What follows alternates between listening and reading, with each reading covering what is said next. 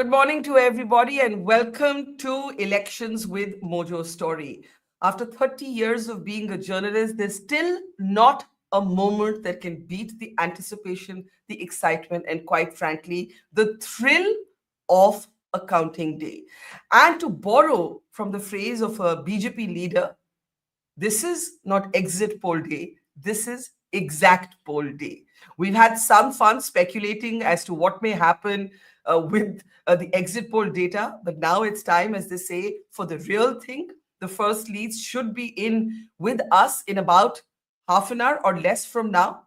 But in the meantime, let's talk about the larger political implications, the different scenarios that may play out in the national capital of India. I'm Barkha Dutt, and I want to welcome now to the program Dr. Kejriwal. He has been a fellow companion with us on multiple election counting days. He has traveled the course with us through all our stomach aches, our nervous breakdowns, our arguments. There are many of those, I promise you that, in any media organization. And as you're trying to get the numbers right, that's par for the course. Good morning, Karthik, and it's always a pleasure to see you. We're here on this exciting day. It's a state election, but it's one with huge implications and consequences, especially if we kind of put it in the context of what's been happening since the Lok Sabha election result of June 2024, Dr. Karthik K. Batra. It seemed at that time that the BJP had been contained, right? The Lok Sabha election brought the BJP down to below the majority mark. But since then, the BJP has done spectacularly well at every state election. And if you go by the exit polls, till we get the exact results, exact polls, Delhi could be as dramatic. Are you willing to bet one way or the other, half an hour before the first lead comes in? Thank you, Barkha. I think today is even more special because for the first time we are focusing on our home city state. Both of us, I think, are registered voters in Delhi. So this is even closer to the heart, I guess. Yes. I take your point that after 2024 Lok Sabha, it seemed like that the BJP wasn't invincible anymore. And, you know, even in the past, before 2024 Lok Sabha, they had lost several assembly elections. But since then, we've seen kind of a revival. So in states like Haryana, where they were down and out, they were able to secure a victory. In Maharashtra, they romped home with a victory. A state where in May, they had been wiped out, literally. In Jharkhand, they lost. Jammu Kashmir, they lost. And today, Delhi is kind of the next step in the process. What has changed, Barkha, since Lok Sabha 2024, I think, and I think this change started 2023 Karnataka onwards, is that in the state elections, the BJP started relying less on the face of Mr. Modi and more on the organizational strength of both the BJP and the RSS, a result of which you saw in Haryana, you saw in Maharashtra. People tend to forget this, but even in Madhya Pradesh 2023 and Chhattisgarh 2023, the organization was very much at play. And I think that is what the new template of the BJP is now. One of the errors that a lot of the analysts are making, they're still analyzing state elections with that Modi versus who template. But I think the BJP has taken the template to a different level, which is now they're fighting organization to organization. So if you have a state where the organization is strong enough, or the other party is smart enough to tackle the organization, something like that Hemant Soren did, for example, in Jharkhand, well, then you have a chance. But to understand the ways in which the BJP is fighting the election. So in Delhi also this time, Barkha, Mr. Modi was on the hoardings, but he wasn't a prominent face in terms of leading the campaign on the ground. The campaign was led on multiple fronts by multiple stakeholders, including the organization, including some prominent faces, including the local candidates. And one of the gentlemen that you're showing on the screen, Mr. Pravesh Verma, there was Mr. Beduri. So it was kind of a composite strategy. And I think, given what we have seen, it is going to be a close fight because the Aam Aadmi Party has been on a downward trend because of a variety of reasons which we discussed during exit poll discussions. The question always in my head was, there is the party on the downward trend, there's a party on an upward trend. The gap to begin with is 16 percentage points. Will that be bridged by February the 5th? And today we'll know the answer. If you were to ask me whether I believe the exit polls, I will still hold my horses. And the only reason I would do that is that there are at least a couple of voter blocks where major exit polls are not agreeing with each other. And that has to do with low income class voters. And if we for a second assume that these are the traditional silent voters, then things might go either way. It might be an even bigger victory for the BJP than what is being predicted, or it might be an edge for the Aam Aadmi Party. Which is why, as you said, the exact poll is today. Yeah. And exit poll, we had a lot of fun with the exit poll, but today is what matters the most. And it's quite interesting that at least one of the credible agencies, See Voter, chose not to do either seat projections or overall vote projections. And when I was talking to Yashwant Deshmukh, Karthik, one of the comments he made was, he said exit polls, he said, I'm including myself as culpable in this, but exit polls have become more like the Satta Bazaar than actual data crunching. And, they've decided to be very careful this time. So look, we're going to find out in a moment from, well, not in a moment, but let's say in half an hour from now or 20 minutes from now, we should have the first lead. In the meantime, you said something very interesting. You said the BJP has changed tack after the Lok Sabha elections. And I think one of the phrases you used for it was Modi light, that there's the kind of Modi light approach now to assembly elections, to not overuse the prime minister as a factor, as the front-facing brand in state elections. Now, one of the curious things is that the BJP did not, in fact, field a formal chief ministerial face. Many people at that time, many pundits argued that had they done so, they would have had a much better chance. In all of the surveys, the one BJP leader that followed Arvind Kejriwal was actor politician Manoj Tiwari. As we wait for the leads, the BJP is, of course, hoping for a big win, but they follow the Maharashtra model here by not projecting a formal, declared chief ministerial contender. Let's listen in to what Manoj Tiwari, who follows Kejriwal in the popularity rankings, has been saying.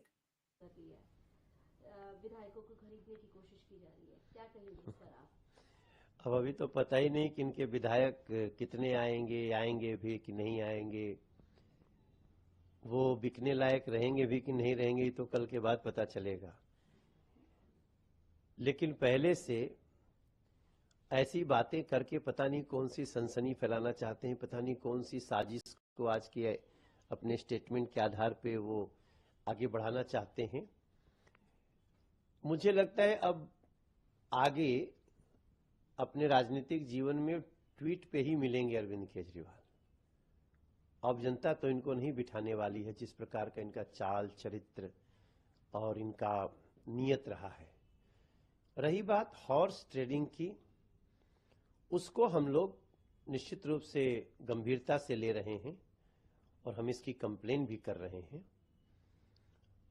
और इसका दूध का दूध पानी का होना चाहिए। क्या आधार है, जैसे इन्होंने भारतीय जनता पार्टी जैसी शुचिता और स्वच्छता के साथ, अच्छे विचार के साथ चलने वाली पार्टी पे इस तरह का आरोप हम नहीं बर्दाश्त करेंगे। कंप्लेन पार्टी कर चुकी होगी। हाँ जी सर, पार्टी ने कंप्लेन की है और ACB. So that is Manoj Tiwari there, Dr. Karthikeya Batra. There you can see voters' latest, most updated findings on who is popular. And one of the things that Yashwant was saying, Manoj Tiwari is, of course, responding to the AAP's allegation that the BJP is launching an Operation Lotus and trying to break their party, etc. But one of the points that Yashwant made was that while Arvind Kejriwal has still led in the popularity ratings, that number used to be well above 50%. And Manoj Tiwari, who started in this campaign with about 15% of the popularity ratings, has climbed up to nearly 20%. What do you make of this shift in BJP strategy, where Modi is used in an almost strategic but withheld way, and where the BJP believes it's not always necessary to declare a CM face? So, as I said, Barkha, I think the BJP also realized that after milking the image of Mr. Modi for 8-9 years in state elections, it was required that they change strategy, because his face was probably getting a bit too exposed, and that's what the RSS also said after the Karnataka election 2023. And you need to ensure that he's not overexposed in the state elections. And I think a smart party is one that is able to identify its weaknesses and do course correction. And I think if you remember what happened in Madhya Pradesh, they fielded 5 candidates from 5 different regions each of them having the hope that मैं मुख्यमंत्री बन जाऊंगा. None of them became chief minister. But what ended up happening was that they put in enough effort that they won the election like hands down in a state where they should have lost because there was strong anti-incumbency. So I think that strategy seems to have worked. And wasn't that always the BJP, pre Mr. Modi? The BJP was the party that was known to have nurtured these regional leaders who would eventually go to the center and become strong, whereas the Congress was seen as a top-down party. The BJP for the last 10 years became the top-down party. And you saw that in Congress, some strong regional leaders came about. You can think of Mr. Siddharamaiah, you can think of Revant Reddy, Bhupesh Baghel for a bit. Maybe even now, Sachin Pilot, Ashok Gehlot, they were the ones who were kind of dictating terms to Delhi. In a way, I mean, I'm not saying that everybody was, I'm just saying that whenever the national kind of leadership becomes a little weak, the state leaders exert more pressure. Now you are seeing the BJP kind of, reversing that strategy. And I think it makes absolute sense. Whether it works or not, it seems to have worked for now. But I mean, one size never fits all, right? So maybe tomorrow when you are in a UP, you might still need Mr. Modi's face. But so far, it seems that strategy seems to have worked, except for, in the Lok Sabha. And I think that's a good example, that in the Lok Sabha, when Mr. Modi was the face and the organization took a back seat, the BJP actually saw reversals. In the state elections where he's taken a back seat, the organization has taken the front seat, they are doing relatively well. Yeah, but let's also be clear that the BJP would not see this as any sort of weakening of the Modi brand. Karthik, you're looking distracted. You can hear me? No, they wouldn't want to see it, is what I'm saying. I'm distracted because I'm on this day-long program, so I need to get my coffee inside my system. So we just got some coffee. So they wouldn't want to believe it.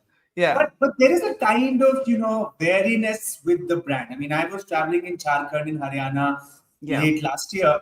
And when I talk to people, they recognize the BJP with Mr. Modi. That's the new, sort of, I would say, the new bunch of voters that he has added. So they would say, "Ma'am, Modi ko vote denge." वो भाजपा या फूल का नाम नहीं लेते, वो मोदी का नाम लेते. But does that mean that he has the same attractiveness? I don't think so. Maybe Yogi is the new flavor of the season. Maybe it's something else. But they respect Mr. Modi, but the dynamism with which he was associated at some point in their heads probably has faded away. And that is absolutely natural, given that this is his 11th year in power, Barkha. We tend to, forget, lose track of time. From a bird's eye view, it's his 11th year in power, and it is bound to happen. What Mr. Kejriwal is facing today in Delhi is exactly the same. It is going to be his 11th year in power. Some kind of despondency is certainly going to set in unless you constantly reimagine your image or represent your image every few years, every few months. That's what Mr. Modi did really when he was Gujarat Chief Minister. In the first term, he was this Hindutva icon. In the second term, he was the Vikas Purush. And in the third term, he was the Prime Minister in waiting. Now imagine if he had gone for the fourth term in Gujarat as Chief Minister candidate. Would he have succeeded? We don't know. Right? Yeah. Because even some level of despondency might have set in with his own face. I think it's absolutely natural what we are seeing. But credit to BJP is that they have undone the previous strategy and come up with a new strategy. And so far it seems to have worked. And of course, while you've been using the phrase organization, the sort of big factor is the RSS. Absolutely. The tension between the RSS and the BJP was well documented in the Lok Sabha campaign. And since then, whatever rapprochement has happened, what the terms of that rapprochement are, we don't know. But clearly the RSS and the RSS foot soldiers army has played a huge role in every assembly election since the Lok Sabha verdict. Now, it's very interesting what you say about the BJP shift in strategy, but let's also talk about what an adverse result might look like for the Aam Aadmi Party and what a positive result might look like for them. Okay, now the Aam Aadmi Party has been accusing already the BJP of trying to reach out to its party members to try and make them crossover. I want to play out a statement by Atishi, presently the Chief Minister of Delhi, though Arvind Kejriwal has made it very clear that an AAP victory would mean he would be back as Chief Minister. Let's listen in to Atishi. चुनाव रहा है, कोई साधारण चुनाव नहीं रहा। हाँ। ये एक अच्छाई और बुराई की लड़ाई रही है, ये काम और गुंडागर्दी की लड़ाई रही है। और मुझे पूरा भरोसा है कि कालका जी के लोग और पूरी दिल्ली के लोग अच्छाई के साथ खड़े होंगे, काम के साथ खड़े होंगे, आम आदमी पार्टी और अरविंद केजरीवाल जी के साथ खड़े होंगे। दिल्ली के लिए कोई नंबर आप प्रेडिक्ट करना चाहेंगे आज? देखिए, हम तो पहले ही कई दिनों से कह रहे हैं कि अरविंद केजरीवाल जी चौथी बार मुख्यमंत्री बनेंगे, भारी बहुमत से बनेंगे, और आज शाम तक आंकड़ा आपके सामने होगा। आपका मार्जिन कितना रहेगा? आप कितना मार्जिन देख रही हैं अगर आप कुछ जीते तो? कुछ घंटे में पता चलेगा। आपके लिए एक चक्रव्यूह रचा गया था, लेकिन मनीष सिसोदिया, आतिशी, अरविंद केजरीवाल तीनों की सीटों पे बीजेपी ने बहुत बड़ा दांव लगाया था ताकि आम आदमी पार्टी को रोका जा सके। देखिए, आम आदमी पार्टी का अगर आप इतिहास देखिए, आम आदमी पार्टी में हमने जब शुरुआत करी हमारे पास कुछ भी नहीं था। कोई सोच नहीं सकता था कि आम आदमी पार्टी राजनीति में सफल हो सकती है। ना हमारे पास पैसे की ताकत थी, ना हमारे पास बाहुबल था, ना हम धर्म की राजनीति करते हैं, ना हम वोट बैंक की राजनीति करते हैं। लेकिन दिल्ली के लोगों का प्यार था, भगवान का आशीर्वाद था कि आज हम यहाँ तक पहुंचे हैं। और मुझे पूरा भरोसा है कि दिल्ली के लोगों का प्यार और ऊपर वाले का आशीर्वाद हम पे बना रहेगा। आतिशी, एग्जिट पोल देखकर बीजेपी अपना बिग बॉस डिसाइड कर रही है। मुख्यमंत्री आतिशी Okay, I hope you got your coffee while we listened to Atishi, Karthik, and we have your full attention back. Let me ask you this. Two scenarios. The AAP taking Delhi, maybe with reduced numbers, the AAP losing Delhi. What does it mean for India's newest political party, either scenario? One thing I'll add to my previous comment first before I answer the question, Barkha, is that the other pattern that you will notice is that even though BJP has entered with its organization, the Modi-like strategy, wherever it has faced a regional party, it has had it tougher than when it has faced the Congress. So Haryana was a hara hua chunav, but Congress said कि नहीं हम हारेंगे, आप जीत जाओ. Jharkhand, BJP, I was on the field, Barkha. BJP tried everything they could. The money, the muscle, the narrative, everything. They poached candidates from the other side, but they still lost because the regional party was able to mount a very good campaign, very well executed campaign. In Maharashtra, again, where the Congress was leading the Mahavikas Aghadi, we saw what happened. This is a regional party versus BJP is a very different animal altogether when compared to Congress versus that's one. Now, you were saying what are the two, what scenarios might come about. Now, let me start with something that has not been discussed in detail so far. Imagine the Aam Aadmi Party loses, the BJP wins. BJP will have a CM after this, for the first time in this century in Delhi. Okay. Yeah, considering the last time was 1998 and Sushma Swaraj with a faction-ridden BJP and a government that didn't last, I think if I remember correctly, less than 60 days. So let me hyperbolize this even further. For the first time this millennium, the BJP will have a chief minister in Delhi. Okay. So, wow. Context is that's why they say context is everything. I mean that sounds so dramatic when you put it like that. Exactly. But it's true, no? It's not false. Okay. So first of all, who will be that face will be very interesting. Second, I have not heard anybody discuss this, but imagine having an LOP in the form of Arvind Kejriwal in there. Imagine that just for a second. Yeah. And in fact, I was tempted to tweet yesterday, what would BJP fear more?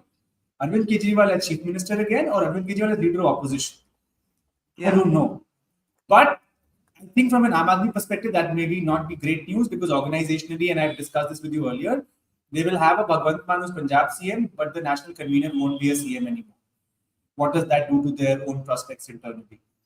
MCD mein, there is no anti-defection law. What happens to that law? We don't know. Finally, hopefully, for people like you and I, once this jhagda between Aam Aadmi Party and BJP is over and BJP gets its own government in Delhi, we will see some serious governance which involves both the center and the state. One can only hope. Although I will always add a caveat to this by saying that if one thinks that the BJP is a beacon of hope for Delhi, they have not proved that in the last 10 years because they've been in power in the center for 10, 11 years and they could have done several things for the Yamuna or for air pollution, but I don't think they've done enough. So that is one. But can I hold you there? You know, while Arvind Kejriwal, I often say that Arvind Kejriwal has actually borrowed very effectively from the Modi playbook. And one of the things that he does quite well is create drama around an issue. But sometimes that drama sounds, you know, just over the top. So, for example, you mentioned the Yamuna. Mr. Kejriwal actually used the phrase mass genocide in this election. That's the phrase he used. And he said, ये तो genocide करवाना चाह रहे हैं, तो mass genocide करवाना चाह रहे हैं, the water is poison. Hyperbolic in the extreme. Did it show anxiety or did it show cleverness? Is Arvind Kejriwal nervous in this election? I don't think it was clever, at least from to my understanding. But here's the thing: politicians at times know better than what we do, and how they conveyed that message to their own core voters, the lower income groups. I'm not sure, which is from a distance, from the place where we sit, coming from socioeconomic backgrounds that we do. I don't think it made a lot of sense. Just saying that some other state is poisoning the water. They could have made other allegations, and I think some of the environmentalists have flagged that Haryana not releasing fresh water of the Yamuna into Delhi is one of the reasons why the Yamuna has become stagnant in Delhi. That's kind of a more scientific argument than saying that somebody is poisoning the water. So I don't think that that is true. But then please remember that this is Mr. Kejriwal, who at some point essentially said that the entire UPA cabinet is corrupt. They used to have images of Pranab Mukherjee, Rich Dambram, Kapil Sibal, Jantar Mantar, and they used to say that "Bhai sab chor hai, sab mile hue." And then Mulayam Singh Yadav ji, the late Mulayam Singh Yadav ji, Lalu Yadav ji, everybody was in that ambit. And then later, when they had to have some understanding in UP, Mr. Sanjay Singh goes to Uttar Pradesh, wishes Mulayam Singh Yadav ji on his birthday, gives him a bouquet of flowers, etc. So we've seen all of this, as you said, mastered the art of distraction through hyperbole. So let's come to the other scenario where the Aam Aadmi Party wins again. So one is that this will be a referendum on Mr. Kejriwal. If he wins, then forget about whatever happened in the last 2 years. Sheesh Mahal is gone. Your the court cases, corruption, etc. issues are gone. Aam Aadmi Party will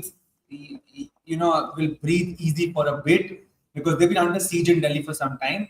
But what that means in terms of governance in Delhi, I think it will be the same gridlocks, the same logjam.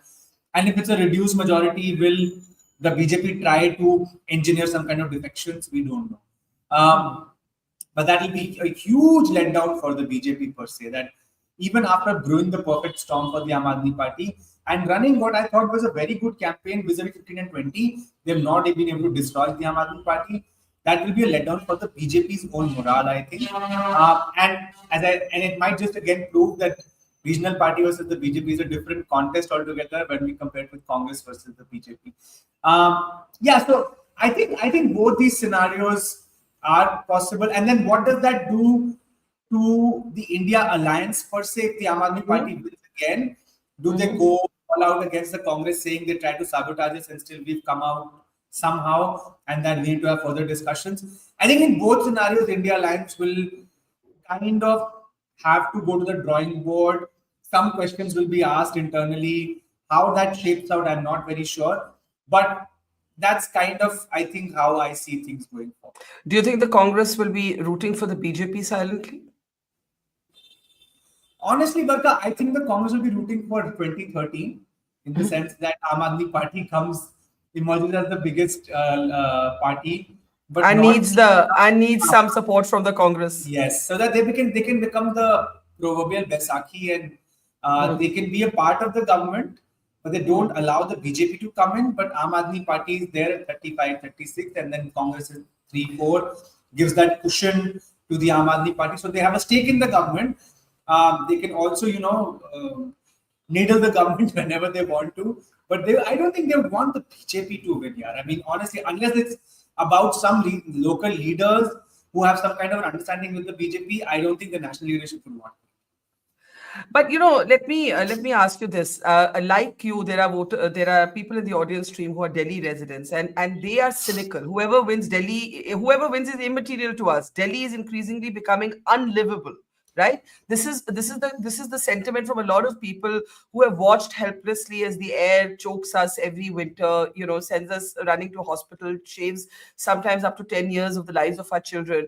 There isn't, I didn't sense any enthusiasm in this election. And yet the turnout was only marginally less than last time. Yeah. How do you So, but explain, how do you reconcile this lack of visible enthusiasm, but the turnout numbers kind of remaining more or less the same? it's a great question, and I think I'll go back to my travel in Jharkhand to give you an answer, because I found the same dichotomy there. When you spoke to people, and I think what is important is what is the definition of people? People who are commenting on your channel come from a certain socio-economic background with specific priorities, right? So for this segment, for which governance is important, my roads, my water, my air, my employment opportunities. For these people, there is not enough enthusiasm. And that's what I saw even in Jharkhand, where the aspirational class, the middle class, the upper caste, upper class groups, even if they've had a certain voting preference, they were not very enthusiastic about voting. But then when you go down the economic ladder, there is a big chunk, and probably that's majority of India, I would say. There's a big chunk of people who don't need to be excited about these things, because for them still sustenance is a big issue. What kind of school chodo, just being able to send their kids to school is important. What kind of air chodo, if they're getting the next meal, that is important. So for them, the free bus ride, the 2100 rupiah in Jharkhand, it was the Maya Saman Yojana. All those things made a lot of sense, and they attracted the voters. So their excitement is just not visible because they are not the noisemakers. For the noisemakers, people who come from our backgrounds, who yearn a different kind of set of governance priorities, it's absolutely, I agree, there is not a lot of hope or excitement. Yeah. But that is where that silent voter wala thing comes in. That we often discount the fact that the large mass of the voter is in that category, who's silently appreciating or criticizing the government for the kinds of transfers that we in the middle class at times are not very comfortable with. So I think when one thinks of this dichotomy, one has to think of the larger social dichotomy that exists within India. Yeah.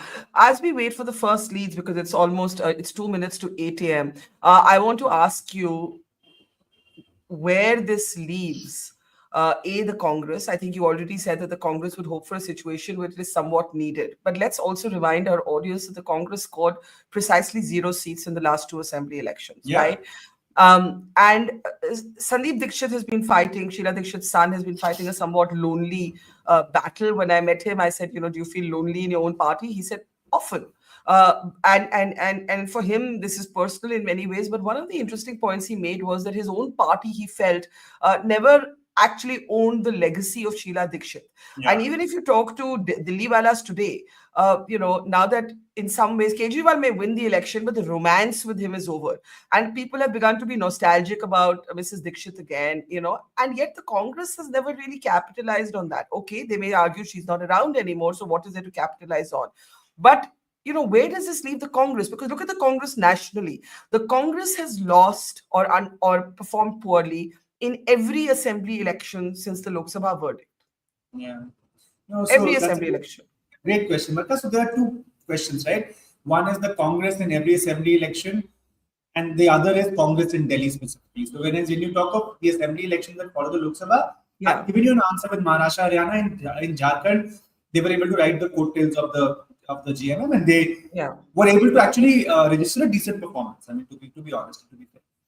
But now let's come to Delhi, right? So will we see an uptick in the Congress's vote share? Yes. I think almost all exit polls have this unanimously that the Congress won't be a 4.5% party this time. It might go up to 7, 8, 9, whatever. Will that be enough to give them seats? Maybe 1 or 2. You're talking about Sandeep Dixit. I can actually tell you there are 10 to 15 seats where the Congress seriously in contention for a reasonable performance where जहाँ security deposit मतलब वो जब्त नहीं होगा, lose नहीं होंगे, exactly, and where they might have an outside chance of even winning. So there was Sandeep Dixit seat, there was Devendra Yadav's Badli seat, who's the DPCC president. There's Alka Lamba, but even though she's a national sort of media face, I don't think she will do as well as some people think, but she'll do it reasonably well, right, compared to other Congress candidates. There was Abhishek Dutt from Kasturba Nagar. There is candidates from Mustafabad, from Badarpur, so from Silampur. These are all the seats where the Congress might hope to dent. But the Congress used to be a 40 seat party in Delhi, and it ruled or governed Delhi for 15 years. And I absolutely agree with Mr. Dikshit that did not own up to the legacy of Ms. Sheila Dikshit. It's like, you romance, the romance with Kejriwal has ended, and suddenly people are like, "Arey, Sheila ji ke din to bahut achhe hua karte the." But what people are thinking, but the Congress is not sending that message across as well as that as it can. I'm not saying they're not. I think it can be much sharper, much better. So Yeah. I think on that front, one has to absolutely agree that they're not owning up. But will the Congress improve marginally? But I think it could have done a lot better had they started a few months earlier, had it there been a more concerted campaign. But unfortunately, once we analyze everything at the end, we all have to resign with one sentence. But this is how the Congress works. Yeah, I want to say good morning and welcome veteran journalist Smita Gupta. We are standing by for the first lead to come in, Smita, and we're just looking at what the consequences for different political parties this result may yield. What do you think is at stake in particular for the Aam Aadmi Party and the Congress? Yes, the BJP hasn't been in power in Delhi for 27 years, but some might argue the BJP can still afford to lose one more election, though they would not like to. The Aam Aadmi Party, for them, it's an existential battle. And they're hoping against hope that the exit polls are simply wrong, that even if their numbers fall, they have the margin to withstand a reduction in numbers but still take Delhi. In terms of consequences, what do you think is at stake for the Aam Aadmi Party and for the Congress? The Aam Aadmi Party first. If I can just tell you a little anecdote which will explain why it is so important for the major political parties uh, to ensure that, and when I say major, I mean both Congress and BJP, to see that AAP does not succeed. Shortly after the AAP came to power, for the very first time, there was a dinner party at Mr. K.C. Tyagi's place where there were politicians from all political parties invited. Yeah. There was Sushma Swaraj, there was Yashwant Sinha, um, from all. And you would be surprised that normally these people have nothing in common politically, but they were all in agreement that AAP was a danger to all of them. Because it was it was a party that had come up in a very, very different sort of way. It sort of hinged everything on performance, on welfareism, and which we have seen over the years, their mohalla clinics, the way they have focused on schools, the many successes. So that is why when we look at why the BJP has pulled out all the stops to destroy, the AAP in Delhi. You would think, okay, it's a small party, it's just in Delhi. Okay, yes, Delhi has a significance because it's a national capital. But the way it has systematically gone about destroying it, it is because it sees more of a danger from the AAP than it sees from the Congress party. So there is a lot of at stake. And for the AAP, it was an experiment which rode on a lot of hope, and you had the kind of the way in which it was constructed, the way in which it came up, it was completely different from any other political party. Okay, it's I think its negative side is that it's not an ideological party, so that is there. For the Congress, in this election, it has become very clear that people are choosing between the BJP and the AAP, and the Congress is on the margins. And for the Congress, which was hoping to revive itself, it's one more nail in the coffin. So I think it is, it's not a three-cornered contest at all. It is people have decided that they're either voting for BJP or they're voting for AAP.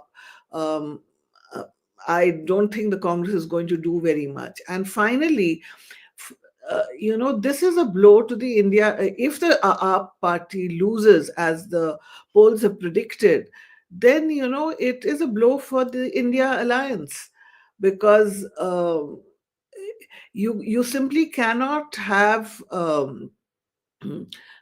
just anti-Modi as your, plank. You have to substantiate, you have to stand for something also, not simply stand against something. So I think for the Congress, well, we keep saying it after every election. I think really the Congress really needs to rethink, what role it wishes to play in opposition politics. It simply cannot, you know, Yeah. um, contest on its own, and it Well, will we're, also versus it's harming opposition politics as well. we're waiting for the first lead. Karthik, do you have any update for us No, on Barkha, that? I was Yeah. no. But I just want to also add today is another important election result, which is the Milkipur bypoll. Yeah. Correct. I've lost you, Karthik. I have no Yeah, no, I idea why was you've mute. been so busy. I was muted. Sorry. No, I was saying the Milkipur bypoll Yes. is results for which will also come out today. Just for context, so that your viewers know, uh, Faizabad was a high prestige Lok Sabha battle that was won by the Samajwadi Party, despite the inauguration of the Ayodhya Ram Mandir. And now the MLA who vacated that seat and became the SP member of Parliament, Mr. Avdesh Prasad, um, that seat was vacated, and today we will see the results to that seat as well. So I think things also starting to churn in UP 2 years before the Vidhan Sabha election, and I think the BJP has gone all out to avenge the defeat of the Lok Sabha parliamentary seat. So that is another important result that we'll have our eye on. Absolutely, but I think Smita's point is a very important point about what is Congress's counter idiom. I can see Anurag Naidu joining us as well. Good morning, Anurag, a political analyst. Anurag Naidu joining our live programming here at the Mojo Story. We're talking, of course, about what the consequences of the Delhi verdict will be for the three major players in the capital, which is the BJP, the Aam Aadmi Party, and the Congress. The Congress is not a major player in Delhi, but certainly there will be consequences for it as an opposition party nationally. Let's bring in, as we wait for the first lead, Congress's Alka Lamba and what she had to say on this election. Arvind Kejriwal ये कह रहे हैं कि Congress BJP की B party की तरह चुनाव लड़ रही है, हमारे वोट कांग्रेस काट रही है जगह जगह जाके। इस पर आप केजरीवाल को कहो, धोखेबाजो, तुमने मेरी दिल्ली को धोखा दिया है। बताओ यमुना का पानी जहरीला दूषित क्यों है? ए टीम, बी टीम, सी टीम, डी टीम, कब तक लोगों को मूर्ख बनाने का काम करोगे और सोचोगे हर बार धोखा खाकर दिल्ली तुम्हें वोट दे देगी? आज क्या कहा? पूर्वांचल के यूपी बिहार के लोग कच्ची कॉलोनियों में बसे हुए हैं, वो सीवर का पानी यमुना में छोड़ रहे हैं, इसलिए यमुना का पानी दूषित हो रहा है। तो उन कच्ची कॉलोनियों को पक्का करना किसने था? उनके पास अगर सीवर नहीं था तो सीवर किसने देना था 10 सालों में? अगर वो सीवर पानी यमुना में जा रहा है तो उसे रोकना किसने था? इसका जवाब नहीं है, ना ए के पास है, ना बी के पास है, ना आम आदमी पार्टी के पास है, ना भाजपा के पास है। ए से आप आम आदमी, बी से भाजपा। ए और बी की लड़ाई में डी से दिल्ली पिस रही है। So that is Alka Lamba of the Congress. Anurag, your take as we wait for the leads on what different scenarios may mean for both the BJP and the Aam Aadmi Party, and of course the Congress. I can't hear Anurag. Yes, Barkha, thank you for having me. Very good morning. I think important day, Barkha.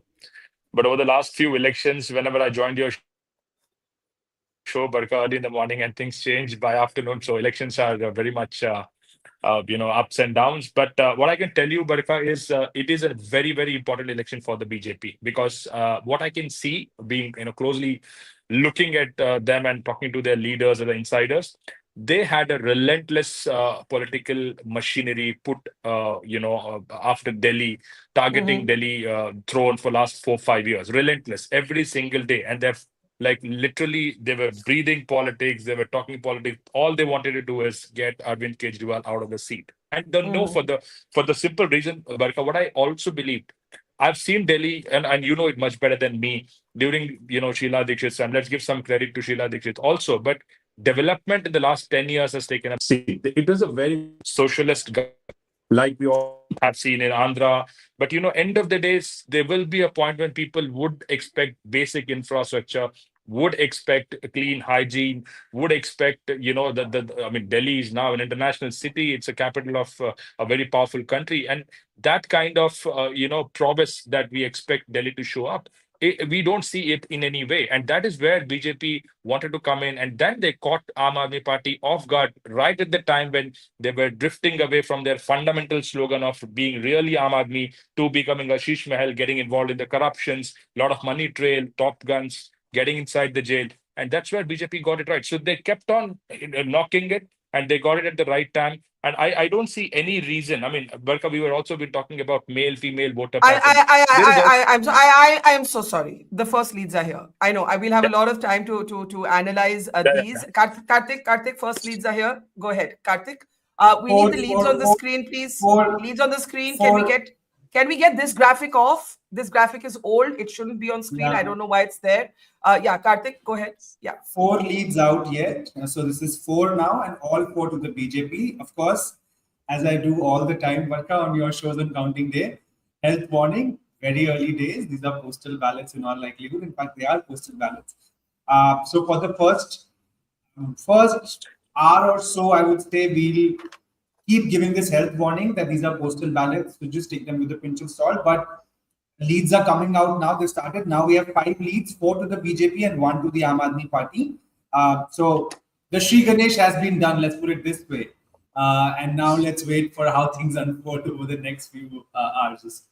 All right. So it's 12 minutes past 8 in the morning. The first leads are in for the Delhi election. I also want to welcome Meeta Chakrabarti of the Congress. Sorry, I cut you off midstream, Anurag, but I was just excited to see the first leads. Aam Aadmi Party is leading on 1 seat compared to 4 for the BJP. The graphic on our screen is not updated to reflect the latest positions. If we can take it off and bring it back on when it's updated, because I understand, but we can take the graphic off and not have a dated one. It's also it's changing by the second. Viewers have to understand it's changing by the second. Yes. So we're trying to update it as quickly as possible.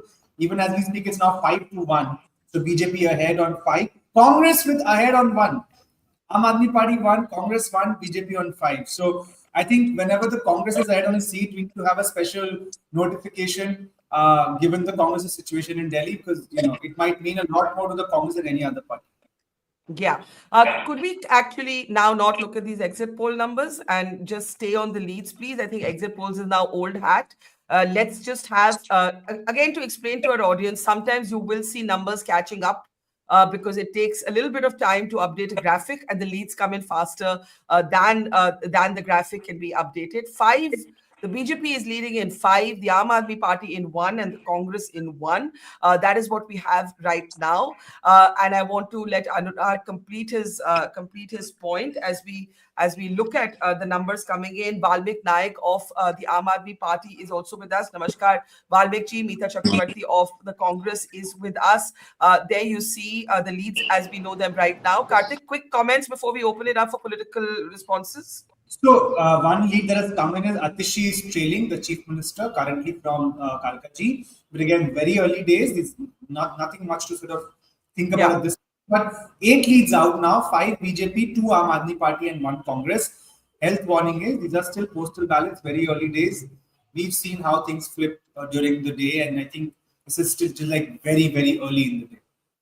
Yeah. So if you have just joined us and are trying to keep pace, the leads have started coming in. As Dr. Karthike Batra warned, the initial counting is of postal ballots, and it's going to take time for this to settle down. I want to just tell you what is happening here at this point. It is 1 minute. I'm getting a lot of disturbance from one of the guests. If you could mute, please. Just give me a second. I think I'll just have to fix that myself here. Now I can hear. All right. The leads at this stand are 5 leads for the BJP, 2 for the Aam Aadmi Party, and 1 for the Congress.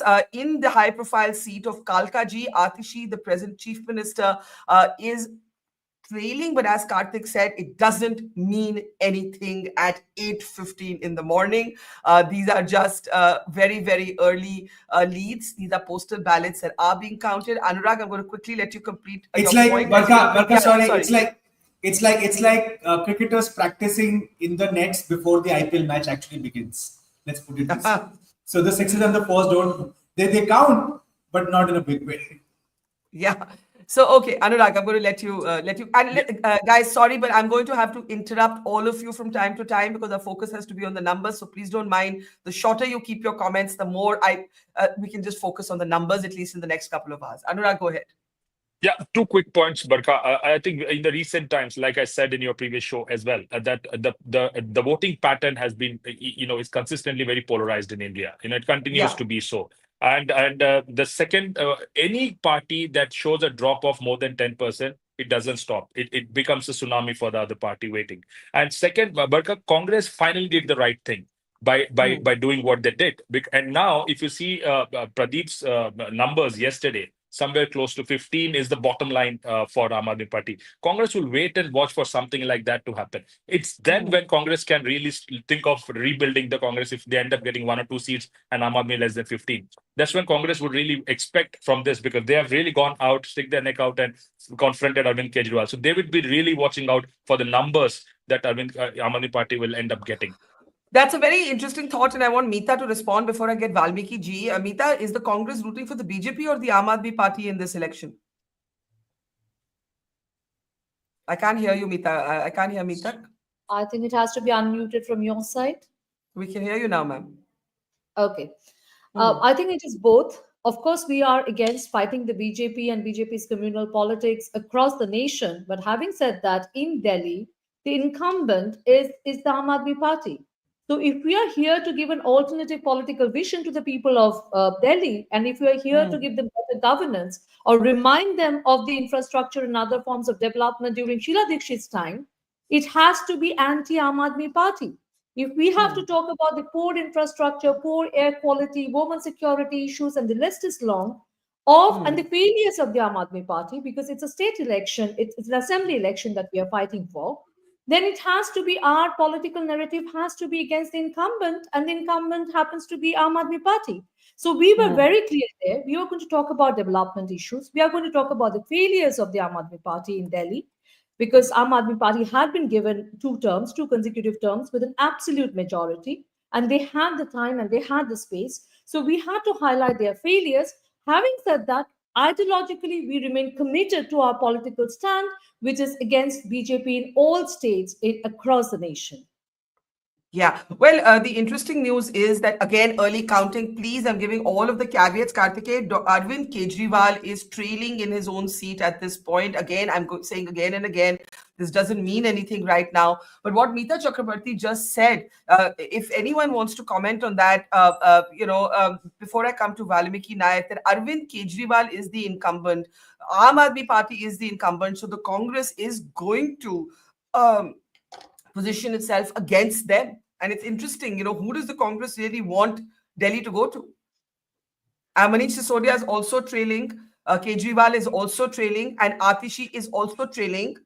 With all of these health warnings that this is... Satyendra Jain is leading. And yeah, this is what we have. Karthik, a quick update as we look at the fact that some of the Diggaj Netas of the Aam Aadmi Party are at this point, very early days, could totally change, are not leading in their own seats. Yeah, so this graphic in the middle is misleading. Focus on the banners, please. 461 is the number now. Yeah. 4 to the Aam Aadmi Party, in fact, 7 now. 4 to the Aam Aadmi Party, 7 BJP, and 1 Congress. Barkha, the Congress seat that I was talking about, Devendra Yadav seat actually from Badli. And if you listen to people from the Congress, they'll tell you that the DPCC president who's come in has made a big difference in terms of the morale of the Congress workers. So him leading on his seat is not very surprising. But it's right now 4-8-1. So actually, BJP off to a healthy start, I would say. But again, this is still very early days. As you said, I mean, the current chief minister, former deputy chief minister, all 3 trailing from the Aam Aadmi Party. But of course, this is subject to change in the next few hours. And even as we speak, it's now 6-11-0 now. So Congress is now back to 0. So it's 6-11 in what is almost a bipolar fight. So 6-11 is the current situation where the BJP is ahead on 11 seats. But again, still very early days. Can't conclude anything from these numbers. Yeah. So the BJP leading in 11, guys, we need to update those numbers. The BJP leading in 11, the Congress back to 0, and the Aam Aadmi Party now leading in 6. some of the high-profile candidates of the Aam Aadmi Party are not doing well. Valmiki Nayak of the Aam Aadmi Party, your first response. We've given all the health warnings. This is a very, very early hour of the morning. It's postal ballots to begin with. Your response, are you nervous? Valmiki ji, मुझे आपकी आवाज नहीं आ रही. Sorry, the mic was off. First of Sorry. all, good morning to you, Barkha, and Good to all morning. your guests and also to your viewers. Like responding directly to your question, like you said, it is very early. I think we are looking at like maybe 5 to 6 EVMs out of like 120 to 150. So I don't think we should look too closely into what the leads are at this point. I think it is safe to say that overall, this election has been a Aam Aadmi Party and Arvind Kejriwal versus the system. I think this whole election, as you saw, was not just a normal election. We saw not just the Bharatiya Janata Party, but even the Congress Party, attacking the AAP, and it was not just political parties, but institutions like the Election Commission itself, the Delhi Police, the ED, the CBI, this whole system, that has hurt our country. That was what Arvind Kejriwal came into politics to fight for, and this election was continuance of that fight. And this is basically a fight of two models, basically. One is the model in which Aam Aadmi Party believes that public money should be used for the public on schools, hospitals. I'm so sorry to interrupt you, but I just saw an updated lead that I wanted to share with everybody. The BJP is now leading in 14 seats to the Aam Aadmi Party's 9, and the Congress is back to leading in 1 seat. Sorry, Valmiki, please continue. Yeah. So what I was saying is that this fight is about two models, and our model is the one which believes that public money should be used for the public on their schools, on their hospitals, on their roads, and all their basic amenities like electricity and water. The other side was fighting, obviously, especially the Bharatiya Janata Party, where they believe that the public money should be used to write off, corporate loans at the expense of the common man who's paying tax by working all day. But can I ask you, as you talk about these two models, what about what your erstwhile colleague from the India Alliance, the Congress party spokesperson, had to say? You are the incumbent. The Congress is opposed to you. I mean, many people believe that the Congress would prefer a BJP victory to an Aam Aadmi Party victory. I know the Congress can't officially say that, but in terms of securing their own vote base, their own political future, at the moment, in the short term, they may want to see you lose compared to the BJP. Valmiki? Then it proves exactly what I said, that Congress is also part of the system. If they were really concerned about the nation and the well-being of the people, I think they would do everything in their power to make sure the BJP stays out of power. And in this case, they did the exact opposite, where they did everything in their power to make sure, to help the BJP defeat the Aam Aadmi Party, which will not happen. I'll give you one small example. There was one, fake sting operation towards the last 2-3 days, where some Punjab government car was found with cash. We found out that it was a complete damn squib. Even that Punjab government sticker was fake. It was like nobody talked about it after 1 hour. See, I understand Congress has to attack the Aam Aadmi Party because we are the incumbent, and we welcome that criticism on policy, on governance issue. But when it comes to issues like this, why did Congress raise their voice on this fake sting, but not on the money that was being distributed openly by Parvesh Sharma, which is a complete violation of the Model Code of Conduct? That affects the Congress Party, right? It should be a level playing field. But they were silent on that. They were completely with the BJP on such issues. Okay, sorry I'm interrupting you because you mentioned Parvesh. Parvesh is actually at the moment leading. Karthike, again, we have an update. Please bear with us, audience. The numbers are coming in faster than any human being can update these graphics. But the latest numbers, I'm going to let Karthik take us through them. Also, some of the high-profile leaders of the Aam Aadmi Party that are presently trailing, with all of the health warnings that this is very, very early days in this result. Karthik, it's over to you. So very early, very, very early days, but Aam Aadmi Party 10, BJP 16, and Congress 1. So even as we speak, it's now 13, 17, 1. So 31 leads out, 13 to Aam Aadmi Party, 17 BJP, 1 Congress. So Parvesh Singh Verma is leading. Ramesh Bidhuri is leading. This is BJP. Mr. Madan Lal Khurana's son is leading from Moti Nagar. If you talk about the Aam Aadmi Party, not a lot of great news at this point. This might change when Mr. Kejriwal, Mr. Sisodia, and Atishi, they're all trailing. But Saurabh Bharadwaj is leading. Amanatullah Khan is leading. And the last I checked, Congress's lead is coming from Badli, which is Mr. Devendra Yadav's seat. But BJP's veteran Delhi leader, Mr. Vijayendra Gupta, is leading from Rohini. So these are the big names, I would say, from the Delhi circuit. But in terms of the numbers, this is very interesting, right? Ramesh Biduri, a very controversial, often inflammatory leader of the BJP, is leading in Kalkaji. That's where Atishi is, the present chief minister of Delhi, is at this hour trailing. Now, what's happening, Karthik, before I come back to Anurag, Amita, Valmiki, and Smita, is very interesting. In terms of numbers, it's 17-13 with one for the Congress. But in terms of the big names, it's not good news for the Aam Aadmi Party at 8:27 in the morning. There's a kind of contradiction there.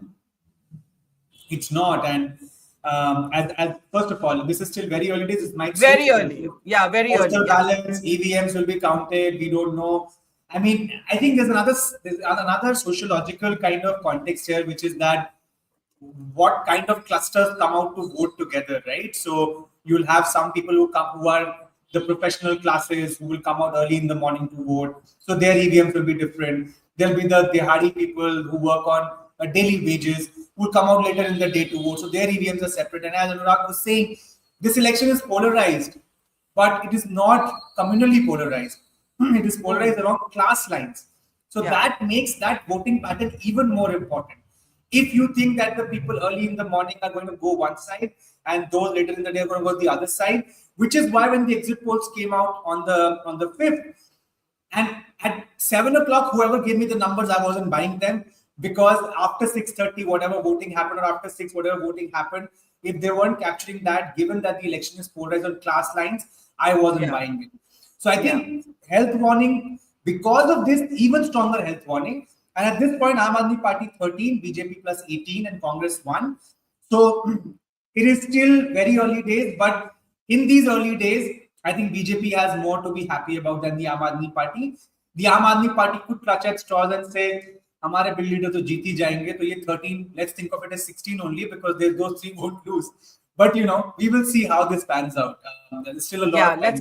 Let's get responses. Anurag, I'm going to let you complete your point because I interrupted you early on as the leads came. This is a very interesting scenario. Again, we've got to just keep stressing that things change as rounds are counted, that early results or early leads are postal ballots. The Aam Aadmi Party putting up 13 to BJP's 18, but some of its biggest names not doing well in the early rounds of counting. Karthik tells me the number has already changed. While I was trying to complete my sentences, now BJP 19 to the Aam Aadmi Party's 15.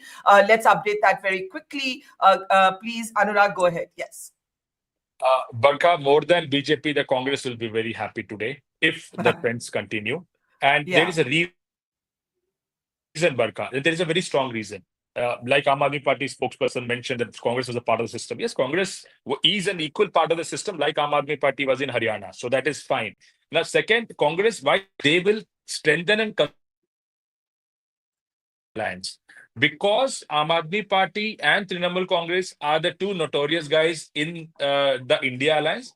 The Congress wants to weaken. Anyways, Congress is not going to win Delhi. So they would want the position of Aam Aadmi Party in any kind of anti-BJP alliance to be weakened now. Now the negotiation comes down. So that's Congress. I have 2 important points. Party happy, one will make BJP happy, I'll tell you. Postal ballots in the recent elections also we have seen, the actual ballots are totally opposite to what postal ballots show us. That is one happy news for BJP, for Aam Aadmi Party. But happiness for BJP, BJP's strength lies in the electioneering. When the actual polls are counted, BJP's machinery ensures every person coming to the polling booth who is a BJP voter ends up voting for BJP. So the count, the conversion of votes for the BJP voters are very high. So if you actually see the actual counting in the last 4-5 elections, you will see BJP always consolidating its position when it goes to the last, and particularly the evening votes that you see, right? I mean, the allegation that I put on BJP from where they get the voters and all. Forget about everything, but they will get the numbers. The booths will show BJP a very solid consolidated numbers. Mark my word. That's All where right. they're strong at. All right. Let's get quick political responses. Meeta, it's back to you. The latest numbers are 19 to 15. It isn't a dramatic gap between the two parties. The real drama is coming in terms of the first few rounds not showing great news for the Diggaj Netas, the big names of the Aam Aadmi Party. Of course, Valmiki Nayak of the Aam Aadmi Party accused the Congress of being basically on the same side as the BJP. Your response? Okay, obviously we were not in the same side, but if you're fighting against an incumbent government, we will have to highlight the failures of the incumbent government. That's the only way we could have fought the election.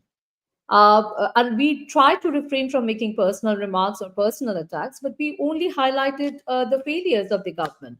Having said that, this time the Congress, and it has come from right from the top leadership of AICC, has given instructions to tall leaders, senior leaders, national leaders. For example, Alka Lamba, who is a Mahila Congress president, national president, and many people like her, had been given the instruction that you will have to be part of this election and you have to fight the election. So it's not, Congress has not taken this election lightly. And I will be interested in knowing the vote share as well at the end of the counting day, because it's just not about the number of seats that we can actually close and win, but it's also about whether we improve our vote share, which I'm very confident that we will be able to improve on our vote share and on our organizational base in the national capital. So, as any political organization, we are well within our rights to think of what works for us. And that is exactly what we have done. We have gone there to suggest, to bring about a political narrative to the people of Delhi, to give them a choice. And people of Delhi would have voted accordingly. So, it's just not about the number of seats that we get to Okay, win. okay, but at this point, Yes. I'm so sorry, Karthik. The gap is kind of narrowing. Yes, it's No, over. it's actually a tie, Barkha. Now, for the first time since morning, it's actually 18-18-1. So it's a tie now for the first time. Yeah. BJP is just crept ahead at 19. So it's Yeah. getting closer. At some point, we were at 4-10, I think. It's gotten closer. But again, both sides need not be overly happy, need not be overly sad, because these are very early days. But our job is to give you ball by ball commentary. So it's 18 to the Aam Aadmi Party, BJP alliance is 20 now. And Congress, the one consistent thing that I'm seeing in the last 10 minutes is that Congress is at 1. So I think if they open their account, as the spokesperson was saying, I would also be more interested in the Congress's vote share. If they were at 4.5 or 4.6% in the last assembly election, they went up to roughly 10 to 11% in the MCD election. If they can be in that MCD election range, I would say that's actually a decent performance given when the Congress started. But very quickly, before I get Valmiki Nayak and Smita Gupta to respond, it's currently 21 to the BJP, 19 to the Aam Aadmi Party. And again, this is changing every second, so forgive me. It's now 22 to 19. This is close right now. This is not Very the close. exit poll. This is not the exit poll styled sort of washout for the Aam Aadmi Party. Again, early days. But this is close right now. Karthik. But we've been here twice last year when Haryana it was one-sided by now. Oh my God! And then it flipped. And then in Yes. Maharashtra it was close early, and then at the end of it was a bloodbath for one side, and one side just swept it.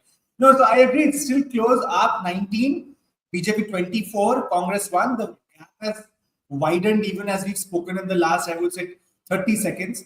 So this will keep happening, Barkha. One has to get some perspective that this will only stabilize by say 10:30, maybe even later. But these are still postal ballots, because as of now we don't even have trends from all 70 seats. This is just from 44 to 70 seats. That is the situation right now. Okay. Let's get Smita Gupta and then Valmiki has his hand up. Valmiki, go ahead. Valmiki. First of all, I just want to clarify that I think the results we're seeing in the morning session are not necessarily the votes that have been cast in the morning session on the day of election, because it is the same EVM that is used throughout the day. The patterns will change, I believe, as different EVMs are opened, because those will be from different pockets of the same constituency. So some pockets may be for a certain party or move a certain way. So I don't think we can correlate the morning results with the morning voting as such. All right. Okay. The second part, I don't want this debate to get into a Aam Aadmi Party versus Congress fight, but I think this point needs to be made since the Congress spokesperson mentioned it. We remember Rahul Gandhi and Sonia Gandhi ji and all the top Congress leaders coming onto a stage to support Arvind Kejriwal when he was arrested in a fake liquor scam case, right? And that case was adjudged by the Supreme Court with very strong, words against the BJP's ED and the CBI. Despite that, Mr. Rahul Gandhi brings up this case during his election campaign and declares Mr. Arvind Kejriwal as guilty. So this double standards was very opportunistic, and so as much as the Congress spokesperson may try to say that, oh no, we were just attacking the government. I'm sorry, but you have to attack on policies and on governance issues, not be opportunistic like this. And that is what has strengthened the impression that maybe the Congress has been, fielded in this contest by the BJP. Now we're seeing Congress leading in one constituency, but once the final results are out, you will see that Congress may or may not win in one or two seats, but they will have damaged Aam Aadmi Party and helped the BJP in many constituencies. So I think, Valmiki, what you've just said, sorry, Valmiki, I'm going to mute you for a second so I can speak, because otherwise it loops back. Could we just mute Valmiki for a second? What Valmiki has just said, Smita, exposes the contradictions of the opposition bloc. He says that he reminds us of the time when Sonia Gandhi shared a stage during the Lok Sabha campaign to protest against Arvind Kejriwal's arrest in what the BJP calls the liquor scam, and says that the Congress has completely changed its position in this assembly election. Now we're at 27-19 right now, with the BJP leading in 27. Smita Gupta, your response on the political contradictions just exposed within the opposition bloc by Valmiki Naik of the Aam Aadmi Party, even as I say good morning to Sumant and welcome him to our live broadcast. Smita Gupta, do go ahead. Yeah, I agree with Mr. Valmiki because the Congress has to decide on which side it is. Yes, it is legitimate for it to criticize the governance of the Aam Aadmi Party because the Aam Aadmi Party was in power and it is contesting separately. But on issues where Mr. Kejriwal was being, victimized by the BJP, and which was clear to most people, it was for them to stand up with the Aam Aadmi Party. Because today it does not stand up with the Aam Aadmi Party when the Congress requires some help, similar kind of help. The Aam Aadmi Party will not be with it. And maybe even some other opposition parties, because they'll say that, they are not to be trusted. Because the Congress has to have a long-term plan. It's not just about Delhi, it's about India. And if the Congress sees itself as a national party, it's not a Delhi-based party. The Aam Aadmi Party still is a party confined to a few states, still making its way. The Congress is a grand old party, which had its footprint it still has its footprint in, you will find a congressman in practically every village in this country, even today. So they have to think long term. They have to think big. They can't, sort of be petty about these things. In the end, they damage themselves. That's what I feel, because the BJP is the Congress's main opposition party ideologically. So it says. And that is what the battle, when Mr. Rahul Gandhi talks about preserving the constitution and all those kind of things, he has to think big. You can't get just bogged down in every small election. You have to think, you look at a big picture. Okay. Meeta, very quick response that I want Sumantin and then Karthik to do the latest numbers. It's presently 29 leads for the BJP to 23 for the Aam Aadmi Party. It is at least at 8:40 in the morning, a contested election. Let's put it like that. The gap is not dramatically huge right now. It's going to keep changing. I think, as Karthik said, we're going to have to give it at least a couple of hours before we have a very clear picture. Guys, if we can also have the status of some of the individual big high-profile candidates in all parties, that would be really great. Let me get Meeta and then Sumant to come in. Meeta, basically, Valmiki Naik says you're on the side of the BJP. You've been totally contradictory. You've totally changed your position on Arvind Kejriwal from basically June to February? Not at all. See, state after state, and I can give you so many examples. I can give you the example of my own home state of West Bengal. Congress has lost its vote share and its base in those states to regional parties. Yes, of course, we are fighting an ideological battle against the BJP. But at the end of the day, when we fight a national election is an accumulation of different states and different union territory elections. So, in a state like Punjab, we are fighting against the Aam Aadmi Party. In a state like West Bengal, at the state level, yes, we are fighting against the TMC. Even in the Lok Sabha elections, we fought against the TMC. And our vote shares are very similar vote share. So, if in those states where we had been in power before, I mean, it was just only 2 terms before in Delhi that Delhi saw a 15-year term of Sheila Dikshit governance. TMC happens to be an offshoot of Indian National Congress. It was formed only in 1998 when Mamata Banerjee decided to quit Indian. But how is that historicity relevant, Meeta? The point is the Congress positions itself as the leading national opposition party.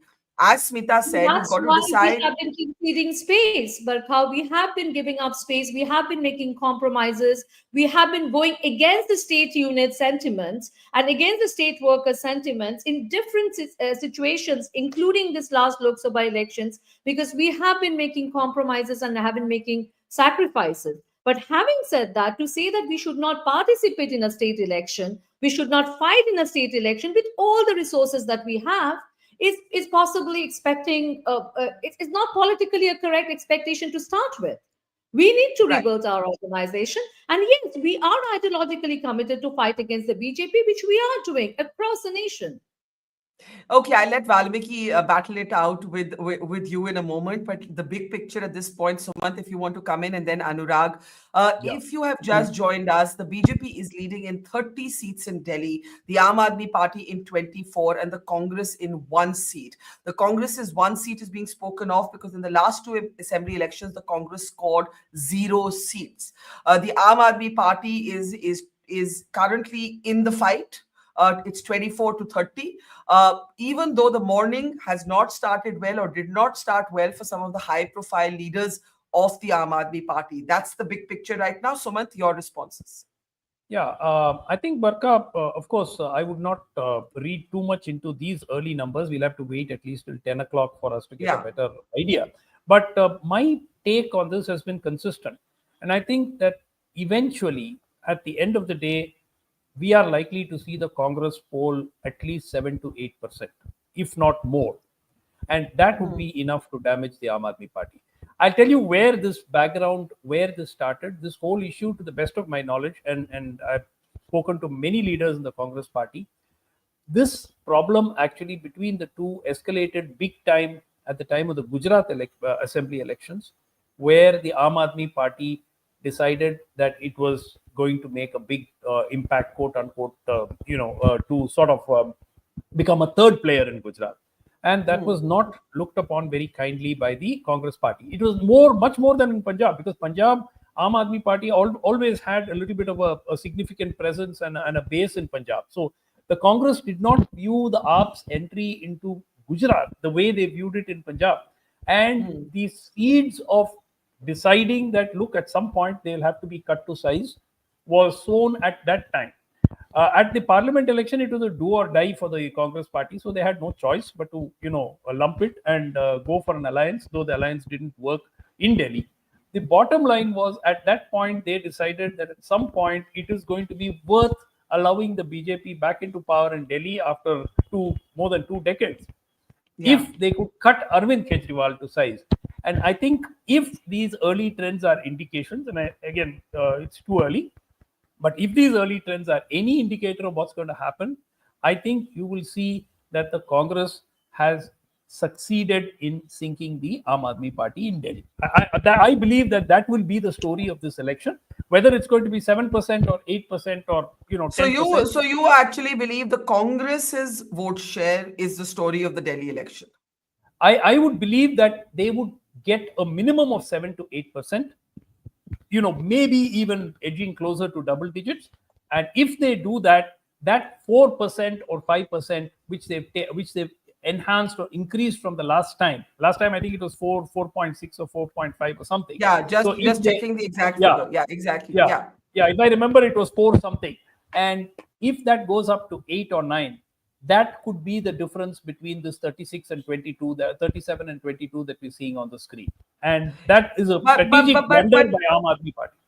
Now, this is so interesting because you call it a strategic blunder by Aam Aadmi Party. Smita Gupta says the Congress has to decide which sides it's on.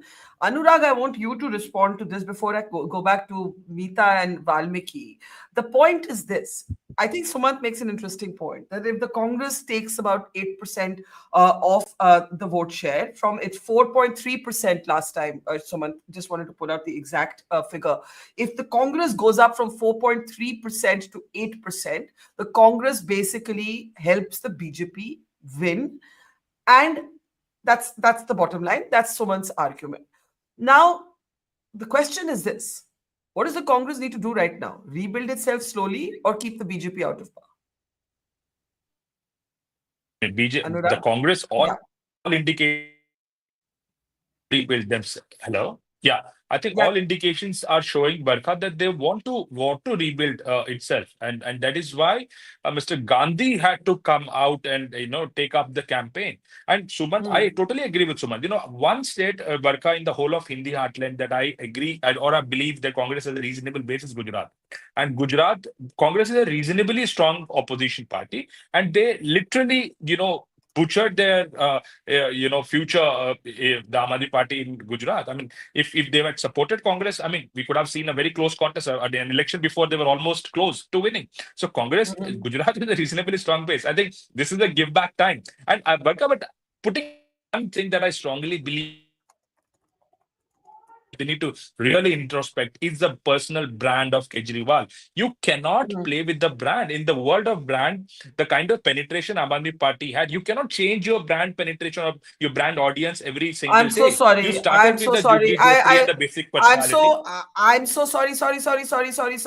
The BJP has just crossed The halfway mark. Karthik, Yes, the halfway mark. Can we have the numbers on the screen? It's 36. Yeah. Yeah, Karthik, it's over to you. This is still very early days, postal ballots coming in. Yeah. But at this point, BJP is at 37, crossing the halfway mark. Aam Aadmi at 23.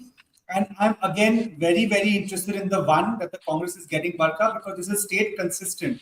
Whereas the Aam Aadmi Party and the Congress, BJP have been seesawing, the Congress has stuck to that one seat. So it seems like they might open their account after all after 2013, I would say. So at this point, BJP 38, Aam Aadmi Party 25. This is now aligning with the exit polls that gave seats. And Arvind Kejriwal is still trailing. I just wanted to say that, Karthik. But go ahead. Yeah. So 25 to 38. But I would still say, Barkha, just 70 seats and still very early days. This could change violently. This could literally change violently both ways. You could see a 50 for the BJP, or you could just see the Aam Aadmi Party coming back from behind and taking the election away.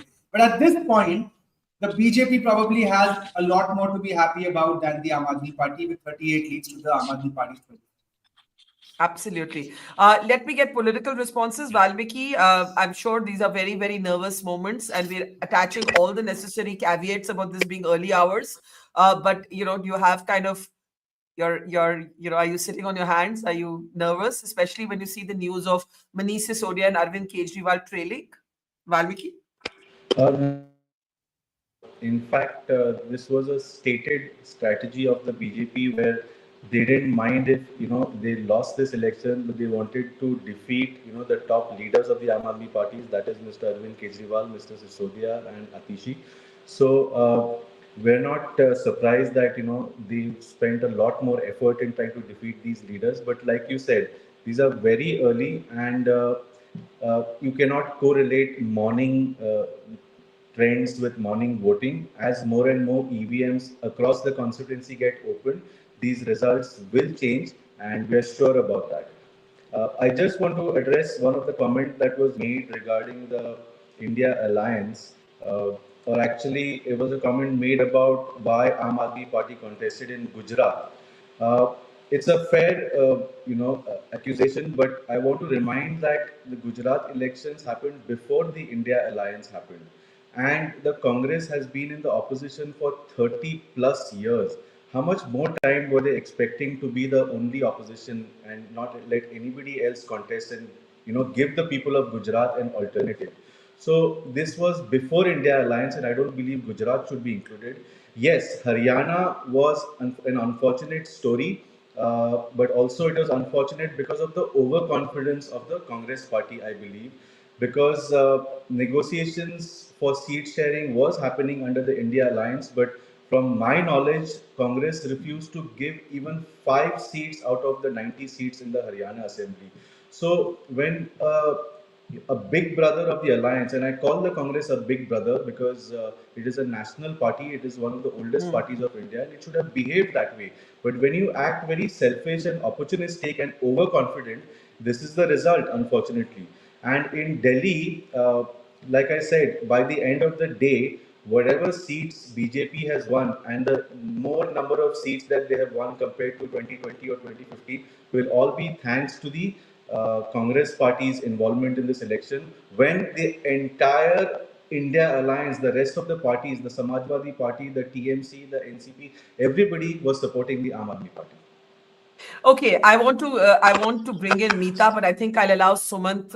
Could I just put Valmiki on mute so because his voice loops back? Thank you, Valmiki. Sumant, I think I must allow you to respond because you made that point about payback. That that this is a moment of payback. The Congress is getting its revenge, and Valmiki points out that look, Gujarat was before the India alliance, and it's the Congress that has changed its position from June 2024 to February of 2025. Sumant, quickly, and just as you answer, just hang on 1 second. It's 37. It's 37 for the BJP, 26 for the AAP. At this moment, with all the usual health warnings, the BJP would have big smiles because remember that this is after a hiatus of 27 years that the BJP is hopeful. Again, this could change. That the BJP is hopeful of forming the government in Delhi. Sumant, go ahead. I want to add to what Valmiki said about Haryana. Look, the issue was not about the Congress not being willing to concede 4 or 5 seats. They wanted to limit it because at one point of time, the Aam Aadmi Party. See, look, at the end of the day, the Congress was struggling to come back in Haryana. It was not like they had 70 seats in Haryana and they had a huge opportunity to sort of give away a few seats and still win. So they were trying to limit, and they felt threatened. They felt that their vote was being taken away in state after state. They had disappeared from Delhi for practical purposes. Their vote had gone in Punjab. Now there was an attempt to poach their vote in Gujarat, which didn't work. Now it goes to Haryana. So where does the Congress draw the line? I mean, it's a national party. It is the party that is the principal opponent to the BJP, and they keep ceding ground in state after state. And let me tell you why I brought up Gujarat. I know it was because before the India alliance, Gujarat was because the Congress party at the highest level tried their level best to reach out to the Aam Aadmi Party at that stage. And that means that includes the Gandhi family. There were attempts to reach out, and you know that very well, Barkha, that there were attempts made to try their level best to forge some kind of an understanding. And that didn't work. That was actually spurned. You remember, Barkha, at that point of time, Arvind Kejriwal's rallies in Ahmedabad and other places were drawing crowds, and they got carried away. And they thought that, this is a done deal. We are going to be the principal opponent to the BJP in Gujarat in 5 years' time. That is where the problem started. Haryana it was a more recent example, but it exacerbated the problem. And now the Congress decided enough is enough. And I think that is the result that we're going to see today. Okay, no, but Barkha, I find this Haryana-Delhi false equivalence. Because Delhi is a state where the Congress ruled for 15 years, used to have an established machinery, used to have leaders. The Aam Aadmi Party comes and sweeps it all away and hijacks the whole machinery. Haryana, very different. The election was for the Congress to win. The Aam Aadmi Party has been able to make a minuscule dent in Haryana. So if somebody tells me that Aam Aadmi Party spoiled the party for the Congress in Haryana, I will not agree with that because, no sir, I'm not talking They about didn't you. No, spoil the party. They didn't No, spoil the party. It is the relationship and the understanding that went on. That is what I I'm agree. talking No, no, about. I'm no. not talking about the Sure. But actual I vote. just to clarify, We Barkha, got 1% Haryana's vote share in Haryana. Haryana's loss is completely at the Congress's doorstep. I will give you data to prove that. And I don't think that Aam Aadmi Party is even a relevant player in Haryana at this point to dent the Congress's prospects. Okay. Can we talk about the image on our screen? The image on our screen is that of Ramesh Biduri, one of the most, I would say, contentious BJP leaders because of his controversial parliament speeches. He was accused of anti-Muslim rhetoric. He was accused of comments against Priyanka Gandhi. He is currently leading. Atishi is trailing. There has been some talk of whether he could be the chief minister if the BJP wins. There's been some talk of other BJP leaders. Atishi, as I mentioned, is trailing. Karthik, before I get everybody else to come in, if you want to just take us through the latest numbers, we should also briefly turn our attention to the by-poll for which we are getting leads where the BJP is leading. Go ahead, Karthik. So, Barkha, BJP is now touching 40 in Delhi, 26 to the 27 to Aam Aadmi Party, 1 to the Congress. Again, I would say this is still early days, but we are at that point now where almost all seats have given us some kind of a trend. So, 68 on 70 seats have given us some trends. Milkipur, BJP was leading last I checked. Erode, we don't have data yet on, but we will update the viewers as soon as we get some data on that. But at this point, BJP comfortably ahead of the Aam Aadmi Party in Delhi with 42 to Aam Aadmi Party's 25. This can again change, I will say, but this lead has now been consistent since morning. And the other fact is that since morning, for not even a minute, I would say, has the Aam Aadmi Party been ahead of the BJP. At best, they were able to tie at some point, 18 to 18. But ever since, or even before that, the BJP has been consistently ahead of the Aam Aadmi Party. So if trends are telling something, it is that they have been ahead. But once again, at this point also, I would say, we are still somewhere inching now towards the end of the early days. And in half an hour or so, I think this will look closer to what the final reality will be than what it does at this time. Right. It's almost 9 o'clock in the morning. The BJP in Delhi is leading in 42 seats to 25 seats for the Aam Aadmi Party. The Congress holding its own in 1 seat, hoping to open its account after 2 assembly elections where it scored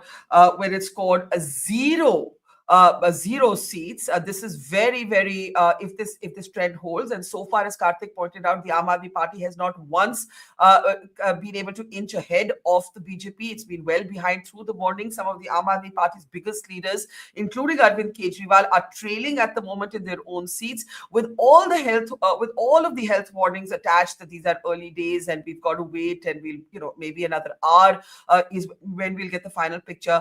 Smita Gupta, in terms of what this means for the BJP strategy, it will be extraordinary for various reasons if this holds, and not least because Modi is not being unveiled anymore as the key factor in assembly elections, right? It has been more an organization-led campaign in Delhi. They didn't even declare a chief ministerial phase. Polls showed that Arvind Kejriwal was personally popular compared to BJP leaders, but the BJP seems to have hit back with the might of its organizational ability, and it's changed the template for how it's been fighting assembly elections.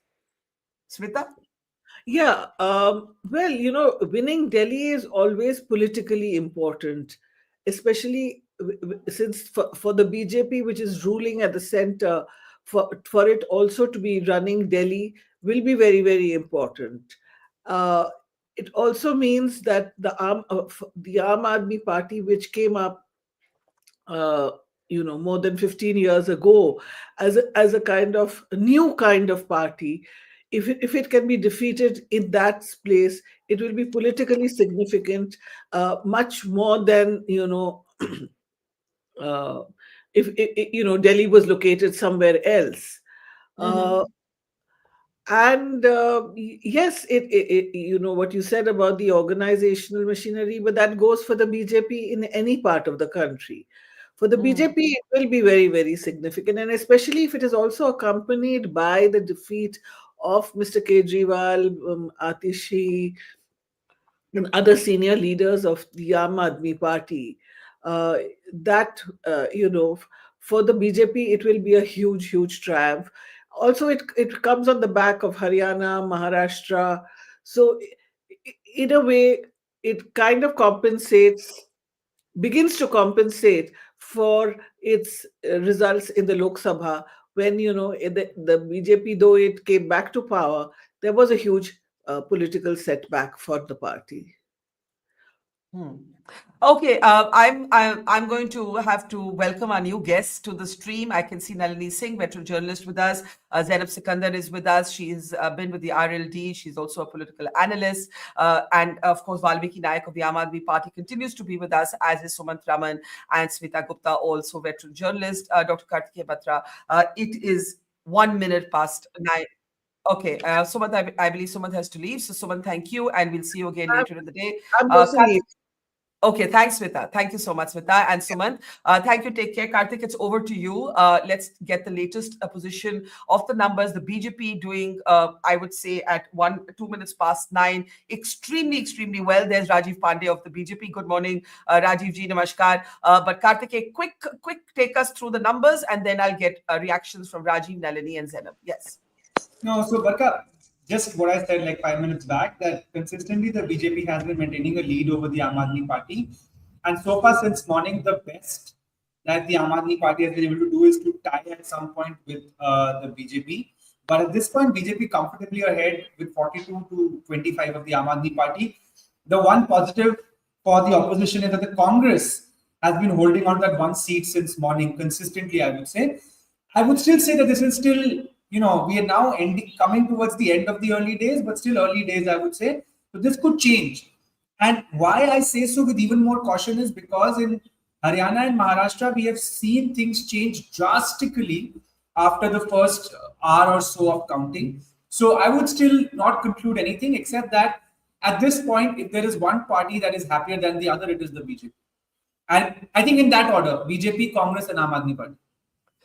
The BJP, Congress, and Aam Aadmi Party. That's very interesting that the Congress will actually be chuckling a little bit at the BJP doing better than the Aam Aadmi Party. These are the contradictions. I think they'll be happy because they are consistently at 1, which means to me that their vote share is going up from 4.5%. No, I know. I was being slightly facetious because no Congress person is going to come out and say, yeah, I actually want the BJP to win rather than the Aam Aadmi Party. But the truth of it is the point you made. The Congress polled a little over 4% in the last election, got 0 seats. And all eyes will be on how the Congress does in terms of vote share and how much that has actually hurt the Aam Aadmi Party. You have an update? I want to. I'll just quickly add one more fine detail is that now, for the first time, we have updates from all 70 seats.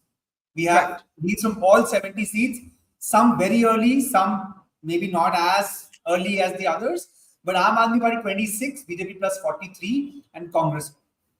All right, let's get Rajiv Pandey of the BJP. I think I also want to welcome Shivam Bhagat of the Congress. Shivam, I hope you can hear me. Good to see you. Rajiv ji, let me start straight away with you. The BJP, if this holds, this is going to be a great and a dramatic win for the BJP after a gap of 27 years in a campaign where all the pundits said, "Arey BJP ne CM face nahi dala, bahut badi galti hui." They could have taken this election if they had put a CM face. At the moment, Arvind Kejriwal is trailing along with some of the most high-profile candidates of the Aam Aadmi Party. Atishi, the Chief Minister of Delhi, is trailing. Alka Lamba of the Congress is trailing. Ramesh Bhiduri of the BJP is leading against Atishi. In Kalkaji, Manish Sisodia is trailing. Basically, jo Aam Aadmi Party ke sabse bade naam hai, they're all trailing. That is how it looks at this moment. And the BJP... sorry. आम आदमी party के खास नाम पीछे चल रहे आम आदमी पार्टी के खास नाम पीछे चल रहे is a great sentence. I'm going to steal that, Karthik. Rajiv ji, your thoughts? Very different kind of BJP campaign, and the BJP has been following this template in the assembly elections since June 2024. Your thoughts, Rajiv? Barkha ji, you have asked me so many questions and so many points you have put. because this is a very important point. So I wish to say that BJP is a very strong party on ground in Delhi, not since inception, I can say, in Jansang time. And that is very visible.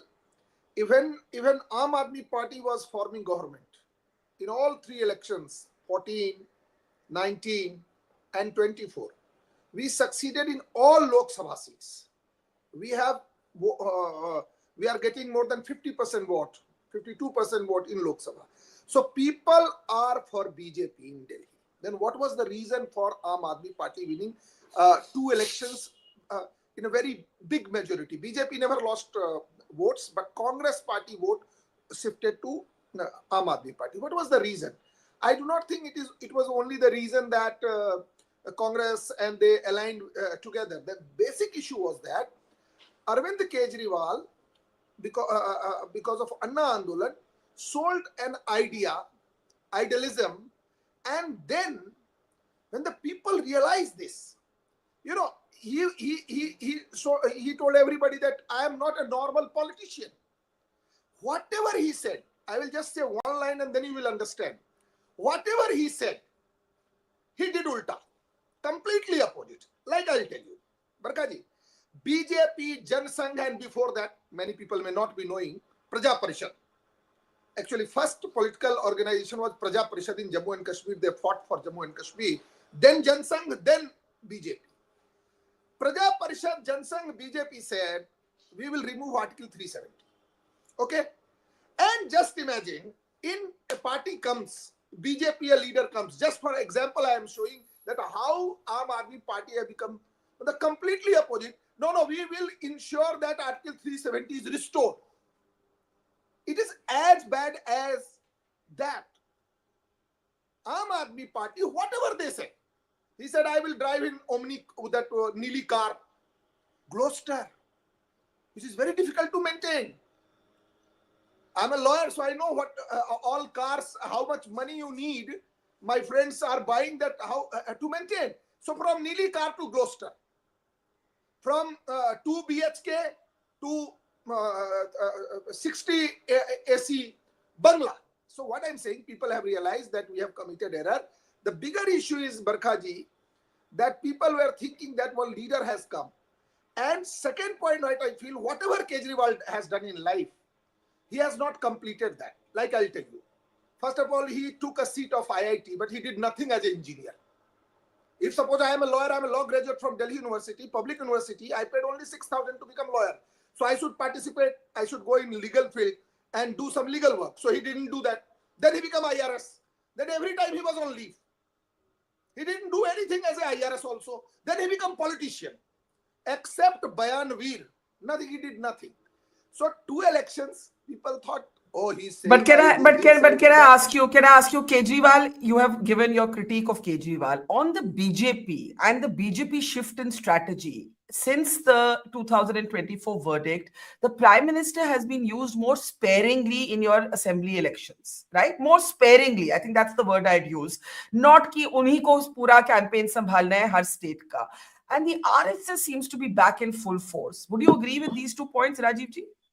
Barkha ji, if you recollect on last day of result, I was with you around 10 or 11 and I said, RSS does work to help people to come and vote. They talk about the issues. Kejriwal is very dangerous for the nation. That maybe would have reached to the common people. You know what he talks, a politician. I am from Bihar. Lalu Prasad Yadav ji used to do something. But he was a politician at least. He was talking whatever he used to feel.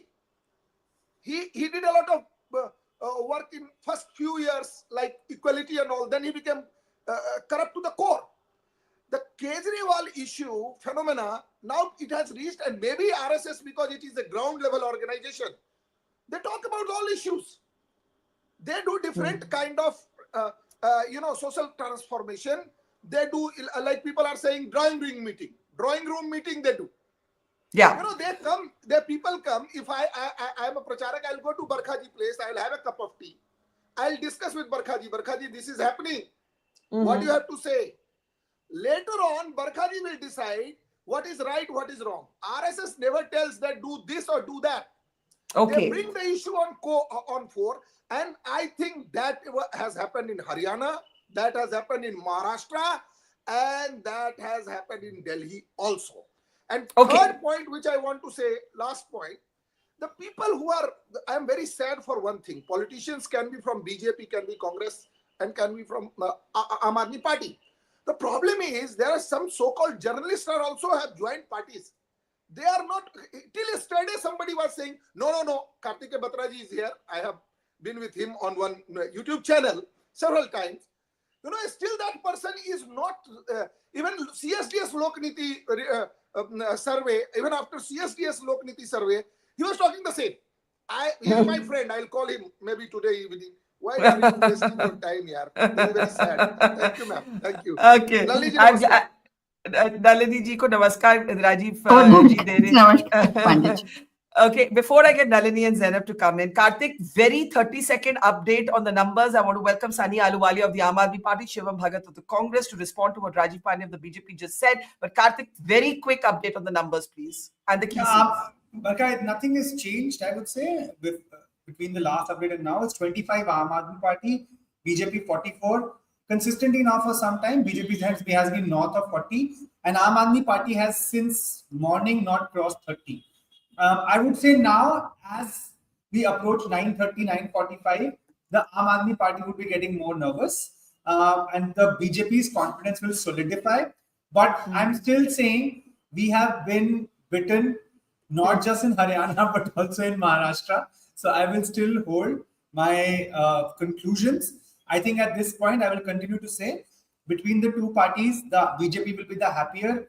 And I will again maintain that after BJP, it's the Congress that will be happy because it has been maintaining that lead on that one seat since morning, which is telling me that not just the seat, but Congress's vote share is also something to look out for. Yeah. Shivam, do you want to come in and just have a quick response before I get Sunny Ahluwalia of the Aam Aadmi Party? Meanwhile, the Aam Aadmi Party's biggest names, the most recognizable names, Manish Sisodia, who was the Deputy Chief Minister at one point, spent several months in jail, is trailing from my neighborhood of Jangpura Extension. Arvind Kejriwal is trailing. He is being taken on by both Parvesh Verma and Sandeep Dixit. Parvesh Verma is leading. Atishi, the present Chief Minister of Delhi, is trailing.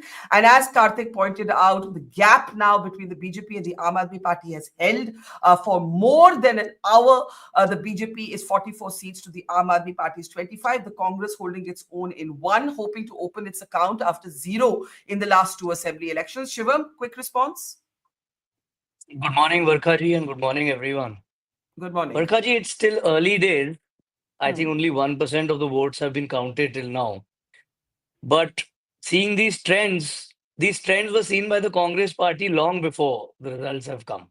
In the last 2 months, in the last 3 months, when we took out our Nyaya Yatra, we saw the anti-incumbency against the Aam Aadmi Party. We saw that on the ground, work has not been done. On the ground, there was garbage, the roads were broken, people were getting dirty water. Therefore, we saw all this on the ground and we were highlighting these issues for the last 2-3 months. And Arvind Kejriwal, Atishi and Manish Sisodia losing are validation to that only the politics of creating noise and only the politics of fighting with the LG and this kind of negative politics was not sitting down well with the Delhi electorate. Shivam, some might mistake you for the BJP spokesperson this morning. Well, I can only say what we were seeing on the ground. On a lighter note, yeah. I know. But this is what we saw, and Congress with its track record of development for 15 years, as I've been saying all through the election, that everything we see in Delhi today, most things you see in Delhi today, most development that you've seen in Delhi today has been done by the Congress, spectacularly during Sheila Ji's time, but also since 1947. Today we're seeing dirty water, filthy water in taps. And I remember my grandfather was the MP in East Delhi in those days. And we delivered Ganga Jal in taps in the 80s. Therefore, Congress has been responsible for development of Delhi for the longest time. But And the Aam, can I ask you something? I'm sorry I'm interrupting.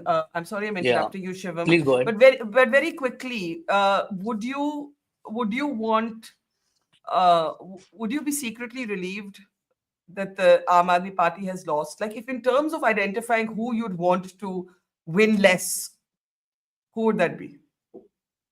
No, there's nothing like that. We wanted to get a majority. Seeing the trends, it's pretty disappointing till now. I mean, Yeah, after the final result, I'll be in a position to say more.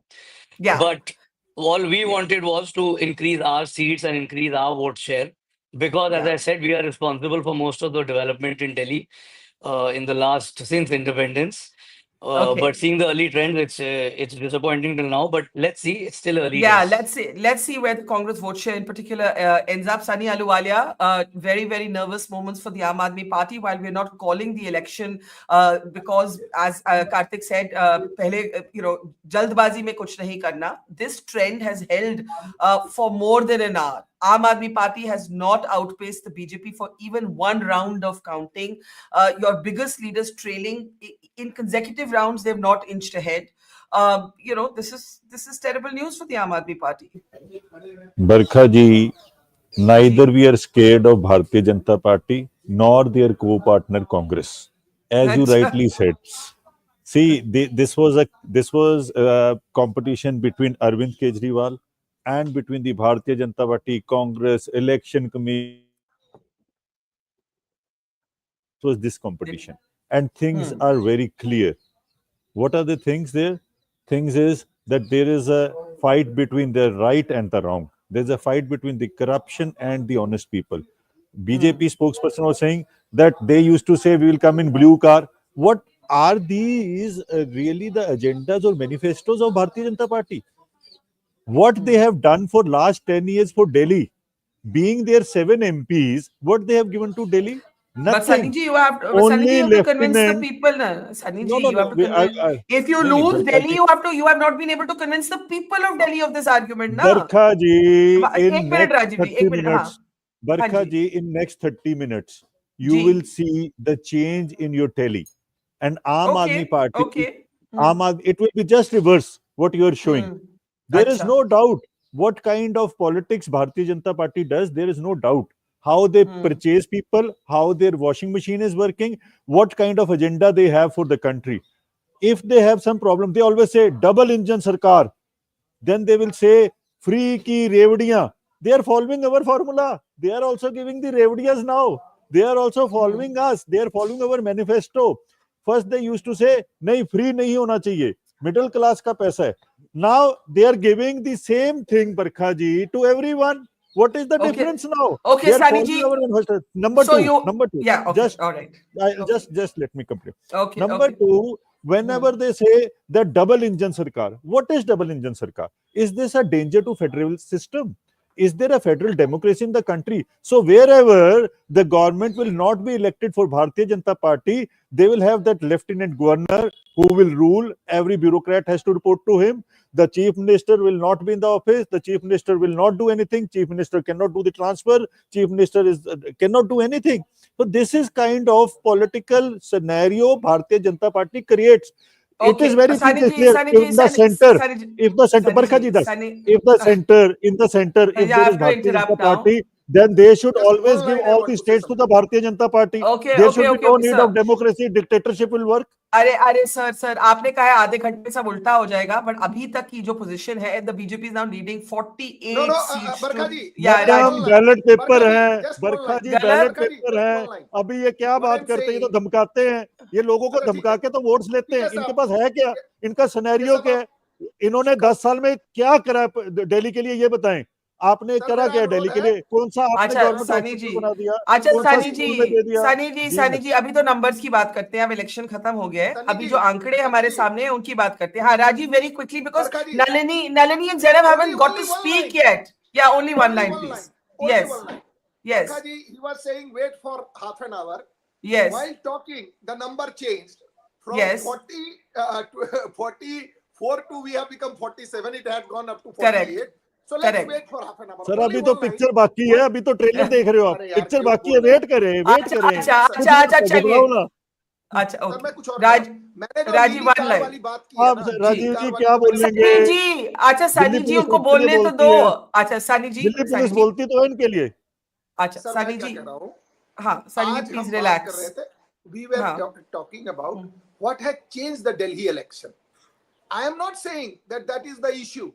Issue is that I am claiming that I am pavitra like Ganga Jal, and then I am a Yamuna created by Kejriwal. Washing machine है That's ना what I आपके was पास, explaining. Thank you you. Have okay washing Thank you. Machine, okay okay okay mister आलू 25 leaders of opposition okay you have taken, Sunny madam ji chief please. Minister तक दूसरे लगा देते हैं ये। सनी जी मैं ये बोल रही हूँ कि ये जो डिबेट है ना ये हम थोड़ी देर बाद करेंगे क्योंकि अभी हम सिर्फ नंबर्स पे फोकस्ड है and what these numbers might mean for not just Delhi politics but national politics. It's 47 for the BJP to 22 for the AAP, the Congress sticking on to that lead in one seat. Nalini and Zainab, who haven't spoken right now, let's bring in Nalini right away. Thank you, Barkha. Thank you so much. Barkha, for a very long time, you had AAP at 25 and BJP at 44. And I was just thinking at that time, why is the AAP, the respected AAP spokesperson, not picking that up? Because, you know, the ballot, the postal ballots that were counted were actually postal ballots who votes. It is the people who are in the services who are outside, those who are in government service, who are on service today, and the differently abled and the elderly. I had actually not thought that this cohort would vote for the Aam Aadmi Party because we've been told that the middle classes have turned their backs. It doesn't appear to be so completely, and if on the other hand, it looks as if the BJP will win and will win very well. But it does point to an extremely interesting socio-political, there's a phenomena in Delhi, which would mean that the middle classes or the better off are more numerous in Delhi than the worse off, than the resourceless or the resource not privileged. So I'm just thinking, you know, is that what Delhi is? And so therefore it opens my eyes. The second thing is that the RSS has really demonstrated that it can bring its voter out, and the BJP and the internal equation between the BJP and the RSS, this will be quite a pointer. That the RSS can bring it out. And then I would say that now Punjab is at stake. If BJP is winning Delhi and Aam Aadmi Party's major leaders are losing and Aam Aadmi Party, so Punjab is at stake. And then I would say that it's not. I'm not very sure what the Congress expected to do. It doesn't seem to have capitalized on the opportunity for revival. And if it is known as a vote katua, and that is just going to demolish the Aam Aadmi Party, and that it actually will be very happy that the Aam Aadmi Party loses, that will be, the Congress as a national party, as a 132, 37-year-old party, they've got to think if they've shrunk to this level. So I would say that, but on the other hand, Barkha, we also should, it is a David and Goliath battle when they say that everything is in favor of the BJP in terms of resources, the lieutenant governor thwarting, the bureaucrats not working according to what the Aam Aadmi Party wanted to do, etc. It really is something that we should, when we look at the final tally of the Aam Aadmi Party, we should look at it with the same lens as we did at, so this is Aam Aadmi Party's fourth attempt at forming the government. When BJP, and in its third attempt, got 240 seats, we said, wow, great. Now, BJP has obliterated its minority government status completely. So we should cut some slack to the Aam Aadmi Party also, that it is going to be, in the fourth attempt, it is defeated, and now it looks at 21-48. But that cut it some slack that Okay. despite everything, it was able to get this far. Let me get Zainab to come in there. Would you cut the Aam Aadmi Party some slack and say that, look, there is a natural fatigue factor that sets in with anybody who's been in government for very long, and also that Nalini calls it an uneven battle? Honestly, I wouldn't call it an uneven battle, because if you would have told me 5 years ago or before that this was an uneven battle, I would have said yes, because at that time Aam Aadmi Party was really riding on what they were offering the people, and the people trusted them. But 10 years on, not counting the first term in which he resigned, 10 years on where he did full term, Arvind Kejriwal, I believe that he was on even ground with BJP, and I think it was Aam Aadmi Party at an advantage. But this was the weakest election fought by the Aam Aadmi Party, because for the first time we saw their entire campaign was very confrontational. And in fact, BJP turned its, sort of the working style in this campaign, and they completely focused on governance and welfare schemes. BJP insisted that whatever Aam Aadmi Party is offering the people of Delhi, we will offer it with a better twist. We will give you more. And I think that has worked with the people of Delhi, because whatever said and done, welfareism is something that really hit the people of Delhi, and BJP said, okay, you like this, we will offer it better than Aam Aadmi Party. And the reality is, when it comes to optics, Aam Aadmi Party this time completely crashed. Be it, as much as we say that these are all rhetoric and the Sheesh Mahal doesn't matter and the Wagoner doesn't matter, it all matters. The chief minister of Delhi has really completely killed his Aam Aadmi image. This is the man who rose on the plank of, anti-India, anti-corruption in India, and the Lokpal bill and all those things, and he has completely removed all of those pertinent points that rose him in success, and now he's just like any other politician. So therefore, the people of Delhi want to treat him like any other politician and see what work he has done. And the liquor policy scam is what completely undid everything that Kejriwal had so far set for himself as his point. I was just saying, as we're speaking, the BJP is now leading in 50 seats. 50 and seats, I was about right? to say, I'm going to stick my neck out, and I'm going to say these numbers are going to maintain. I wanted to say publicly since forever that I think BJP is going to win. It's going to be a shocker, and they're going to come with big numbers. But because everyone was predicting a very 50-50 kind of result, I just didn't want to be that person who says something so different. But this was what was expected. And the Swayam Sevaks were a huge factor. The door-to-door campaigning, those meetings in the parks and mohallas of every nook and cranny of Delhi, it worked for BJP. And it shows that if BJP has the Rashtriya Swayam Sevaks by their side, they are invincible. And Delhi has shown. So the welfare schemes, plus the door-to-door campaigning of the Swayam Sevaks, it has worked wonders for BJP. Those numbers, I mean, imagine BJP rising up from 8 to 50. And I know these are trends, but I think the numbers will stay pretty similar. Yes, I mean, if this holds, this is going to be an extraordinary win for the BJP. There are no two ways about it. Nalini calls it a David Goliath battle. I'll get Rajiv and Sunny and Shivam to battle that out. But first, Karthik, the numbers are on our screen. I think you want to go a little more granular with some of the trends that are emerging. There's a map that we're putting up on screen for you. Karthik, it's over to you. Yeah, so Barkha, it's at this point AAP 20, BJP 49. So what was the BJP north of 40 and AAP little south of 30 has now turned to Aam Aadmi Party struggling on the 20 mark and BJP inching towards that 50 mark. But I will agree with Nalini ma'am that early trends, but Zainab is also right that this is now heading towards that phase where it is going to solidify. But Nalini ma'am's point is actually true. That in Delhi, the definition of middle class is very different. And this has now been corroborated by a lot of academicians that the middle class, as we think of in other states, is not the case in Delhi. In Delhi, the middle class is a sizable chunk. So if you lose their support, you're actually risking a pretty big base. It's not the middle class in, let's say, a state like UP or Haryana. Yeah. Because Delhi is an urban sprawl, I would say. So 50 to 19, and this map has also changed in the last 10 minutes because we are pulling this map from the ECI website, which is a little slow in giving the numbers. This is when we had leads for 24 seats. By now, on the ECI website, we have 30 leads, but the trend is pretty much the same. Aam Aadmi Party leading in certain pockets in East and that seat of Rajendra Nagar, where Durgesh Pathak is leading. But if you look at outer Delhi, whatever leads are coming from outer Delhi, West Delhi, BJP is way ahead, not way ahead, but is ahead, I would say. And then there are seats like Delhi Cant, RK Puram, Harinagar, Dwarka. So essentially west to east, I would say. West towards the west, whatever leads have come, BJP is leading.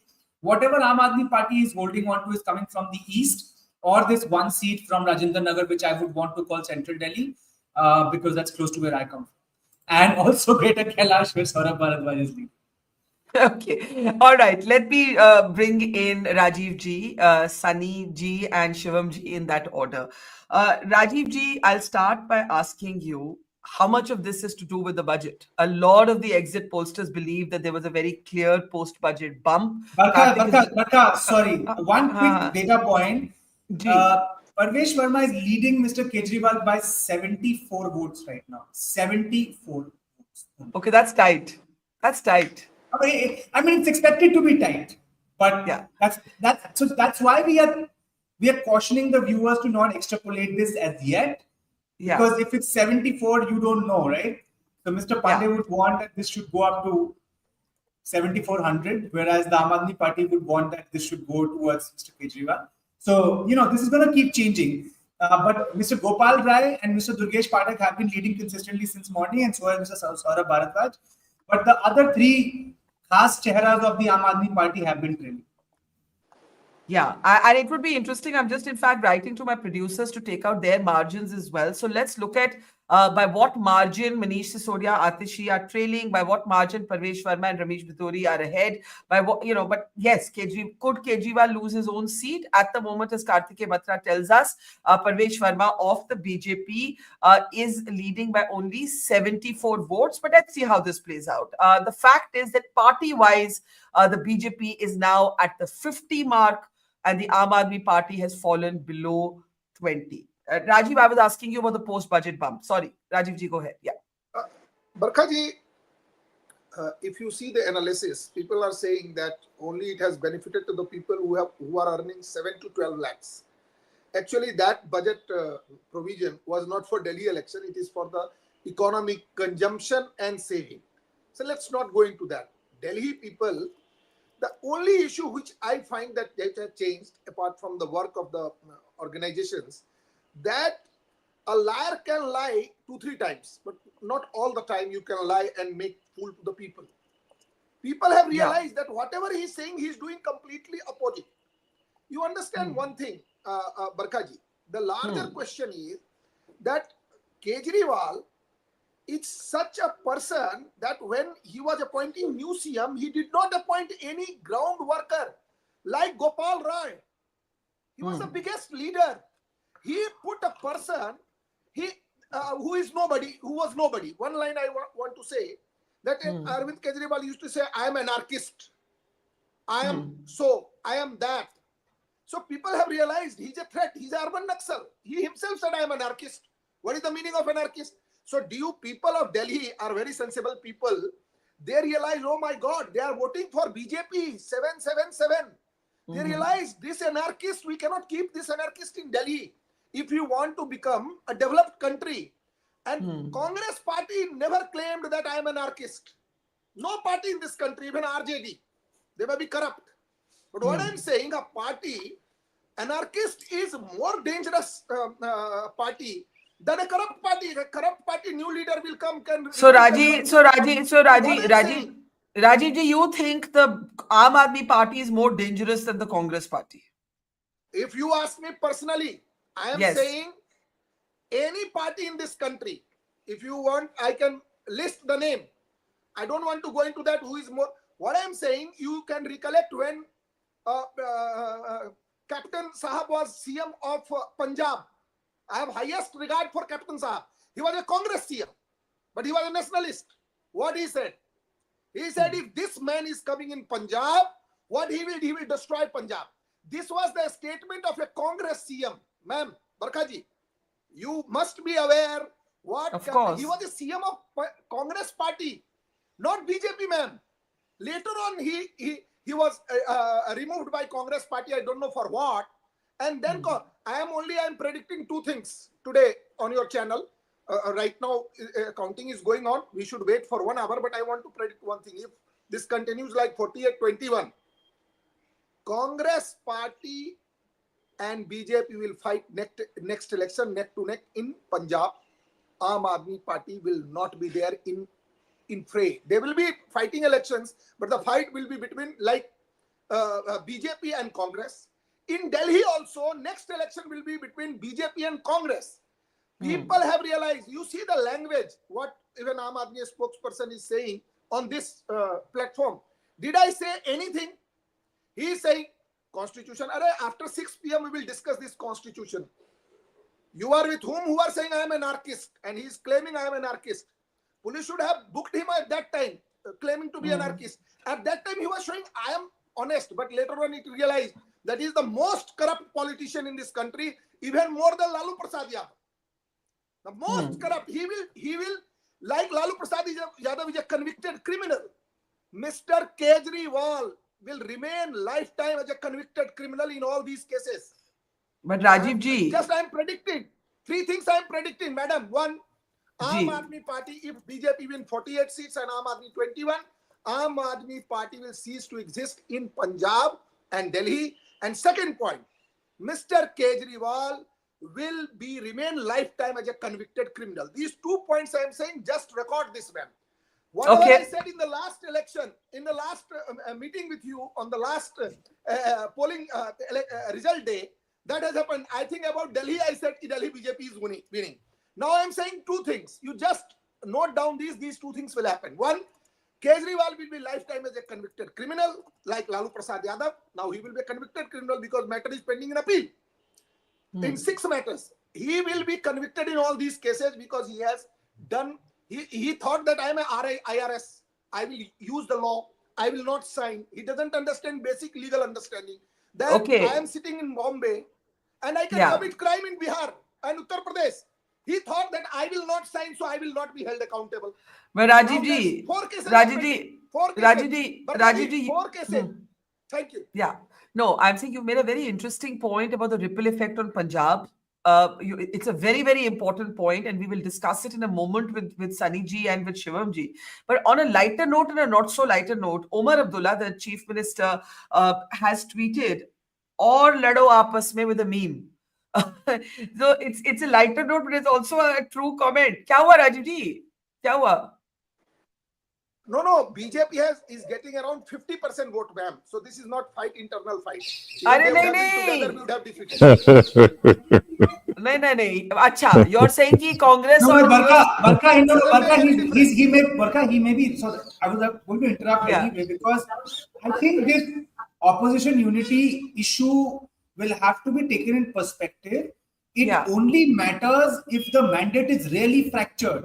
If the Congress is spoiling the party in 30 seats out of 70, then this tweet is relevant. But if the Congress is spoiling the party in 2-3 seats, then given the gap that you are seeing, if that folds, then this opposition unity is kind of a veil to hide behind and to show that, my deficiencies are not that important. It is because of opposition disunity that we lost, which is what I was talking about Haryana also. That if the Congress turns to me and says we lost Haryana because Aam Aadmi Party played spoiled sport, I won't buy it. Much like if these trends hold and Aam Aadmi Party loses and they say that अरे कांग्रेस का 2% vote की वजह से हम हार गए, additional vote की वजह से हम हार गए, it will be hard to believe. I think that's a very important point that when we're talking about Hanji Rajiv ji, boliye, one line. What I'm saying, whatever is 43%, 42.66% Aam Aadmi Party is getting. Yeah. BJP is getting 49%. These 7%, 7% vote are more angry to Kejriwal than the BJP voters. They were so angry that they decided they did not accept BJP, but they decided not to vote for Aam Aadmi Party.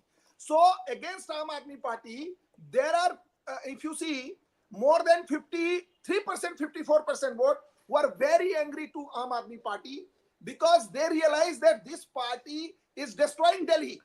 Okay. You know, they did vote for BJP. I'm agreeing with both you and Karthik that while it makes for good copy for Omar Abdullah to meme and say कि अरे अगर आम आदमी party और कांग्रेस नहीं लड़े होते तो outcome different होता, ये trend रहा तो outcome different नहीं होता. I'm agreeing with you. It's a very clear. Barkha, for perspective, the Congress right now is polling 6%. Okay, at this point, Congress is at 6%, and Aam Aadmi Party is at 42.7%.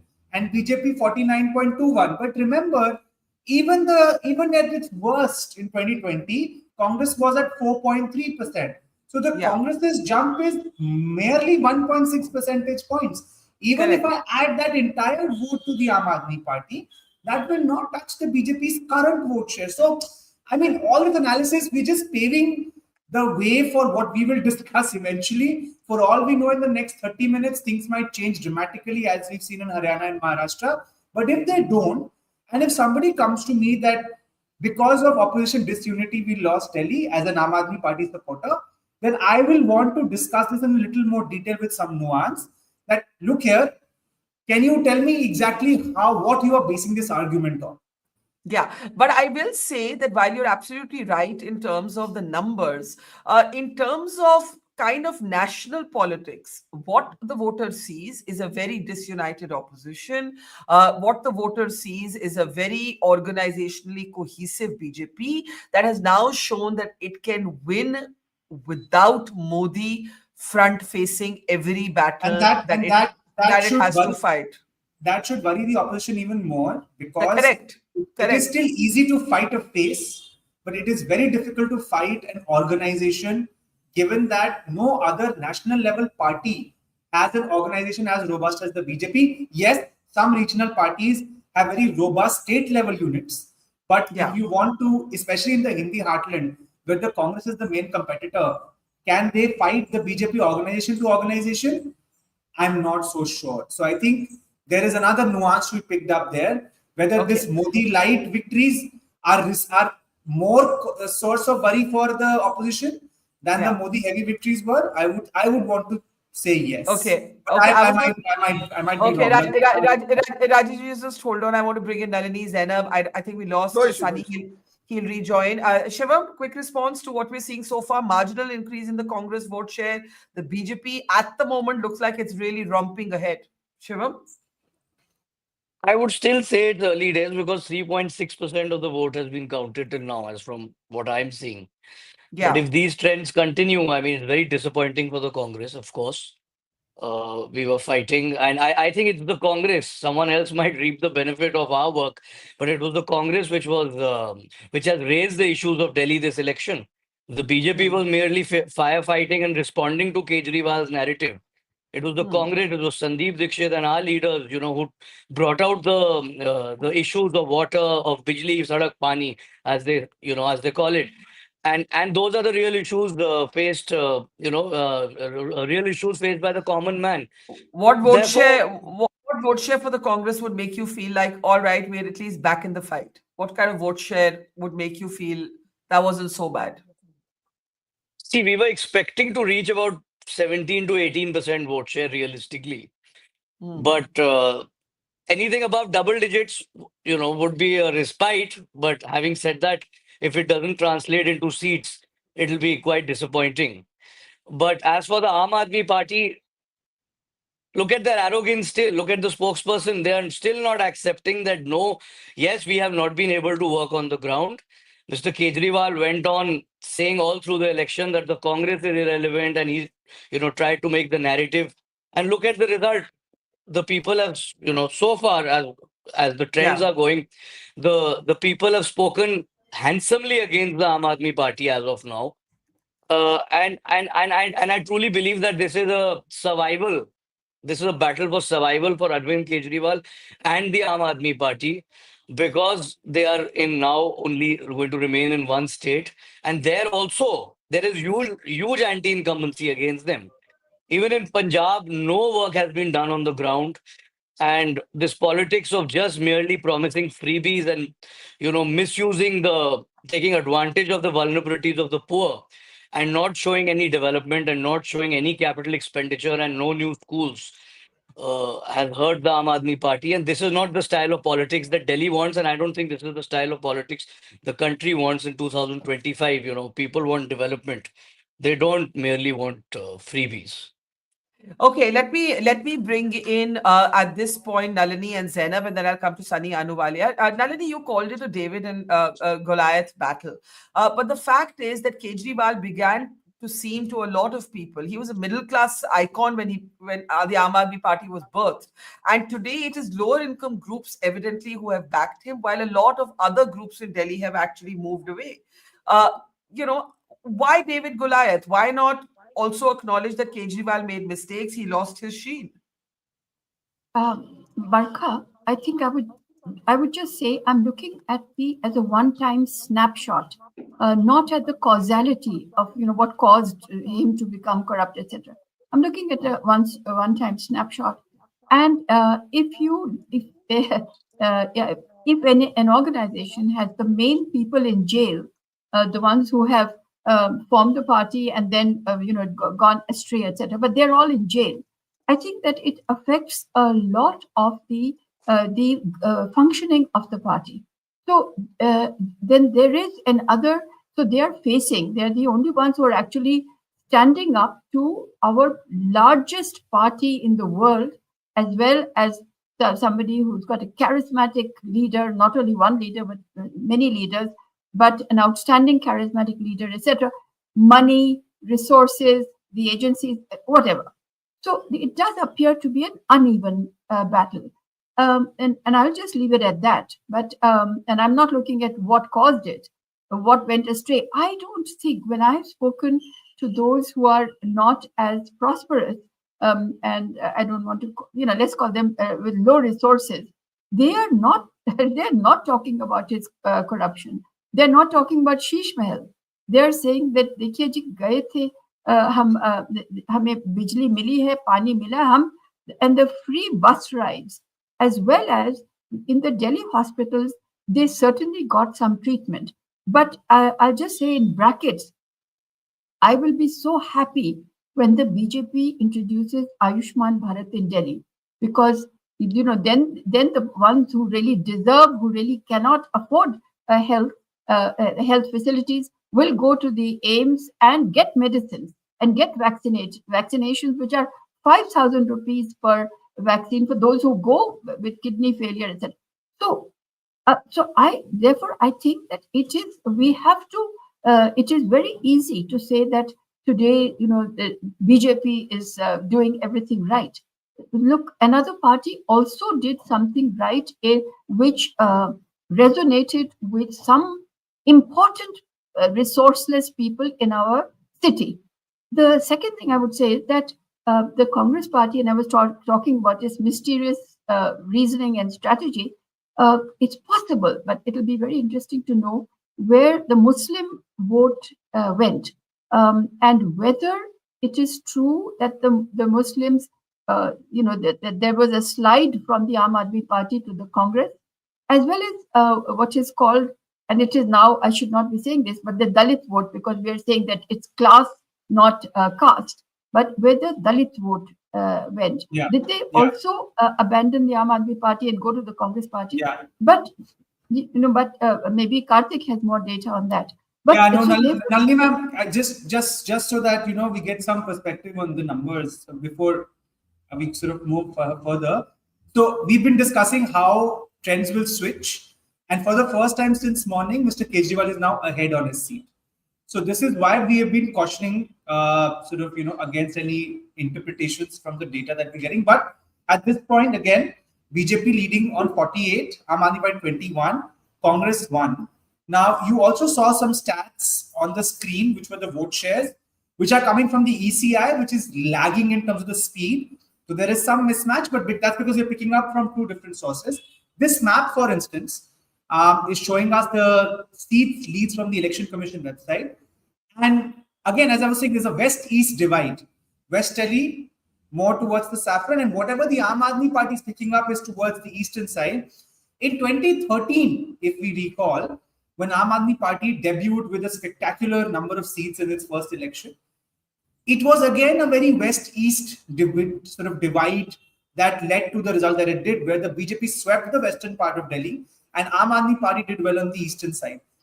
And even as we speak now, AAP is at 23 and BJP 46. So some uptick now in the AAP has been recorded in the last 2 odd minutes. Zainab, I'll just come to you because we sort of trying to get Barkha online again. But while we wait for that, but Zainab, I have one question.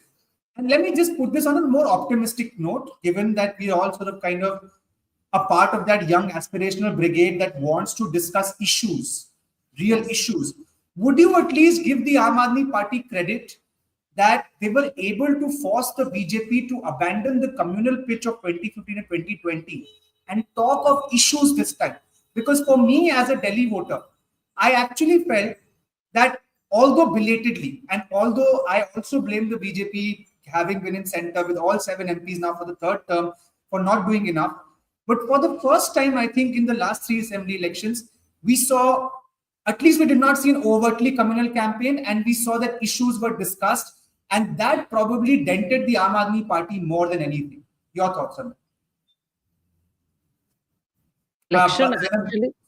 Yeah, you're absolutely spot on. This election, BJP actually did a complete U-turn on what it had done so far in Delhi when it comes to how they campaign here. Their signature style of always playing on ideology and, emotive issues, they completely left it. And in fact, they completely took a leaf out of the Aam Aadmi Party playbook and went on the welfare schemes, spoke about, which is what I made, the point I made before, that whatever Aam Aadmi Party offered, the BJP was like, okay, people of Delhi, we will give you better than this. So we have to give credit to Aam Aadmi Party that they did bring an alternative vision to the political landscape of not only Delhi, but even India, because you have to understand, Arvind Kejriwal has been a very popular face nationally, even though he's very limited to where he is winning or where he's fighting from.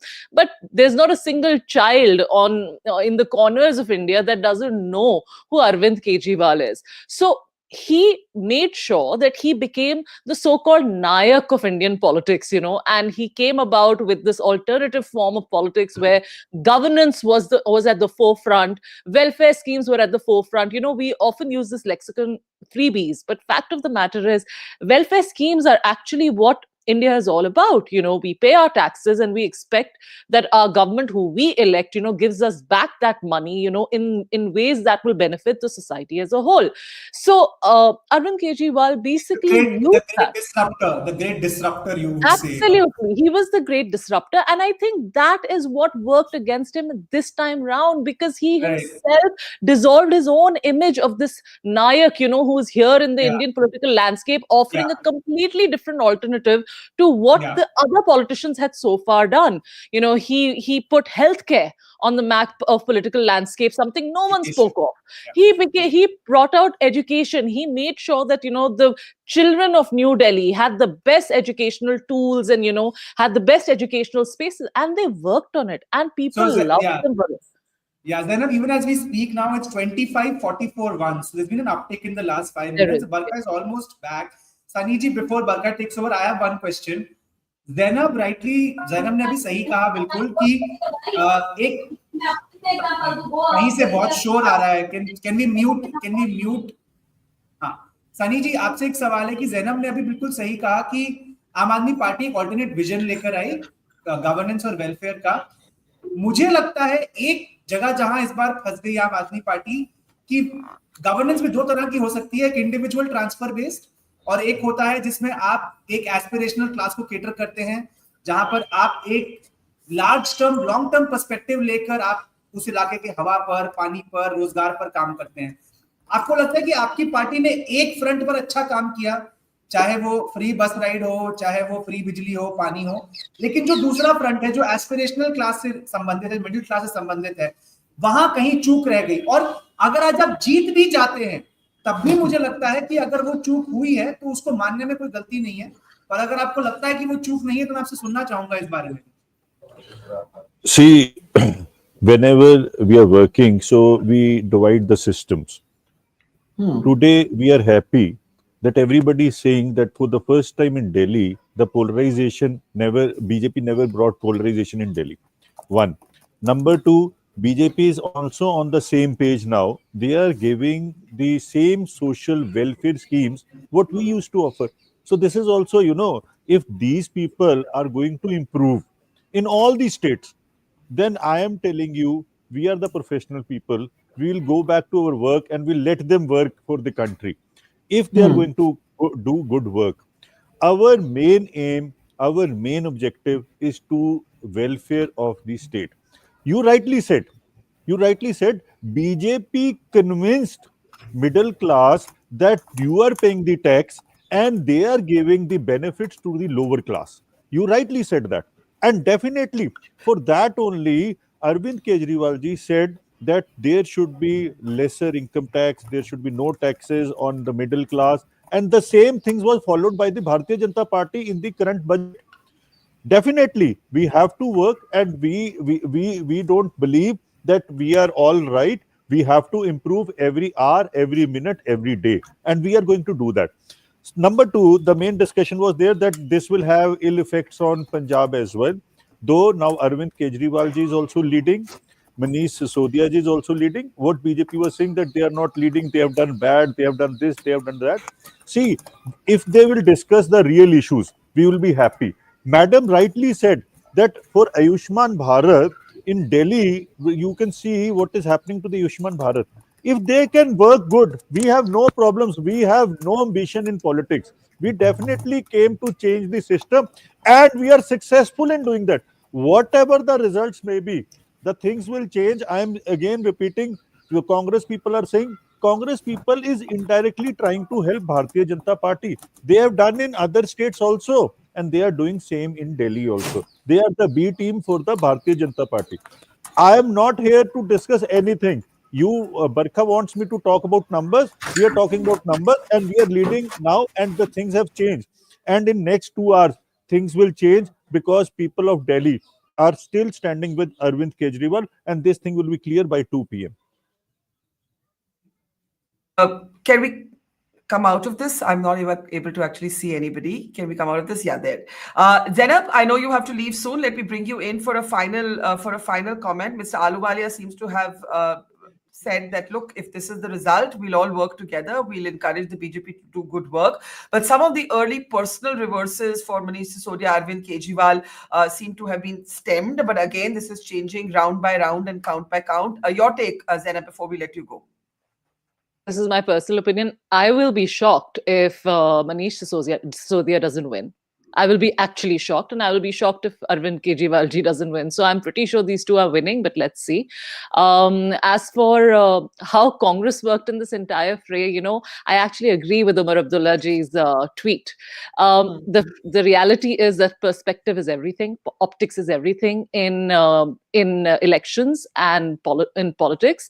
And the fact is that the India bloc, the Mahagathbandhan bloc, they may change their names every 5 years, but they look like a house in mess. There is nothing credible about them. So even if, the nuanced data, granular data, so to speak, doesn't affect, how Congress and AAP have fought in this election, and how Congress has spoken so vehemently against, Aam Aadmi Party, who they were in alliance with in the Lok Sabha election. But to people, it just appears these people are phony.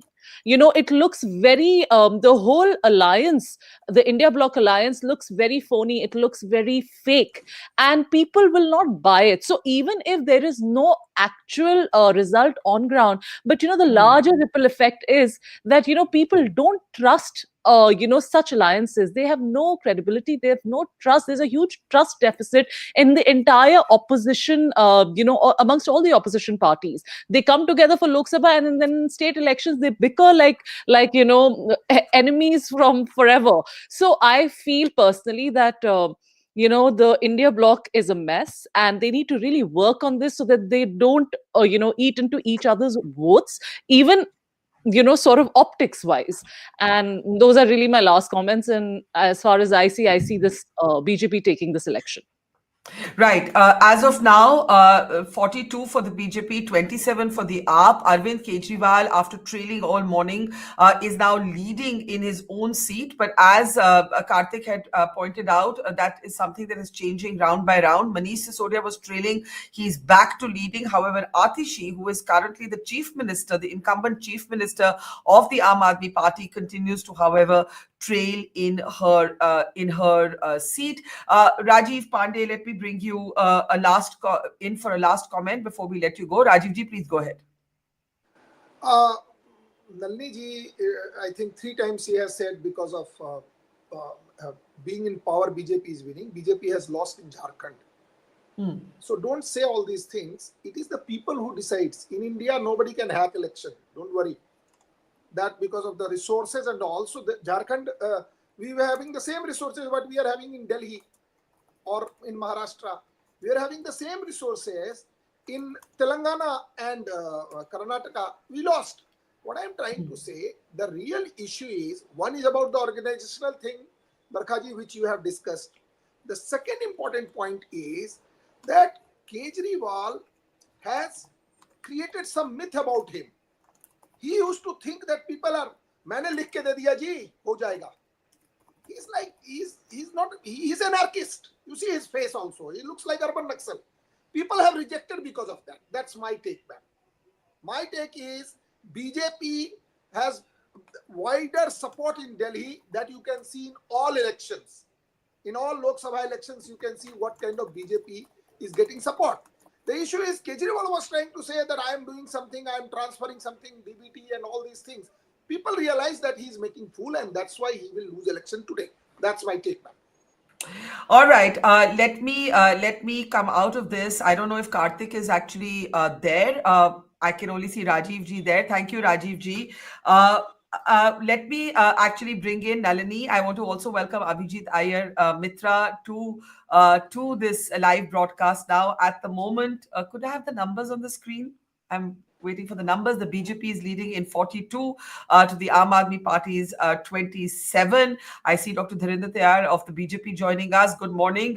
This is news to make you certainly very, very happy, I'm sure, at this point. Nalini, let's bring you in for an overall perspective. Extremely important. Sorry. Just give me yeah, but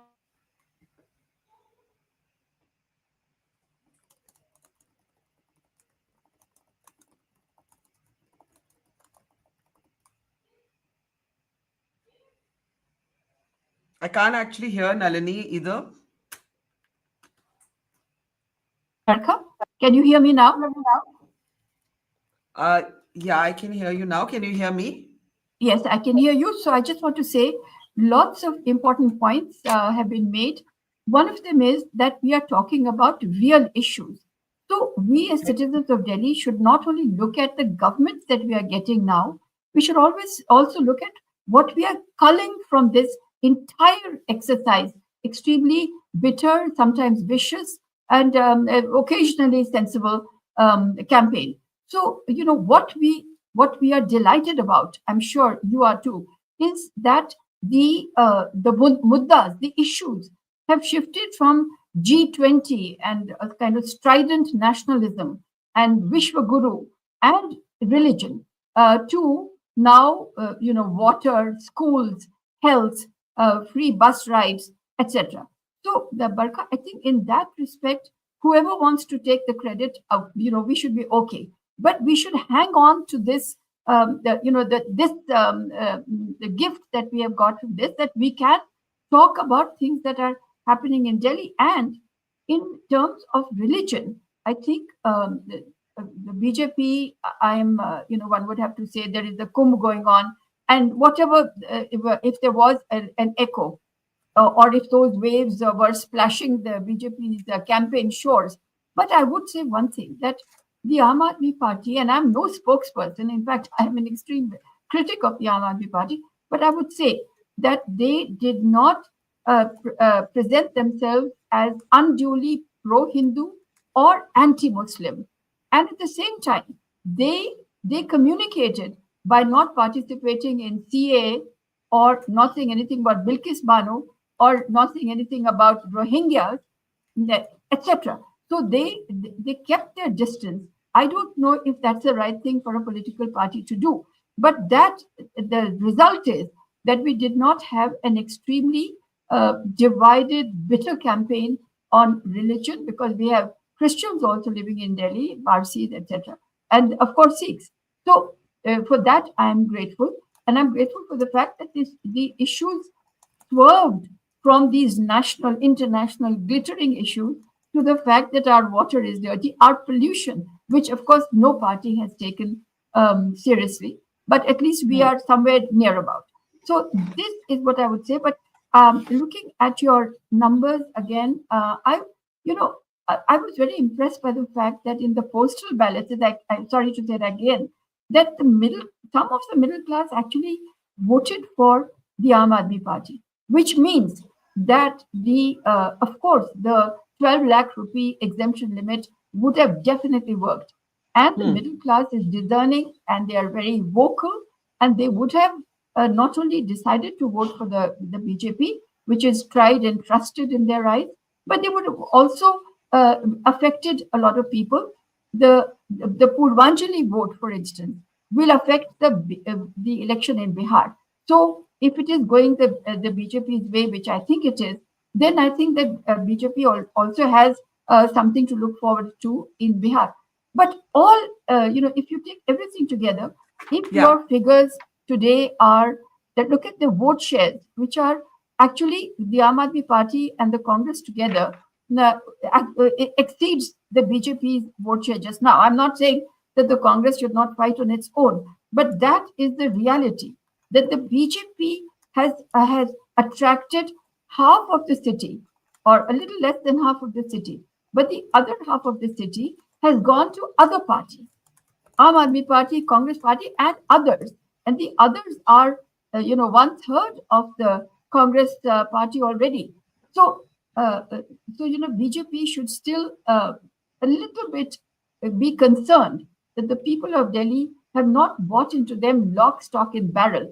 If this was the proportional representation, a format that we were going to adopt, then BJP would have fewer than half the seats in the assembly, and then you would have the opposition has a very strong presence there. So I think we sometimes tend to lose sight of these macro 30,000 feet high issues, but that's how it appears to be to me. Barkha. Yes, Karthikeya. Yes. For the first time in some time, I would say, BJP has slipped below 40, and Aam Aadmi Party for the first time has touched 30. So this has changed in the last 10 minutes, where we were at a 45 plus to 21, 22 situation. Now what is a 39 to 30? And can I tell you something? In Chandni Chowk, Aam Aadmi Party is leading, but do you know who's in the second position? It's not the BJP, it's the Congress. It's Jaiprakash Agarwal's son who's second position in Chandni Chowk. That is an indicator of some kind of a surge for the Congress, which we have been talking about in terms of vote share. The other thing is, and this is where the rounds come in important, right? We've been discussing this since morning. Let's look at a seat like Balli Maran. When the first round was counted, the BJP was ahead. Now, Balli Maran demographically, favors the Aam Aadmi Party. Yeah. As more and more rounds were counted, Imran Hussain took a lead, and round 2 and round 3 have gone to Imran Hussain. So whereas in round 1 in Balli Maran, the BJP was leading by roughly 300 votes. By round 3 now, Imran Hussain has a lead of 400 plus votes. So this is still very early days, because in most of the seats, on average, let's say there are 16 to 17 rounds, no more than 4 or 5 rounds have been counted in most of the seats.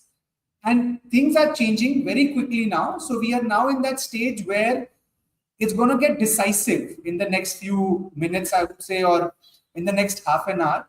But things have changed in the last 10 minutes itself. So this is why we were cautioning the viewers from making extrapolations based on early leads. And just in terms of the geography, I would say that if one were to go to the ECI website, you will find that there is a divide between East and West Delhi in terms of the results, where on the western side, the BJP seems to be doing better. And whatever Aam Aadmi Party has picked up so far, a large part of it has come from the eastern part of it.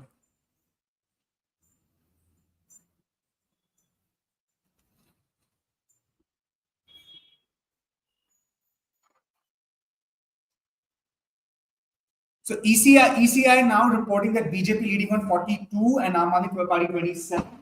Whereas quicker sources now telling us that Aam Aadmi Party leading on 30, BJP 39.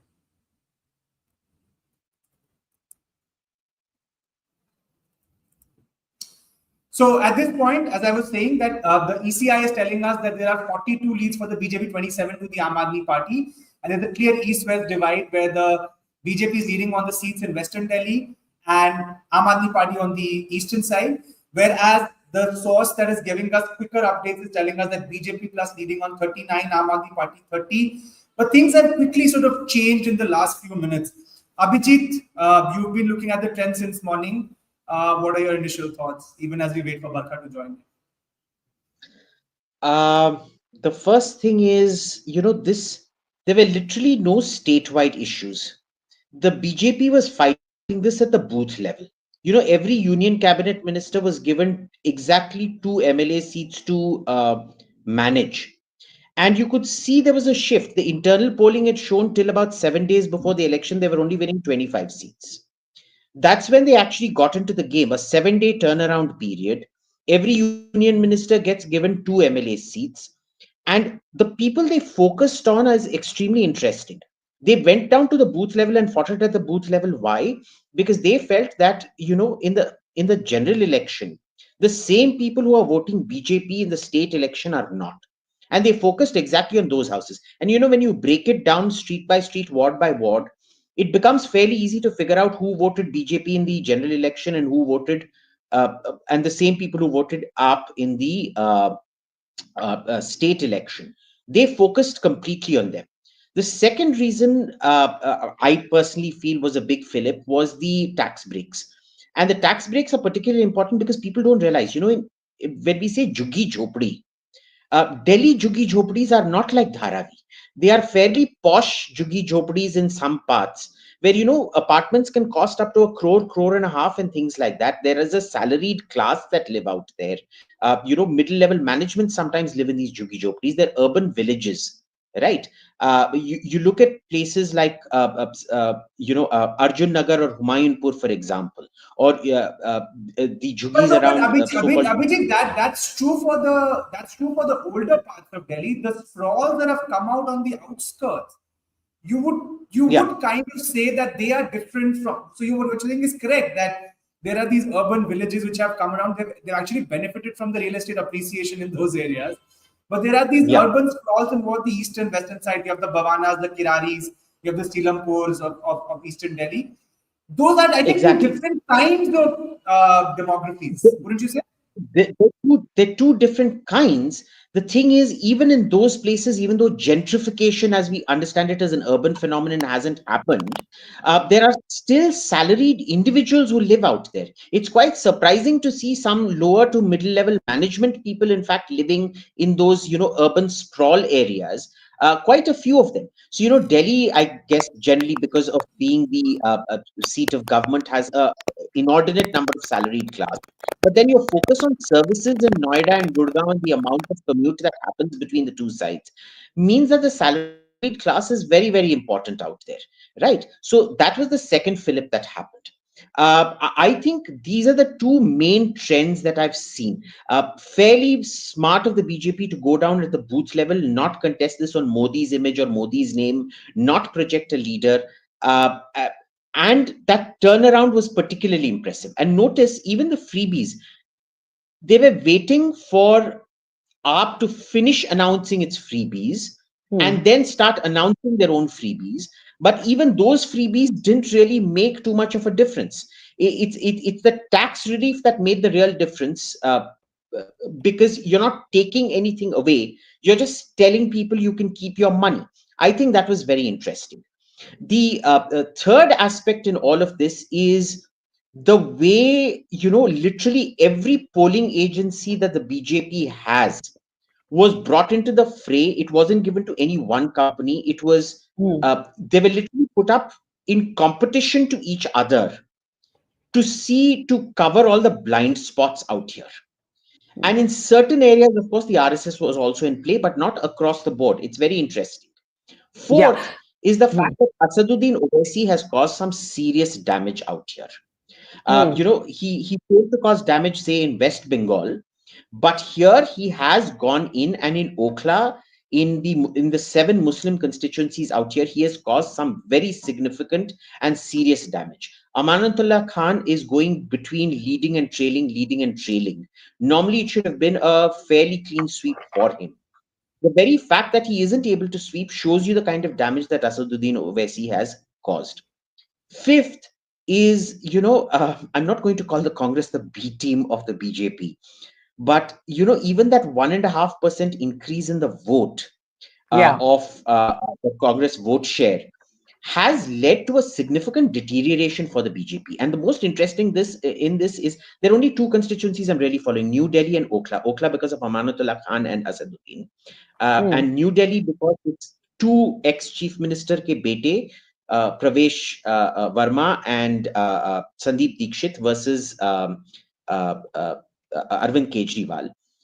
The BJP calculus was that if Sandeep Dikshit manages to get 8,000 votes, the BJP is about 90% clear. If Sandeep Dikshit manages about 12,000 votes, then Kejriwal is fetched in that particular constituency. I don't know what the numbers are right now, but I think we're heading towards there, because Kejriwal trailing is the one trend I haven't seen. Maybe I'm mistaken, but that's one trend I haven't seen reverse so far. No, it's reversed, Abhijit. No, Abhijit. Yeah, it did reverse. Hi, everyone. Basically, sorry, Kartikeya, I'm going to ask you to do the key seats and the numbers again, because what's been happening is that in Manish Sisodia's case, for example, which we just saw on screen, he was trailing all morning, then he was leading briefly, and now he's back to trailing. In Arvind Kejriwal's case, he was trailing all morning, and then he was back to leading, but not by a huge margin. Kartik, am I correct? We have some sense of how much Kejriwal is now ahead by? It's a couple of hundred votes. Yeah, no, so he's ahead by 343 now, but the interesting thing is only 3 out of 13 rounds have been counted.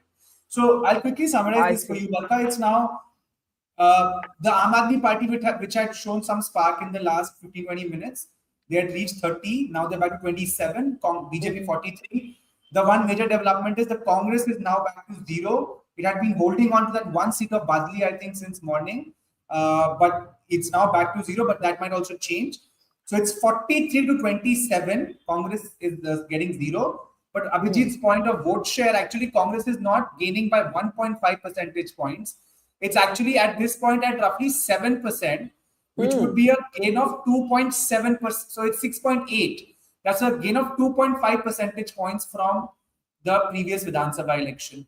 Whereas the gap between the Aam Aadmi Party and the BJP currently is that of roughly 4.87 percentage points. So now we are in that territory where if the gap between my initial comment was like half an hour back, if the BJP leads the Aam Aadmi Party by say 7-8 percentage points, you can't say opposition disunity is a major factor. But if the final gap remains in that 2 to 3 percentage point range and the Congress scores north of 2 percentage point gain vis-a-vis 2020, then yes, then we can say that one of the major reasons why the AAP has fallen behind is the Congress's rise, and as numbers will finally tell us, maybe MIM has also played a role in a seat or two. But mostly I would say Congress, because it's got a more scattered vote base, so it's in a better position to dent the Aam Aadmi Party in more number of seats than say the MIM, whose influence is largely restricted to some of the eastern Delhi seats. So let me summarize this in a non-technical way. Basically, what you're saying is that when Umar Abdullah comes on Twitter and says "Aur lado aapas mein," and it kind of memes the Congress and the AAP. If the Congress remains only marginally improved from its last vote share, then Umar Abdullah's theory is a non-starter. Not necessarily. No. 2 conditions have to be met. One, that Congress improves marginally, but the gap between the BJP and AAP is also marginal. If, however, the Congress improves marginally, but the gap is wide, 7 percentage points, then that theory really doesn't hold water, Barkha. Okay. It's like saying, I lost the cricket match because I did not wear the pad properly. Whereas you lost the cricket match because your technique was flawed. But yes, if the final score is that Aam Aadmi Party is trailing by 2-3 percentage points and Congress clocks a growth of 2 percentage points, then one can make that argument. Yes. All right. I just want to welcome all of our viewers. If you have just joined us at this point, the BJP is leading in 43 seats to the Congress, to the AAP's 27. The Congress is in 0 seats. And if that happens, it will be the third consecutive election where the Congress has scored no seats. But all eyes are on whether the Congress is significantly able to improve its vote share at least. Abhijit Iyer, Mitra, Kartiki Batra are with us. Dr. Dhirendra Tayal of the BJP, Nalini Singh, veteran journalist. We also have Rakesh Kotiar of the Congress and Babi Badal of the Aam Aadmi Party and Madhava Narayan, senior journalist. Saurabh Bharadwaj is trailing now. I don't think that's happened since morning. For the first time, Saurabh Bharadwaj is trailing. And now we are down to 26 Aam Aadmi Party, 44 BJP. All right. Now, these are the vote shares as of now. The BJP polling nearly 49% of the votes. Aam Aadmi Party 43% to its 53% last time. And the Congress nearly touching 7% compared to its 4.3% in the last election. I want reactions. Dr. Dhirendra Tayal, I'll come to you in just a moment. Abhijit, I was listening to you with interest as you listed out the sort of big consequences. And I may, forgive me if a little bit of this is repetitive because I had dropped off for just a 1-minute break. I want to just ask you, since the Lok Sabha election, the BJP has been using a new template for its assembly elections.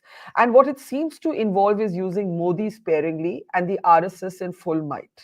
What does that tell us about what's going on within the BJP, if anything, or the Sangh Parivar?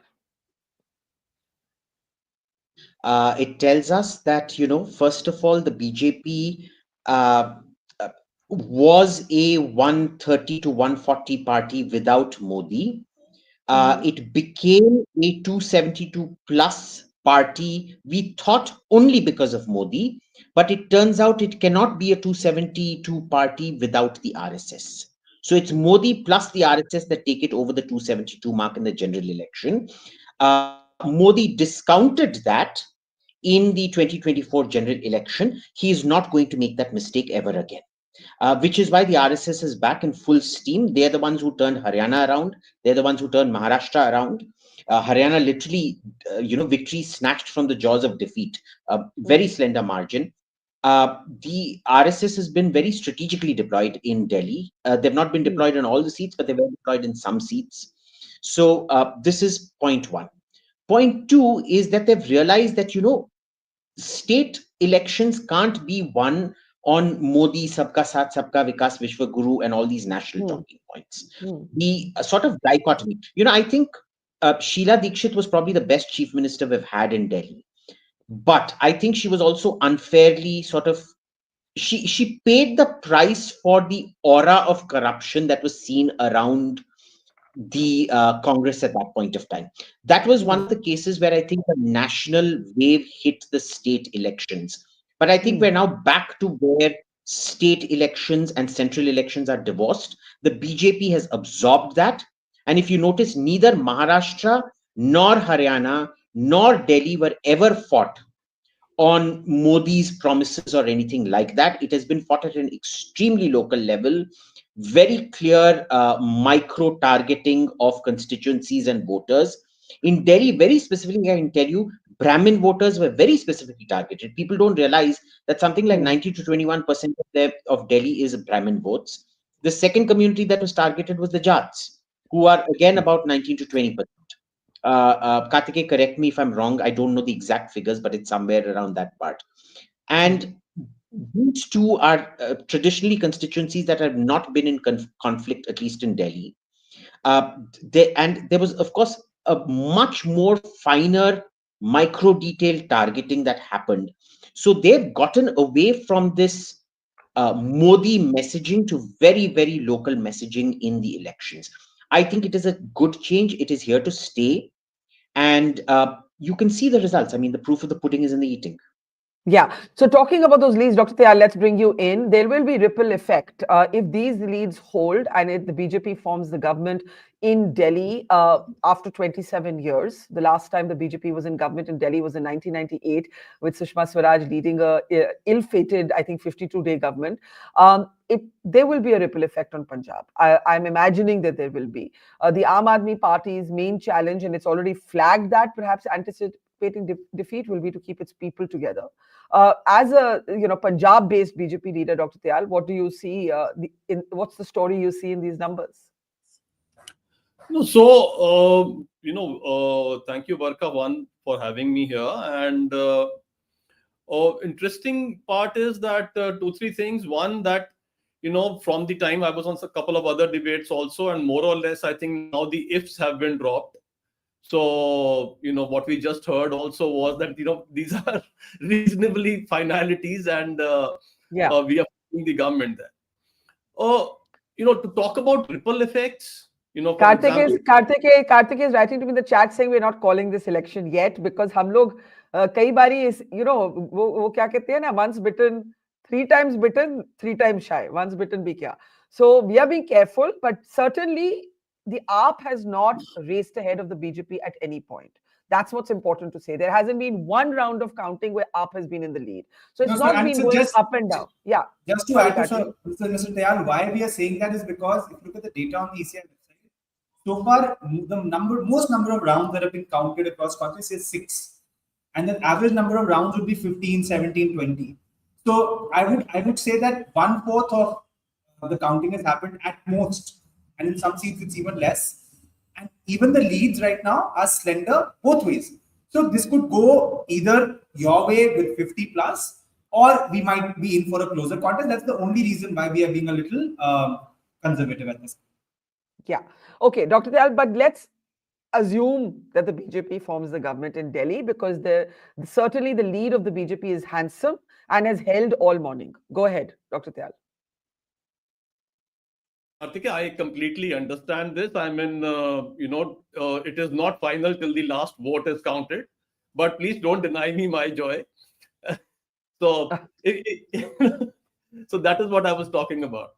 The thing I was talking about, the question that you asked me, that whether there's going to be any ripple effect. So everything, we could talk about ripple effects. We could talk about the fact how one thing is affecting the other, or we could also look at it in a sense that what is the general feel of the populace of the country?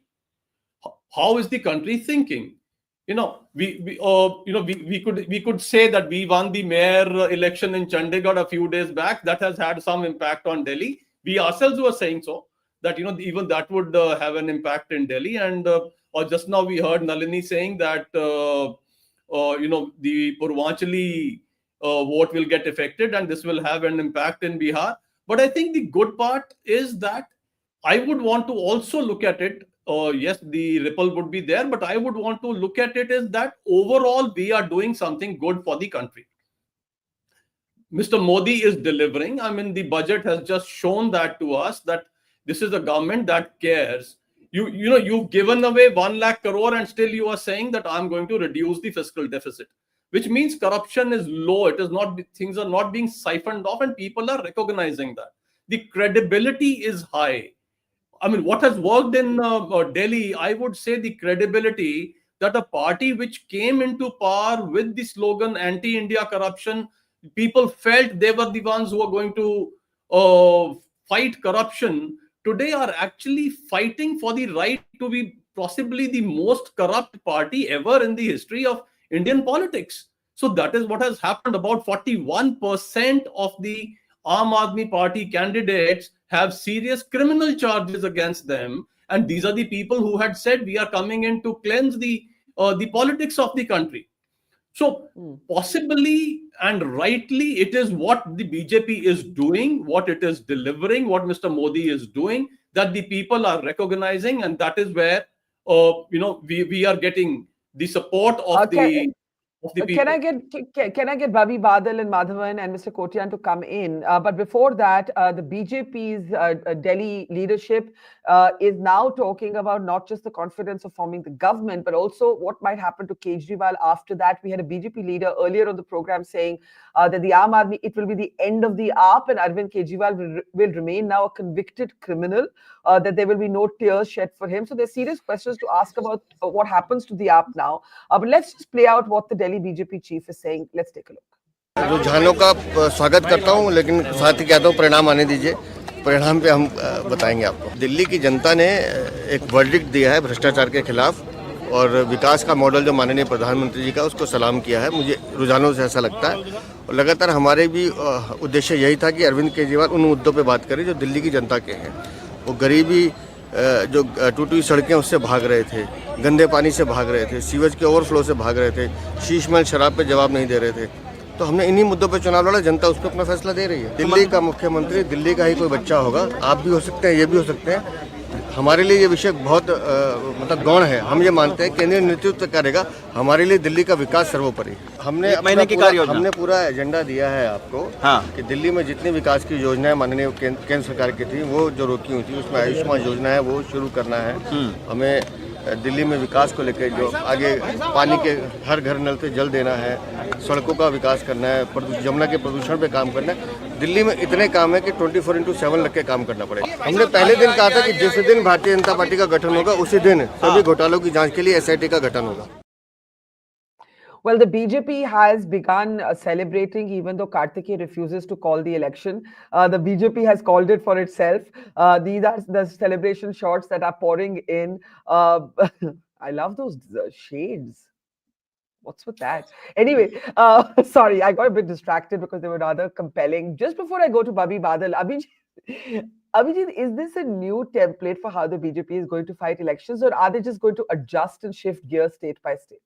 Because Delhi has not been a typical BJP election, right? Not just because Modi was used sparingly, but also because it wasn't the usual kind of rhetoric. Maybe they recognized that Delhi doesn't vote like that, think like that. There was no Hindu-Muslim rhetoric. They banked big on the budget. They banked big on the income tax exemption, and they banked big on basically focusing on how Kejriwal is not the guy you thought he was.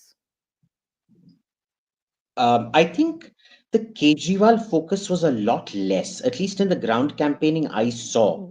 There wasn't too much focus on Kejriwal per se. Smart decision too, with the benefit of hindsight now, I guess. But like Kartikeya, I'm not going to call this till it's actually all in. Yeah.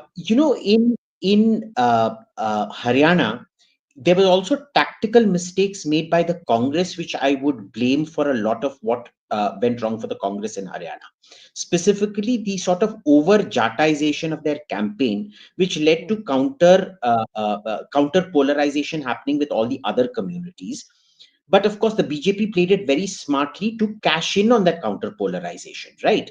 In Maharashtra, it was a combination of cash games plus caste games, getting your electoral equation perfect in that particular permutation combination.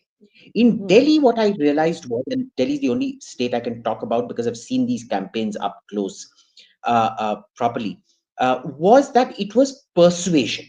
It was actually going to people's houses that they decided were not voting for them in the state election, but voting for them in the central election, and saying, "आप क्यों नहीं vote कर रहे हैं? हम आपके लिए क्या कर सकते हैं? हम आपकी क्या मदद कर सकते हैं?" They were going home to home only to these houses and sort of cajoling them and asking them what they can do. I believe that that difference, that 5 to 6%, whatever it is, difference that has come about in their vote share in the state election has come about because of that cajoling and persuading. In addition, of course, to all the tax things plus the freebies they've announced. I don't think they intend to stick to those freebies. Nobody ever does. Because I don't know if you heard all the podcasts that Kejriwal did before the elections. But every one of them asked him, wo 2100 rupees ka kya hua? And, he said, abhi aane wala hai, abhi de denge, is baar vote karo, de denge, and things like that. There was no money to give. So, that had kind of gone past its use by date. But this is a good thing. You're seeing the BJP adapt its campaign completely because the Delhi template was totally different. And I didn't pick it up till you just pointed that out to me. So this is really your analysis, not mine. But yeah, it sort of micro adjustment to suit the sentiments and unique character Correct. of each state Correct. that we're seeing, which we haven't seen before. So good. I mean, they've Absolutely. learned from what happened in 2024. Yeah. Now, Kejriwal is leading, but guess by how much? 243 votes, right?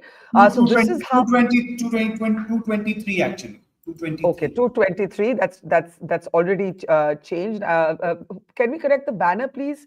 Kejriwal is leading by 223 votes, and that's how much of a good fight Parvesh Verma is putting up. Parvesh Verma, the son of Sahib Singh Verma, former Chief Minister of Delhi, but also there's a triangular contest unfolding there with Sandeep Dixit also in that seat. Karthikeya, yes, you're wanting to. But Barkha, Sandeep Dixit, as some had expected, is not been able to get as many votes as one would have thought. So at this point, from the ECI website, Mr. Kejriwal is at 7949. That's roughly 8,000 votes. Mr. Parvesh Verma is at 7726. Guess Sandeep Dixit is at 1351. That's less than 20% of what the top two candidates are getting. Okay. So as much as. Did I lose Karthik there? Rose. Karthik, are you able to hear me? Yeah, Karthik froze. All right. We'll bring him back for that. I think the point was whether it's 223 or 243, it's really only slender. There's a tough fight going on. There's a question mark over whether Arvind Kejriwal will win his own seat. He's leading by a very, very slender margin of a couple of hundred votes. Let me bring in Babi Badal, Mr. Kotian and Madhavan. Babi Badal, as an Aam Aadmi Party leader, are you very, very disappointed? Kya kahenge aap, sir? No, Barkha. On the contrary, I am very proud of Mr. Kejriwal. And let me tell you, if I were in the BJP, I would not be proud of my party, how this election has been fought. And I am a big fan of yours. So I will tell you, let's get 3-4 facts right. One is the absolute, you can say the absolute simplicity of Mr. Kejriwal's message was that I am doing this work. I have done schools, I have done hospitals, and I haven't been able to do Yamuna. And this is what he told people. And look what BJP's basic message was, that if you don't vote for us, you are not a good Hindu. They were talking about Article 370. They were trying to communalize. They were trying to Mr. talk about Badal, Gurkhas. but Babiji, Mr. Kejriwal used a phrase mass genocide. These are not phrases you use loosely. And he said, oh, the water is going to cause a mass genocide. I agree. That is when I heard that, I said he's nervous.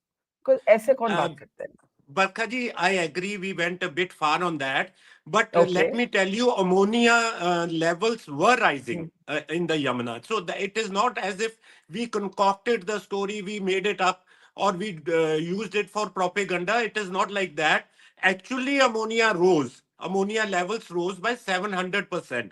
So, but the basic thing is, if we let BJP get away with it, look, they manipulated Haryana elections, they manipulated Maharashtra elections, they tried to add votes, subtract votes, and election commission just gave them the go by. Matlab, election commission was not to be seen. They could only act against Aam Aadmi Party CMs. They raided the Punjab CM's house. They put a parcha on Atishi ji.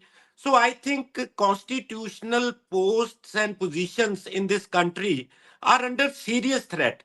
Whatever happens, whatever the result is, we will respect the mandate. But let me tell the BJP, they have to start earning the mandate, not to steal the mandate by being clever. Okay, cleverness is legal. So I wouldn't say cleverness amounts to stealing the election, but yes, the AAP is upset. You have made those points. I just want to stay focused on the numbers. The numbers right now, if you look at the sort of changes on your screen, Madhavan, Mr. Kotian, let me bring you in for quick comments. Basically, the AAP at the moment is falling more than 11 percentage points from its last vote share in 2020. The BJP going up from 47, the BJP at 47.96%, up from its 38.7% last time. The Congress also showing an improvement in its vote share from 4.3% to about nearly 7%. And the others, I think Abhijit had mentioned MIM, so that's probably in that. The others have about 2% vote share, right? The others all cumulatively as of now. Kejriwal is leading, but only very, very slenderly. Madhavan, your take, and then Rakesh Kotian. My favorite analogy in all this, Barkha, is always Asterix and the Roman Empire. So Arvind Kejriwal is like Delhi's Gaul village, and the Roman Empire is Narendra Modi's Julius Caesar. So we have this huge backup. Unfortunately, the campaign was such that Kejriwal, instead of sounding like vital statistics or asterisks, started sounding like cacophonics towards the end of his campaign. But humor apart, I feel the BJP's success, I do not think, I have said this before after the exit poll, and I'm even more confident today, that it's a Pyrrhic victory for BJP, which means a victory that comes at a very high cost. If, as Abhijit Iyer Mitra says, the promises are not meant to be fulfilled, then it's a different game. If the promises are meant to be fulfilled, look at this laundry list of promises. They're amazing. Even if 60% of these come through. Hold it a little bit in front of your face so we can see what you're holding up. Yeah, I think everything from pensions to LPG cylinders to budget provisions of income tax to KG to PG free education, Yamuna to be clean, landfills to be clear, new colleges to be built.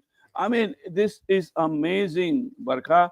Let me get a bit philosophical, because we always discuss only basic numbers in campaign. I have to give you the theoretical basis for what I'm saying. We have in economics, in capitalism, something called the countervailing power, which basically means that even if you do not win, if you can influence behavior on the other side, it is a big victory. And Schumpeter is also credited with the theory. You're saying Kejriwal's influenced the BJP behavior? Basically. Absolutely. In fact, he's converted. Let me quote George Bernard Shaw. I've not been very able to verify the quote, that a politician will do anything to win, even tell the truth. Now, in the case of BJP, Hindutva party will even turn welfareist if that is what is required. And BJP, I don't know about religious conversion. Kejriwal has succeeded in ideological conversion, and that is a victory. And tactically, I mean, I have a lot to say on the future of the India alliance, because the Congress has proved the point. Can we come to that? Can we come to that after we get one small point? Yes. Let me give you a nice one takeaway line. BJP was not campaigning in this election. It was choreographing. From CAG report to LG's behavior, it is like Jeff Thompson and Lily bowling with 4 slips and 2 gullies. And, you touch the ball, you get out. If you leave the ball, you get out. So I think Kejriwal's 43% vote share, for me, sounds like a victory, because I've seen BJP winning only 3 parliament seats in the national parliament in 1984. You never say never in politics. So Babbi Badal is somewhat right, Okay. I want to welcome Sandeep Ghosh to the program. Rakesh Kotian, are you taking some satisfaction from the fact that the Congress has increased its vote share, touching nearly 7%? Barkha, I'm a great follower of yours for the last 25 years. Thank you. And I was extremely close to Oscar Fernandez ji. I was his man Friday in Bombay from his district of Pudutri. And I know you from that days. Now, there were two views within the Congress. Go ahead. Yeah, go ahead. Yeah. There were two views in the Congress. Let me be blunt. If we fight, are we taking away the votes? And I think, I'm sorry, most of them, right from India Today TV, has been saying if we fight, we are going to take away the AAP votes. Whereas my views were very different. This elections was on the basis of AAP rule. So if there is an anti-establishment vote, we will get into that. It is not that we are the B team of BJP. We were actually the B team of AAP. So it's a very different, I don't know. I heard a variety of people I was the first person to tell Oskarji we are winning 2004 after India. And he got me right because 4 or 5 days before, Andhra, Naidu won and we won. So I was, whatever seats AAP are getting today, it is for Congress because people feel, and as all of them have agreed to, I agree to the point the whole election was how much percent of the middle class will BJP hold on to post MP and this. And my view was because of Manmohan Singh's death, he was the darling of the middle classes, and Sheila Dixit. We are more in a position to take away that vote than maybe a BJP. So, and Muslim votes, if you see the last elections, excepting for BR, generally they will vote, whatever we say, they will vote for the person who's most likely to defeat BJP. I am from Maharashtra, the same thing happened here. So I have never understood what all the media said. And that is what I had told. I'm extremely close to Ajay Makanji and Pawar Kheraji now. But And that is what my view. can I ask you something? Can I ask you something? You've said something very Huh? important. You have revealed here that there were two views within the Congress on whether to fight the AAP. Looking at these numbers, do you think it was correct to fight the AAP or not? I feel whatever number AAPs are having today, now it is too early to call an election. It was 29-42, now it is 28-42. We need only 7 seats. As you said, Kejriwal is leading by 200, 300. We are maybe half an hour back, we were on the third round of counting. Now it may be fifth or sixth round of counting. So I feel we have not allowed Let's the go to entire Karthik, who BJP wants to vote. show us a map. Yeah, Karthik, just go ahead. I don't know what you're saying something to me. I'm going to hand it over to you. Go ahead, Karthik. No, I'm just saying, so Manish Sisodia is leading by 2,345 votes as per the ECI website, Barkha. Yes, because And I must say that something went on a banner that looked absolutely wrong to me. It said 20,000, and so it's I was like, 2,000. "What is going on? How can it be 20,000 when he was trailing just a few moments ago?" Yeah, so it's 2,000 plus, which is 2, 3, 4, 5 to be precise at this point. Just 2, 3 points. If we just pull up the map that we're getting from the ECI right now? Barkha, this is like 2013. Okay, this is very interesting. When the AAP debuted, it did well in the central towards the eastern parts of Delhi, whereas the BJP did well in the peripheries. This is very similar to that as of now. Whereas in 2015, 2020, it was a complete sweep for the Aam Aadmi Party. So in 2020, whatever the BJP got was on the eastern side. But right now you can see it in two ways. It's a west versus east divide, but it's also a core versus periphery divide. And that I think will be very interesting to analyze later. Something what Abhijit was alluding to earlier. But I just want to, before you talk about your map, there is now a 10-seat difference between the AAP and the BJP, right? Correct. So things are But getting interesting. that's swinging, right? I mean, what has happened in the last 20 odd minutes is that Aam Aadmi Party is trying really hard to cross that 30 mark, and BJP is trying hard to not fall from the 40 mark. So the two testing points are 30 for AAP and BJP 40. But one will have to admit that this image is very different from what we had 45 minutes back. Agreed. AAP was in the early 20s, and BJP was crossing 45 very comfortably for a very long period. Which is why we've been cautioning that still I would say it is very easy, sort of early to, not very, but I would still say it's early to call. Now, so the map is important because this will tell us a lot about let's have the map back, guys. Yeah. The demographic preferences of the voters. Because if the middle classes have abandoned the Aam Aadmi Party, voted for the BJP, one has to understand that it doesn't happen lock, stock and barrel. It's a chunk. It's that one block of voters which can be decisive. But if Aam Aadmi Party is doing well in the core, it means that some part of middle class has still stayed with the Aam Aadmi Party. And that was expected. What is surprising is that on the periphery, the BJP's messaging seems to have worked. Because the peripheries are where you would have thought the Aam Aadmi Party to do well.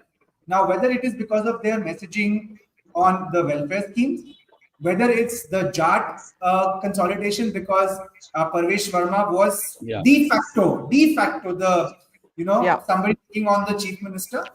It could be or the Gujars because of Mr. Biduri. So it could be anything, right? But that seems to have worked. So I think this is a very interesting pattern which will be analyzed later. Yeah. The other thing I would say is there are at least 2 seats. This is where the Congress should probably now look into who is the Delhi leadership after this election? Because they've been without strong Delhi leadership after Sheila Dikshit ji. You remember the last DPCC president when the elections happened was Mr. Subhash Chopra. I mean, our generation can't even connect with that individual. No offenses, but it's But just that. it's not about age, because people still know Sheila Dikshit. So it's not about age. Exactly. It's the dynamism, right, Barkha? Exactly. Yeah, absolutely. Absolutely. At this point, there are two individuals who are actually runners-up in the seats as of now. Abhishek Dutt from Kasturba Nagar has been working for donkey's years now in his seat. Every time we hear that he fights a very good election. Yeah. So why is he not DPCC president? Mudit Agarwal from Chandni Chowk is at number 2 position right now. It is not the Aam Aadmi Party or BJP candidate. Yeah. That's Jayaprakash Agarwal's son. If I'm not wrong. So it's Mudit Agarwal. So why are these people not a part of the core decision-making process? Let Rakesh. And even if they are, why are they not prominent faces? Sandeep Dikshit ji, with all due respect, is only polling 1350 votes at this point in time. So I think even the media attention is at times misplaced. We focus on the New Delhi seat, whereas I think the media attention went to Sandeep Dikshit for two reasons. One, because he was Sheila Dikshit's son. Let's make no bones about it. And the Sheila Dikshit sort of unspoken shadow was over the city-state. And two, because he was fighting Kejriwal. I think if Sandeep Dikshit had been fighting elsewhere and not taking on Kejriwal, he wouldn't have got the same amount of media attention. Before I come to Sandeep and then around the panel again, Rakesh Kotian, what do you have to say about the 7% vote share that the Congress seems to be touching now without it translating into any seats as of now? Because this is what we had expected. We will be going up from 4% to 8 to 10%. We are at 7, maybe by evening we may go up. The point was the expectation of all channels were that we were cutting into the maybe the AAP votes. No, we were cutting into the BJP votes, the anti-establishment AAP votes, which would have come. And we were giving that particular, targeting that segment of middle class who considered Manmohan Singh as their darling of 91, 92. And of course, Sheila Dikshit, as you said, Sanjay Dikshit Singh, she was one of the best CMs, which the other panelists said, for 15 years. Stayed away, as all congressmen like Manmohan Singh stayed away from dramatics and focused on work. So we were sure what was happening. It's only the media thing they did not want us to fight and maybe BJP to win a landslide. Now it is 35-35. Now, had we said this before, those anti-establishment votes would not have come. So we had to put up Ajay Makan went overboard and said he's a terrorist and we wanted, and we were very clear in our total, whatever BJP may say, we are that they were laughing. I saw Sanjay. See, I have a clear take. I was on NDTV panel when the Maharashtra elections took place, and postal votes we were equal. Never in history we are equal, always BJP. Postal votes were over and we went down. So I was told the EVM has done that. That's it. Okay.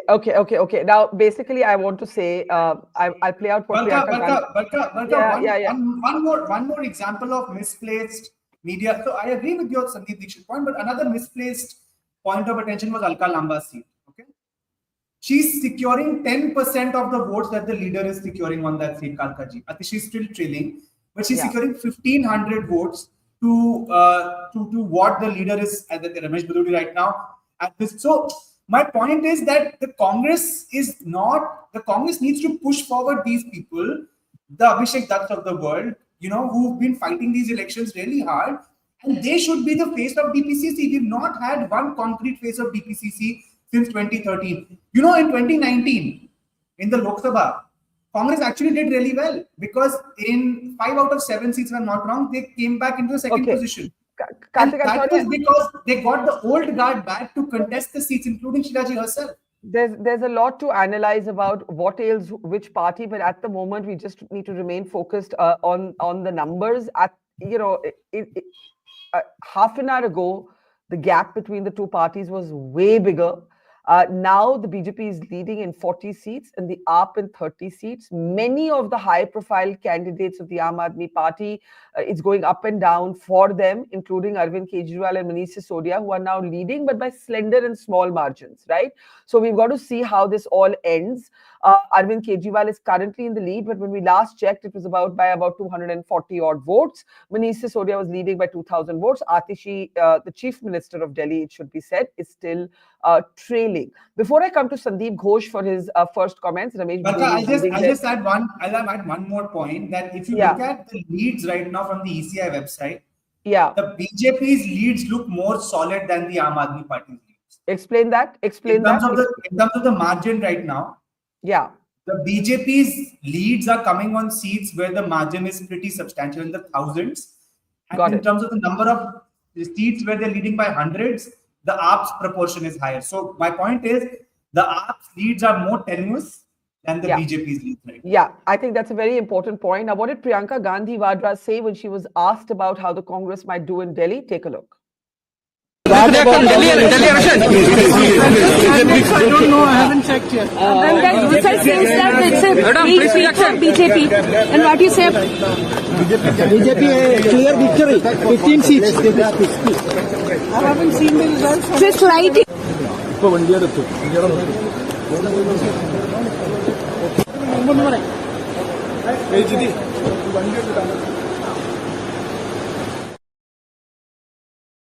So she said she's just landed from wherever and she hasn't seen the results, which is a slightly odd comment for a major leader of the Congress to make on counting day. I don't think her party colleagues would have wanted her to say that she's not seen the results. Sandeep, your thoughts? Slightly lighter note to Karthikeya, saying that why is Abhishek Dutt not the president of DPCC is like saying why is Shashi Tharoor not the president of Congress. So these sort of equations don't really work. Good point. Good point. And I call the Congress, I think I told on your show the other day, I called it the Nota Party of Delhi. People who didn't want to vote for AAP, who didn't want to vote for BJP, have gone and voted for Congress. So it is the Nota Party, and that puts in a very interesting question, Barkha, digressing slightly, what happens to the future of Congress in other states? It's a very thing, like if an RJD doesn't take on Congress, it can again play Nota out there. Now that may harm it. But if it takes on Congress might they may give away more seats, which Congress would lose, and where is the greater loss? What's happening there? So I think it's a very enviable situation. But overall, I think finally it depends on where does AAP land, and within AAP also, I think it'll be very critical to see whether Arvind Kejriwal retains his seat or not, because I consider this defeat.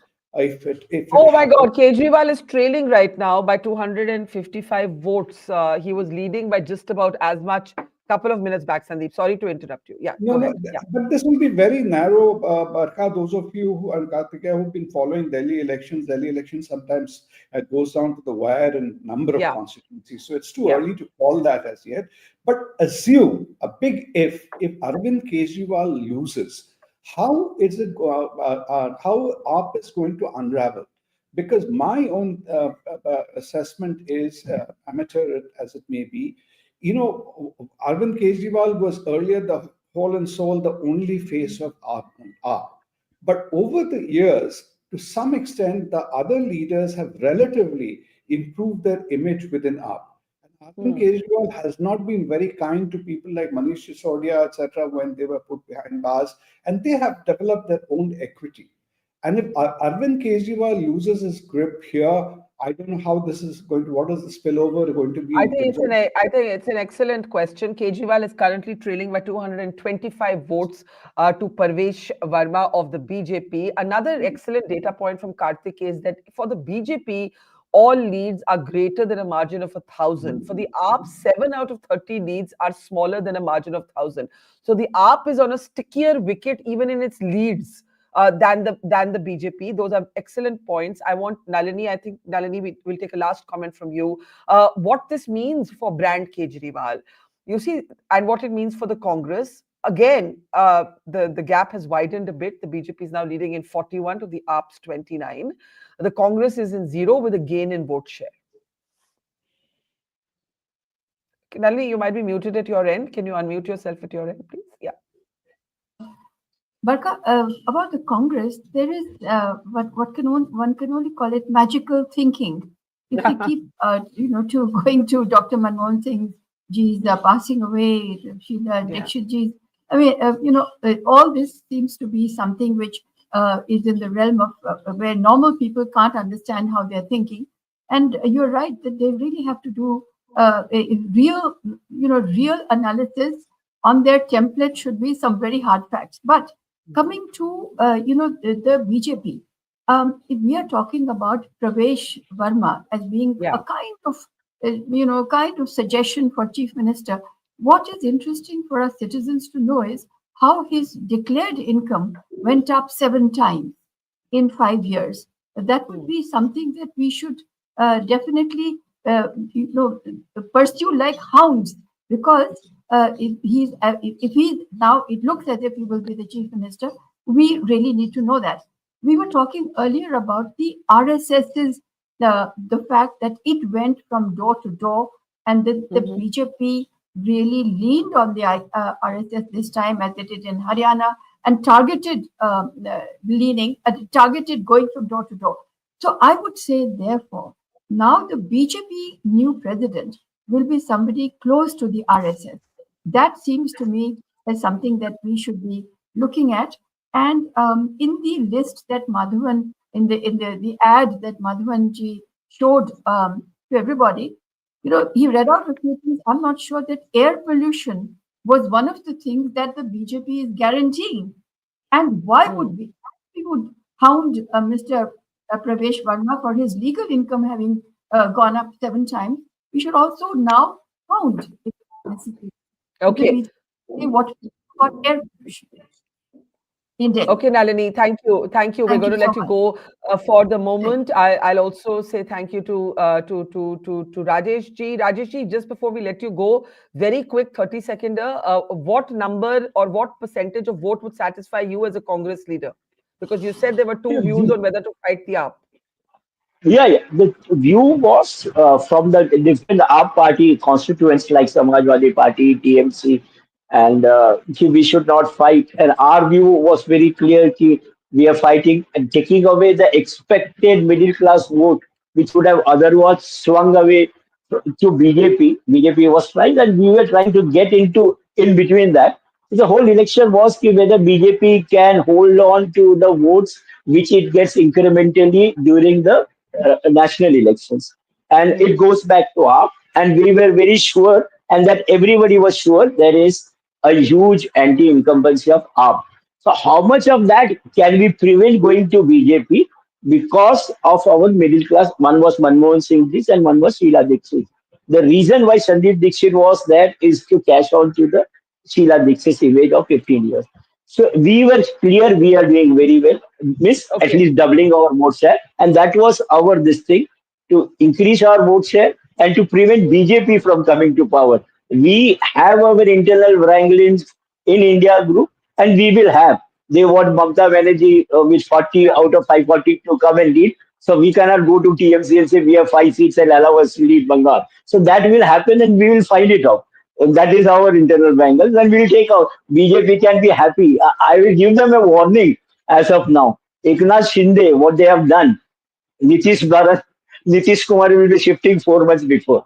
So he took away the national elections from us. Had he not sung, we would have got that 36. All so, right, Rajesh. Thank you for being candid. Also about the 2 views within the party. Dr. Tayal, before we let you go, a last word from you, and then we'll come back to our analysts. So I'll also like Mr. Madhavan started. So the Gaul village and the Roman Empire, only the difference here is the magic potion is with the Roman Empire. So that is what is actually happening.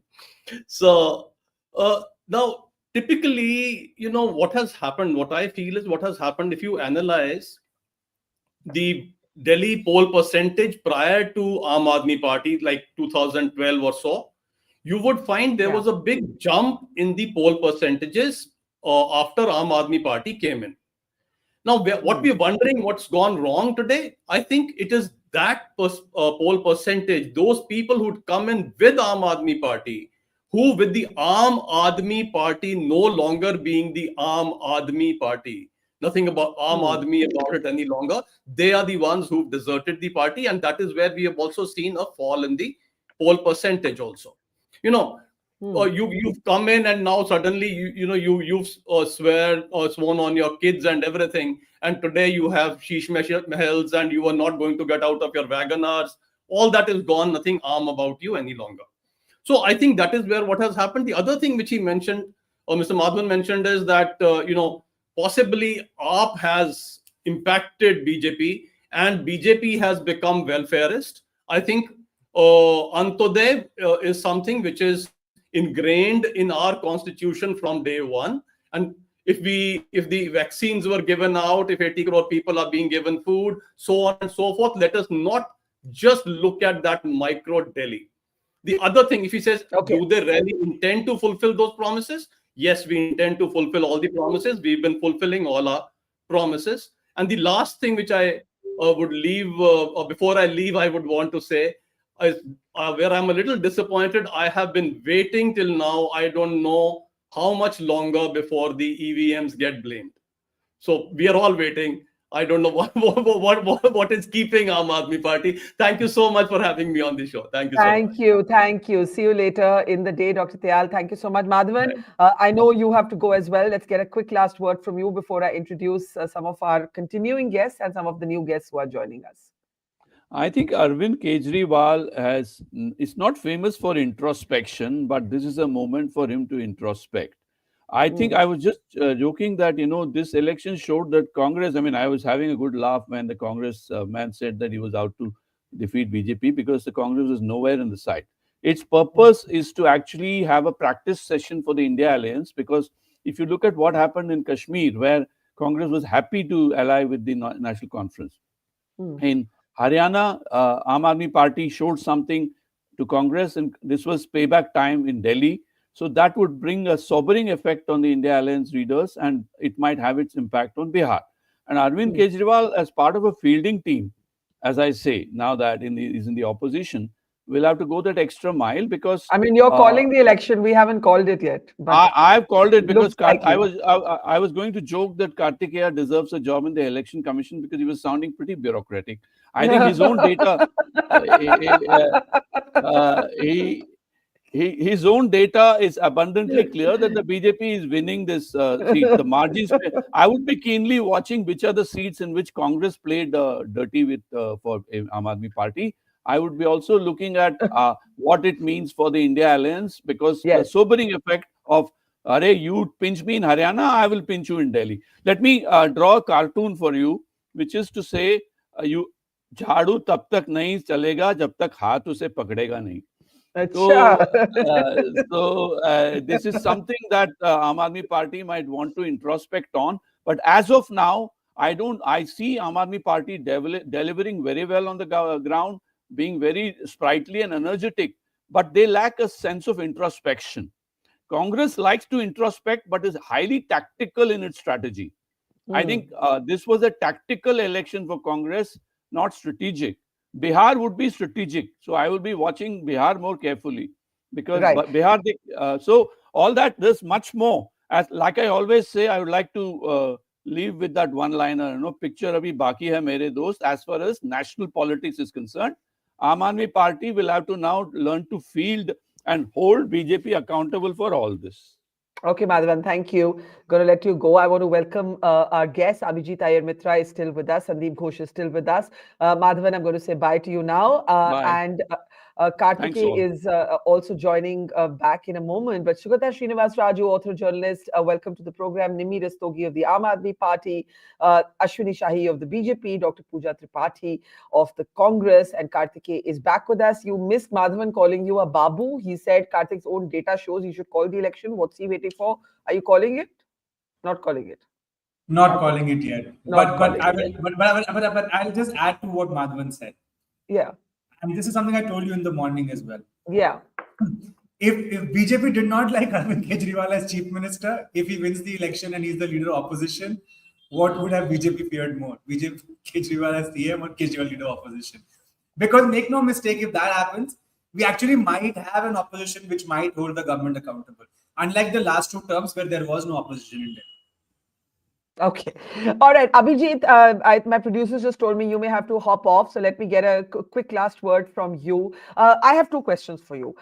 Somebody raised, Sandeep said, if Kejriwal loses his seat, because it's up and down, up and down, up and down, up and down, what does it mean, not just for brand Kejriwal, but for a party built around him? Right? That's question one. And question two, what does this Modi Light plus RSS formula mean for the Sangh Parivar, their new formula for assembly elections? So, I would say Kejriwal would be out for a while. But for me, the main thing would be a split in the party. I would be looking towards that because there are things you hear in Punjab. I don't know how accurate they are, but there is the high chance of a split if he loses his own seat. Certainly, if he loses the election, which is probably what's going to happen, number one. Number two, what happens out here is I wouldn't put it past Kejriwal to reinvent himself. I don't know if it'll be effective. I don't know if you can sell the same product a third time, even if you rebrand it. A bit like Dalda. Dalda went completely. I mean, there was that rumor spread that Dalda wasn't healthy, and I don't know about you, but we used to use Dalda bottles to store all the rice and dal and everything at home. It's a bit like that. He started off as an anti-corruption crusader. Corruption wasn't dealt with realistically, and he moved on to being the freebie crusader. Right. Now, clearly, the freebies aren't producing return on investment. I don't know what the next reinvention is going to be, and I don't know if it's going to sell. The second question you asked, Barkha, is what does RSS plus BJP mean? I would say the same as what it RSS was. plus a lighter Modi use in the assembly elections. Not the A RSS lighter plus Modi BJP. use. Yeah. I don't think it's reoriented power in the government per se. In the electoral equation, yes, it has reoriented power, but in the electoral equation, I do not think it has reoriented power. That said, I think you will see the RSS probably pushing decentralizing power to more regional satraps, which has always been their preferred model. They do not like centralization as a rule. I suspect that's what's going to happen. But you can never be sure about these things. That's a very interesting thing because whatever happens, there will be an impact on the dynamics within the Sangh Parivar, and the idea that the RSS may push for some amount of decentralization of power. Abhijit, is a very, very perceptive comment from you. I believe you have to go, so we'll say thank you to you. Catch you later in the day. Stay as long as you can, though, if you still have time. Otherwise, thank you for your time. Let's get comments from everybody. Shugata, I'll start with you. Karthik, do you have any new data point you want to add? Karthik? So, Barkha, I was just typing it in that of the 41 leads for the BJP that we are seeing, 27 are above 5,000. I see. For Aam Aadmi Party, that number is 14 on 29. So, in percentages, roughly over 60% of the seats for which we are getting data or leads for BJP, over 60% of seats are over 5,000, which is, I would say, a comfortable margin at this point. Whereas for Aam Aadmi Party, that number is less than 50%. So why I'm being a babu is that while on these 27 seats, I think that it'll take something dramatic to turn things around, because in terms of number of rounds also 7-8 rounds have been counted. But the remaining seats, the distance from 27 to 36 is yet to be traversed. As a corollary for the Aam Aadmi Party, 14 to 29 seem to be in that comfort zone, but 15 of their seats, including the seat of Mr. Kejriwal himself, not that convincing yet. So if I were to place any bet in probabilistic terms, I would say higher chance BJP will win this one. But things have happened in the past which convince us to say at this point that the door is slightly open for the Aam Aadmi Party, but it's closing pretty fast. Okay, let's. I think the way you explain the leads is also very interesting. The BJP definitely on stronger ground, even in its own leads, than the Aam Aadmi Party. That's the mota point that that Karthikeya was trying to convey. Before I come to the politicians, I just want Sugata and Sandeep to come in with a comment each. Sugata, at the moment, we're not officially calling it, but the BJP, without a named chief ministerial contender, on the back of its organizational strength, with help from the RSS, not campaigning on polarizing issues this time, seems to be in pole position to form the next government in Delhi. And this is going to have consequences for everybody, the dynamics of the Sangh Parivar, of course, but also, as Sandeep Ghosh said, for brand Kejriwal, where it leaves the Congress. Priyanka Gandhi coming out of an airport and saying she hasn't seen the result as a major Congress leader. What does it mean? Sugata, go ahead. Yeah, thank you, Barkha. See, if one looks at the vote share, forget the seats for the moment. If one looks at the vote share, 46% for the BJP and 43% for the AAP. I don't think the AAP has performed badly. The strike rate is low, but then I would have expected the BJP to sweep this election. The way they were talking about the Aam Aadmi Party and the absence of the Congress and all that, but it's very, very close. On the ground, Aam Aadmi Party perhaps will retain, say, about 45% of the vote share. And if the BJP is also 45% with a better strike rate. Yeah, that's what it looks like right now. See, the AAP is at like that. Yes. It's on your screen. The AAP is at about 43.34%, and the BJP is at about 46.7%. So the vote share is not difference is not massive between them. So it's just the strike rate. They have not been able to convert it into seats. The votes have got a little dispersed. So the vote share tells us a very different story, that the AAP story is still not over. But having said that, what usually happens with the BJP is that once they have won an election and somebody has lost an election with a decent vote share, they still end up consolidating their position by either breaking that party or, going all out to sort of offer, special packages to the constituencies that have not favored them hugely or whatever, and then they try to consolidate their position. Between one election and another, you will always see the BJP's vote share would have gone up from the first who lost the election. It has at least happened in the case of the Congress party. See, wherever the Congress party has lost to the BJP, between one assembly election and another, the vote shares have always sort of widened. The difference has widened. So I don't know if that is going to be the case with the AAP. It may not be, because Aam Aadmi Party is a regional party. It's a party, at least, thinks of itself as a Delhi and a Punjab and a Haryana party. So they may have new ways of fighting the BJP. And also, please remember, between now and the next general election, a lot of things would have changed. Modi would not be the same Modi that he is today. So there may be new arguments, we still don't know. But the tragedy is, Barkha, Aam Aadmi Party started out as a party which wanted to offer a national alternative to the political discourse that was there around 2011, 2012 and 13. But it has ended up being another mainstream political party, just another one. So the kind of accusations you hear against them, the kind of language that Aam Aadmi Party itself uses, and especially Arvind Kejriwal, the kinds of series of lies and manipulation. I think he out-manipulated himself. That is the tragedy of Arvind Kejriwal. Sugata, you make a good point about the vote share being still substantive and the gap not being very large between them. But Sandeep Ghosh, I want to come to you. Sugata's point is well taken, provided Kejriwal wins his own seat. In a scenario where Kejriwal loses his own seat, the Aam Aadmi Party is very vulnerable.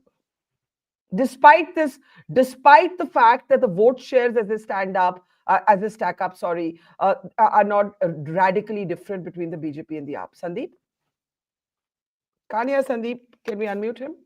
Yeah, you've taken away my words. That's precisely what I wanted to say. The Aam Aadmi Party's situation would be very different. It will become much more fragile if I may say so, if Kejriwal doesn't win.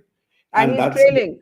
And he's trailing by 238 votes, by the way. And I think that is also a similar implication in the longer term. Because I personally believe, Barkha, the idea of Aam Aadmi Party has not yet died out. It is Kejriwal who has become discredited. Everybody is lost. Interesting. That's a very interesting idea. Yeah. He's lost the trust of his constituents, and most importantly, he has also lost the trust of his allies. So Congress, if you would have heard, there's some of the statements of Pawan Khera and other people, they were saying Kejriwal is the most dangerous politician. BJP views him as such. Congress and others view him as such because of his, inflated ambition. If Kejriwal doesn't lose, that's where I think Aam Aadmi Party has an opportunity to reinvent itself.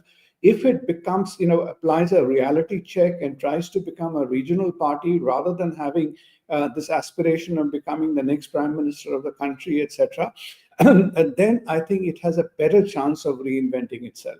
If Kejriwal wins, I think he'll be like a mall tiger, and he will be a major disruptor. Though he will not have the LG on his side, unlike BJP, he would try to again stall BJP on his tracks, and he's going to be quite a problematic candidate.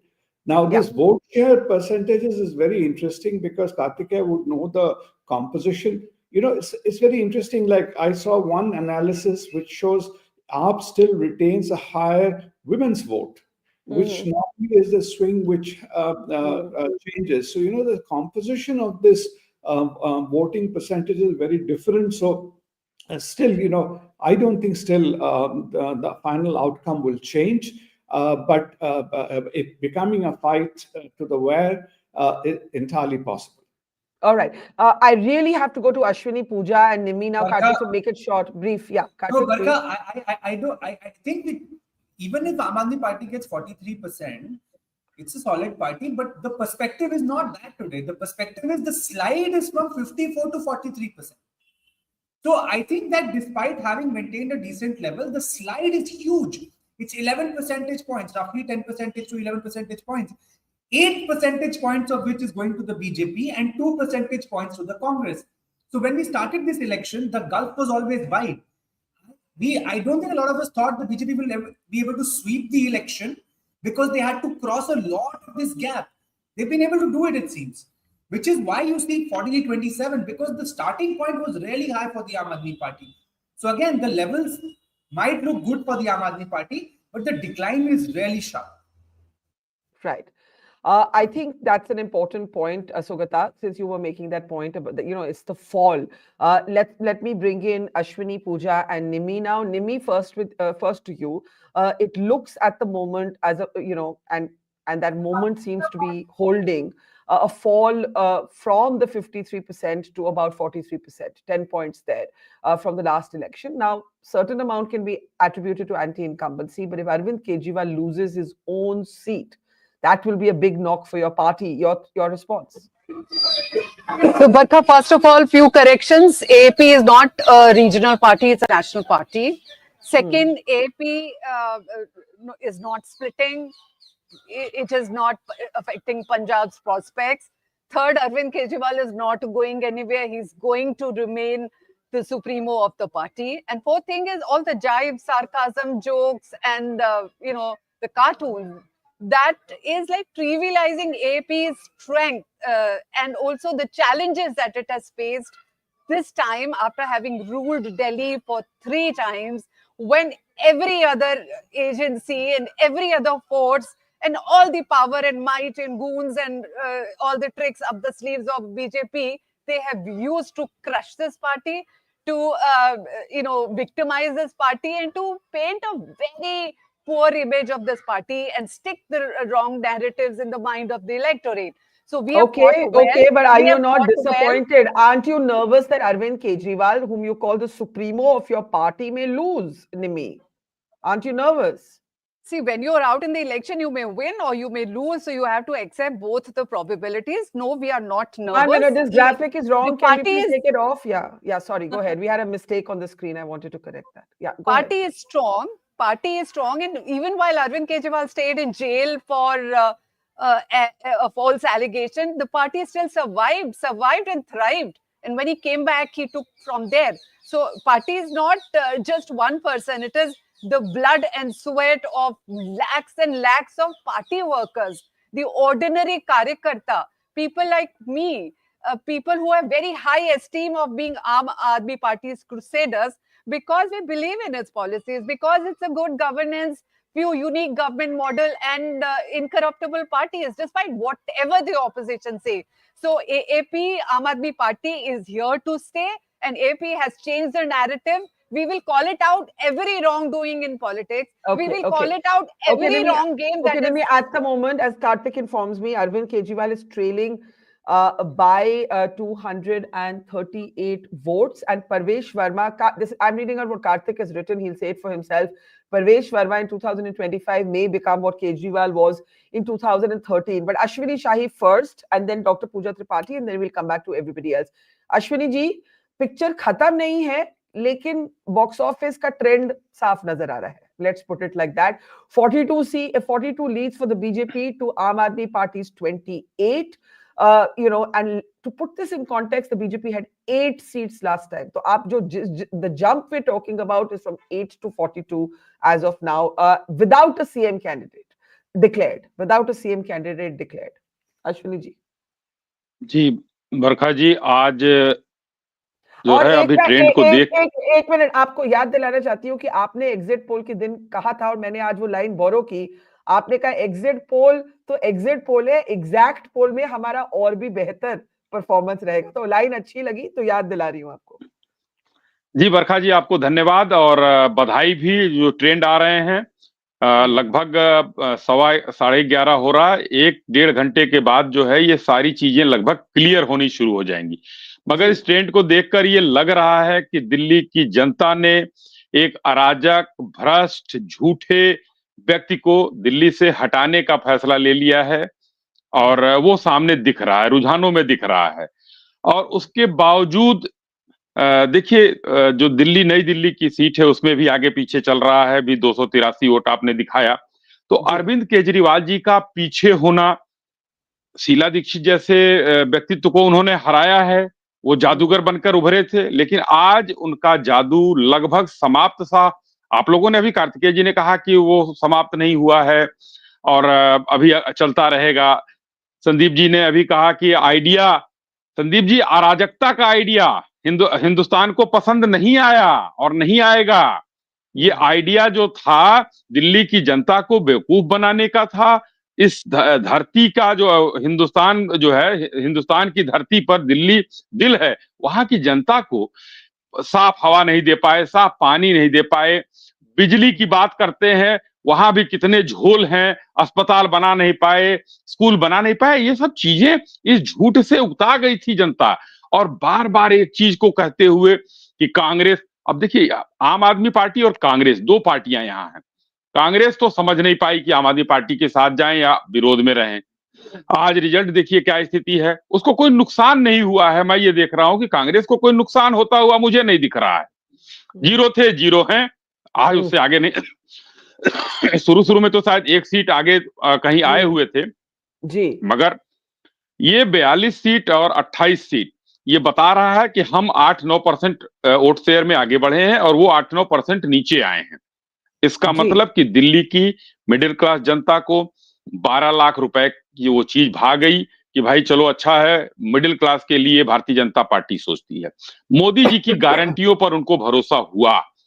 ये अचानक जो है एक धूमकेतु की तरह उभरे, और मुझे लग रहा है कि अब धीरे धीरे ये अपने अवसान की तरफ बढ़ रहे हैं. और यहाँ है, फिर देखिए पंजाब भी आएगा. धीरे धीरे चीजें, जो उत्तर प्रदेश में मायावती जी का हाल हुआ था, 4 बार वो मुख्यमंत्री बनी थी, और आज उनको उनका वोट शेयर 8-10% बचा हुआ है, जो 27% से ऊपर हुआ करता था.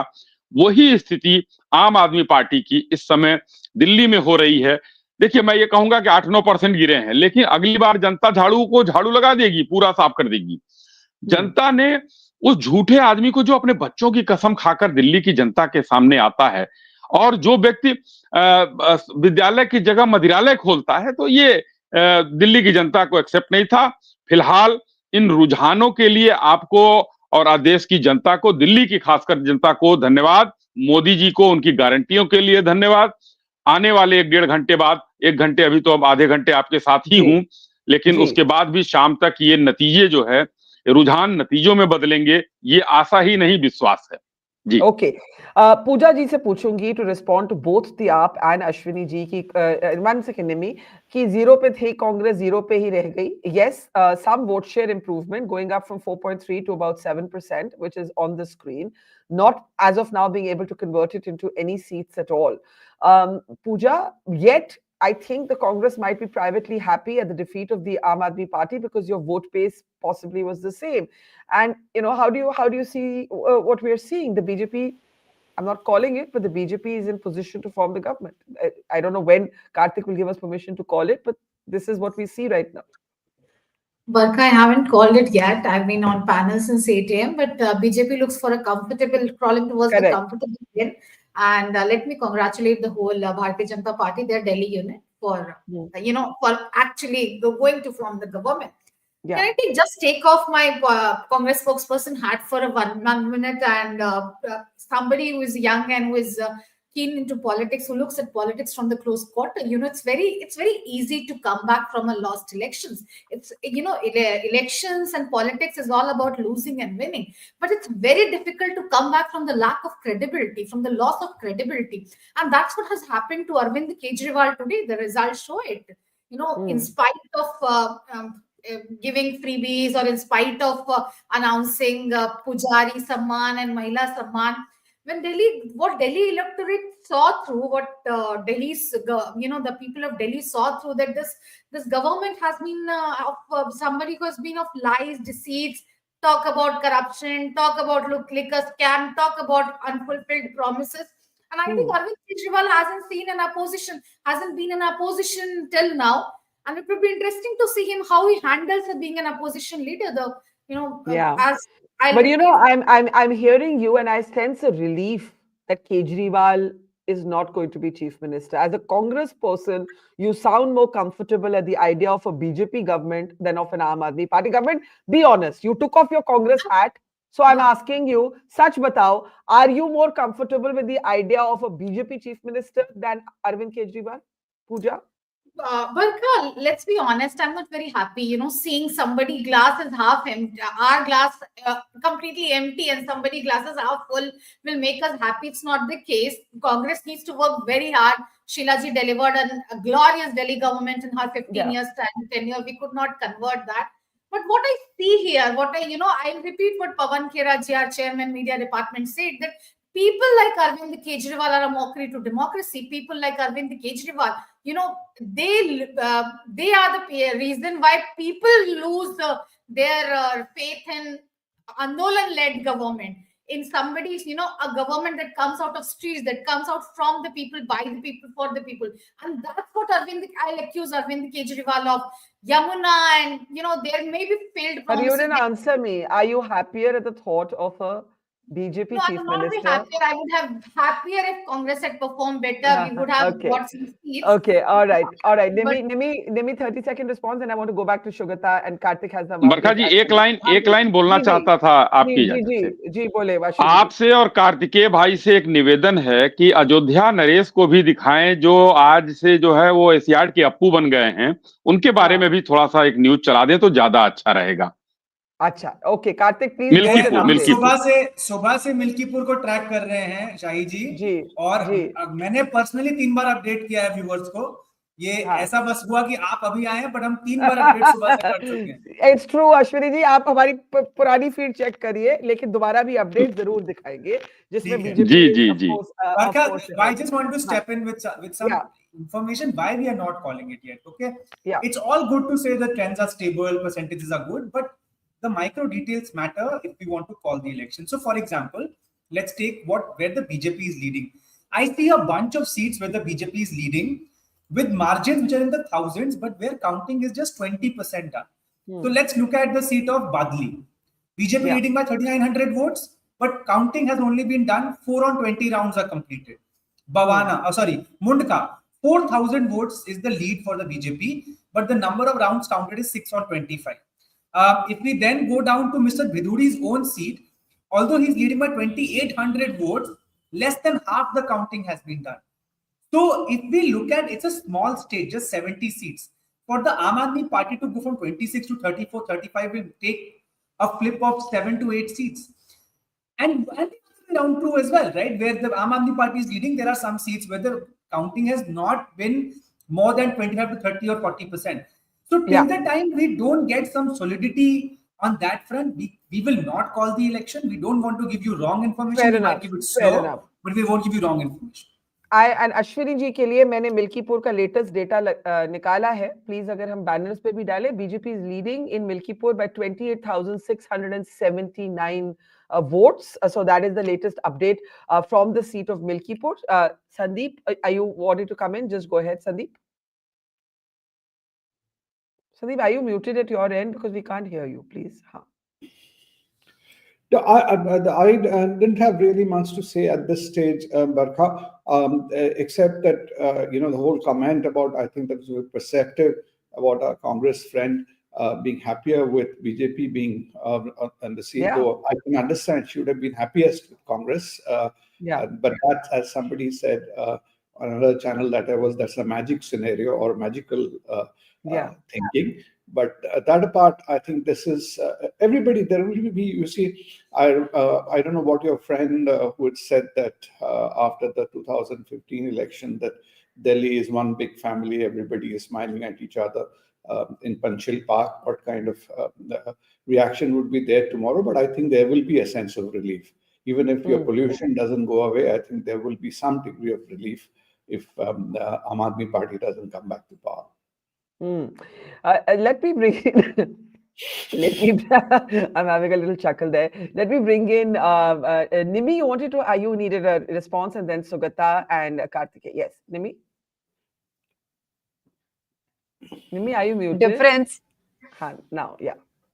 अश्विनी जी, आपसे ये कहना चाहूंगी कि परसेंटेज डिफरेंस सिर्फ 3.5-4% का है, तो 8% कहकर आप लोगों के मैंडेट को डाइल्यूट मत कीजिए. और कांग्रेस प्रवक्ता से मैं कहना चाहूंगी कि the way you are disparaging Arvind Kejriwal, who is the love of the masses, maybe after 5 years in 2030 again you will be reflecting on the glory of Sheila Dikshit ji. For last 15 years ago or 20 years ago, Delhi was like this and that.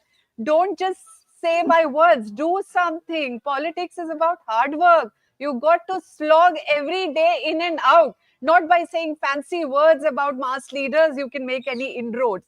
And I don't know why there is so much of bitterness in the statements of Bharatiya Janata Party leaders. Even I see bitterness in the analysts. That defies the inner confidence that BJP is winning. It seems everybody is just waiting for that word when Arvind Kejriwal is crushed down and AAP is crushed down. I don't know why people sitting in the elite studios are hating Arvind Kejriwal when he has done so much for the masses, and masses simply love him. I find the difference mind-boggling. Okay, Nimi, that politics is sadly all around ruthless and unforgiving and unsparing, and I think that's true for every party and every leader. I think, but it should not be unilateral. It should be all-encompassing. Let's be critical of everybody's follies. Look at BJP, how they have used every immoral trick to bring AAP down. Why don't you talk about horse trading, about vote deletion, about Parvesh Verma distributing cash? Is that okay? Are you normalizing corruption in politics? No, we should not. If somebody is restoring the health of democracy, it is Aam Aadmi Party, because it is calling out their games. It is calling spade a spade. So that's why I hold my head high and say, yes, I belong to Aam Aadmi Party, and I'll continue to belong to this party, whether it is defeated or it's winning. Okay. Let me bring in Sugata at this point. That's a passionate defense from Nimi Rastogi of the Aam Aadmi Party. And I think both you and Sandeep make the point that the idea of AAP is not dead. But I am saying that Arvind Kejriwal really has to win his own seat for the party to not be vulnerable. Thank you, Barkha. See, let me make a prediction, Barkha. If Arvind Kejriwal is going to win a seat, even if he wins his seat by a very small margin, I have a feeling he may resign because he's a greater nuisance on the street than inside the assembly. So I think that he'll try to play a completely different game. And as far as Nimiji's comments are concerned, see, I mean, I don't know when she joined the Aam Aadmi Party, but I've been writing about the Aam Aadmi Party and looking at them very closely even before they became a political party. And I was the only one who was extremely uncomfortable. I was the one who was extremely uncomfortable with their hyper nationalism when they started out in 2011, because they embedded their idealism inside that hyper nationalism, and they tried to sort of create a kind of camouflage, which I called out then and I call out now, because that's one political party which has adapted itself very fast, and unfortunately they have become as corrupt as the BJP, at least perceptionally. See, there may be no report of a commission of inquiry or a court saying that they are this or they are that, but then perceptionally they have adapted themselves so fast that they have embraced the crimes of every other mainstream political party. So that is where the problem lies. And if you look at the idealism component, you should not forget that people who started the Aam Aadmi Party, that is Yogendra Yadav, Anand Kumar, Prashant Bhushan, all these people went out and tried to create Swaraj Abhiyan and Swaraj Party. That was not successful. So Kejriwal has to be given that he's a very pragmatic politician. He adapted himself very fast. His ambition sort of became very, very large. But the other thing about this election is that he's not going anywhere, because with 43% is a huge thing. With less than that kind of a vote share, Barkha, several state governments are formed. So 43% is not a small thing at all. He's not going anywhere. But the party that is going to go out of the mind space of the Indian voter is the Congress party. Now, let me tell you why. Because, see, from between now and the next general election, there will be a round of regional elections. Next is Bihar, then there's going to be Uttar Pradesh. Do you think in Bihar, the Lalu Prasad Yadav party, the RJD, will be comfortable in aligning with the Congress if it's performing and it's become this kind of a haggard, trying to pull down everybody? You think Akhilesh Yadav has already sort of branched out. He competed with Aam Aadmi Party in the Delhi elections. So Congress in the mind space of an Indian voter without a national agenda is going to sort of shrink even further. And Congress has to realize that its strategy. See, Rahul Gandhi has been talking endlessly about Mandal politics. He has been talking endlessly about minority politics. He has been endlessly talking about Dalit politics. But you don't see anything getting translated anywhere, because that is the bastion of the regional parties, and they will not even allow him to get anywhere close to that vote share, because they obviously work harder and they understand things better. So there are two things to discuss here. One, Sugata's argument that it isn't the AAP that's going to vanish from political mind space, it is actually the Congress. And two, I think, the point has been made by Sugata and others that the point, Nimi, to your question, why is Arvind Kejriwal being hated so much in studios across India today, could have something to do with the fact that he started his political career by judging everybody else, right? He would have a list of the corrupt every day, and today, what he used to do about other people has come back to bite him. Now, Anna Hazare, with whom he started the India Against Corruption movement, has just given a statement saying the AAP got tangled in liquor and money. Kejriwal's image was dented, hence they've got less votes. So I'm just putting this in perspective. I want Pooja to respond to Sugata's point about the Congress vanishing from mindspace. But Karthik, I want you to just take us through the very interesting triangular contest that's unfolding in Arvind Kejriwal's own seat, how Sandeep Dixit is performing, how Parvesh Verma is performing. While you get those numbers ready, Pooja, if you want to respond to Sugata. So I don't think that Congress is vanishing from the mind space. Rahul Gandhi is an ardent supporter of jitni jiski hissedari utni bhagyadari politics, and he certainly believes in that. And it's not just that is his school of politics. He's listening to every section of society, be it sabzi wala, coolie, students, students from Northeast. This is Rahul Gandhi who is actually asking the government right questions.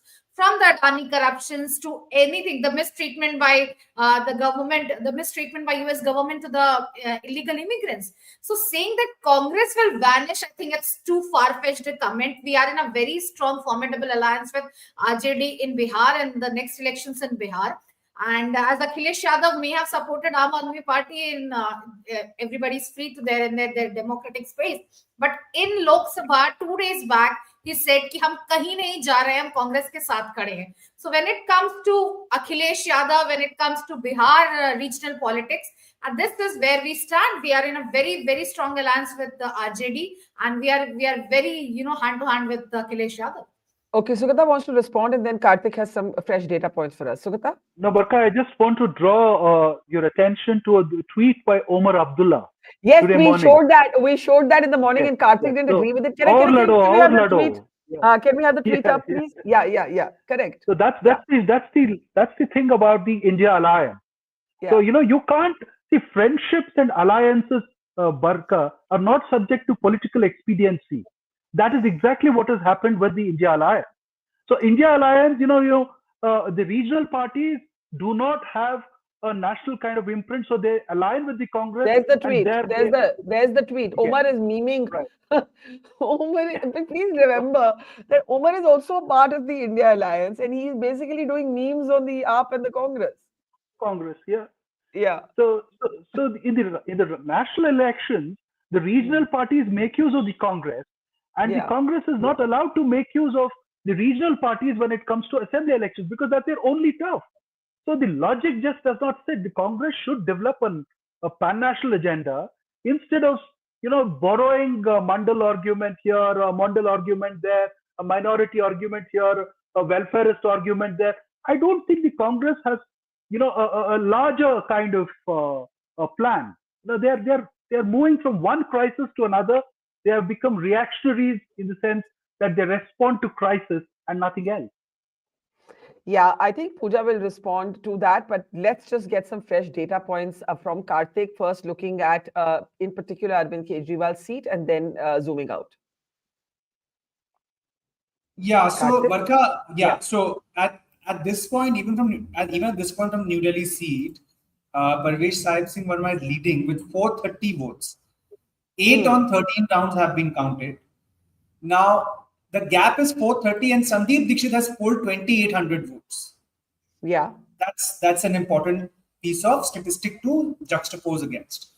The other data point that I think Sugata sir was sort of referring to, and I think it's important to understand this tweet by Omar Abdullah, why I don't take this very seriously yet is because Aam Aadmi Party is at 43.2, BJP is at 47. So the gap is roughly 3.7 percentage points. The Congress has increased its vote share by 2.3 percentage points.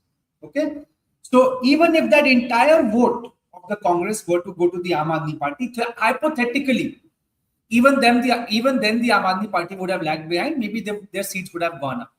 Yeah. But that assumption that the BJP has taken all of the votes that would have gone to the Aam Aadmi Party is also flawed, because some of these are those votes which were unhappy with the Aam Aadmi Party, and if they had not voted for the Congress, either they would have sat at home or they would have voted for the BJP.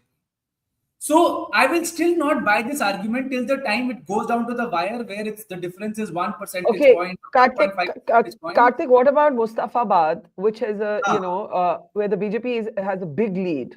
If you want to talk about that seat, So I will talk about Mustafabad, but I also have another data point which you might sort of enjoy, because it's kind of it is as deep as data crunching goes.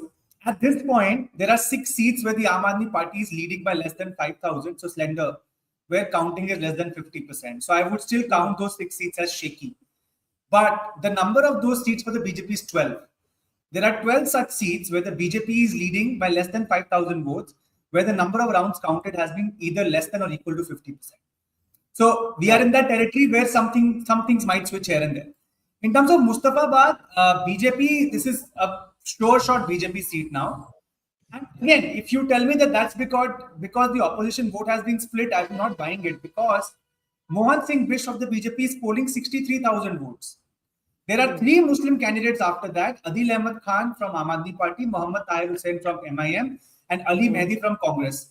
Even if you put together all of those votes, that is 36,000 votes, they are still behind by 26,000 votes. So I think this opposition unity angle will have to be explored only post the fine print of the results comes out. And if the margin is big enough, then it is the Aam Aadmi Party structural deficiency which have to be blamed more.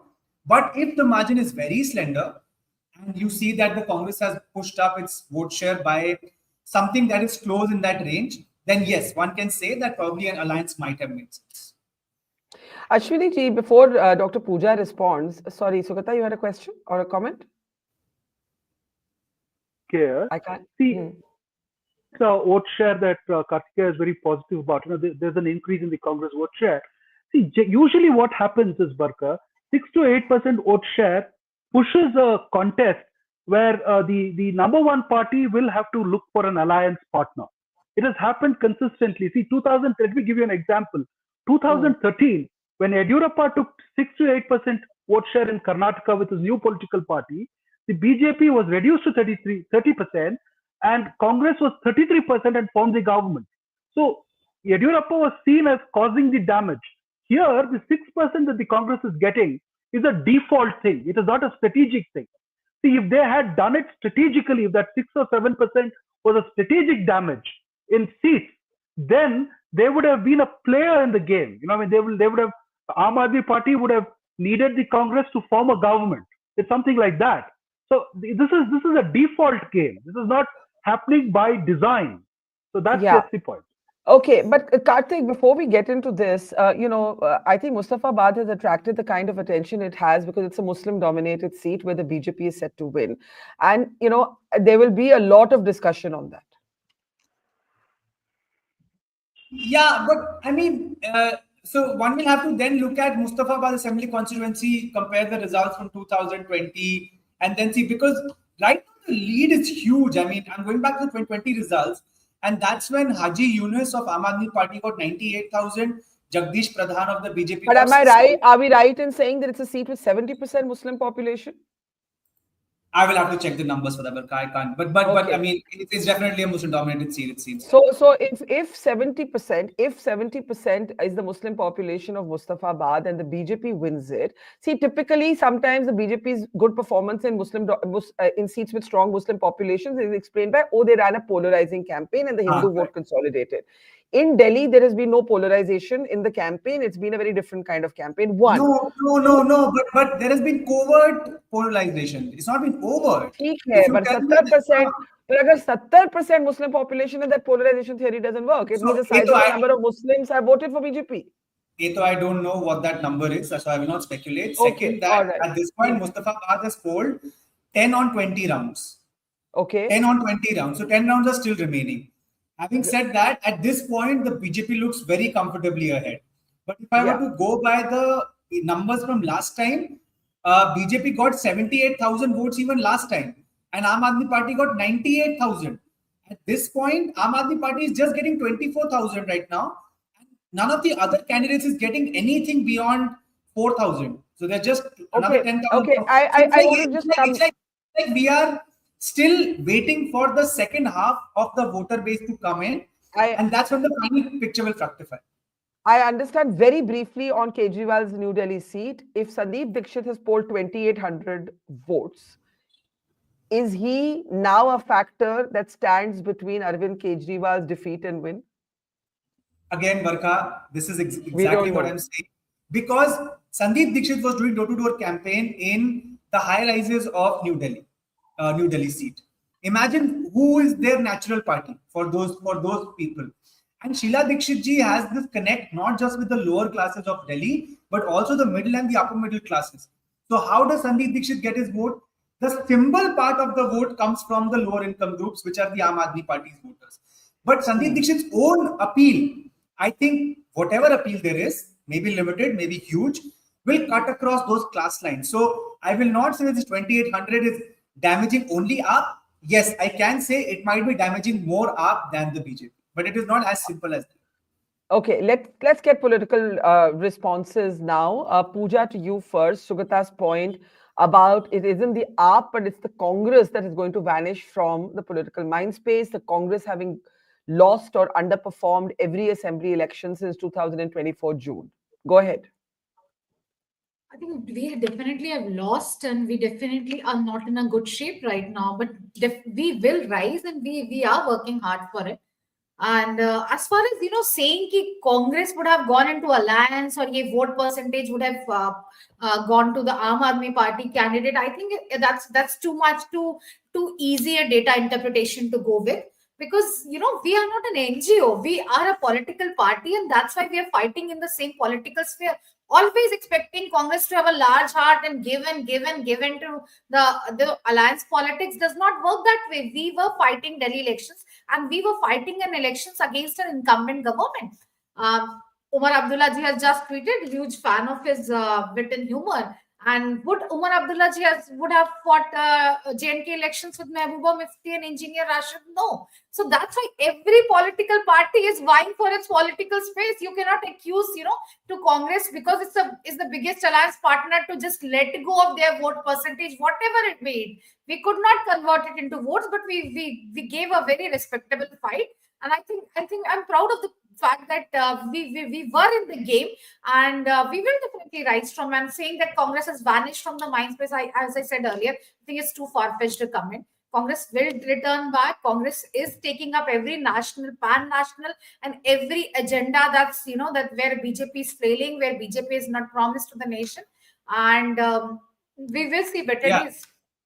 Okay, Ashwini जी, आप क्योंकि इसमें आप बार बार टोक चुके हैं हमको, तो अब 1 minute के लिए आपसे कमेंट मिल्कीपुर पर लेना चाहूंगा कि दिल्ली तो चलिए ठीक है, मिल्कीपुर में बताइए कि जो ये लीड आ रही है, आपको क्या लगता है, what is the reason behind it, और अयोध्या की लोकसभा के सेटबैक के बाद ऐसा क्या हुआ मिल्कीपुर में, आपने ऐसा क्या किया जिसकी वजह से ये रिजल्ट आज, जो ऑलमोस्ट मुझे लगता है कि ट्रेंड ही नहीं, रिजल्ट ही तकरीबन ये दिख रहा है, ये क्या कारण है इसके पीछे? देखिए, विधानसभा चुनाव में अगर 25,000 से ऊपर वोट होता है तो लगभग उसको रिजल्ट के रूप में मान लेना चाहिए, क्योंकि मैक्सिमम जो है 1 लाख, 1.25 लाख लोग वोट पाते हैं, तो 25,000 की मार्जिन एक अच्छी मार्जिन मानी जाती है। लेकिन मिल्कीपुर में समाजवादी पार्टी का जो घमंड बोल रहा था, क्योंकि देखिए फैजाबाद सीट भारतीय जनता पार्टी की कोई ट्रेडिशनल सीट नहीं थी, कोई परंपरागत सीट नहीं थी, वहां पर कांग्रेस भी जीती थी, वहां पर कम्युनिस्ट भी जीते थे, तो ये जीतते हुए आए थे। निर्मल खत्री जी वहां चुनाव जीते थे, मित्रसेन यादव जी चुनाव जीते थे। मगर जो जिस तरीके से पूरे देश में एक प्रोपगंडा फैला दिया अखिलेश यादव जी ने, और मैंने जो शब्द यूज किया, मर्यादा पुरुषोत्तम भगवान राम जी की तरह उनको अयोध्या नरेश बता दिया, अयोध्या का राजा बता दिया, पहली बार जीते हुए सांसद को किस तरीके से अगली सीट पर संसद में बैठाते थे, तो अब वो एशियाड के अप्पू की तरह लेकर घूमे उनको, ये मैंने कहा। वही कारण था कि अयोध्या की जनता ने, मिल्कीपुर की जनता ने ये सोचा कि भाई ये इस तरीके से अयोध्या की बदनामी पूरे देश में कर रहे हैं, क्योंकि ये सनातन विरोधी हैं। अयोध्या में तो गोली चलवा चुके थे मुलायम सिंह जी। अयोध्या की जनता का जो सेंटीमेंट था, हो सकता है कि हमारे प्रत्याशी से उनका जो है लगाव न रहा हो, इस वजह से लल्लू सिंह जी चुनाव हार गए।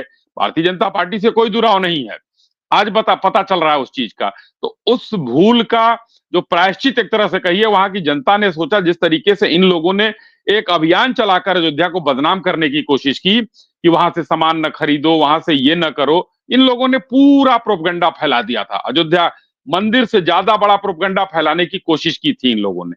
लेकिन अब आज मिल्कीपुर में वहां की जनता ने यह बता दिया कि किस तरीके से हम भारतीय जनता पार्टी और उनके प्रत्याशी के साथ हैं। अखिलेश जी का काम खत्म, काट की हांडी एक बार चढ़ गई, अब बार बार नहीं चढ़नी है।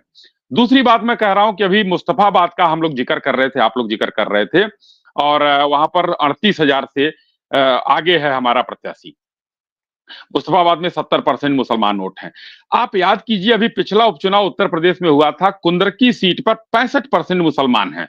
तो अब दिल्ली में, यहां तो अभी बरखा जी जैसे कह रहे थे कि पोलराइजेशन वाली बात है, उत्तर प्रदेश में हो सकती है, लेकिन वहां पर दूसरी चीज हुई है। वहां पर भी देखिए, हमको तो लग रहा है या तो मुसलमान ने वोट नहीं दिया, या मुसलमान भारतीय जनता पार्टी की नीतियों से आश्वस्त होकर लाइन लगाकर भारतीय जनता पार्टी के पक्ष में वोट गया है, क्योंकि 38,000 वोट का मार्जिन बहुत बड़ा मार्जिन होता है। अब दोनों में क्या सच्चाई है ये तो चुनाव खत्म होने के बाद पता चलेगा, लेकिन कुंदरकी में हम लोग जो चुनाव जीते 65% मुस्लिम आबादी होने के बावजूद वही दोहराया जा रहा मुस्तफाबाद में कि आज भारतीय जनता पार्टी का प्रत्याशी 38,000 वोट से आगे है।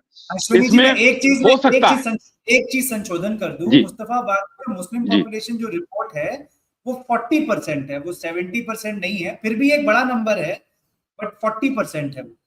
चलिए आप इसको 40% ही मान लीजिए, तो 40% आप बताइए कोई भी हिंदुस्तान का पूरा मुस्लिम बाहुल्य क्षेत्र कोई भी हो, आप देख लीजिए वोट एक मुश्त पड़ता है भारतीय जनता पार्टी को हराने के लिए, और लाइन लगाकर पड़ता है, वो वोट ज्यादा पड़ता है।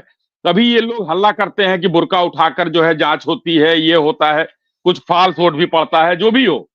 लेकिन आज वहां पर देखने को मिल रहा है ना 40% में भी हमारा प्रत्याशी तीर की तरह आगे निकलता हुआ दिखाई दे रहा है, कहीं कोई रुकावट नहीं है उसके आगे। तो क्या केजरीवाल जी से मुसलमानों का मोह भंग हो गया? अगर ये एक बड़ा यक्ष प्रश्न है कि दिल्ली में, क्योंकि वो उन्होंने चुनाव का प्रचार किसी भी मुस्लिम आबादी में, जहां तक सूचना हमको है, वो नहीं गए थे, कहीं पर उन्होंने वो प्रचार नहीं किया था। तो मुस्लिमों क्या वो हिंदुत्व की तरफ बढ़ रहे हैं, मुस्लिमों के खिलाफ हो रहे हैं, ये सब समीक्षा का विषय है। और हमारी आम आदमी पार्टी की बहन यहाँ बैठी हुई हैं, मैं उनसे कहता हूं देखिए 3% आपने कहा, लेकिन हम तो बढ़े हैं 8% ना। अभी आपके स्क्रीन पर ही चल रहा है कि हम 38 से जो है 46% हो गए, ये 53 से 43 हो गए। तो ये 10% का इनका डाउनफॉल और 8% का हमारा बढ़ना, ये देखा जाएगा। 3% का वो छोड़ दीजिए, एक वोट से अटल बिहारी वाजपेयी जी की सरकार गिर गई थी, उसका वो मुद्दा दूसरा है कि 3% ही अंतर है, लेकिन आप गिरे 10% हैं, हम उठे 8% हैं। तो दोनों के बीच का डिफरेंस देखिए, उसको निकालिए तो ज्यादा बेटर समझ में आएगा। जी नहीं बिल्कुल सही बात है कि जो ट्रेंड को बरखा इज बैक एक्चुअली, सो या program, but I'm not muted. Can you hear me? Can you hear me? Yeah. I want to welcome. Yeah. I want to welcome Shashi Vempati to the program. You can all hear me, right? Yeah, good to see you. I was just saying, Karthik, I think it's time to go through some of the key. You're going, Sandeep?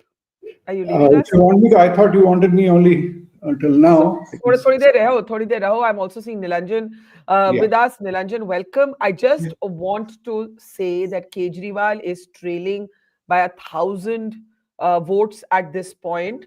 And so this is going to be a very keenly watched contest. What happens here eventually is going to be very critical for the future of the Aam Aadmi of the Aam Aadmi Party.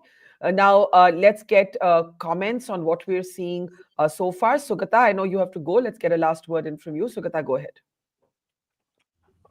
Basically, Barkha, I mean, I'll repeat what I said earlier, which is that the vote shares are too close. The Aam Aadmi Party is going to be around, and I still insist that the Congress Party, if that 6%, Pooja was trying to tell us that it is their hard work and all that, but if that 6% was more purposeful and strategic and targeted, they would have put a check on the BJP. But that 6% is a default kind of vote share, and I think they have to sort of design their election better. Okay, thanks, Sugata. Let's see where the final tally actually lands up. I think there are two political questions before us. Three, actually. The BJP has a new template for assembly elections after the 2024 verdict. It is using the Prime Minister sparingly, and clearly the RSS is back fully in action. And using the organization, all of its wins have not been centered around personalities anymore in the last few months, whether you look at Maharashtra, you look at Haryana, or you now possibly look at Delhi. We're not officially calling it, but it doesn't look like anything much is going to change now in Delhi. That's point one. Point two, if Kejriwal loses his own seat, can the AAP hold together? Point three, where does this leave the Congress Party? With a marginal increase in vote share, but the third consecutive election in the national capital where it scored 0. Shashi, I'll start with you. 3 questions, looking for answers. Thanks for having me. I think it's very clear that the trends are fairly stable at this point. I don't think anything much is going to change. Yeah. To your first question on the approach of the BJP to these elections, the role of the Prime Minister, I think it's an evolution, right? The BJP had to change the narrative. It had to consolidate its base across various states, and the Prime Minister led from the front. I think now they've reached a point where the Prime Minister has pretty much done his bit, and now it is time for the grassroots workers, the local leaders to step up, and that's what you're seeing in election after election. So it's a matter of evolution of the BJP's electoral strategies. Also, I think this verdict in Delhi is also a larger story. There is the indictment of Kejriwal and the kind of politics that he has been practicing. Right. If you look at the Aam Aadmi Party, it was a political upstart, a startup in that sense, non-dynastic, non-caste based, non-regional, very much like the BJP. But the big difference I would say is that Kejriwal has been a politician in a hurry. His haste to expand the AAP beyond Delhi. I think in the process he's made too many mistakes. I think that's what is the price that he's paying for, and in the process, I think he's not learned the right lessons. Look at the BJP and the Prime Minister's own, personal journey. Right? It is about patience. It is about perseverance. You don't take shortcuts, and I think that is where Kejriwal gravely erred by taking all these shortcuts. And in the process, he has kind of normalized this, post-truth politics template, where you make all these outlandish claims, exaggerated accusations, all kinds of conspiracy theories. Right, and it's a political theater all the time, and unfortunately, you see even the Congress with Rahul Gandhi adopting the same template. Coming up with all sorts of conspiracy theories. I mean, how can you take the Congress seriously if they're still litigating the Maharashtra election when they come up with a knot in Delhi, right? So it's clear that the Aam Aadmi Party experiment, which was an interesting experiment in Indian politics, right? That an urban middle class party that would be non-dynastic, non-identity based, that could potentially come as emerge as an alternative. Unfortunately, I think Kejriwal has lost that opportunity in his haste to expand beyond Delhi. I think that's a big lesson coming out of today's numbers. And very briefly, before I welcome Arshpreet Khadial and also get his response along with Nilanjan, Sandeep, and Karthik's, budget post bump is a big factor or not quite? Definitely, I think it is definitely a factor because the middle class was kind of feeling left out of the political narrative. I think the measures taken in the budget have clearly brought back that enthusiasm with which they've always stood by the Prime Minister and the BJP. I think you're seeing that reflected in these numbers where the BJP's vote share has gone up by almost 10%. Yeah. Before I get Karthik to take us through the latest data, let's get quick comments from Arshpreet and Nilanjan. Nilanjan, I'll start with you. You've studied the RSS for years. The RSS is clearly back. If this were McDonald's, it would be called a Happy Meal. It's the organizational machinery, the RSS's foot soldiers, back in action, going door to door. Whatever tensions there were in the Lok Sabha campaign, the rapprochement seems to be holding, and using Modi, the Prime Minister, sparingly. And it's working. Thank you, Barkha. I think, yes, you are absolutely right that the RSS is back with its full strength and with full intentions of making the BJP win, because in the perception of the RSS, if I can actually coin it this way, or rather phrase it this way, that it had become too much of a Modi party. Now it is more of a BJP party. The individual, you also emphasize that throughout this election, we also noticed lesser role for the individual. The star campaigners, including Mr. Modi or Amit Shah or the other leaders of the BJP, even Yogi Adityanath was used fairly sparingly. Here it was more the organization which was going out and capitalizing on the, which is now evident that there was definitely a fairly strong anti-incumbent sentiment against the Aam Aadmi Party. There was a sense of disillusionment. Out here was a party which came out promising alternative politics. Instead, what we have seen in the last 10 years is that we have seen the gradual transformation of the Aam Aadmi Party to what it was intended to be, and then becoming just like any other party. So if it is going to be just like any other party, why shouldn't the voter, or at least a significant section of the voter, go back to the original, which is either the Congress or the BJP? Now, obviously, the Congress doesn't have any network, doesn't have any organizational strength left here. So it is the BJP, which has a history of 75 years, and through the RSS, the BJP has always been very strong here. We cannot forget the fact that Mr. Advani in the late 60s had been the chairman of the municipal MCD. We cannot forget the strong roots which the Jansangh and the RSS has in Delhi. So that is what the way I look at it, that essentially I see the demise of idealism through this process of the gradual transformation of the Aam Aadmi Party from being or trying to be a different kind of a party to just like anyone else. I've heard that a lot this morning, that the AAP became just like any other party. Anmol Panwar of the Aam Aadmi Party is with us. Karthik, you have an update for us? Karthik? Yeah, I mean, quickly, Barkha, just again into the weeds of the data, right? So just based on the rounds left and margins currently, I would classify 8 out of the 24 Aam Aadmi Party leads as vulnerable and 12 out of the 46 for the BJP vulnerable. This is just on the basis of combination of rounds left and the margins currently. So the ones that are vulnerable for the Aam Aadmi Party are Gokalpur, Sangam Vihar, Delhi Cant, Patel Nagar, Sadar Bazaar, Model Town, Timarpur, Durari. And for the BJP, that would be Adarsh Nagar, Badli, Mangolpuri, Dwarka, Mundka, Rajendra Nagar, New Delhi, Jangpura, GK, Kalkaji, Lakshmi Nagar, and Simapuri.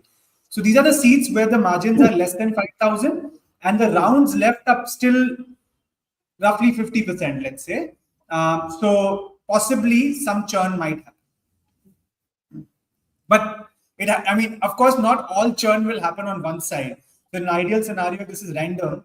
Then of the 8 seats that the Aam Aadmi Party is vulnerable on, 4-4, and where the BJP is vulnerable 6-6, still the BJP is comfortably ahead in terms of the seats. Let's get quick. Congress and the AAP. Anmol, I'll start with you. Not a great morning. Unless something radically changes, Arvind Kejriwal may even lose his own seat. Your response? Barkha ji, still there are several rounds of counting left, so we are hopeful that we'll be in a good position in the next 2 hours and will form the government. अभी बहुत सी ऐसी seat हैं जहाँ पे, as Mr. Karthik told, that even 50% of the counting is still left. So we'll form the government for the 4th time in Delhi. And people have voted for Arvind Kejriwal model of governance for his Kaam Ki Rajniti. Although BJP tried every dirty trick, whether bribing the voters or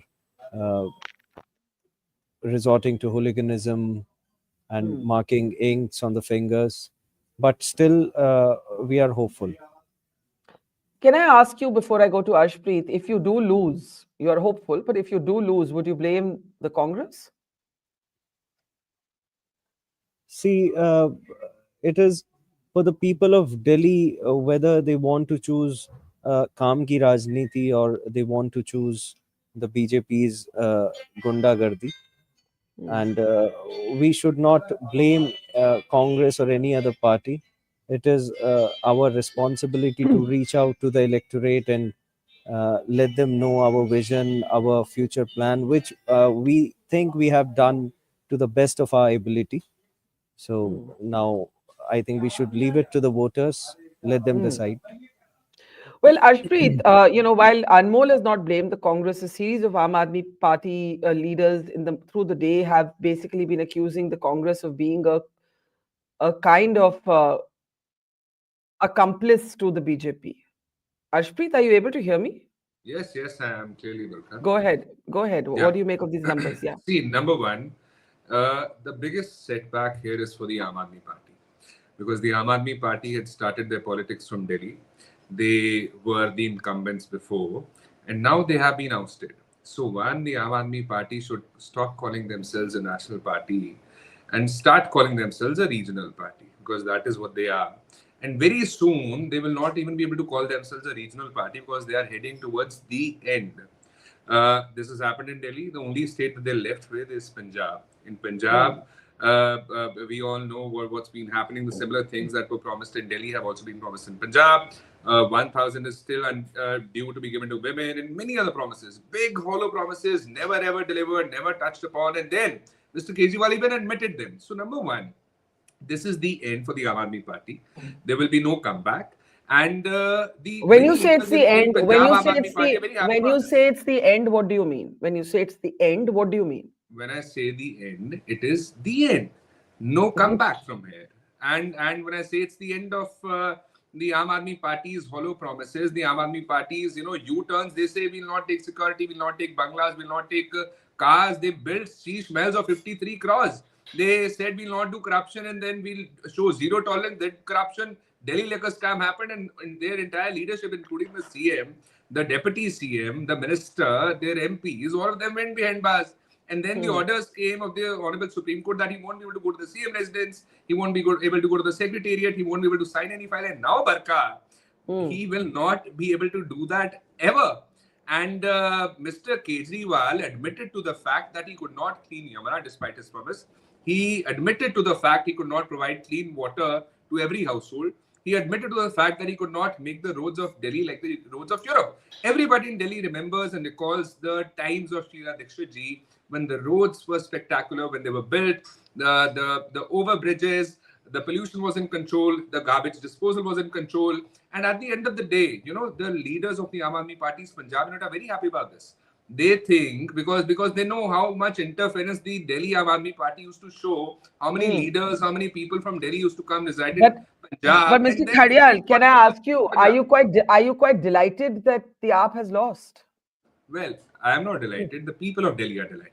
And very soon the people of Punjab will also be delighted, because they're not just a difficulty for the people. They're also a difficulty for the media. Everybody knows the ways and means of the Aam Aadmi Party when it comes to the media, how they arm twist, how they, act against the media if things are not done as per their whims and fancies. And that's why they have been ousted. Their dreams have been shattered of arm twisting everyone, of doing political vendetta.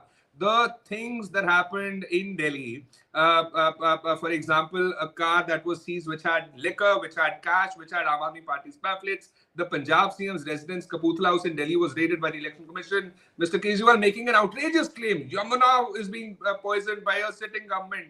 A mass genocide allegation is very, very big and very outrageous. Then saying 15 crores being demanded for every candidate, 16 candidates approached, and no action taken at all whatsoever. And when the anti-corruption branch came in, they did not let them in. They did not comply with them. And they should have told who these 16 candidates are. They should have told which number which leader tried to call them.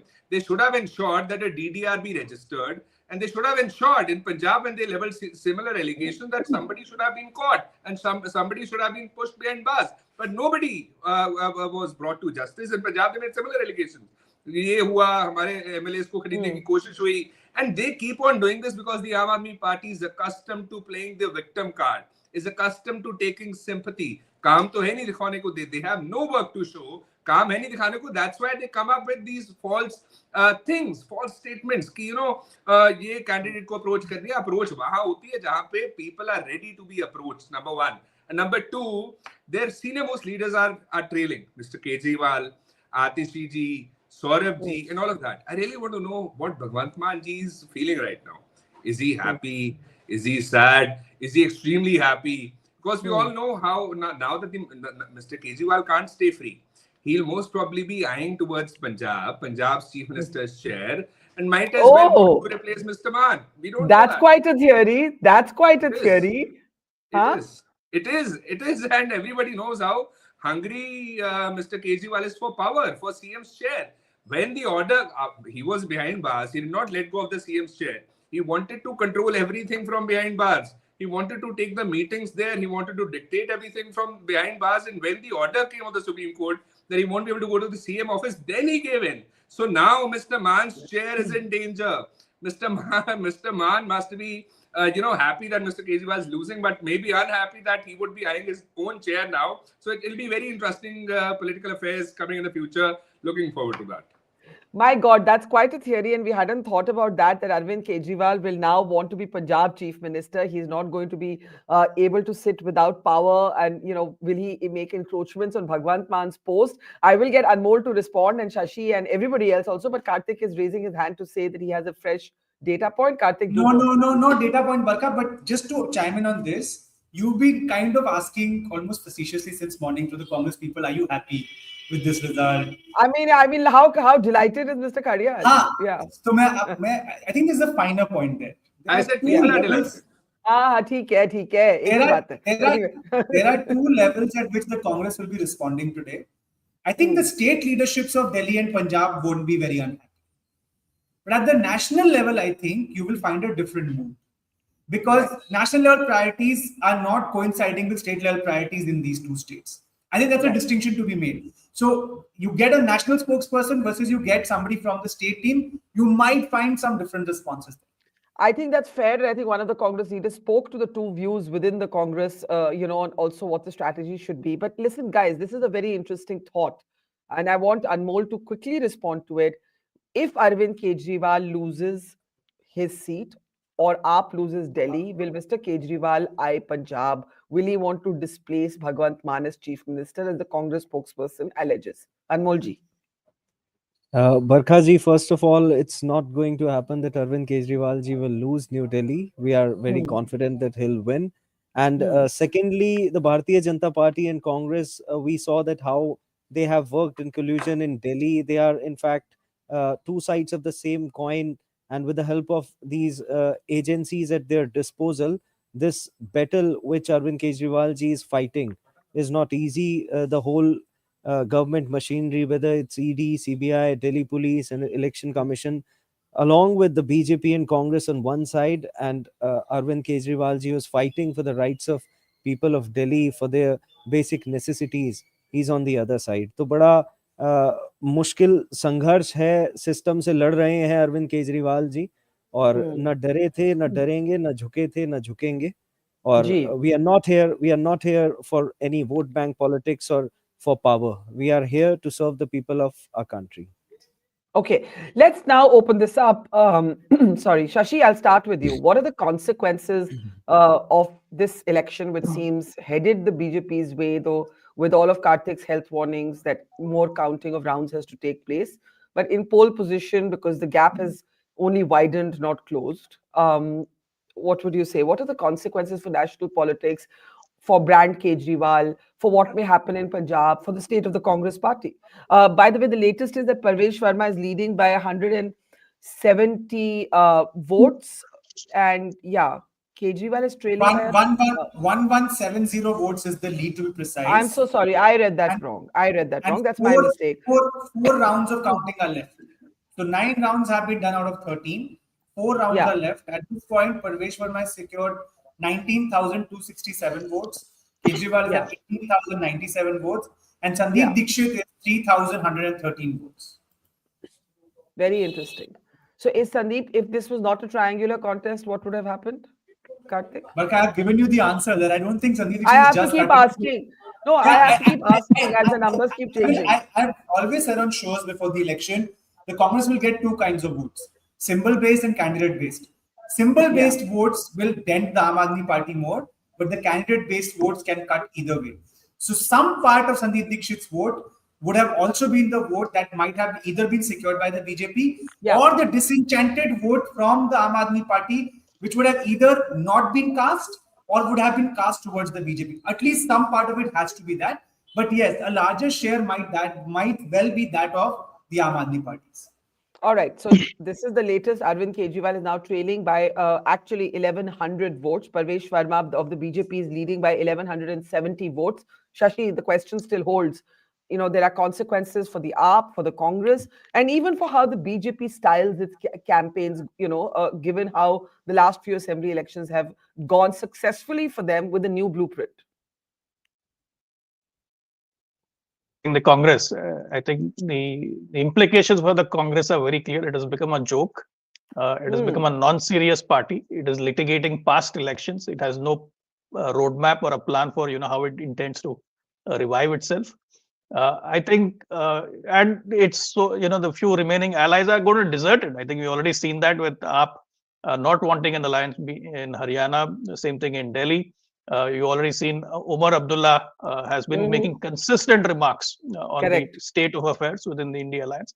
I mean, what is more laughable than Rahul Gandhi doing a press conference, sharing the stage with Sanjay Raut? I mean, come on, you're the leader of the opposition, right, in parliament. To demean yourself, I mean, that just tells you what a sorry state of affairs the Congress finds itself in.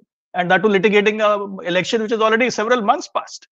So coming to the Aam Aadmi Party and Arvind Kejriwal, I think it has serious implications if he loses today, because if you study the nature of parties which have emerged, right, most of them are one state parties, mostly regional parties or caste-based parties, which are limited to one state. Aam Aadmi Party, in that sense, was the first one, a political upstart, to have a claim to two different regions.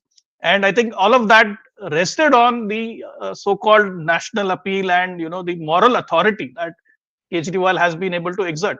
Now that will come into question. In fact, forget him becoming the chief minister of Punjab. I would think the autonomy of the Punjab unit will probably increase several fold. And why should Bhagwant Mann defer to Arvind Kejriwal anymore? He may chart his own course, right? So I foresee that being a more likely scenario than the highly improbable scenario of Kejriwal, making a claim to become Punjab chief minister.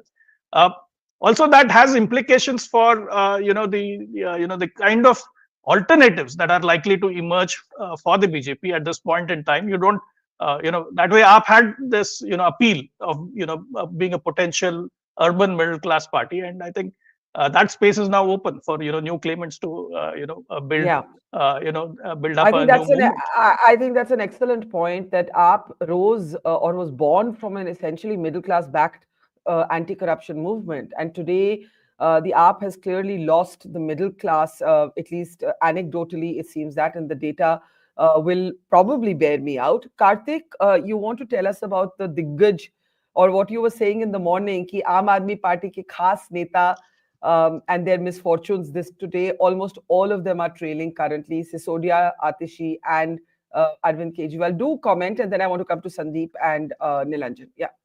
See, Barkha, one news channel is calling the Jampura election against Sisodia already that he's lost.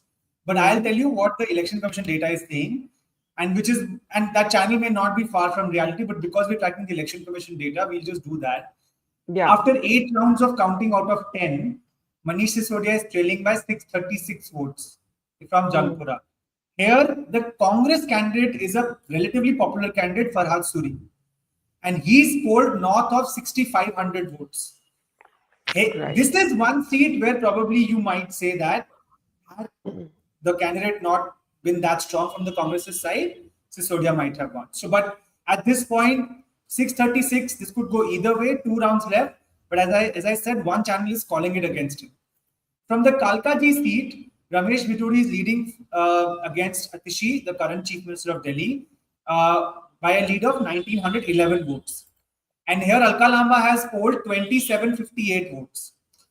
This is again saying that for this lead to have evaporated, a majority of Alka Lamba's votes should have had to come from the Aam Aadmi Party.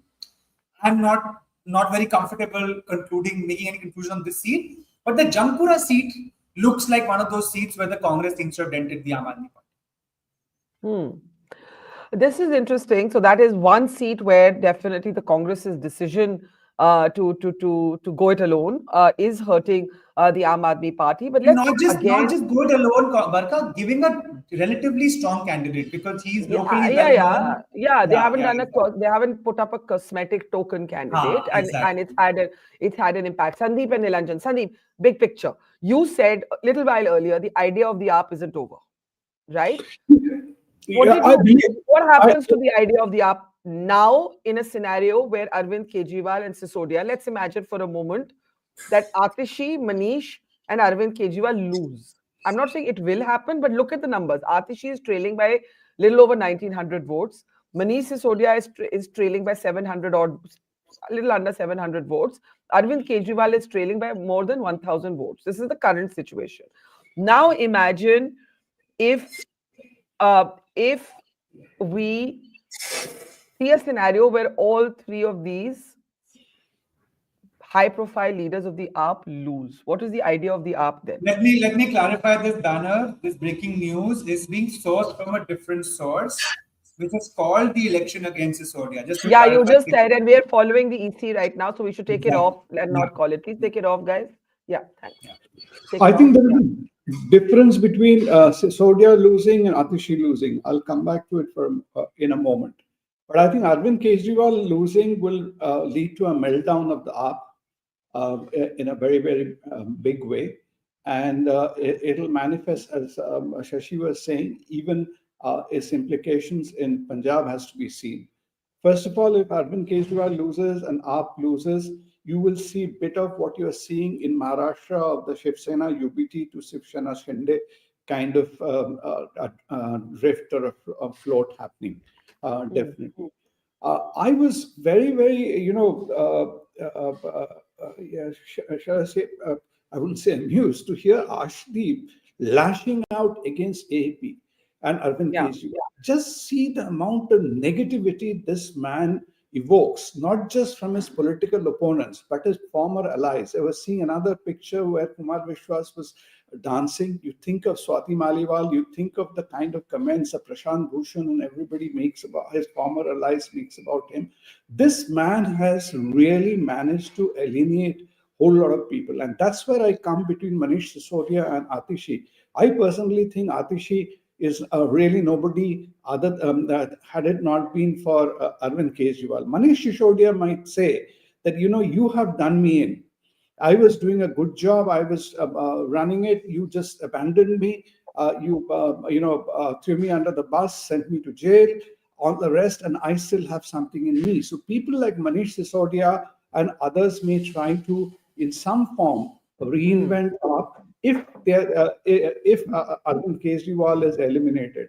I think that whole concept often, at least, it's not, nobody expects political parties to be entirely clean and lily white, etc. But a concept of honesty to try to deliver what the middle class looks for, a semblance of governance. All these things are not totally gone. There is a cynicism, and people are looking. Though they fail, they're repeatedly disappointed, but people still look for that, and some politicians try to come back on that. Prashant Kishore may be trying to do that in Bihar, I don't successfully. But can the AAP exist without Arvind Kejriwal? I think so. You see, not as AAP or whatever form, just like you are seeing a Shinde kind of faction, something like that may emerge. Too early to say, but for it to get totally eliminated, I think is neither desirable nor should I say it's something I would consider entirely possible. Arvind Kejriwal himself will try to reinvent himself, whether by another channel actually said he will now shift to Gujarat if he doesn't have a job here, and he will try to remain relevant by going and taking on Narendra Modi in Gujarat. He might keep on doing his antics, but I think his game is by and large up. Barkha, Satyendra Jain is trailing by 18,000 votes, and just 2 rounds are left. I think we can call this. I don't think he's going to win. So Satyendra Jain, who went to prison from the Aam Aadmi Party, minister from the Aam Aadmi Party, I think we can call it that he's lost the election. Also, Manish Sisodia has congratulated the BJP on winning Jangpura, Kartik, though you have been careful to not call it, but Manish Sisodia seems to have called it.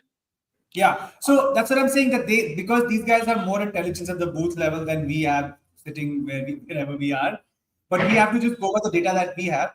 So if Mr. Sisodia is conceding it, then we don't need more evidence. I think we can also call it that he's lost. So that's two important faces of the previous cabinet who've lost the election.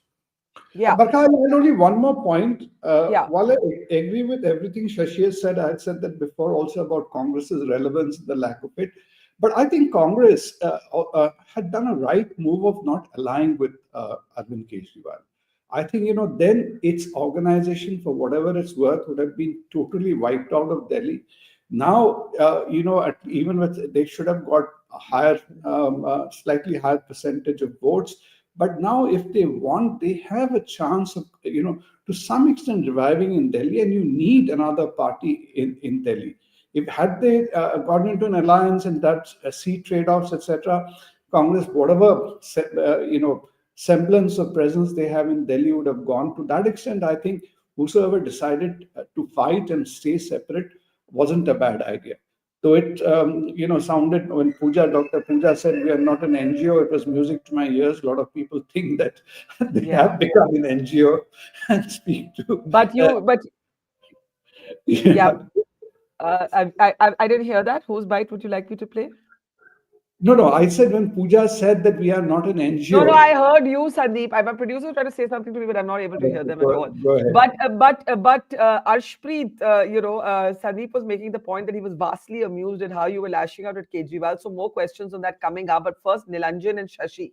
Just the big picture. At this moment, Manish Sisodia has conceded defeat in the seat of Jangpura. That's my seat, by the way. My seat meaning that's where I live. My family home is in Delhi. Manish Sisodia has lost that election and conceded defeat. It was a narrow defeat, but he has conceded defeat. He has congratulated the BJP. Satyendra Jain has lost. Arvind Kejriwal is trailing. Atishi is trailing. Nilanjan, your thoughts? I will take leave. I have to write an article. I'm leaving. Thank you. Okay, thanks, Sandeep. Yeah, Nilanjan, go ahead. Yeah. I can't hear Nilanjan. Guys, you've got to be quicker in unmuting our guests. Yeah, Nilanjan, please go ahead. Yeah. I have done. No, what I'm saying is even those who thought that the Aam Aadmi Party is not going to do very well, I don't think that anybody ever imagined that Arvind Kejriwal is going to be, either losing or even trailing till as late as this, the 8th round. I've been listening to the data flow which has been coming in from Karthik. So that is very surprising. Manish Sisodia also a big surprise. Atishi trailing again, So it means that this is a massive rejection of the core voter, the core sentiment which actually propped up the Aam Aadmi Party right back from 2011 onwards, right from the India Against Corruption days. The middle class was the one which was actually out there in Jantar Mantar. And those are the people who have actually deserted the Aam Aadmi Party. Having said that, it still has 40% plus 43% of the vote share. Now, who is going to be the leader of this 43% of vote share? Will Arvind Kejriwal be able to hold on to it? That was an interesting formulation which Karthik said, that the symbol-based votes and the candidate-based votes, I think it's very important. So 43%, how much is going to be, this is going to be in every constituency level, how much of it is because of the candidate and how much of it is because of the Aam Aadmi Party. That is going to determine. It's also provide this result in a way, it also provides an opportunity to all those people who came in, primarily a large section from the civil society and people from outside, but who left after getting disillusioned. Would they want to consider coming back and then forcing Arvind Kejriwal to either become the democratic leader that was initially envisaged, but then he became an autocrat in the party, either change his ways or even maybe, force up some new leader to come up. The other important point which has come up, especially in the context of Punjab, I think it would be wise for the health of the Punjab unit to insulate itself from the Delhi unit or from the national leadership and focus more on governance. There are large areas of deficiencies of governance in Punjab. Punjab elections are not very far off. So the Chief Minister, Bhagwant Mann, would possibly do his cause a bit better that if he focuses on governance and stay away from politics. Definitely not allow, and I don't think it is going to be acceptable for Arvind Kejriwal to try to become the Chief Minister of Punjab, especially if he loses the Delhi seat. Sorry. While that idea was amusing, it's not really realistic, is it, Arshpreet? Well, see, Barkha, when it comes to Mr. Kejriwal, everything is possible. Nothing is off limits. Nothing is off charts. And Mr. Kejriwal is someone who cannot resist being out of power. And we've all seen that time and again, it's been seen. The examples that I gave when he went behind bars, he did not give up on it. Every time he changed the constitution of the party in order to continue being the president of the party. And he has been the supremo throughout, and no one else has been given the chance. All of it is against the principles of the Aam Aadmi Party, as they used to say. Everyone should be given a chance, equality. There wouldn't be a one-man rule and all of that. And then when Mr. Kejriwal was behind bars, Mrs. Kejriwal used to have a lot of say in the political affairs of the Aam Aadmi Party. So we've all seen how centralized the system Mr. Kejriwal wants it to be, and how much hungry he is for the power. So it's very much possible, not really out of possibilities and out of limits. Number two, Mr. Maan, like I said, has been very, very upset about the interference and the diktats that have been coming from Delhi. This is to be done, that is to be done, this is how it is done. And we've all seen Punjab's chief minister, if compared to the Delhi chief minister, has more powers. You have the police there in Punjab, you do not have it there in Delhi. It's a bigger territory, you have more powers, etc. So even now the power dynamic is going to change, and many of people that were there in the Aam Aadmi Party for power's sake only, one are going to be leaving. So the Aam Aadmi Party is really, really going to be breaking into bits and pieces. And when it comes to the state unit of the Punjab Aam Aadmi Party unit, many leaders had factions. For example, some belong to the Kejriwal faction, some belong to the You're Bhagwat expecting faction. the AAP. You're expecting the AAP to split, basically, Ashpreet. My question to you is: while you can derive some satisfaction from your, competitor in Punjab and Delhi losing, which is AAP, where does this leave the Congress? Shashi Vempati just said the Congress is a joke. Rahul is sharing a stage with someone like Sanjay Raut. Priyanka Gandhi asked 2 hours ago, as she landed from I don't know where she was, said, I haven't seen the election. How does a major leader of the Congress not track counting or numbers on counting day? What does that say to her colleagues who are working so hard? Well, see, number one, as far as Miss Priyanka Gandhi is concerned, when you utter Priyanka Gandhi's name, it reminds me of what Ramesh Biduri said about her. If the Bharatiya Janata Party comes into power, they will make the roads of Delhi like the cheeks of Priyanka Gandhi. Now, that was an obnoxious remark, a sexist remark, and despite that, no action at all whatsoever was taken against Ramesh Biduri. And now that the Bharatiya Janata Party apparently has the majority, will the Bharatiya Janata Party show a stand in favor of women and take an action against Ramesh Biduri? Because now that the Bharatiya Janata Party is saying that we'll be doing this and that, they need to ensure that they take an action against Ramesh Biduri, because back in the day it passed communal remarks against a sitting lawmaker. A show cause notice was given to him. After that, he wasn't given a ticket for the Lok Sabha election. He was denied a ticket. And then again, they fielded him for the assembly election. And that too, we know Ramesh Biduri ji would be definitely is one of the most senior leaders of the Bharatiya Janata Party. So the BJP needs to show some spine when it comes to right and wrong. They need to have a moral compass here. And if they still do not act against him, it would mean that the Bharatiya Janata Party is anti-women. And I'll give last example. How anti-women the Aam Aadmi Party is can also be... Okay, sorry. I'm sorry, I'm breaking a train of thought. Hang on, everybody.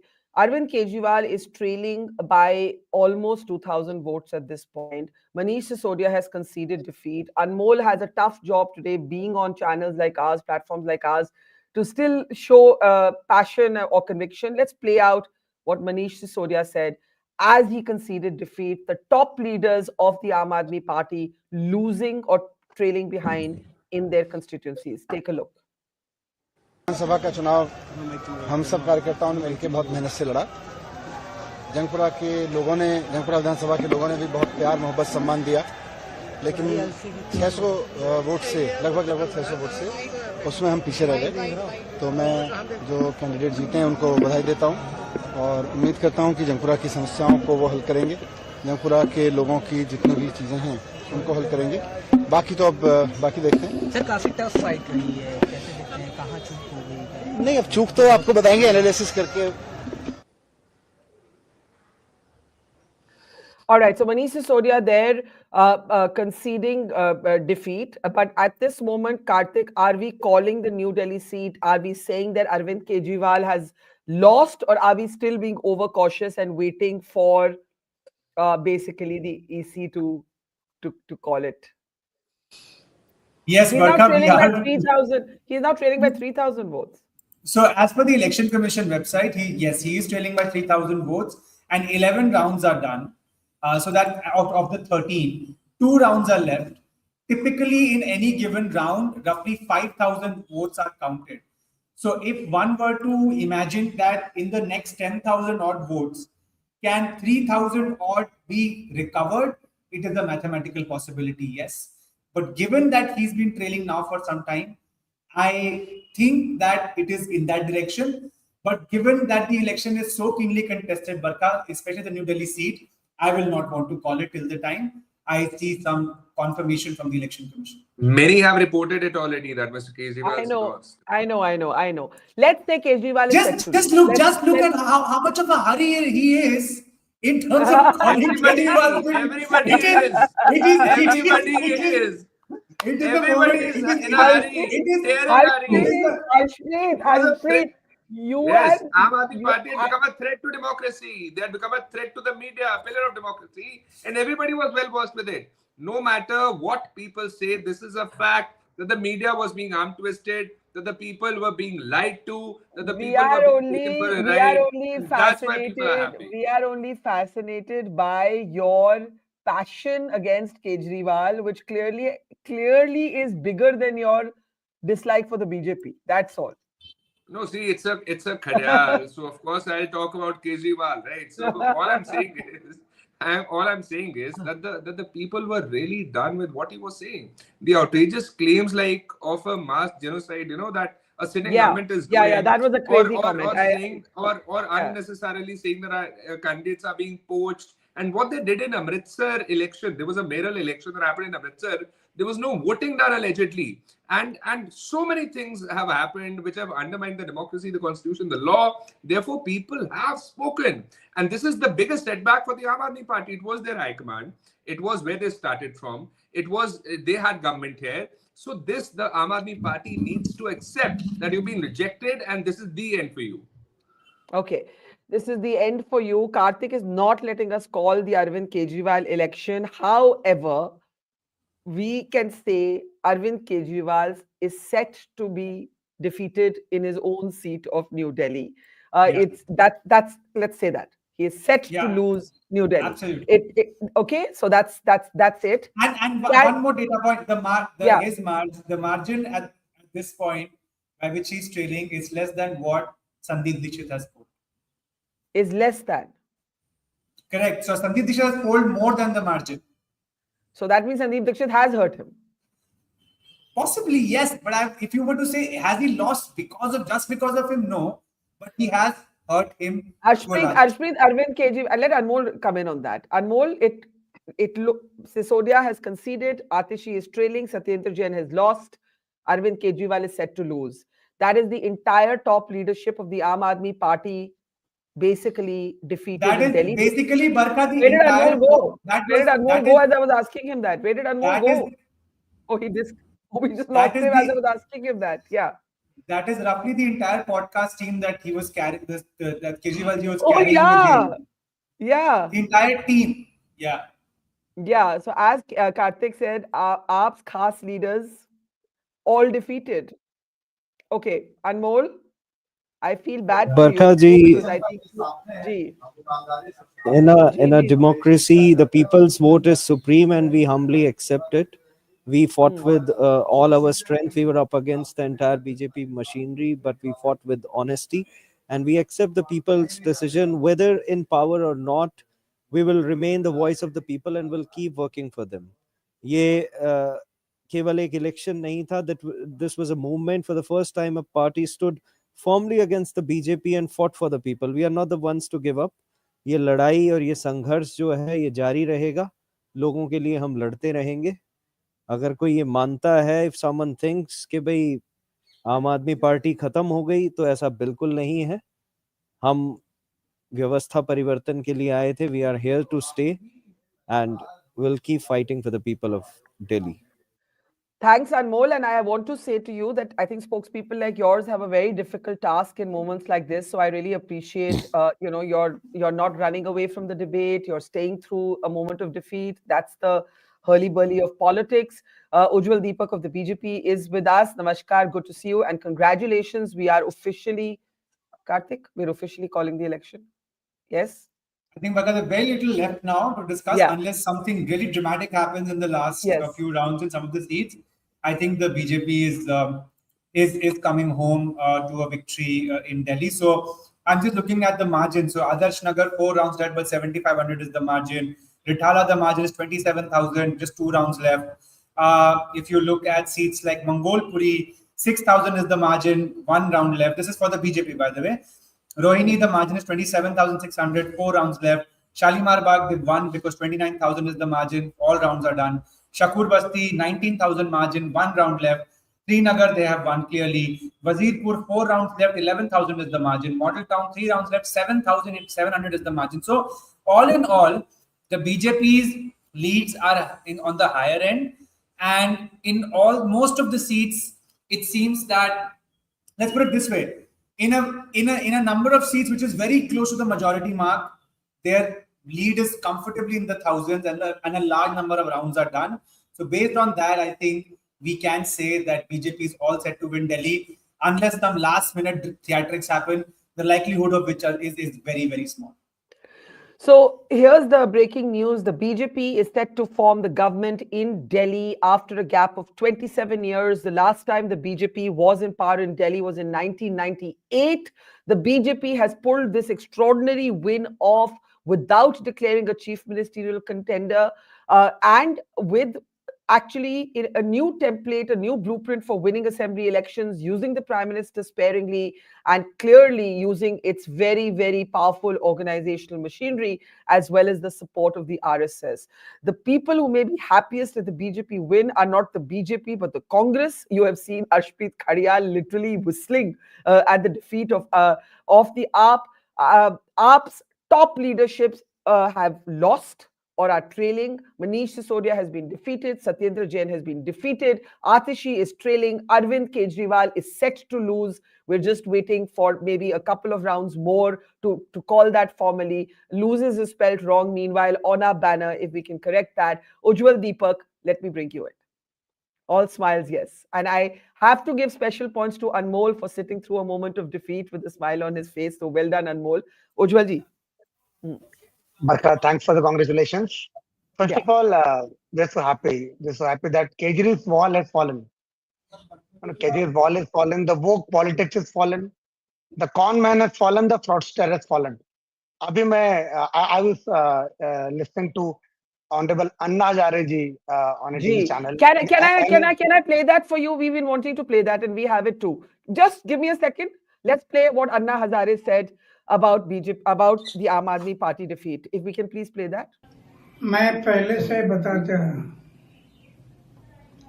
कि चुनाव लड़ते समय उम्मीदवार का आचार शुद्ध होना, विचार शुद्ध होना, जीवन निष्कलंक होना, जीवन में त्याग होना और अपमान करने की शक्ति होना, ये गुण अगर उम्मीदवार में है तो मतदारों को विश्वास आता है ये हमारे लिए कुछ करने वाला है। मैं बार बार बताते गया लेकिन उनके दिमाग में नहीं आया और आखिर शराब के बारे में उन्होंने एक मुद्दा उठाया कि शराब की दुकान, उसमें शराब की बात क्यों आ गई? पैसा, धन और दौलत इसमें बह गया है। इस शराब के कारण वो बदनाम हो गया। इसके कारण लोगों को भी एक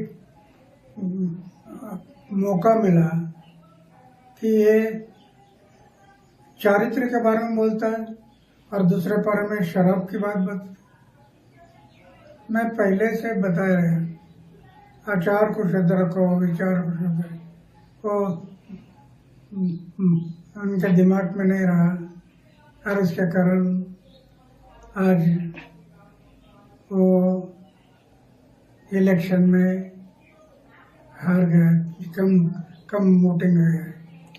तो क्या अन्ना भ्रष्टाचार जो उनके नेताओं के ऊपर जो भ्रष्टाचार के आरोप लगे थे, तो क्या वो भी इस नाकामी के पीछे जो जिन उनको कम सीट मिली है वो भी वजह रही? भ्रष्टाचार उनके ऊपर भ्रष्टाचार के अरविंद केजरीवाल हो या उनके कई नेता हो, उनके ऊपर भ्रष्टाचार के आरोप लगे थे, क्या ये वजह हो सकती है जो उनके कम सीट चुनकर आए हैं? राजनीति में आरोप प्रत्यारोप होते रहते हैं, लेकिन जब आरोप होते हैं तो ये आरोप कैसे गलत है वो जनता को दिखाना जरूरी है कि ये मेरे ऊपर जो आरोप हुआ ये गलत है। ये साबित करना पड़ता है। जो साबित होगा तो कोई नहीं बिगाड़ सकता है। और सच हमेशा सच होता है, झूठा हमेशा झूठ होता है। तो सच के मार्ग से जाना चाहता है। कई बार ऐसा आरोप भी लगा है क्या अन्ना हजारे के वजह से अरविंद केजरीवाल जो है तो दिल्ली पे सत्ता पर अन्ना हजारे के ही वजह से अरविंद केजरीवाल दिल्ली पे सत्ता पर बैठे, उन्हीं के साथ वो अनशन करते थे, बार बार आप पे उंगलियां उठाई गई और अभी भी उठाई जाती है, कैसे देखते हैं अन्ना इसे? ये बराबर नहीं है। दिल्ली में पहली बार एक मीटिंग हुई थी और उस मीटिंग में इन्होंने Okay, I mean, that was the operative part. I think we heard what we had to hear. Ujjwal, Deepak, sorry, I didn't mean to interrupt you. Do go ahead. Yeah. Barkha, I think गुरु से कपट और मित्र से चोरी ये माफी योग्य नहीं होता है। And Arvind Kejriwal did both. उन्होंने कपट किया अन्ना हजारे से, चोरी की मित्रों से, कुमार विश्वास जी, Yogendra Yadav ji, Bhushan and everybody else. आज सोचिए उनके साथ कौन है? उनके साथ कोई नहीं खड़ा है। जो फाउंडिंग फादर थे आम आदमी पार्टी के, दे ऑल गॉन। देखिए, जो सुशासन का वादा लेकर आए थे वो दुशासन बन गए हस्तिनापुर के। ऐसा कैसे हो गया? और स्वराज से लेकर शराब तक, जन लोकपाल से लेकर शीश महल तक, आप you see the journey of आम आदमी party, the high moral ground in which they came, it's all gone. देखिए, यमुना के झाग और दिल्ली के दंगों की आग दोनों ने डुबो दिया। अमोनिया, यमुना एंड वुमनिया, तीनों को निराश किया उन्होंने। अमोनिया और यमुना, आप सोचिए the kind of allegation this guy is to put, kind of allegation, genocide. I mean, who calls that? I mean, that too coming from an IT educated so-called ex-chief minister. And if you look at the modus operandi, see what Lalu Prasad Yadav did in Bihar, he did the same thing in Delhi, handing over the seat to his wife, not resigning on moral grounds. This was the same guy who used to talk on high moral grounds. I will do this, I will do that. Did you see the hit list of Aam Aadmi Party when they had launched? Everybody was there. Everybody's name. Akhilesh Yadav, Sharad Pawar, Rahul Gandhi, all leaders from BJP. Sab chor hai ji, sab chor hai. And everybody was campaigning for him except Rahul Gandhi during this election. So this is the transformation, the negative transformation of Aam Aadmi Party and the coming down of Arvind Kejriwal as a leader. See, Kejriwal not just lost today. He just didn't lose today. He has actually abandoned the hope of lakhs of youth in this country who believed in him and wanted to join politics on the calling of Honorable Anna Hazare ji and Arvind Kejriwal ji during that time. कितने सारे युवा थे जो राजनीति में आना चाहते थे, पर उस समय जब उन्होंने देखा कि कैसा फॉलन डाउन हो रहा है, they all stopped. They stopped talking about politics. सबको ये लगने लग गया कि बुरे लोग ही राजनीति में आ सकते हैं. Looking at the आम आदमी street, you see what they did with Swati Maliwal. आप स्वाति मालीवाल जी का ट्वीट देखिए, द्रौपदी का चीरहरण, और दिल्ली में अर्जुन ने उन्हें बचाया. Who is she calling Arjun? Delhi की जनता अर्जुन है, हस्तिनापुर में, इंद्रप्रस्थ में. आप सोचिए स्वाति मालीवाल जी के साथ जो हुआ, उनके घर पे हुआ, अक्षम्य अपराध है वो. This was the same man who used to talk about women empowerment, Delhi के चीफ सेक्रेटरी को मारना अपने घर पे बुला के, bureaucrat, he has been a bureaucrat himself and look what he did to another bureaucrat. इन सब की हाय लगी है अरविंद केजरीवाल को, और मोदी जी की जो गारंटी है, जो गारंटी की पूरा होने की गारंटी है, उस पे लोगों ने भरोसा किया। अति हो गई थी, अति सर्वत्र वर्जित। It didn't leave anybody, may it be media people, चाहे वो किसी दूसरी पार्टी के नेता हो, कोई परिवार हो, आइदर माई वे और हाईवे, वो कुछ भी कर सकते थे। दिल्ली में तानाशाही कर रहे थे अरविंद केजरीवाल जी। जिस जिस वादे पे वो आए थे, उन सबको उन्होंने डूम डाउन कर दिया। मतलब लोग निराश हो गए थे। And believe me on a personal note, I stop listening to him. थोड़ी इरिटेशन होने लग गई थी उनसे। वही सेम स्टाइल, वही सेम एलिज। अब कल तक वही आरोप लगा रहे थे कि आम आदमी पार्टी के विधायकों को 15 करोड़ रुपए ऑफर किए जा रहे हैं। मतलब ये क्या था भाई? एक उन्होंने फोन नंबर जारी किया, जो ट्विटर से, एक्स से एक बंदे ने ट्रेन के शिकायत के लिए अपना फोन नंबर गलती से डाल दिया था। वो फोन नंबर उन्होंने पॉपुलराइज किया कि इस नंबर से हमें फोन आया कि 15 करोड़ रुपए ले लीजिए, भाजपा में आ जाइए। लुक एट, मतलब कितना नीचे गिर गया था राजनीति दिल्ली का। ऐसा कौन करता है? दिल्ली की जनता होशियार है। ये वही दिल्ली की जनता है जिन्होंने अरविंद केजरीवाल को उसी वायदे पे शीट्स पे चढ़ाया था और आज नीचे भी गिरा दिया। ओके उज्जवल जी, अब मैं बाकी लोगों से भी रिस्पॉन्सेज चाहती हूँ। Niranjan and Arshpreet both have to leave, so let's get quick last comments from them. Dilip Cherian has just joined us. Niranjan, I'll start with you. I think the big picture is quite clear. Most of the Aam Aadmi Party's big leaders have either lost or are trailing to the extent that they're going to lose. Nothing is expected to change at this last moment. The BJP has won Delhi after a gap of 27 years. Who will be the chief minister of the BJP? By logic, it should be Parvesh Verma for defeating Arvind Kejriwal. But we don't know with the BJP. This is Atishi, who was trailing, is, I believe, now leading. But we'll wait for the final numbers to stack up. Your comments, please. Well, the first comment is that this is actually more a defeat of the AAP than a victory for the BJP. Why do you say that? Because why do you say that? I say that because, if you look at the collective angle, if you actually go back to the past and look at as to how we have talked about a lot of issues, like one associate after another deserting Arvind Kejriwal, him not being a Democrat, him being a autocrat, using lie as a political instrument all the time, exaggerations, hyperbole, becoming too conceited, making the same kind of errors which populists all over the world have actually done. Even in India, they have made the similar kind of mistakes which led to their political demise. That has been seen. It is actually a bit, paradoxical to hear the BJP spokesperson talking about my way or the highway, because within the BJP also, the collegial style of functioning for which the BJP was noted right from 1980 till 2014 has actually got completely, sidelined, and it has become a more centralized kind of a party.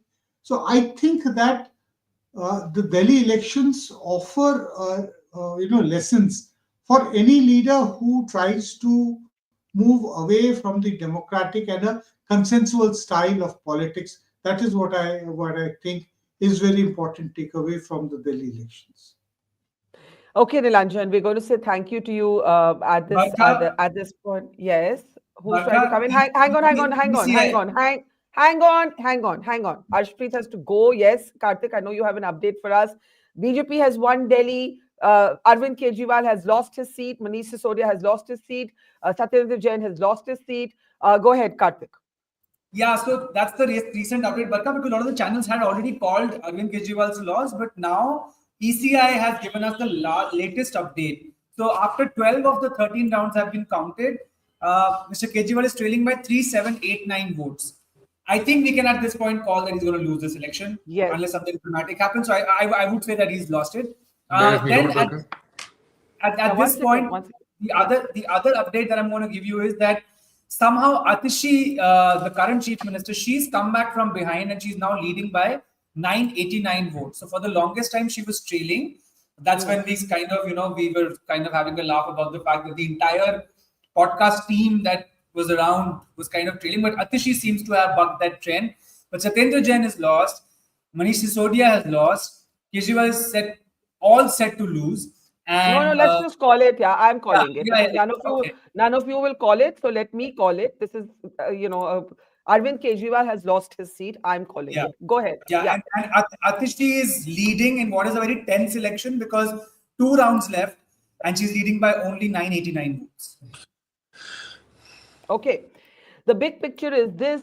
The BJP has won Delhi with 47 seats to the Aam Aadmi Party's 23.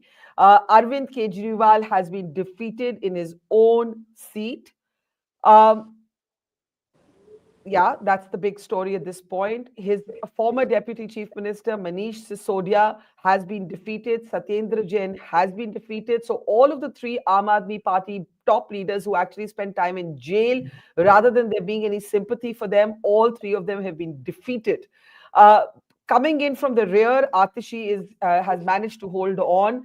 I think the last round of that is still being counted. She was up against the BJP's Ramesh Biduri. She is the current chief minister. It looks like we're calling Kalkaji. Atishi is one Kalkaji, defeating the BJP's Ramesh Biduri.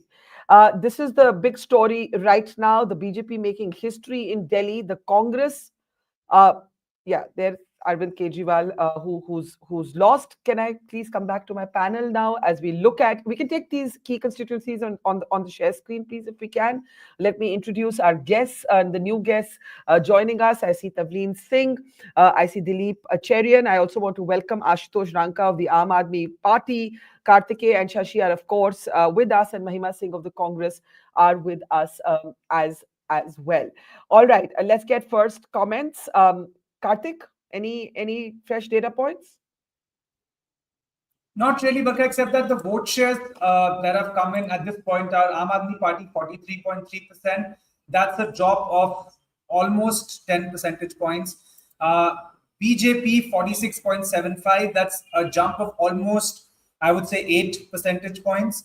And Congress jumping from 4.3 to 6.4%. So that's a jump of 2.1 percentage points. So, funnily enough, this is a more tripolar election than the last election because the Congress, if at all, has increased its vote share slightly. But in terms of number of seats, they haven't been able to convert anything. Aam Aadmi Party 23 to BJP's 47. If you look at the map of Delhi and see where the seats are coming from, and I've been saying this, there are 2 ways of looking at it. Whether you want to see it from the east-west divide. So if you look at that, then western part, BJP has swept. Aam Aadmi Party, whatever it has picked up, has mostly picked up on the eastern side. The other way of looking at it is the core versus the periphery. And again, it is the core where the Aam Aadmi Party has picked up some seats, but the periphery has been completely swept by the BJP, except for in Southeast Delhi. Now, if you look at the trends from 2020, even in that election, the BJP's vote share in the periphery was going up. So the fact that they've been able to convert that into seats this time, of course, there has been a surge in the vote share, I think is not very surprising. So I think it's a comprehensive victory for the BJP. And this is for the first time, I would say, in several decades, if I'm not wrong, unless it's for the first time that the BJP has crossed 40% in the assembly elections in Delhi. Yeah, let's open this up. As we said, the big story at this hour is that Arvind Kejriwal has been defeated in his own seat. The BJP has taken that seat. Manish Sisodia, Satyendra Jain, his colleagues have also been defeated. All 3 of these men were arrested and spent time in jail before they came out on bail. Atishi, who became the chief minister of Delhi for a brief period, as Arvind Kejriwal said, he was, hunkering down and returning to politics on the street, has wrested that seat of Kalkaji back from the BJP's Ramesh Biduri. It looked at a moment at some points that she was trailing, but that hasn't happened. The BJP is back in power in Delhi for the first time since 1998. Let's get reactions. Tavleen, I'll start with you. Can we put the sound up? Yeah, Tavleen, go ahead. Nobody deserved more to lose than Kejriwal. I've just finished my column and I've said that it's not an election, it was a referendum on Kejriwal, because he promised a new kind of politics. And what did he do? He turned his political party into an appendage of himself, like other leaders in India like to do, almost as if it was a family party. And all that hope that he had created, I personally, by the way, have never believed that he was anything different to the other kind of usual hypocritical, duplicitous type politicians that we're used to. But, he had a chance, really, and he's blown it. And what's the big story for you in the terms of the BJP being able to win without using the prime minister too much or not at all, hardly, without declaring a CM candidate, and actually this time without a communally charged campaign? Well, I think that the Aam Aadmi Party ran a lousy government. In the past couple of years, first they started off by blaming somebody else. The prime minister was not allowing Kejriwal to do anything. The lieutenant governor was changing his bureaucrats, changing his schemes, etc. And it went on and on and on. They just became a political party that spent more time complaining about what was being said about them and what people were, doing to them. What Modi government was doing to them. And instead of that, if they had actually worked on the things that were really important, you live in Delhi, I live in Delhi, the air is unbreathable. The stuff that was under them, the streets are filthy. This is the capital of India, and just take a look at what it looks like. There is the promise of you remember that shot of Kejriwal where the little mountains, not the huge mountains of garbage on the edge of Delhi, and he went there and he said, "Oh, I'm going to reduce this by such and such and do this, that, and the other." Nothing happened, except that he began to think of himself as a national leader and was off in Goa and Gujarat and, wherever else he was going. And he was not interested in Delhi at all. So, just remember that when they sent him off to jail, there was not a single protest on his behalf. Not one. Even when the Aam Aadmi Party's biggest leaders went into the streets to try and whip up support, there was none. So, frankly, I saw this coming, but it's a terrible disappointment that somebody who had a chance to really usher in a new kind of political culture, a new kind of politician, has blown it. Yeah. So Kejriwal has blown it, says Tavleen Singh. I want to bring in Dilip Cherian at this point. Mahima, Shashi, Ujjwal are all still with us, and we'll come across, of course, to Ashutosh as well and Karthikeya for closing his closing comments before we let him go. Dilip, go ahead. Dilip? My sense is that this is once again proving that Delhi as a city, as a state, looks to what the double engine Sarkar hope can deliver. Hopes are high now, and what the average citizen of Delhi has been feeling is that if we are being choked from development and from huge progress because of the fight between Kejriwal and his political master Modi, then we need to change and see what works for us. So it is, in a sense, and appropriately so in democracy, a selfish vote, a vote which says, hey, let's give what they're promising a chance. Why didn't it happen before? I'm not quite sure. Why did the Arvind Kejriwal magic last for as long as it did? I think because he's very good with his rhetoric. And I think that he's run out of rhetoric, and his rhetoric ran aground with the building of his own personal home in the chief minister's home. And I think a lot of people got browned off since then. The arrest was only a logical culmination of that. But falling into the trap of a self-aggrandizing kind of move to create this immensely beautiful chief minister's home did not ring true with the image that Arvind Kejriwal had carefully calculated. No point wearing bush shirts and coughing your way through your cabinet meetings if you don't live up to the promise of actually delivering the image of being a man on the street positioned in a seat of power. I think the citizens of Delhi said, "Hey, you've blown it. Let's give it to a government which doesn't have an excuse." And in any case, there was no other opposition. But Barkha, just recalling our last discussion on this, once again it shows to me the number tally is so different from the vote percentages. So I think that if you see the stark difference in the number of seats versus the vote share, I think this once again proves that the translation is very difficult, and most agencies can't call it. But being able to call it as close as it can be is a skill, and I think this election shows it once again.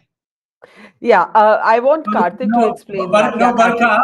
But yeah. this round of elections, at least on vote share, the agencies, almost all of them got it right. So I think credit where it's due.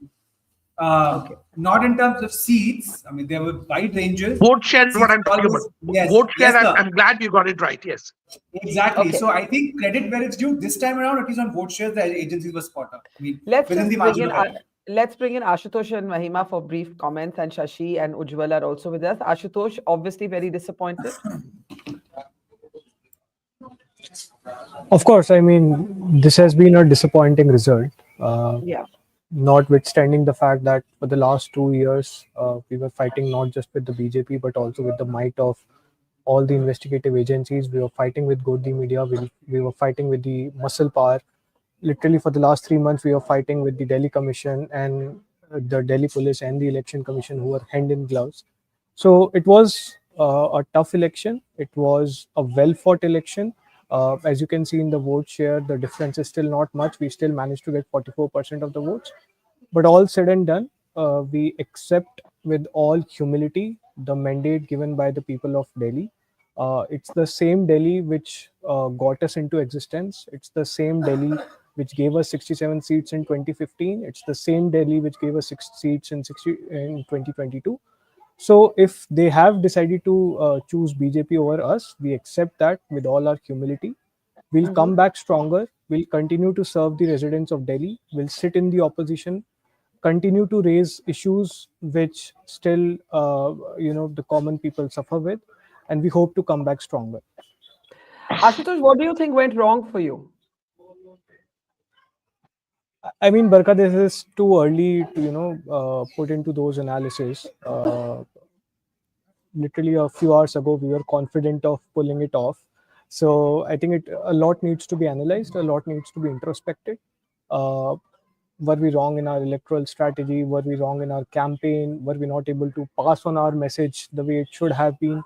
All of those will definitely be reflected upon, and we hope to come back with better answers on this question. Thank you, and I know it's not easy to come in a moment of defeat and defend your party. So thank you for actually doing that. We appreciate it. Mahima, very quickly from you, the Congress for the third consecutive election has scored 0 seats, and I know you're happy that Kejriwal has lost, but how much solace can you draw from that? Jai Hind. Rahat Indori Sahab says, "Naye kirdar aate ja rahe hain, magar natak purana chal raha hai." I want to start with a bit of illustration, Barkha. Let's say one has a broken weighing machine, and the person puts in all efforts to achieve a healthy weight, in spite of which, the measurement after measurement, what he finds out is a dissatisfactory, is always, an always adverse outcome on the machine that one finds out. And then many individuals after that individual testify and verify, the same fact. So must we not question the machinery? Must we go on only blaming what has the trend been looking like? That is exactly what the Honorable LOP Shri Rahul Gandhi alluded to in his press conference yesterday, rather established with facts. And he made it pretty clear it's not just aspersions he is putting out there. It is facts. It is a matter of fact. So, one after the other, Haryana, Maharashtra, and this time it's Delhi. But this election machinery is skewed. this election machinery, ever since the persecution of Ashok Lavasas, has been malfunctioning. And we are least bothered, we are least interested to look into it. And I think that is a matter of grave concern as a society. What do you actually mean? Are you questioning this election result? I mean, Barkha, exactly what I'm saying, that the BJP, in spite of its riots, communalism, bigotry, the farmer protests in the capital, hypocrisy, misogyny, Ramesh Biduri's comments, he's been defeated, of course.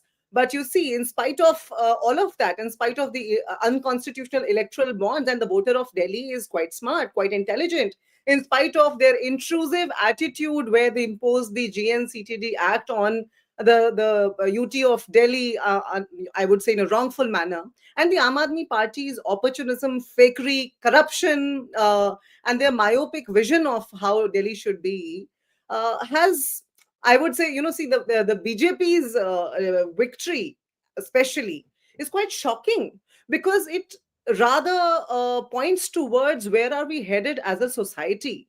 Because if we are voting I'm not in sure. people, I don't understand.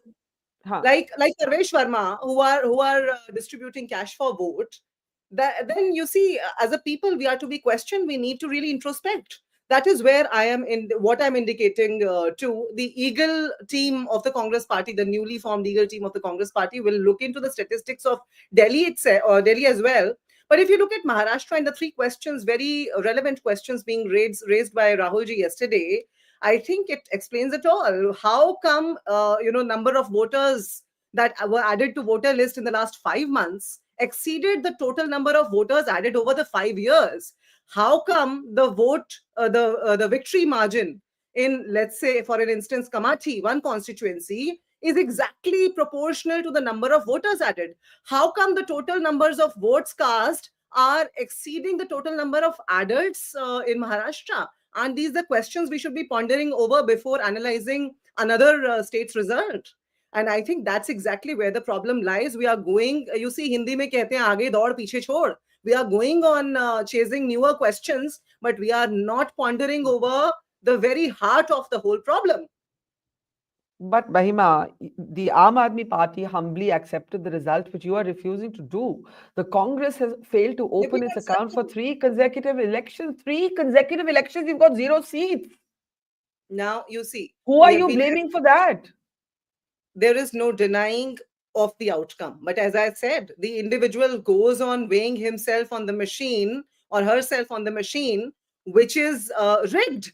The whole machinery is rigged. And the outcome is, of course, going to be proportional to that. So we are humbly accepting. But the question is the public accepting? Because when they come to rule Delhi now, they will have to put their hate, bigotry aside. I've been participating on several debates since morning. And whenever a BJP spokesperson is asked the question, will you now clean the Yamuna?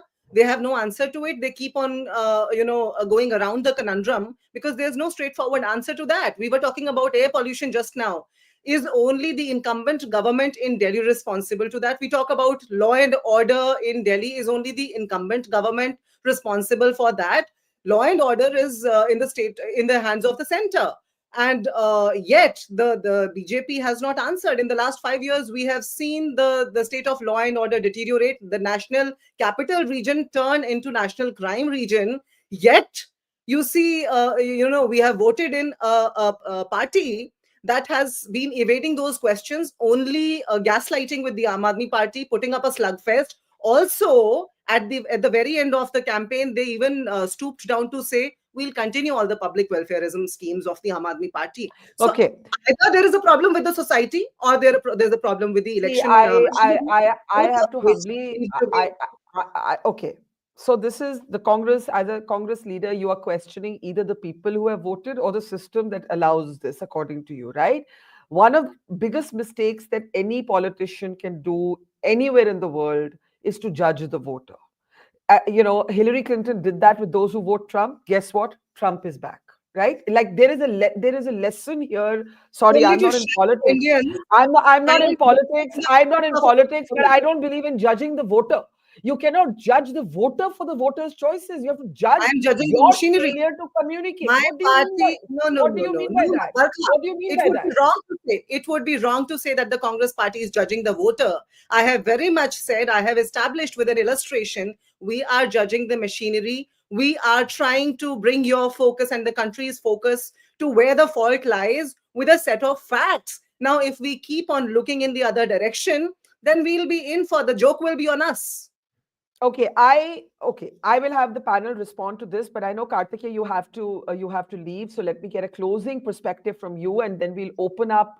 There's a big political debate to be had here. There is a new BJP blueprint for winning elections. There is a big question mark on brand Kejriwal and brand AAP, and there is the Congress with 0 for the 3rd consecutive election, with the Congress spokesperson on our platform saying either there's a problem with the society or the machinery. Kartik, closing comments from you.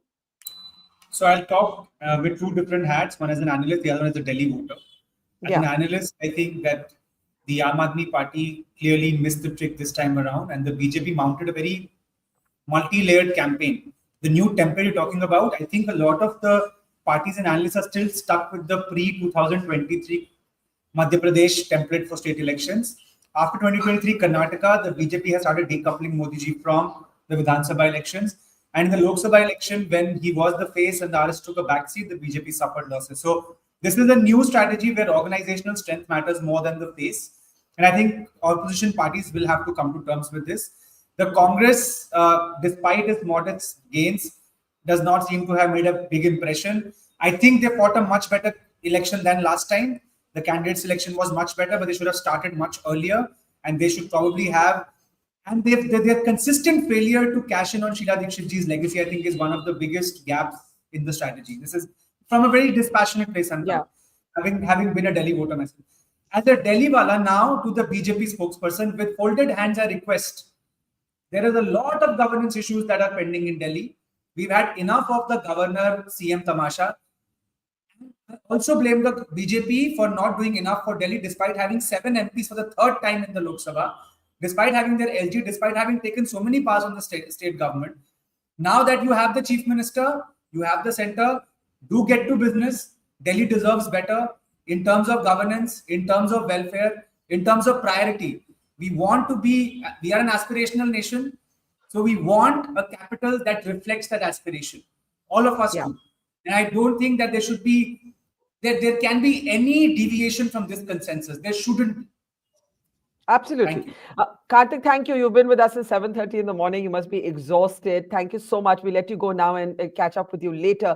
Let's keep the conversation going. I think Mahima has really, in a sense, set the cat among the pigeons with her remarks, saying it's either society or the machinery. But before we actually do that, look at how the Congress actually fared. The Congress simply went up from 4.3% of the vote share and 0 seats in 2020 to 0 seats in 2025, marginally improving its vote share by not even 2 complete points, like literally almost only 2 percentage points, right? The BJP, on the other hand, actually is at 47 seats, up from 8 seats, right? From 8 seats. Is very, very dramatic. And then you have the AAP falling from 62 to 23 seats and falling almost 10 percentage points in vote share. Shashi, I want you to respond to what you've heard from the Congress and what you've heard otherwise. Shashi? There's no Shashi. Yeah, I can't okay. hear Shashi. Yeah, now I can. Yeah. So I think it's clear that Congress is clueless. I think the Congress needs an education in statistics rather than cooking up these conspiracy theories on past elections. I think it's very clear they have no clue on what their political strategy or roadmap for the future is. But let me take a step back and look at the big picture. As far as the BJP and the national political scenario is concerned, we came out of the Lok Sabha with certain doubts, certain questions, and then consistently the BJP has won elections, Haryana, Maharashtra, now in Delhi. They turned the corner in Jammu Kashmir. So clearly the overhang of the Lok Sabha is now past us. And that is reflected in the union budget, where a very decisive complexion was given to the union budget, rather than try to make it look like a common minimum program where you try to do a balancing act. Instead, this budget had a very clear thrust. And I think that is very timely and important given what's happening with the overall geopolitical scenario in the world with the new Trump administration and the various decisions they're taking. So it was very important politically that the Prime Minister has all the capital that he can muster, have a free hand, so he can take the deft decisions that are required at this point in time. Given what's happening across the world, I think we have reached that stage, and now with the next election almost 8 months away, I think it's an ample window for taking some really important decisions on reforms. You have the income tax bill coming up. You have one nation, one election. So clearly a good window of opportunity to take this political capital from all of these elections. Move out of the shadow that was there from the Lok Sabha verdict, and take the decisions that are needed at this point in time for India, given what is happening geopolitically across the world. Right. Maima, I see your hand up. Give me a moment. I want to bring in Tavleen and Dilip before we come back to the politicians. Yes, Ujjwal, just give me a second. Tavleen, how do you react to a very marked difference in the Congress and the AAP response? Do you know that I actually, believe it or not, really want the Congress to revive? Because the only national party that can take on the BJP, actually it is the only national party or the only political party with a national footprint. But every time I hear a Congress spokesperson whine about the machinery and the this, that, and the other, it really makes me sad, because what has been absent after every defeat of the Congress party is any visible introspection. This has been going on since 2014. They just refuse to accept that something has gone very wrong with the party, that it no longer exists. It's just families. So even in Delhi, what did they give us? Sheila Dikshit's son. So that's the legacy of Sheila Dikshit, her son. They've got to wonder why they're not attracting younger people, why they, it's one thing for Rahul Gandhi to open a car engine and say, I want young people to see that the difference between a diesel engine and an electric engine is this.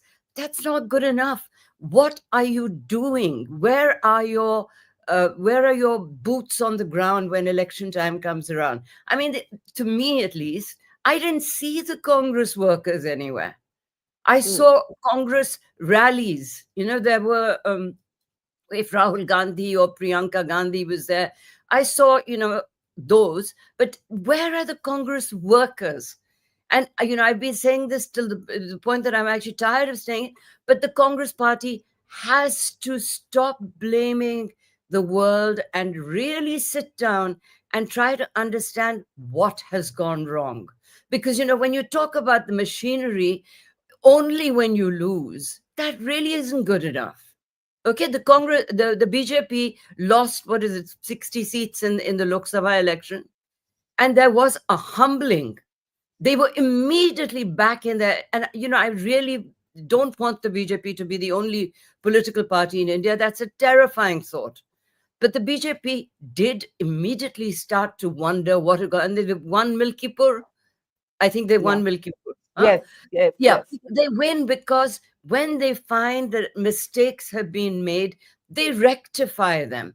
And, I think it's very gracious of the, Aam Aadmi Party to accept that maybe they didn't do the right thing. But from the Congress party, all you ever hear about is, it's someone's fault and somebody else's fault and the machinery. And if you have so little faith in Indian democracy that every time there's an election, you come up with the fact that there's no democracy left, etc.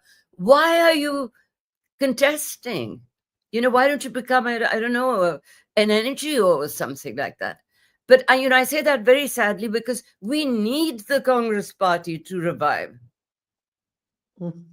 Okay, I'll let Mahima respond to that. But Tavleen saying if every time you're going to whinge and whine about the system or the voter, then just become an NGO perhaps. Ujjwal, just 1 second. Dilip, one comment from Dilip and then coming to you. Dilip, there's a bigger story here, right? And the bigger story is, all right, the Congress is where it's at.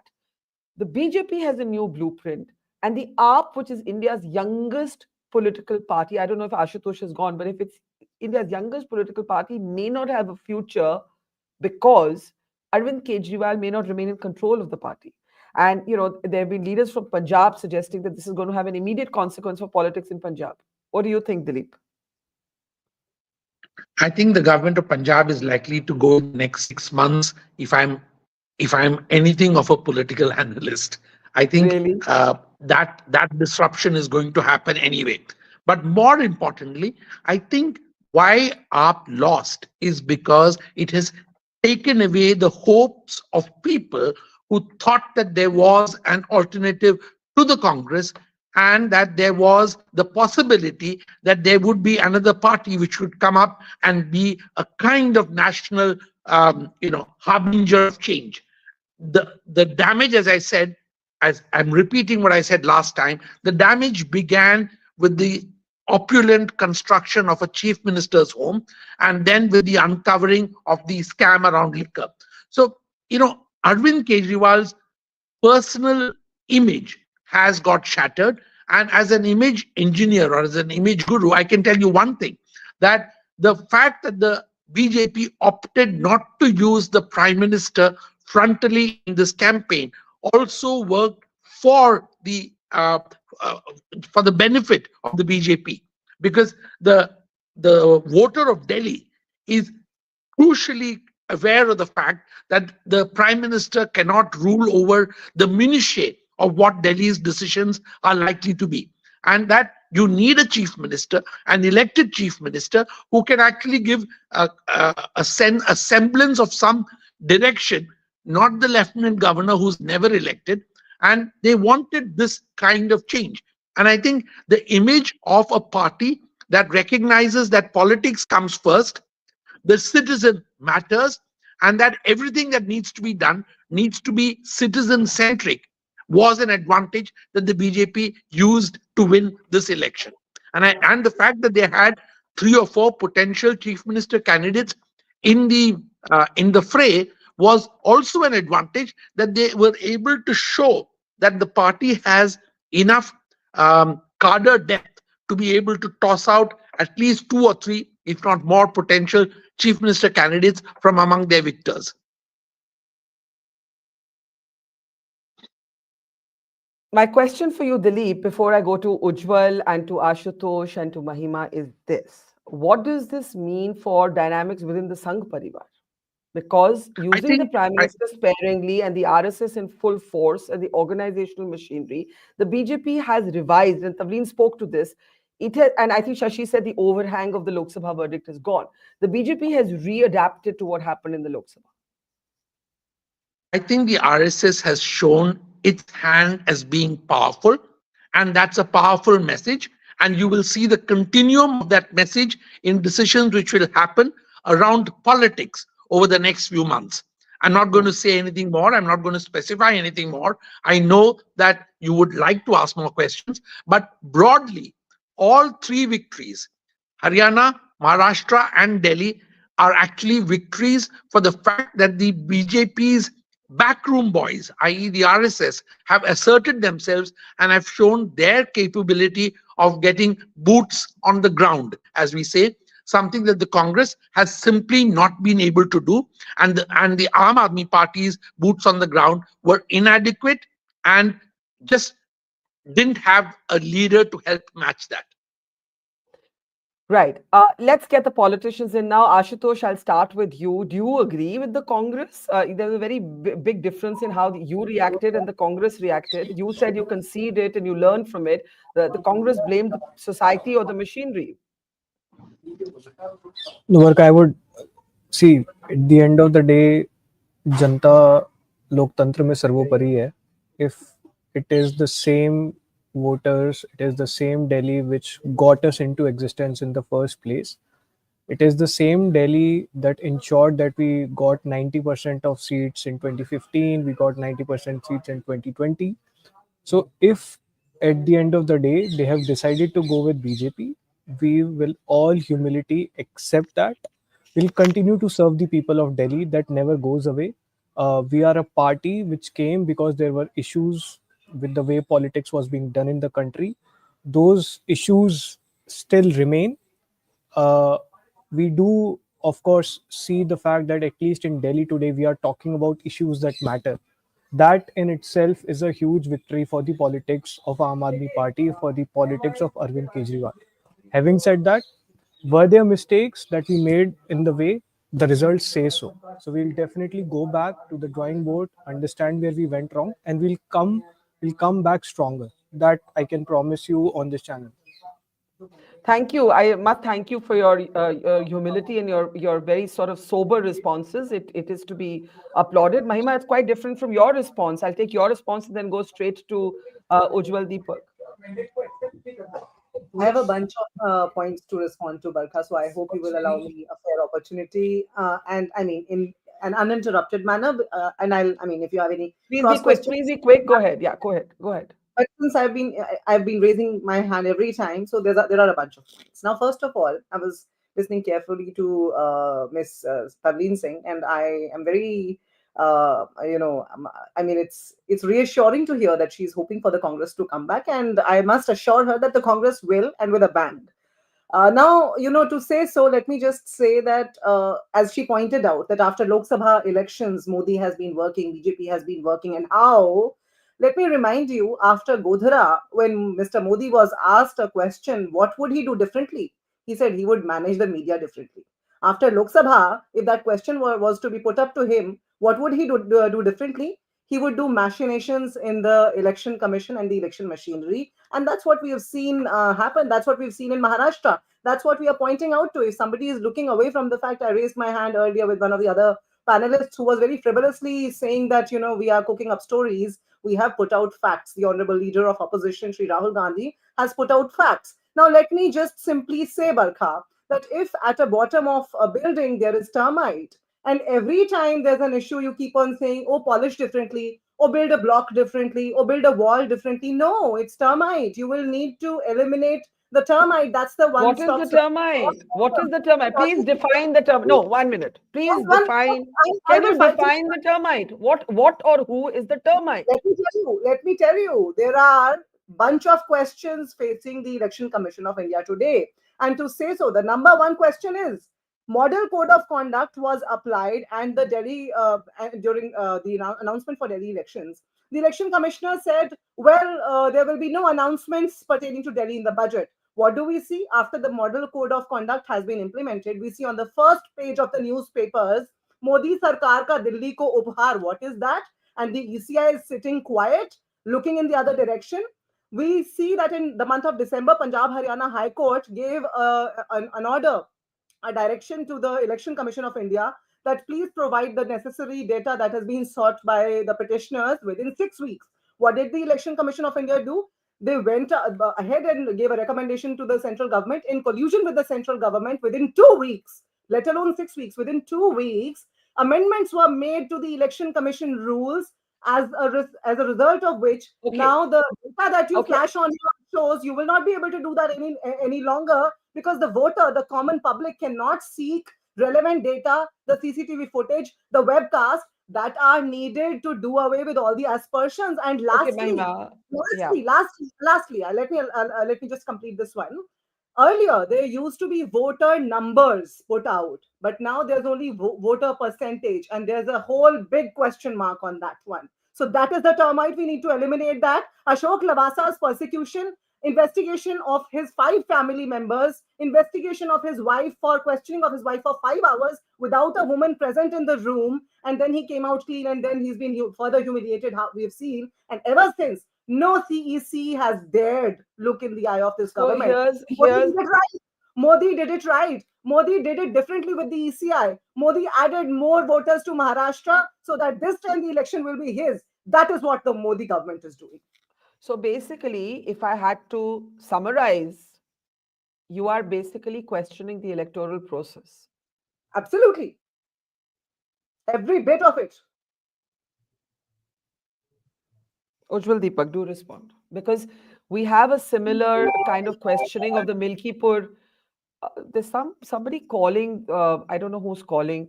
Akhilesh Yadav is questioning the Milkipur result also by questioning the electoral machinery. Could I have the tweet? Because I was, oh yeah, here. This is a false victory which the BJP will never be able to celebrate by looking into their own eyes in the mirror. The Congress is questioning the entire electoral process. So only the Aam Aadmi Party has actually conceded the defeat. बरखा, कांग्रेस की हालत ऐसी हो गई है कि भंडारे में गए तो पूरी खत्म, बाहर आए तो चप्पल चोरी. See, I was amazed by the response of the Congress spokesperson. She's blaming the voters, the society. She's doubting the voters actually, not just the electoral process. I was hoping that the questions, the doubts will be casted on the election commission, the EVM. You know, the EVM has to be bashed always. Wayanad में आप जीतते हैं, EVM bash नहीं होती है. रायबरेली में जीते हैं, सब ठीक है. अखिलेश यादव यूपी की सीटें जीत जाते हैं, EVM सब ठीक है. जब तक कांग्रेस नहीं जीतेगी तब तक EVM ठीक नहीं रहेगी. इस राजशाही परंपरा से कांग्रेस को बाहर आना पड़ेगा. कि जनता को आप ब्लेम कर रहे हैं कि जनता ही खराब है, जनता ही बेवकूफ है जो कांग्रेस को वोट नहीं दे रही है. आप सोचिए किस तरह का स्टेटमेंट है. I would actually like the Congress spokesperson to apologise for the statement कि वो जनता को ब्लेम कर रही है. ईवीएम तक तो ठीक था, इलेक्शन कमीशन तक तो ठीक था. देखिए मैं बता रहा हूं आपकी, रावण को ज्ञान का अहंकार था, पर प्रभु श्री राम को अहंकार का ज्ञान था. यही कांग्रेस पार्टी के साथ हो रहा है. इनको अपने ज्ञान का अहंकार होने लग गया है, राजशाही परंपरा का, नेपोटिज्म का. एक परिवार से 3 सांसद राज्यसभा और लोकसभा में. कौन से एससी और कौन से एसटी और कौन से ओबीसी परिवार से आज तक 3 सांसद हुए हैं, मुझे बता दे कांग्रेस के स्पोक्सपर्सन. मैं यहाँ पे इस डिबेट में उनसे क्षमा मांग लूंगा. आप मुझे बताएं कौन से लोकतंत्र की बात करती है कांग्रेस पार्टी. राजशाही परंपरा चला रही है कांग्रेस पार्टी. जब तक कांग्रेस जीतेगी नहीं, लोकतंत्र नहीं रहेगा इस देश में, कॉन्स्टिट्यूशन नहीं रहेगा इस देश में. बाबा साहब अंबेडकर के खिलाफ प्रत्याशी ये खड़े करते हैं. I tell you Bombay election, 74,333 votes were rejected. And Baba Sahib Ambedkar lost the election to a Congress candidate by 15,000 votes. And that is why Congress is blaming the EVMs. That is why Congress wants the election to happen on a ballot paper, ताकि reject किए जा सके votes. I want an answer from this, from the Congress spokesperson. Please tell me. बाबा साहब अम्बेडकर को 3 बार हराया कांग्रेस ने, और ये बात करते हैं बाबा साहब अम्बेडकर की, लोकतंत्र की, संविधान की. Okay. I think the elections are over. The squabbling rhetoric between the 3 parties can be saved for another day. Hold on, Mahima. I think Ashutosh, who's barely spoken, is wanting to come in, and I want to go to Tavleen, Shashi, and Dilip as well. Ashutosh, go ahead. I just had a very quick comment, Barkha. See, let me just correct what, if I were to just, there's one bit of thing which I agree with Mahima, is, the way the institutions, the democratic institutions of this country have behaved. And not just last 2 years, but more specifically the last 2 months, the concerns still remain the same, right? Were these elections truly impartial and truly fair? No. Was election commission impartial the way it should have been? No. Was Delhi police working impartially, making sure that the elections were free and fair? No. Having said that, does that mean that all we did was picture perfect? That is also a no, right? We did make mistakes, and that is why probably the results are for everyone to see. But let me get this record straight, that in no way or form were the elections that happened in Delhi, the elections that happened in Haryana or Maharashtra, or any other elections that have happened in last 5 or 10 years have been free and fair. Let me get that record very straight. Okay. So basically, you feel that while you may have made mistakes, the institutions of democracy have not functioned as they ought to have. Tavleen, you want to respond to that? Go ahead, Tavleen. See, I'm actually old enough to remember when the election commission was totally under the control of the Congress party. I saw elections in Kashmir in 1983 or something like that, whenever that election, where the election commissioner was sitting in the Congress party office. Okay, so let's not pretend that there have always been free institutions, etc. There have not been. The political party that is powerful often chooses. Naveen Chawla was made election commissioner. Please remember, Sanjay Gandhi's friend. right? They were chosen by the Prime Minister's office, the Election Commission, which they should be. MS Gill was made Election Commissioner and then became a minister in the Congress government. So, Yeah. you know, this kind of thing goes on. I actually believe that there has been a misuse of, you know, the ED and other sort of institutions like that. But when it comes to the Election Commission, please let's accept that it's always been a bit, you know, controlled, and that's the way it is. But it doesn't actually change the result of an election. If you're going, otherwise, why did they lose 60 seats in the Lok Sabha election? If the Election Commission was so useless, and you know, by the way, I'm not a kind of, you know, that kind of nationalistic type Indian, but it's wrong for political leaders to talk this way, because what you're doing in the eyes of the world is discrediting all of India's elections. What is this? Yeah, I think that's a really important point, because if the ED is being misused, and that point, you know, many may agree on, the people of Delhi should have felt bad for Arvind Kejriwal. The people of Delhi should have felt that this man is a victim of a weaponized enforcement directorate, Tavleen, and voted for him in larger numbers if his campaign were working. Yeah. Right? Yeah, exactly. Exactly. You know, basically what has gone wrong, I actually, you know, concede that the Aam Aadmi Party spokesman has been very gracious in the way he accepted defeat. But please remember that Arvind Kejriwal has made mistakes. One, he reduced the party to something less than him. Don't forget that. Then there was ambition and narcissism on a kind of mega scale. You know, he was so ambitious. Delhi was subordinate to elections in Punjab, in Goa, in Gujarat, in Maharashtra. You know, he did nothing for Delhi. When he did something for Delhi, he won again, handsomely. Yeah. Before I know Mahima, Ashutosh both have their hands up, and I'm sure Ujjwal wants to come in as well. But Dilip and Shashi, closing comments from Shashi because he has to go. Dilip, go ahead. Dilip? I tend to believe should look at the machine of the state, whether it's the election commission, whether it's the ED, whether it's the police, etc. But we certainly cannot go back to the time of Ambedkar, meaning whataboutery has to stop at some level. And I don't think that even, with full respect to what Tavleen said, I don't think going back to a Naveen Chawla or a Kashmir election is the answer. The answer is here and now. Are we confident? Are we happy? And are we willing to concede that the institutional framework needs to be questioned? And it definitely need not be that, like Mahima is doing, trying to do more glorification of the Rahul Gandhi press conference. I understand that it's not mainstream coverage of an adequate kind, but the image of the Congress will be better if it accepts the verdict of the people and questions the machinery of the state. I think there's a huge distinction between the two. The average citizen is willing to listen when the politician says, even if the politician happens to be from the opposition, that we have proof about the machinery of state being questionable, and deserving of attention. That's fine. And I think the Aam Aadmi Party spokesperson has done an admirable job of coming back and reinstating that issue as mainstream.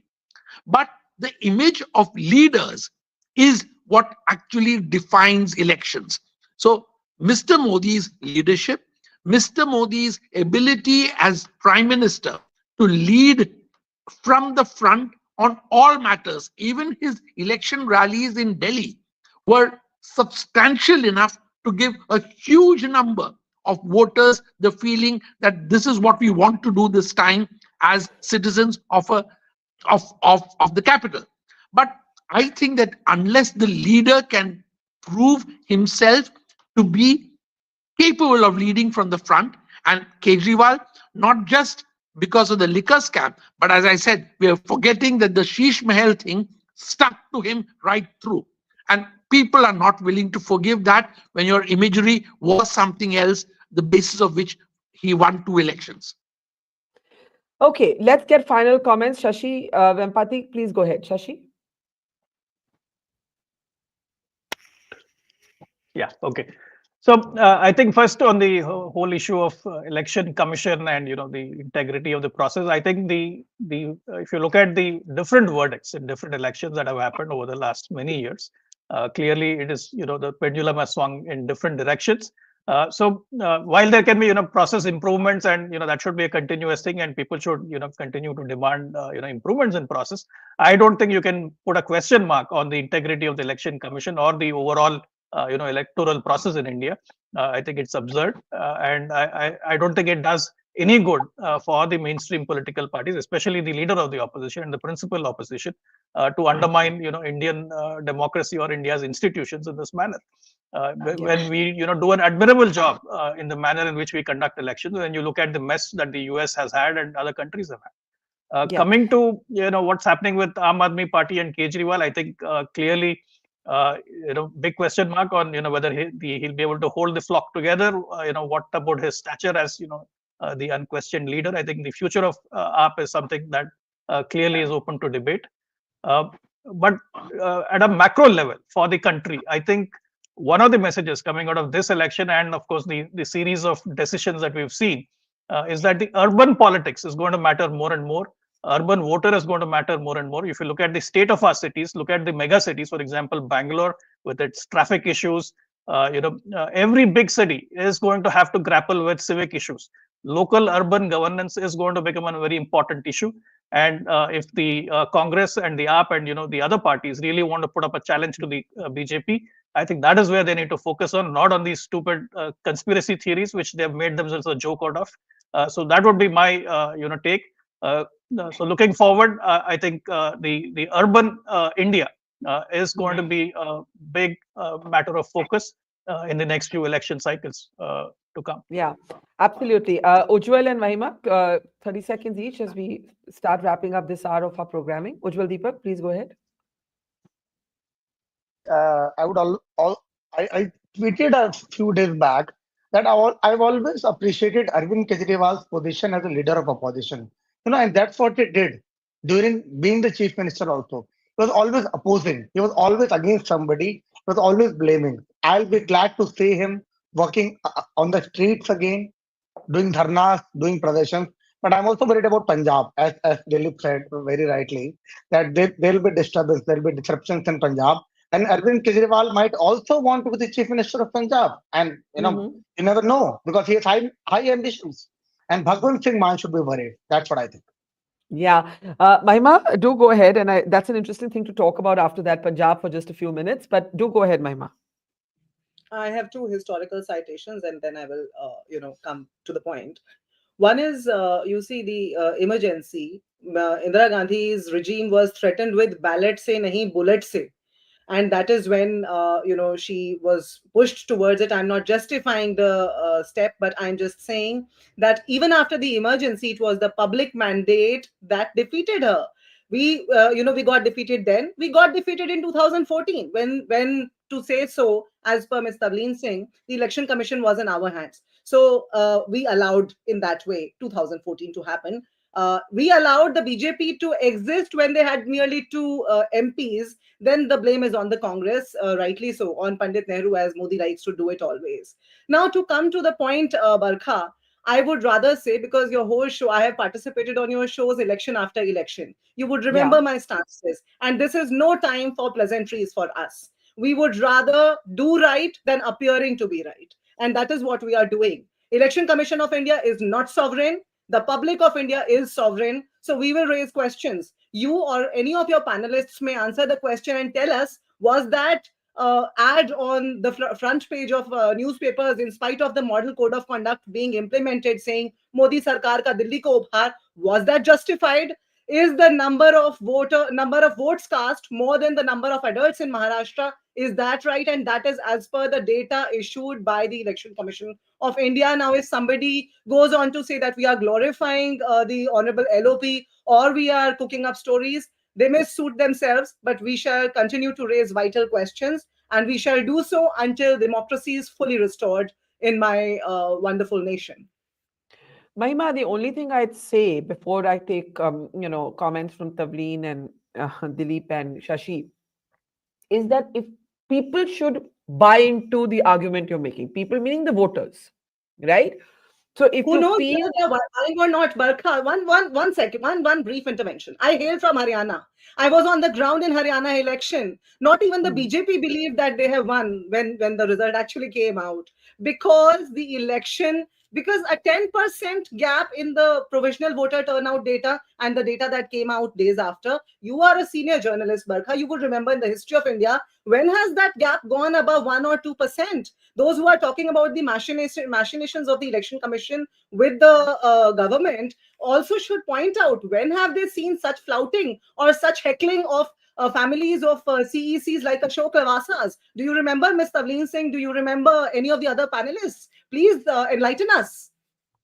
Okay, let's start with Tavleen. Basically, what's happened today is that whether it's UP and Milkipur, which has gone the BJP's way handsomely, or Delhi, where the BJP has made history, sections of the opposition have questioned the electoral process.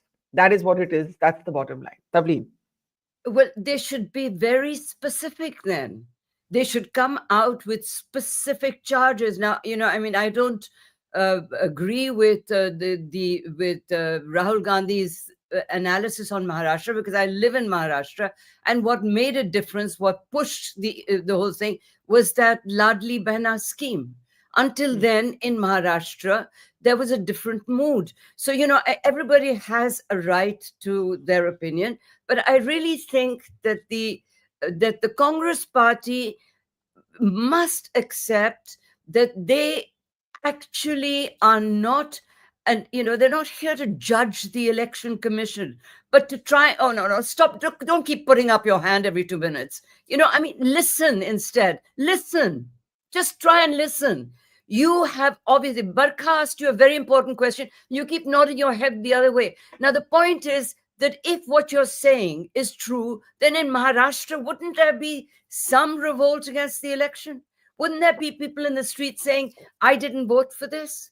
Why is it that nobody supports you in your campaign to denounce everything about every Indian institution? Why is nobody supporting you? Ask yourself that. I think that's the operative question, right? Hang on. Hang on, everybody. We have time. No, I'm not cutting anybody short. I want Dilip to add to this debate, Shashi to add to it, and I'll come to both the politicians. I have to go. Okay, Tavleen, Okay, thanks, Tavleen. Dilip, please add to it. Dilip? I think that we need to ask tough questions. There's nothing wrong with that. We need to recognize that people's voices find expression in one way or the other, either in the ballot box or in the number of notas or in the protests on the street. And we need to watch for those signs. Are we saying that the citizens of the capital were not cognizant of all these potential problems at the electoral lists or the votes or the booths or whatever it is? But there is no getting away from the fact that the EC has very tough questions to answer, especially on the fact that they were quiet on the ad on the day after the budget. That needed to have been castigated, because you cannot have a political party take advantage of the budget on the day before elections. You can do that a month before 6 months before elections, but certainly not in the day or two before elections. So that, I think, those kinds of things we need to find fault with. And as people who are analyzing this, we need to look at it and blow the whistle. But was that the factor for the loss? No, it was not a factor for the loss. 48-22 is the result of disastrous image of the leader leading from the front. It was you can't say that the Aam Aadmi Party did not have enough depth of rank and file. They did. But did they run a good election? No. Were they able to bring out the issues for the citizens and hold out hope for tomorrow? Yes, they tried to do that, but it ran hollow. That was the real problem. When you have hopes that ring hollow, then you don't win elections.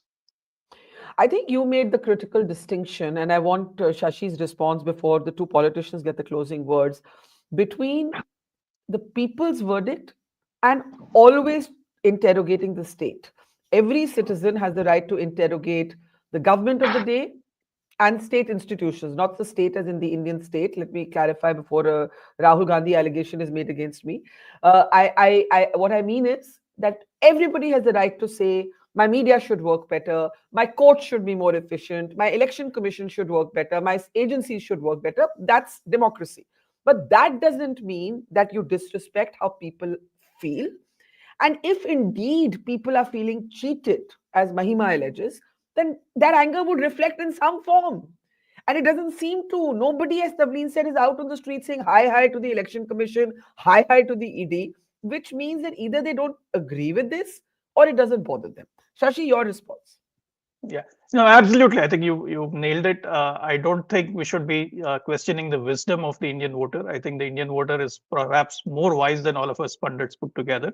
They invariably make the right choices, and we've seen that in election after election, when the BJP wins or when the BJP loses. The Lok Sabha verdict, in that sense, was, I think, a very enlightening verdict, because it humbled the BJP. The BJP took the right lessons, and now it is back in the in the driver's seat as far as the overall political landscape goes. I'll just make one last comment before leaving. Arvind Kejriwal, started with an NGO movement, converted it into a political party, lost his way. Rahul Gandhi inherited a political party, is reducing it to an NGO organization, and he's also lost his way. I think there's a message there that the opposition landscape needs to take from the Delhi outcome. Okay, let's go to Mahima now and close with Ujjwal and Dilip. Thanks, Shashi. I know you have to go. Taking brief closing comments from all of you. I want to bring up Akhilesh Yadav's tweet, if I can, because it isn't just Mahima. While here it is. This is basically saying that there has been a manipulation in Milkipur. I don't know if we finally have the Milkipur graphic. If we do, please do take it on screen.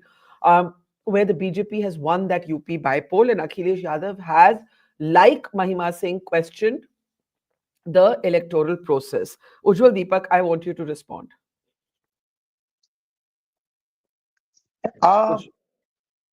Barkha, okay, I'll just put my BJP cap beside, and I'll talk like a youth, an educated youth of India, and would want to talk logic and hear logic. Okay, let's get it right. While we all know that there might be certain cases of corruption at some places, but such organized corruption during election process, I don't think it's possible. Believe me, logically, and I'll tell you how. In every booth, there's an agent. While counting, also their agents, their IAS officers, IPS officers, the whole election commission. And do you believe that everybody would want BJP to win? There are not IAS officers or state service officers or smaller officers or the Karyakartas who do not talk against BJP, or the media or the press or the RT activists. India has become so transparent in the last 15 to 20 years. Do you think it's remotely possible to maneuver and the hacking of EVMs, which the opposition always talks about? Do you even have a remote idea of if that can be done? And as Tavleen said, if somewhere somebody had to do it, they would do it during the time of the Lok Sabha elections. Why would they want to do it in one by-election or one state? If okay, conspiracy करते हैं, चलिए अगर मुझे conspiracy करना, मैं क्या करूंगा? I would actually lose some of the seats to have that page generated in the system, and I would do that. I would use that trump card in the main elections probably. No? Why would I use the trump card in a by-election? So the opposition and the entire India and everybody has to understand this very cleverly. No sane person would do that. And I'm not talking from BJP. I'm just talking like a logical youth. And please answer me if you can. ऐसा नहीं हो सकता, और ये arrogance से निकलना पड़ेगा Congress party को. ये अभी भी एरोगेंस से दिखा रहे हैं. चुनाव 0 सीट लाने के बाद आम आदमी के प्रवक्ता तो फिर भी ठीक थे, कंसिडर्ड डिफीट. हार मान ली, शिरोधार्य जनता का, और ये जनता को ब्लेम कर रही है कि सोसाइटी खराब है. सब जगह खराब है, हरियाणा में खराब है, महाराष्ट्र में खराब है. Putting questions, introspect. In Congress, I'll talk about Chhattisgarh. Chhattisgarh में कांग्रेस की गवर्नमेंट थी, ठीक है, 5 साल तक. It is proven that they sold the seats of Public Services Commission. अपने नाते रिश्तेदारों को लगा दी. They were selling नकली शराब यहाँ पर, नकली होलोग्राम लगा के. They were involved in all kinds of corruption here, and actually Chhattisgarh was the ATM for Delhi, and everybody knows that. Chhattisgarh was funding the elections of UP, Assam, Gujarat, Haryana, everywhere. And when they lost, they started questioning the EVM, the election commission. Nahi ho sakta. We also said, our national president said, akalpani ji Chhattisgarh mein. But believe me, you'll have to believe in this. The voters decided. This is the same set of voters which gave Congress 75 seats to the same EVM. And this is the same voter who gave Congress 36 seats. This is the same voter base which gave AAP 67 seats out of 70. Can you imagine that? Can you believe that? And this is the same set of voters which is giving BJP 48 seats. So why wonder? Accept the defeat, na? स्वीकार कीजिए, झांकिए कि क्या गलत कर रहे हैं राहुल गांधी जी, क्यों question कर रहे हैं. वायनाड में ईवीएम कैसे सही काम करता है, वहां पे मशीनरी कैसे सही काम करती है, रायबरेली में कैसे काम करती है. अगर मुझे हराना होता तो रायबरेली में हराता ना राहुल गांधी जी को, वायनाड में प्रियंका गांधी जी को हराता मैं. I would actually eradicate all the opposition. And you are telling me कि आपने 2 सीट एग्जिस्ट करने का हमें मतलब ऑब्लाइज किया आपने बीजेपी को. थैंकफुल फॉर द राज परिवार कि आपने एग्जिस्ट करने का मौका दिया हमें, और इमरजेंसी में आपने इलेक्शन कमीशन को काम करने दिया. मीडिया बैन था, कोर्ट बैन थे, राइट टू स्पीच बैन था, पर आपने इलेक्शन कमीशन को काम कर दिया. Thank you so much Congress, राज परिवार. Thank you so much. Okay, Mahima, do respond before we close. Mahima?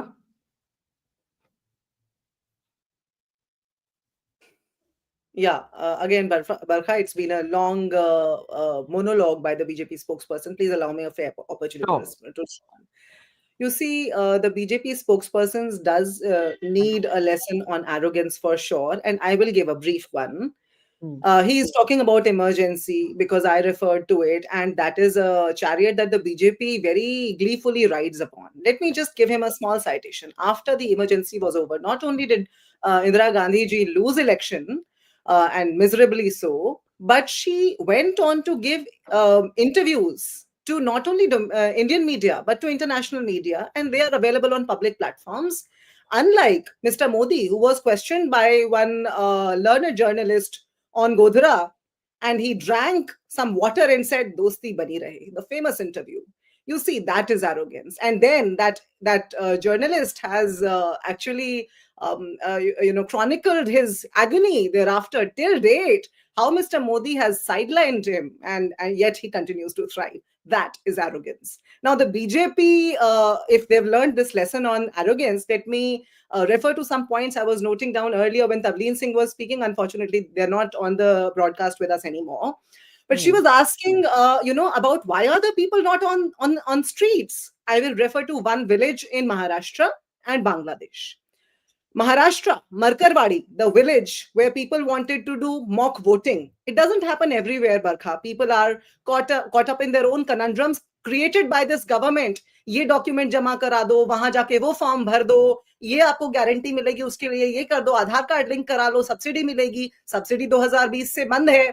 खैर, उसमें नहीं जाएंगे, but I would just say Markarwadi was one village that wanted to demonstrate through mock voting. ECI promptly acted. I also wanted to ask your learned panelists, and you would also be in a position to answer that question. Have you ever seen the Election Commission of India, especially in the last 11 years, act with the kind of promptness it acted after the Punjab Haryana High Court direction given to the ECI in December on Mahmood Pracha's petition? No, we haven't seen that kind of promptness except to amend the rules so that the public will not be able to seek information, and that would aid transparency. So Markarwadi is one example, and the other example is Bangladesh. Under the nose of Mr. Narendra Modi, the self-proclaimed Vishwa Guru, Bangladesh was happening. Nobody heard whispers. Nobody heard any spur of what was happening in Bangladesh, and the movement rose up. And today he is, in a very, very sly manner, hiding her in our country. Citizens are asking questions. but those questions will not be projected anywhere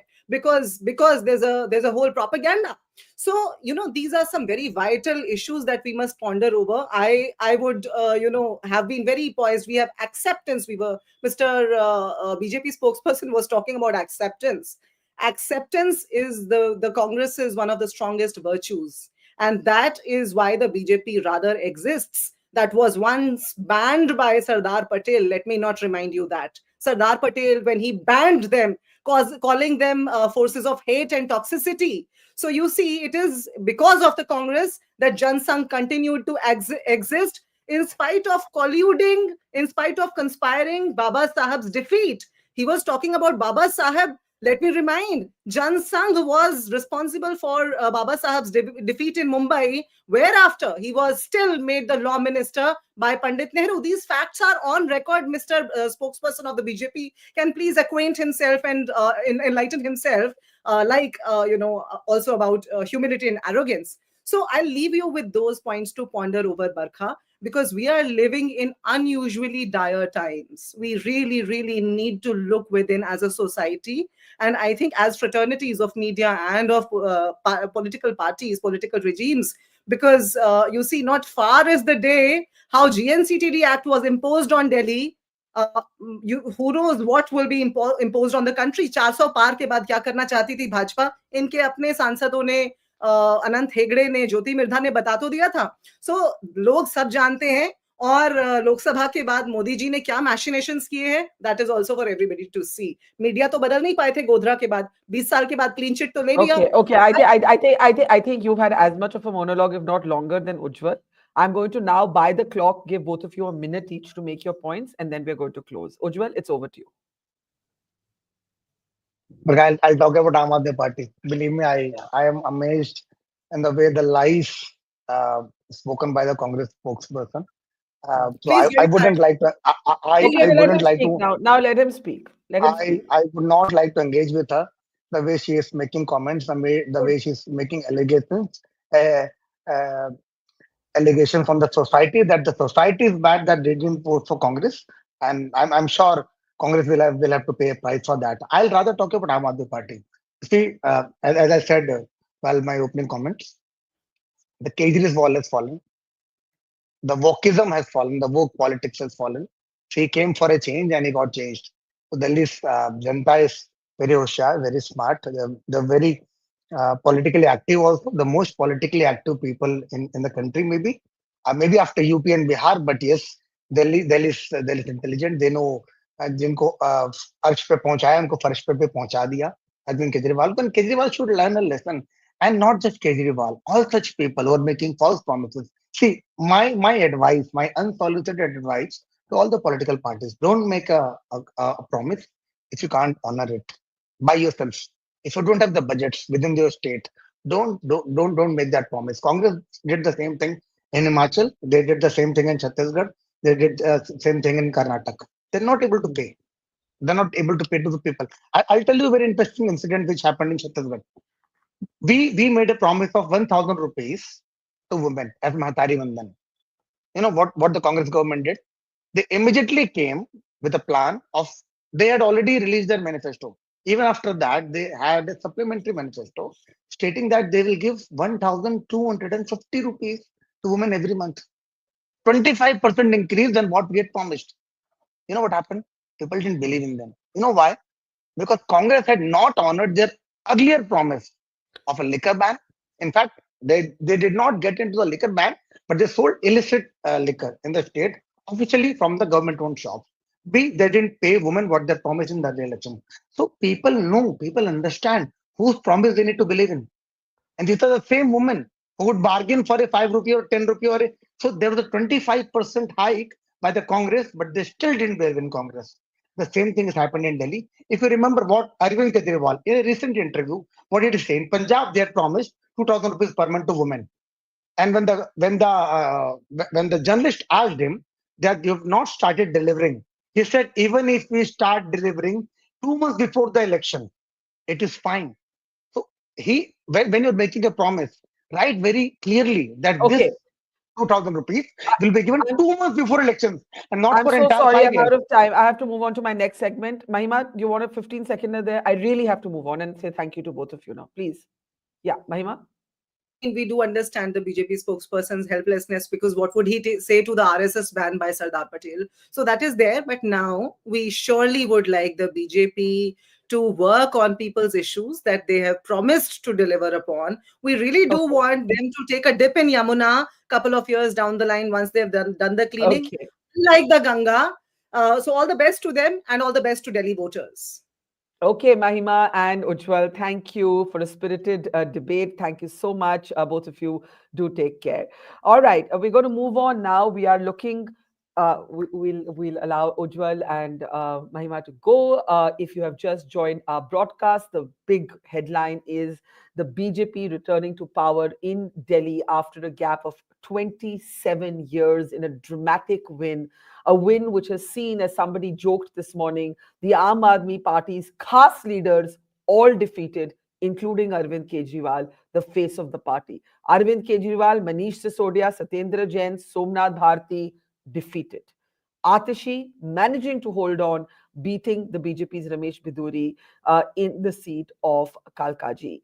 It is a dramatic result. The Congress, for the third consecutive election, scoring 0 seats and only marginally increasing in vote share. The final tally 48 to 22. Yashwant Deshmukh of Sea Voter is with us, and what a day it's been. I mean, lovely. Election, huh? Kya maza hai elections ka. Bahut maza.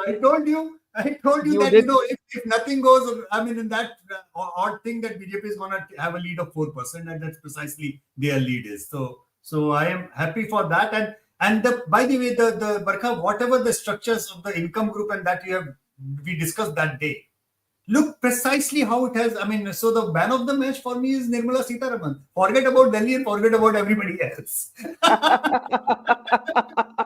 Well, woman of the match. Woman of the match. Woman, we must have that on our banner. Woman of the match. I said this on many places. I said nobody's talking about her. I mean, man, that lady delivered BJP to Delhi to BJP finally. You know, I mean, in the last 72 hours after the budget, before the poll, it was the sharpest turn in the tracker that we had ever seen. You know, now on the screen, yeah, I'm so glad that you pulled out this. Love you for that. So see the gap that had happened. So the problem, Barkha, was not whether BJP used to have middle class voters lead. The problem was these people never came out to vote. And it was the bottom of the pyramid whose turnout was always going to be better. And when we did the post poll, we realized they finally came out. And they finally came out only out of enthusiasm, largely because of the budget. That is a big thing. And they turned, I mean, I remember 27 years back when, you know, there was no TV. We were doing the post poll for the 98 assembly elections. In the print, of course, you know, the next day's headlines on our data was that middle class has shown the back to BJP. Yeah. That was it. Yeah. So middle class after 27 years, actually the same middle class has propelled BJP back into the power. And that's something which is very important because like the post poll said, Kejriwal is still getting 43-44% votes in Delhi. So the bottom of the pyramid is still with him. It's not a joke. So the Revdi culture, anybody is thinking that, okay, after BJP wins, the Revdi culture is going to stop. No. BJP understands it very clearly that these freebies, they matter to the bottom of the pyramid. It's going to continue. But what they have learned also, hopefully, not just BJP and everybody, that you have to balance out. There is almost 35% middle class in this country today, which is not antagonized if you are giving something to the poor. They are not anti-poor. But they do have a genuine question to ask. Boss, mujhe kya mila? You know, I am paying taxes for these Revdis. I am not even getting a free ration. So I am facing tax. I am facing inflation. Where do I go? So finally, the union government did something, and I hope every political party understands this, that middle class itself is a new caste group. You know, the middle class value itself is a very different thing to deal with, because all of us, when we think about, you remember when economy opened up, Dr. Manmohan Singh, PV Narasimha Rao, At that point of time, Barkha, the middle class was only 3%, 3.5%. Today, we are looking at 35% middle class in this country. And the middle class values, we make joke, we make comics out of it, comedy shows out of it. But when the audience is laughing, there is a Brahmin middle class, there is a Dalit middle class, there is OBC, there is even a Muslim middle class laughing at the same joke, because those middle class values are the same. So it's a new caste group to be recognized and to be understood properly. And the politicians in this country need to balance this Revdi culture and what is required for the middle class, because that's the growth engine of this country. There is no middle class, there is no growth. Let me ask you this before we get to the vote share, the seats, the Congress, the AAP. Your tracker regularly showed that Arvind Kejriwal was the most preferred CM contender, but you did show how his popularity had fallen enormously. Now, Arvind Kejriwal hasn't won his own seat. I mean, what better revenge for Sandeep, actually? I mean, he polled precisely the votes that Arvind Kejriwal got defeated on. So, yeah, he lost it. I mean, it is for him to understand. He lost the seat. If you see from the occupation point of view, if you pull out that graphics, you will realize. Yeah, I think we have it. Yeah, and guys, can we pull out the C voter slide on the occupation thing? Yeah, please. When I looked at that graphic at that day, I said that he's going to be in trouble because his constituency has a significant number of... No, not income, occupation, guys. Occupation. Because his constituency has a significant number of Sarkari Karmachari. That was the thing with Sheila ji as well. You know, she used to get support of private sector workers, Sarkari Karmachari, as well as the Jhuggi voter, I mean, basically low income group voter. What he was left with eventually was the low income group voter. In his seat. The Sarkari Karmachari went back and the private sector voter, typically in that way. Yeah, look at that. Government service, look at the gap. 15. The moment I saw that government service thing, I was immediately like, yeah, problem mein aane wala hai. Because this was a block which was with him for the last 2 elections, by the way. It was with Arvind Kejriwal for the last 2 elections in a very, very strong way. Self-employed, business, private sector, obviously the swing happened because Nirmala Sitharaman's budget. But the government service class getting away in his seat, I guess that troubled him a lot. So now what happens to AAP? What is the future of Aam Aadmi Party with a defeated Arvind Kejriwal? Does the Aam Aadmi Party exist without Kejriwal? Does Atishi, who's the only prominent leader who manages to win her seat, say, okay, you know what, I should be leader? Or does it continue to be Kejriwal's party? And what about the delight that the Congress is feeling, even more than the BJP in the defeat of Kejriwal? What is going on here? Well, we'll talk about Congress separately. I mean, let's focus first on Kejriwal. I have been I'm listening to many political obituaries since morning for Kejriwal. Something tells me it doesn't work that way. I mean, politics of this country, the history of politics in this country has shown us that one should never, write political obituaries so quickly for anyone, particularly one who is polling about 43% vote in an election. He has rewritten the rule of this freebie politics. He has understood that game, He also understood the game of playing the Hindutva politics on BJP's pitch. These are the credible things for him to politically do. Something which Rahul Gandhi still has to learn. Now, is this a big setback from huge setback? I believe rather than losing Delhi, he's losing his own seat is the bigger setback. Correct. If he had won his own seat, his personal credibility would have been intact. Right now, right now he's personally weakened. I think he has to go back to the drawing board and analyze and understand that the Sheesh Mahal actually cost him, the image, dent in the image cost him more than anything else that one could have thought of. Second thing, politically speaking, they blundered by winning MCD election. When I say blunder, simply because till that point of time, they were blaming for everything and anything that was going wrong in Delhi to BJP because of the MCD was being led by BJP. The moment Aam Aadmi Party was in power, that day I had talked and I had said to my friends across the table that, you know what, this is now gonna trouble Kejriwal, because I don't think MCD he can do anything better than what BJP was gonna do. And in the post-poll survey, you will figure out the reasons why people were not voting for Kejriwal. If you have that graphic, you can see that number of people who said पानी गंदा आ रहा है, कूड़े का ढेर लग रहा है, that almost more than half of that was on the civic issues. So yes, the damage of the image, the union budget, that was the flipping factor. But the base of the anger against Kejriwal was the fact that in the managing of the civic issues in Delhi, he failed. Spectacularly failed in the MCD. And people, I mean, we discussed it many times, still remember Sheila Dikshit ji. Yeah. She delivered a world-class city in 15 years, half of which she actually worked under LG of given by NDA government, and people remember there was no problem. And in the last 10 years, even though those who voted for Kejriwal in this election, they do mention Mohalla clinic, better school, free bijli pani, that's fine. But the crumbling infrastructure of Delhi, that became a rallying point, because people were watching this city as from a really beautiful city to a city which has become unlivable of sort from every perspective, And I'm not saying that only Kejriwal is responsible for that. Maybe, I mean, a lot of things we need to discuss on that. That's a different thing. But that anger was accumulating. And it just happened that people decided on this one that, okay, less of the complaint, less of the whining, we need a better Delhi.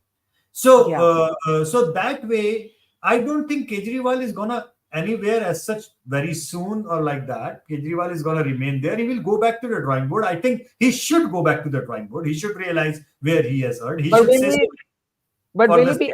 We have a reaction from Arvind Kejriwal. We'll just play that out, because I want to ask you: will he be able to hold his party together? That's the big question.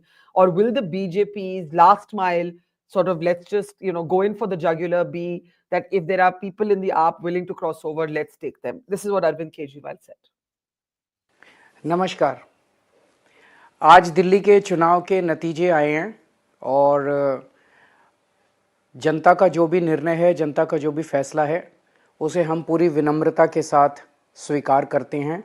जनता का निर्णय sir माथे पर। मैं Bharatiya Janata party को इस जीत के लिए बहुत बहुत बधाई देता हूं और मैं उम्मीद करता हूं कि जिस उम्मीद के साथ और जिस आशा के साथ लोगों ने उनको बहुमत दिया है, वो उन सभी उम्मीदों और आशाओं पे पूरा उतरेंगे। हमने पिछले 10 साल में जनता ने जो मौका दिया हमें, उन 10 सालों में हमने बहुत सारे काम किए। शिक्षा के क्षेत्र में, स्वास्थ्य के क्षेत्र में, पानी के क्षेत्र में, बिजली के क्षेत्र में और भी अलग अलग तरीके से लोगों को राहत पहुंचाने की कोशिश की उनकी ज़िंदगी में, और दिल्ली के इंफ्रास्ट्रक्चर को भी हमने सुधारने की कोशिश की। अब जो जनता ने हमें निर्णय दिया है, हम न केवल एक कंस्ट्रक्टिव ऑपोजिशन का रोल निभाएंगे, बल्कि हम समाज सेवा, जनता के सुख दुख में काम आना, व्यक्तिगत तौर पे जिसको भी जो ज़रूरत होगी, हम लोगों के सुख दुख में हमेशा काम आएंगे।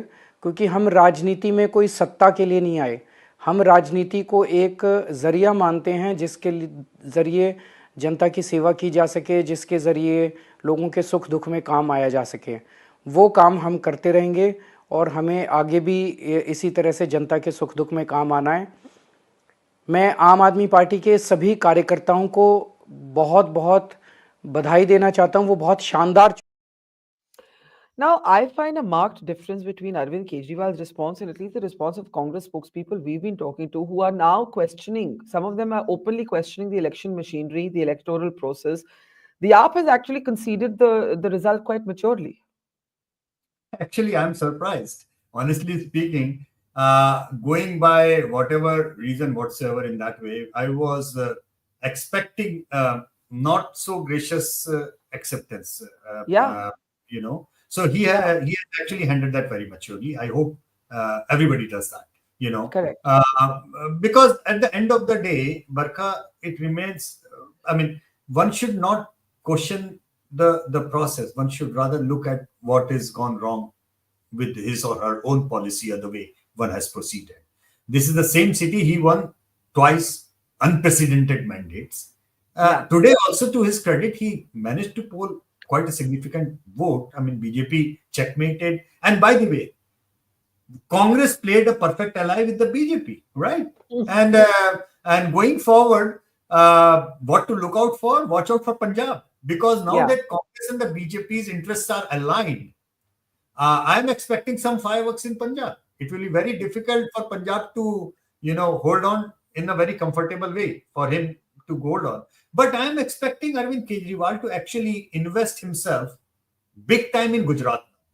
Now that he is free, he is not even the leader of opposition. Atishi is going to take that mantle from inside the Delhi Assembly. He's going to leave Atishi for that. And he is probably going to focus big time in Gujarat, where, by the way, BJP will be more than happy for him to take that thing, because the more he grows, the Congress comes down and BJP's game is easy. So oddly enough, ironically, in this fight of Kejriwal versus Congress, is the BJP which is more than happy to help each of them. Lado. And one can only smile at the cryptic comment of Umar Abdullah today. Yes. और लड़ो आपस में और लड़ो. Are you, when you say the Congress was the perfect ally for the BJP, if the Congress and the AAP had not contested or competed against each other, would the outcome have been different? Not necessarily, right? Because this is a landslide. I mean, it's a huge win for the BJP. It's not a fragmented election. My thing is, Barkha, is that whatever you do with conviction. If you had gone after Kejriwal for 4 years, then you should have not gone with the Lok Sabha thing with them. Yeah. If they would have contested Lok Sabha separately, then probably today BJP would have won 55 or 60 seats, because Congress polling instead of 6%, 16 or 18% would have done even bigger damage to Aam Aadmi Party. But then it would have given the confidence to the Congress to build it from there. Right now, look at the Congress vote share with 6% and 43% for AAP. It's still a long task. It's not going to happen overnight, number one. Number two, if you had gone with the alliance in Lok Sabha, then you should have followed it up properly with Haryana. We should have given 5-6 seats to Congress in Aam Aadmi Party in Haryana. The Haryana result would have flipped. You should have given, then AAP should have given 10 seats to Congress in Delhi. Delhi election results would have been flipped. It would have been a different story. So problem is that one step forward, 2 steps backward, once here and once there. The Congress is not really sticking to the game plan. First of all, questioning if they have a game plan. If they at all have a game plan. Because, once you have a game plan, then you stick to it. Now you are going to play volley with BJP to destabilize Punjab so that you can come back in Punjab. Without realizing, BJP is going to do the same in Gujarat and help up grow at your expense. How do you gain out of it? So whatever it is, I believe the Congress needs to sit and get its act together that, okay, हमारी strategy ये है और हम stick करेंगे और strategies long term होनी चाहिए.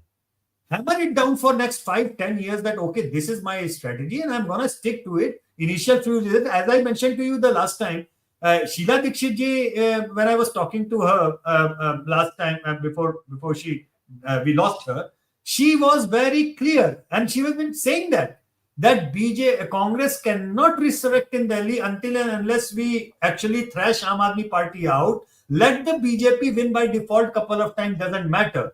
But we must have a 10-year plan for Delhi. Only then we can get Congress back on track. She was bang on in her assessment. Absolutely. Now, Yashwant, I know it's a busy day for you. Just a last question before we let you go. The new BJP blueprint for winning assembly elections, they have readapted after the Lok Sabha to use the Prime Minister sparingly. The RSS army is back in full swing, and they are not doing personality-centric campaigns. This time also, there was no CM contender. I think the CM should be Parvesh for defeating Arvind Kejriwal, the giant killer, as it were, of this election. But with the BJP, you never know. How do you look at this new BJP blueprint? I think they are quick learners.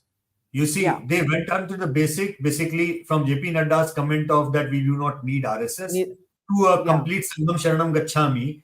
And the very important part that you said that Narendra Modi has actually taken a backseat, you know, and to think that a person who is as popular as Narendra Modi does not feel his ego being hurt that I'm taking a backseat is a thing learned for other parties, you know.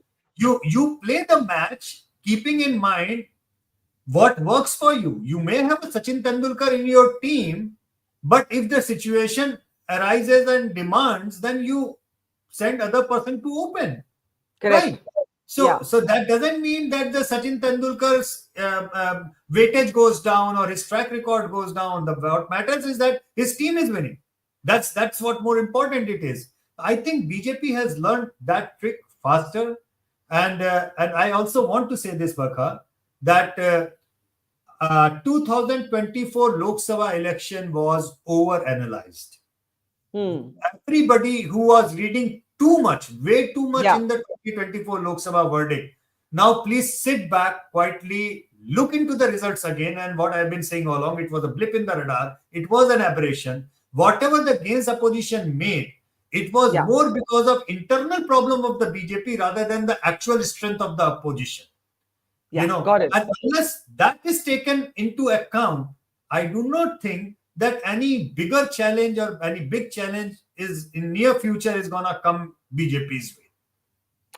Okay, Yashwant, it's always great talking to you, but I know you have a stacked full day. Thank you so much. We'll catch up again very soon. Take care and see you soon. Take care. Take care. See you soon. Well, our live election broadcast is continuing here at the Mojo Story, and we are going to join a very special guest. Yes, let's bring him up. Pradeep Gupta of Access My India is with us, and I should say that exit polls ran into some rough weather, but Access My India for the last two elections has managed to get it absolutely bang on. Pradeep ji, you had actually forecast between 45 to 55 seats for the BJP and a 48% vote share, and that's pretty darned close, almost exactly what has happened. So congratulations to you, Pradeep Gupta of Access My India. क्या हुआ? पहले तो आपको relief हुआ होगा that you got it right. So first thoughts on that. So I mean, we try our people, particularly Access My India team member in the ground, and result is quite evident in front of all of us. So it's a hard work of Access My India which always paid off. And this time I would say, Barkha ji, if you can correct your BJP plus it is because JDU and LJP has contested in one seat each. So that 1.2 percentage points you may like to add to your vote share, what you're showing on your display. Oh, let me bring up the vote share wala graphic and then we should correct it. So you're basically saying that if you add the BJP plus, the vote share goes up even more. 47 point something, we predicted 48. Oh my God. So you are just right there. Could we please update? Could we please update that graphic? All right, Pradeep ji. While we do that, while even without that adding that point, you, as I said, you were pretty darned exact in your forecast. So, आपको मुबारक हो उसकी. लेकिन how do you explain this? How do you explain this is actually when we ask people why you are shifting to whoever say we have voted last time Aam Aadmi Party and this time we are likely to vote to BJP or the Congress for that matter. हम लोग हमेशा पूछते हैं उनसे, भाई इसकी कुछ खास वजह है शिफ्ट की? तो कहते थे साहब वो केजरीवाल, अब वो केजरीवाल नहीं है, वो आम आदमी पार्टी है, वो नहीं है. मैंने कहा क्यों, ऐसा क्यों कह रहे हैं आप? तो उसका सबसे बड़ा कहते थे, देखिए ना, ये 5 साल में तो कुछ, यानी उनकी भाषा में वो कहते थे, मैं अपनी भाषा में बोलूं, कुछ नोटेबल तो उन्होंने ऐसा कुछ किया नहीं है हमारे लिए. कुछ नोटेबल जो भी किया था वो 15 से 20 के शासनकाल में किया था. एंड पंजाब में उन्होंने 1000 प्रॉमिस किए थे महिलाओं को, जो कि अभी तक पूरे नहीं किए। और जब बीजेपी के नेताओं से मीडिया में पूछा जाता तो बड़ा कैजुअल जवाब देते थे कि 5 साल के लिए सरकार बनाइए, कर देंगे, क्या जल्दी है। सो आप ये देखिए कि they were playing with the sentiments of the people in that sense, you know, which is never a good sign for any leader of the party. They lost the credibility, there's huge loss of a credibility on that account too. Yeah. Beyond that, the kind of projection they have came to the power or to the politics, clean, you know, honest governance, etc etc. आम आदमी की तरह हम रहेंगे, no बंगला no गाड़ी। बाद में बंगला भी अच्छा खासा बना लिया, कम से कम उसको आम आदमी का घर तो नहीं कह सकते, इफ नॉट सीसमैन, वो भी एक फर्क पड़ा। फिर उसके बाद केजरीवाल जी ने लगातार अपने स्पीच में ये कहा, खासकर पिछले 15 दिन से 1 महीने के दौरान, कि मैंने तो दिल्ली की सीट को छोड़ के 2 बार छोड़ दिया। Is this not the insult of the mandate? Then what? कि लोगों ने आप पे विश्वास किया और आप उसको इतने प्राइडली कह रहे हो कि मैंने इस चीज के लिए ऐसे कर दिया। So these were all things. On the other hand, people found BJP as a better alternate, much better alternate on various account. जो उन्होंने 2100 इन्होंने प्रॉमिस किया, जो उन्होंने नहीं माना, विश्वास नहीं किया, वही क्रेडिबिलिटी लॉस। 2500 के बारे में माना, और खासकर तब जबकि बीजेपी ने छत्तीसगढ़ में अपोजिशन में रहते हुए प्रॉमिस किया था और उसको डिलीवर किया महतारी योजना के तहत, और मध्य प्रदेश और महाराष्ट्र में सरकार में रहते हुए चुनाव के मच बिफोर इस चीज को इम्प्लीमेंट कर दिया। एक ये था। दूसरा, लोग सेंट्रल गवर्नमेंट और स्टेट गवर्नमेंट में भी, चूंकि दिल्ली में ही बैठे हुए हैं, दोनों वहीं पर ही हैं, तो पैरेलल ड्रॉ करते हैं as far as the governance, and they found that central government performance is far better, particularly in last 5 years, than the state government of Aam Aadmi Party. So एक जबरदस्त इनकी इनकम्बेंसी, और 3 demography ने जो सबसे ज्यादा, हालांकि अभी भी आम आदमी पार्टी को 43% वोट मिल रहा है, which is also sizable enough in that sense, despite that you are losing and losing in a big way. आप 1/3 सीट भी नहीं है आपकी, 2/3 से ज्यादा बीजेपी की सीटें आ रही है, 68% टू बी प्रिसाइज। सो जब आपने 5 साल पहले स्वास्थ्य, शिक्षा और बिजली और पानी के बिल और महिलाओं को फ्री राइड, ये उसी 43% जो है वहां बैठे हुए हैं। बट लोगों को ऐसा मानना है ज्यादा करके, विच इज 48% रफली, कि भाई अब बस हो गया, अब वो शीन नहीं रहा, जैसे बोलते हैं ना क्रिकेट की भाषा में, बॉल में वो चमक नहीं रही, और हमेशा ये लगता है कि कुछ तो नया होना चाहिए। तो this is the phenomena of that. And BJP और मोदी, और खासकर उन्होंने केजरीवाल की गारंटी कहा, उन्होंने कार्ड भी इशू किया था आम आदमी पार्टी ने, घर घर जाके, जब 2100 रुपए की योजना के फॉर्म भरवा रहे थे वो, और बीजेपी ने कहा ये मोदी की गारंटी है कि एक 2500 रुपए और एक 2 फ्री सिलेंडर, बहुत बड़ी चीज है। तो 3 डेमोग्राफी ने बड़ा डेंट किया आम आदमी पार्टी को। दलित वोट लार्ज बड़ी संख्या में वापस बीजेपी की तरफ शिफ्ट हुआ। That's very interesting. क्यों? पर इसका क्या कारण कि दलित वोट? मैंने बताया, देखिए दलित वोट तो सब सरकारी सुविधाओं के लिए उनको सबसे बड़े बेनिफिशरीज भी होते हैं, इन दैट सेंस बहुत सी चीजें रिजर्व होती हैं, और otherwise also lower income group में। तो सबसे बड़ा फर्क वो। दूसरा, महिलाओं का फर्क। हमारे डेटा पॉइंट्स में 12 पॉइंट्स जो बीजेपी को पिछली बार 30% मिल रहे थे, इस बार 16% ऐड होके 46% वोट मिलता दिखा महिलाओं के बीच में, जो केजरीवाल से करीब 12% और कांग्रेस और अदर से 4% जुड़ के जो है वो इतना बड़ा नंबर बना बीजेपी के पक्ष में। और तीसरी चीज है मिडिल क्लास। बीजेपी में देखिए, बीजेपी एक ऐसा छोटा और मेट्रो सेंट्रिक राज्य है, मेट्रो सिटी सेंट्रिक राज्य, जिसमें पूरे हिंदुस्तान में आप देखेंगे तो पाएंगे कि जो lower bottom of the pyramid होता है, विच कंट्रीब्यूट्स अबाउट 50 to 60%, और करीब मिडिल क्लास जो होता है तो 30%, और अपर नॉट क्लास, मैं इकोनॉमिक स्टेटा की बात कर रहा हूँ, करीब 10% उसको ले लीजिए। दिल्ली के अंदर ही उल्टा है, करीब 50% के करीब 60% के करीब मिडिल क्लास है। जब हम मिडिल क्लास कहते हैं, उनको हम क्लासिफाई करते हैं जिनकी मासिक आय 50,000 से 70,000 के ऊपर हो, उसको मिडिल क्लास कहते हैं। और दिल्ली के कॉन्टेक्स्ट में ये बढ़ के 70,000 से 1 लाख हो जाता है, क्योंकि Delhi is a capital city. तो ये जो मिडिल क्लास का सबसे बड़ा शिफ्ट हुआ, और खासकर बजट के बाद और बजट के पहले भी, मैं जो वही दो पूछने वाली थी कि बजट से कितना फर्क पड़ा है। मतलब कुछ लोग कहते हैं कि वो पिछले 72 आवर्स में, लास्ट माइल में ये चुनाव बदला है, नहीं, बजट की वजह से बदला है। आप मैं मानते हैं इस बात को? मैं बता 40 दोनों पार्टियों का 1 महीने पहले तक करीब करीब बराबर वोट आ गया था, 1 महीने पहले।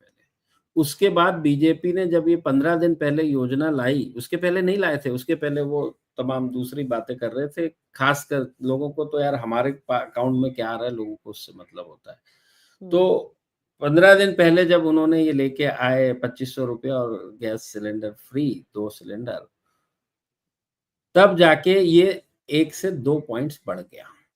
और जो बजट जैसे ही आया, तो ये जो अंतर था दोनों पार्टी, जो करीब करीब पैरेलल था 1 महीने पहले, 2 पॉइंट से 3 पॉइंट तक बढ़ा जब इन्होंने योजनाओं को लेके आए, ये वाली फ्री वाली, और करीब 2 पॉइंट्स फर्दर बढ़ गया जबकि ये मिडिल क्लास का हुआ। तो कहने का मतलब जो अंतर दो पार्टी के बीच में 5 पॉइंट्स का दिख रहा है, 43 वर्सेस 48, ये जो अंतर था, मिडिल क्लास जो है 2% का वोट तुरंत उस समय बढ़ गया जब इन्होंने बजट लेके आए। तो ये एक आकलन है, क्योंकि हमारे तो वोट आप कह शेयर रहे हैं 1 महीने पहले तक लगभग दोनों पार्टीज इवनली कंटेस्टेड थी, जी, और फर्क वोट पड़ा शेयर के लिहाज से, वोट शेयर के लिहाज से सीट वोट में शेयर थोड़ा के फर्क लिहाज से। होता है। उसका कारण है कि आम आदमी पार्टी को मुस्लिम डोमिनेटेड सीट्स में, जो कि 9 है, और 21 सीटें जो है, सॉरी 12 सीटें जो है दलित हैं, तो 21 सीटें ये मिलके होती हैं। यहाँ पे बहुत बड़ी लीड मिलती है, तो उसके लिए परसेंटेज के लिहाज से आप देखेंगे कि बहुत बड़ा नंबर अभी भी आपको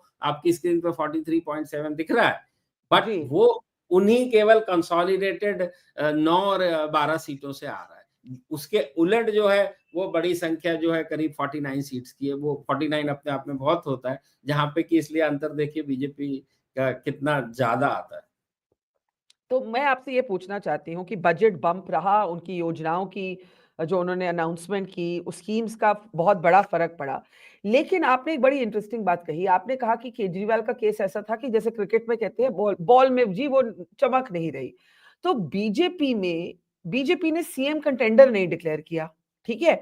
बहुत से लोगों को लगा कि अरे अगर बीजेपी कर देती तो पक्का जीतती। उस समय तो लग रहा था कि चलो केजरीवाल के नंबर गिरेंगे लेकिन वो जीत जाएगा, नंबर गिरेंगे, मार्जिन है गिरने का, जीत जाएगा। बीजेपी की चमक पर्सनालिटी सेंट्रिक नहीं रही, और उन्होंने लास्ट फ्यू इलेक्शंस इस न्यू ब्लूप्रिंट के साथ कंटेस्ट किए। ये बीजेपी की नई ब्लूप्रिंट का जरा बात करिए।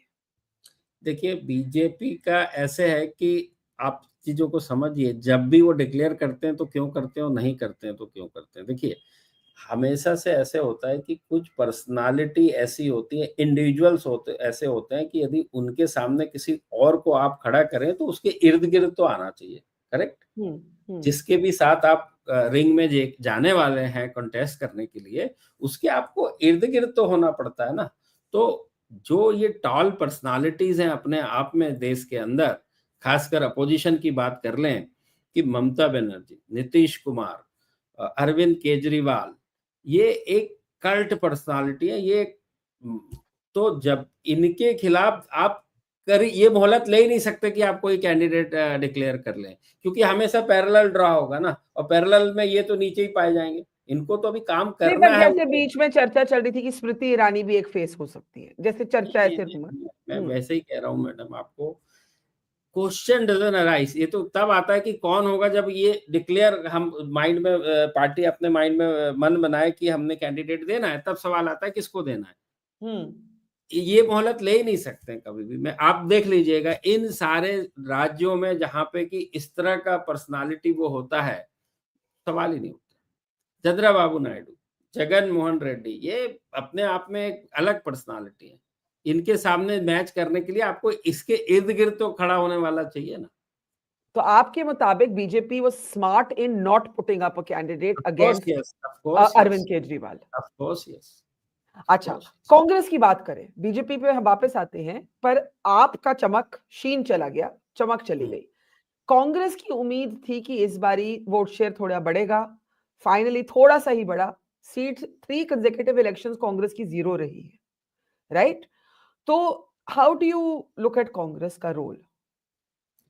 देखिए, जब वापस जहां भी होता है कि जो जीतने और जो खासकर जीत के सरकार बनाने की उम्मीद में, आप पिछले 15 साल का रिकॉर्ड देख लीजिए, 30 असेंबली इलेक्शन मल्टीप्लाई 3 कर दें तो 90 और 3 लोकसभा 93। केवल 5 समय पे ऐसा है कि लोगों ने मैंडेट फ्रैक्चर दिया या बड़ा स्लेंडर सा मैंडेट दिया, बाकी मैंडेट सब 2/3 के आसपास है। 2/3 से कम तो बात ही नहीं होती कहीं पर भी।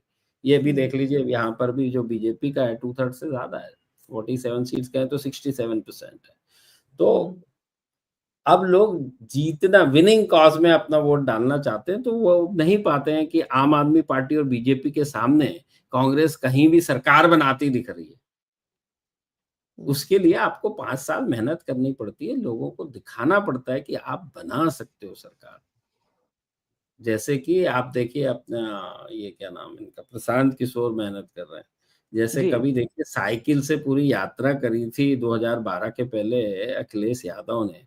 जैसे देखिए जगन मोहन रेड्डी ने 19 के चुनाव के पहले पूरी जबरदस्त यात्रा करी थी उन्होंने, घर घर जाके और करके करीब 2 साल से 3 साल तक। तो ऐसे तमाम आपको एग्जाम्पल मिलेंगे। राहुल गांधी ने भी यात्रा करी, उसका असर उनको देखिए, सीटें 55-56 से 99 हो गई उनकी लोकसभा में। जी। तो ये आपको दिखना तो चाहिए कि लड़ते हुए और आप वाकई में टक्कर दे सकते हैं और जीत सकते हैं, तब तो आपकी जनता आपके साथ जाएगी। मुझे ये बताइए कि कांग्रेस को आपको लगता है उन्होंने मेहनत नहीं की, आम आदमी पार्टी, एक मुझे बड़ी इंटरेस्टिंग चीज लगी कि जो 3 नेता आम आदमी पार्टी के जेल में गए थे, राइट, सत्येंद्र जैन, मनीष सिसोदिया, अरविंद केजरीवाल खुद, तीनों हारे। इसका मतलब देयर वाज जीरो सिंपैथी। अब ऑपोजिशन का कहना बार बार है कि ईडी को वेपनाइज किया गया है, ये फॉल्स केसेस हैं, एक्सेट्रा एक्सेट्रा। इसका मतलब लोगों ने उनकी तरफ एक सिंपैथी, एक एम्पैथी नहीं दिखाई, वो नहीं माने कि ये ठीक है। मैं मानती हूँ कि वोट शेयर आपका फिर भी एक बेस था, वो रहा, लेकिन दैट सिंपैथी सर्ज, एक सिंपैथी सर्ज होता है कई बारी, वो नहीं मिला, बल्कि तीनों लोग जो जेल गए तीनों हारे।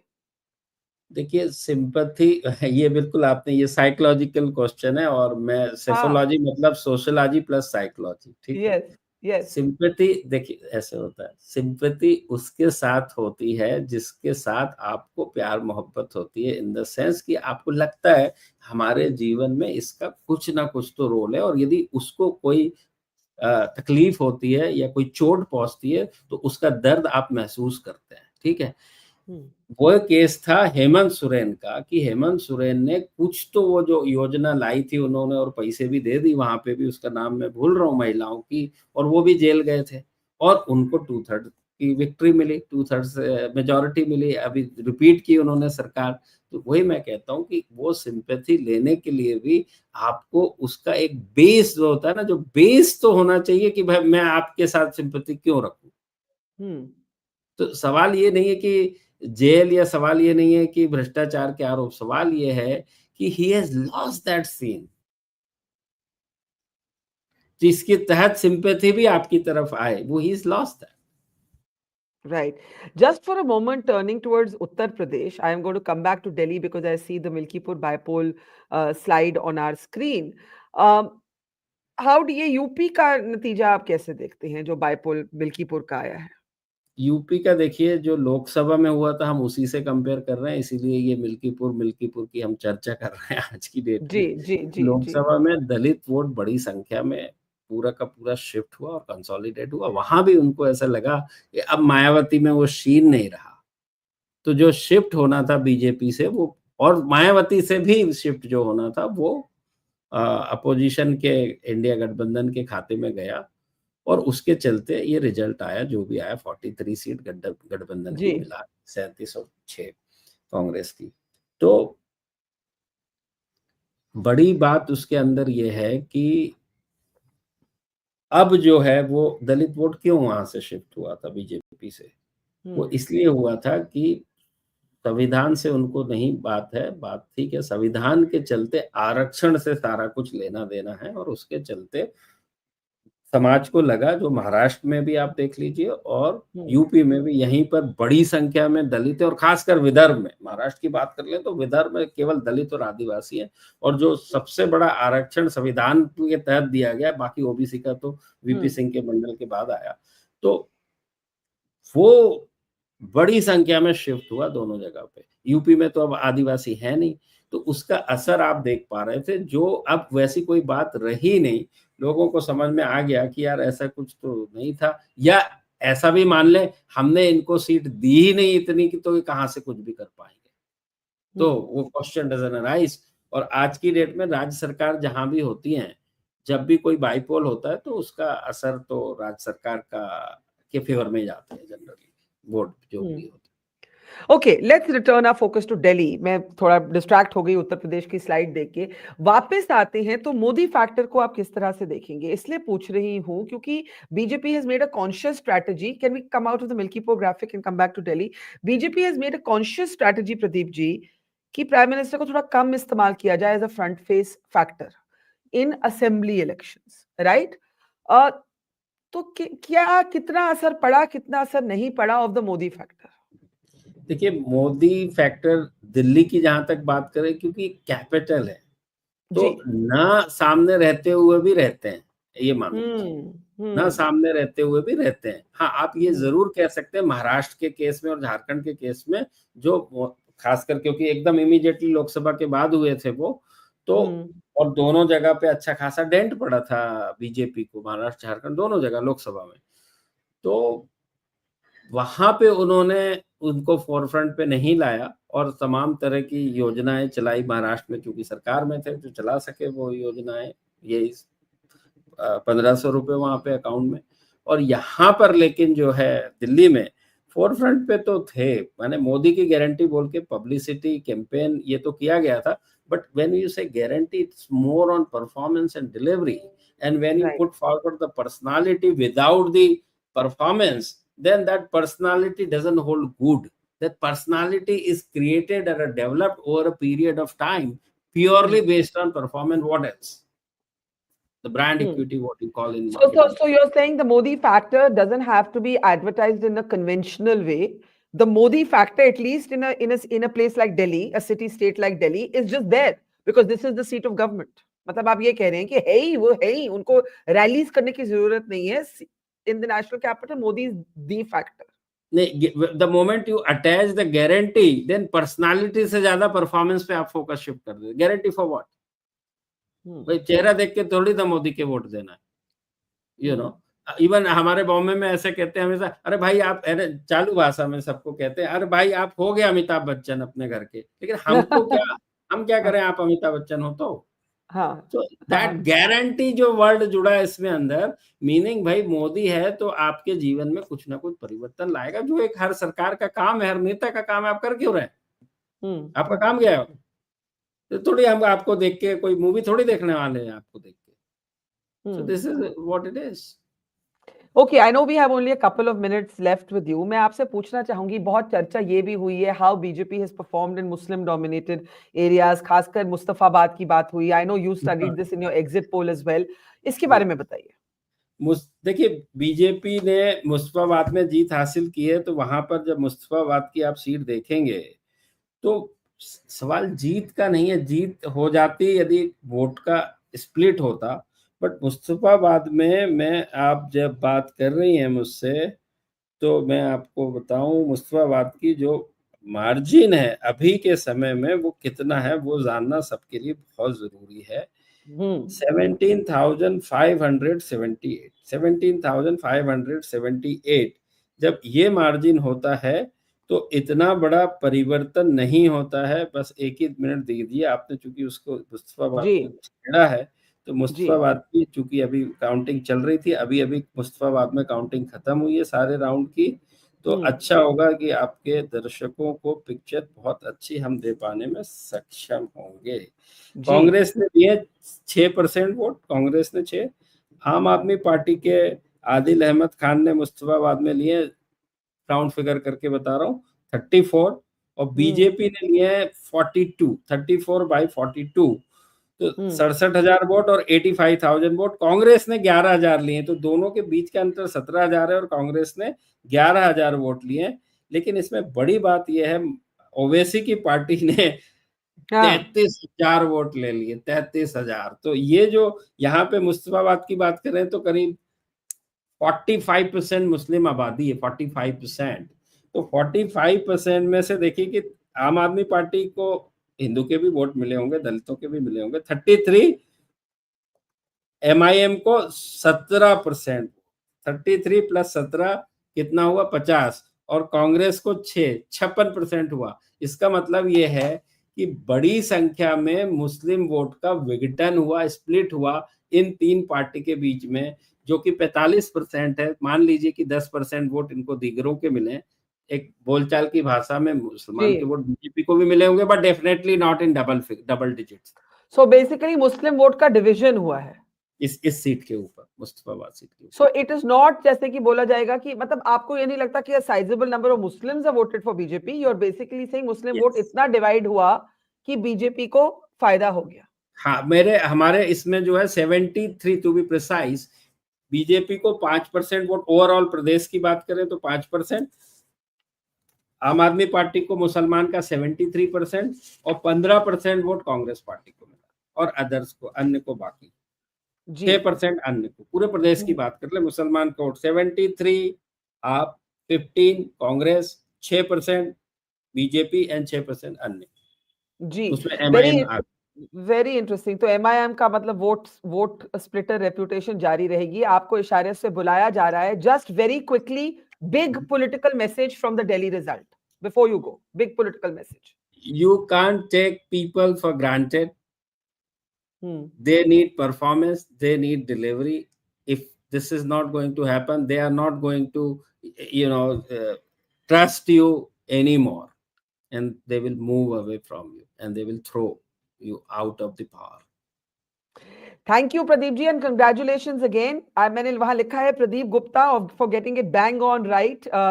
You predicted a 48% vote share for BJP plus, and there it is on the screen. And 45 seats to 55. The midpoint was 50. Now it is 47. You are showing so. Correct. Well done, sir.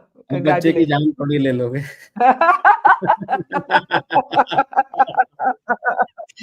Okay, Pradeep ji, thank you so much. Take care.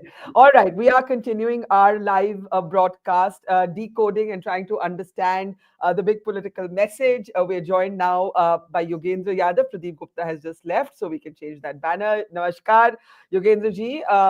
Good to see you.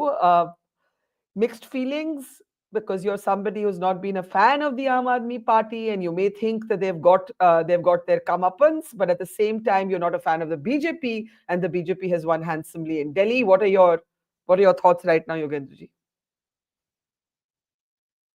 Hang on, Yogendra ji, I can't hear you. I'm so sorry. No mixed feelings, Barkha. Actually, it's a setback. It's a setback for Aam Aadmi Party. It's a setback for people like us who are not with Aam Aadmi Party, who have opposed Aam Aadmi Party, but who believed in the possibility of an alternative politics. And it is a setback for the entire opposition, united or not so united. It's a setback for that. Because BJP's politics is a politics of total dominance. Not just election victory, but complete political dominance is what BJP aims at. And there's no doubt that today's victory, a victory after 3 decades, has contributed to BJP's quest for political dominance. And that should be a cause for concern. This is not the moment for vicarious pleasure. I mean, that's always a silly and petty thought. But also human. But also human. We're all human. We're not saints. Yeah, but that's sort of, to try and look at history from one's own personal angle, I've realized over the years is one of the most erroneous ways of looking at developments. So it's a setback for Aam Aadmi Party. It's a setback for Aam Aadmi Party more than what the data would suggest. Why do you say that? Going strictly by numbers, Aam Aadmi Party is just behind by 5 percentage points, which is not such a major thing. They still have more than 20 MLAs. Losing one election after 3 victories is not such an unknown thing. Parties do come back, parties bounce back by. It's not the kind of the nature of defeat in quantitative terms is not something that it cannot recover from. It's not unprecedented. It is not some major electoral wave. But the problem is, given the kind of party Aam Aadmi Party is, given its complete election centeredness, given its complete dependence on Delhi, and given its complete identification with the personality of Arvind Kejriwal, this defeat is a morale-shattering defeat for Aam Aadmi Party. I worry for Aam Aadmi Party's future because my sense is that BJP will not stop by just defeating them electorally. This campaign will continue after the election. There would be an attempt, I don't know when and I don't know exactly how, but I anticipate an attempt to break the party. And given the fact that Aam Aadmi Party has gotten rid of all those people, all those leaders, all those many workers who stood with the party for some principles, for some ideas, these difficult times are times which can be very dangerous for Aam Aadmi Party, because if there is an ED raid or if there is a CBI raid, if there's a threat, who would stand by this party? So that's the challenge. The challenge also comes because Gujarat, I think Aam Aadmi Party is unlikely to repeat the limited success that it had last time. Haryana is the attempt, there's no breakthrough in Haryana. So now everything hangs on Punjab 2027. And the news that you get from Punjab is not very good for Aam Aadmi Party already. And Punjabis are not so patient to put up with bad government. So Aam Aadmi Party really faces a crisis which is much bigger than the crisis of one electoral defeat.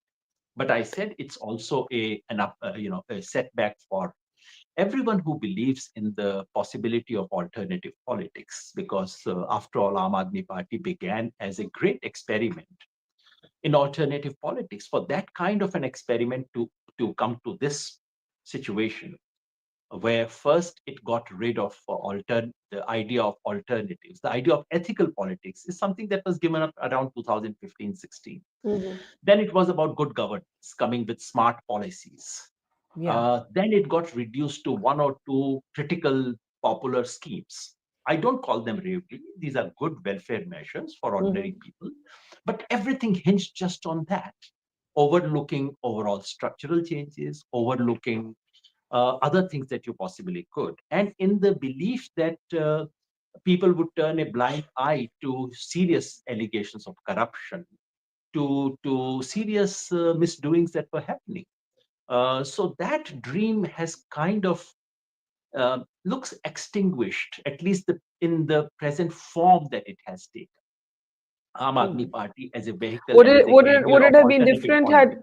Sorry, I didn't mean to interrupt, but would it have been different had Arvind Kejriwal at least won his own seat? You see, what's happened is that all of the three prominent faces of the AAP, minus Atishi, who managed to retain her seat, Manish Sisodia, Satyendra Jain, and Arvind Kejriwal himself. Now, all of these three are people who face jail time. There was clearly no sympathy for them. All three lost. Right? Would what you're describing as the kind of crisis moment for AAP had been different if Kejriwal had won at least his own seat? Indeed, but I must begin by giving him credit for something, because the day someone is defeated, the easiest thing in the world is to kick that fellow around. Correct. We must give him credit for the fact that he did not move away from New Delhi. New Delhi is not a typical Aam Aadmi Party seat. After all, Arvind went there.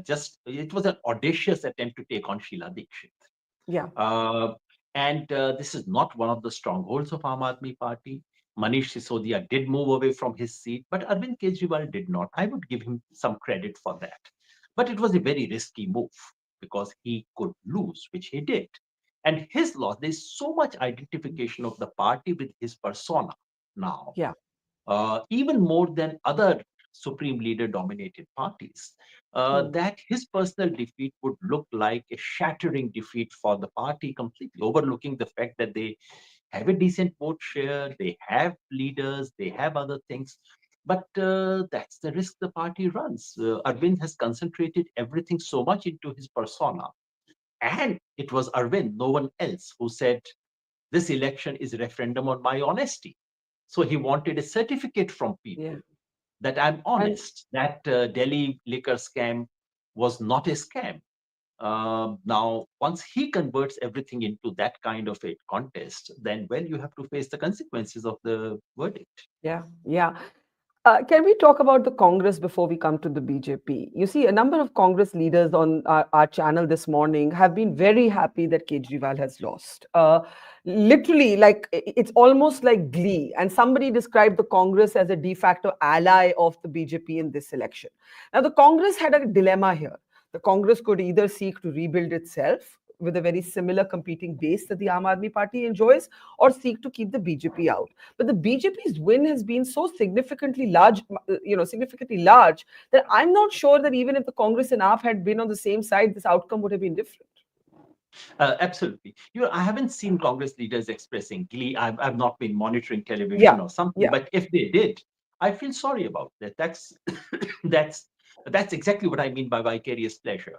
This is not the moment for vicarious pleasure.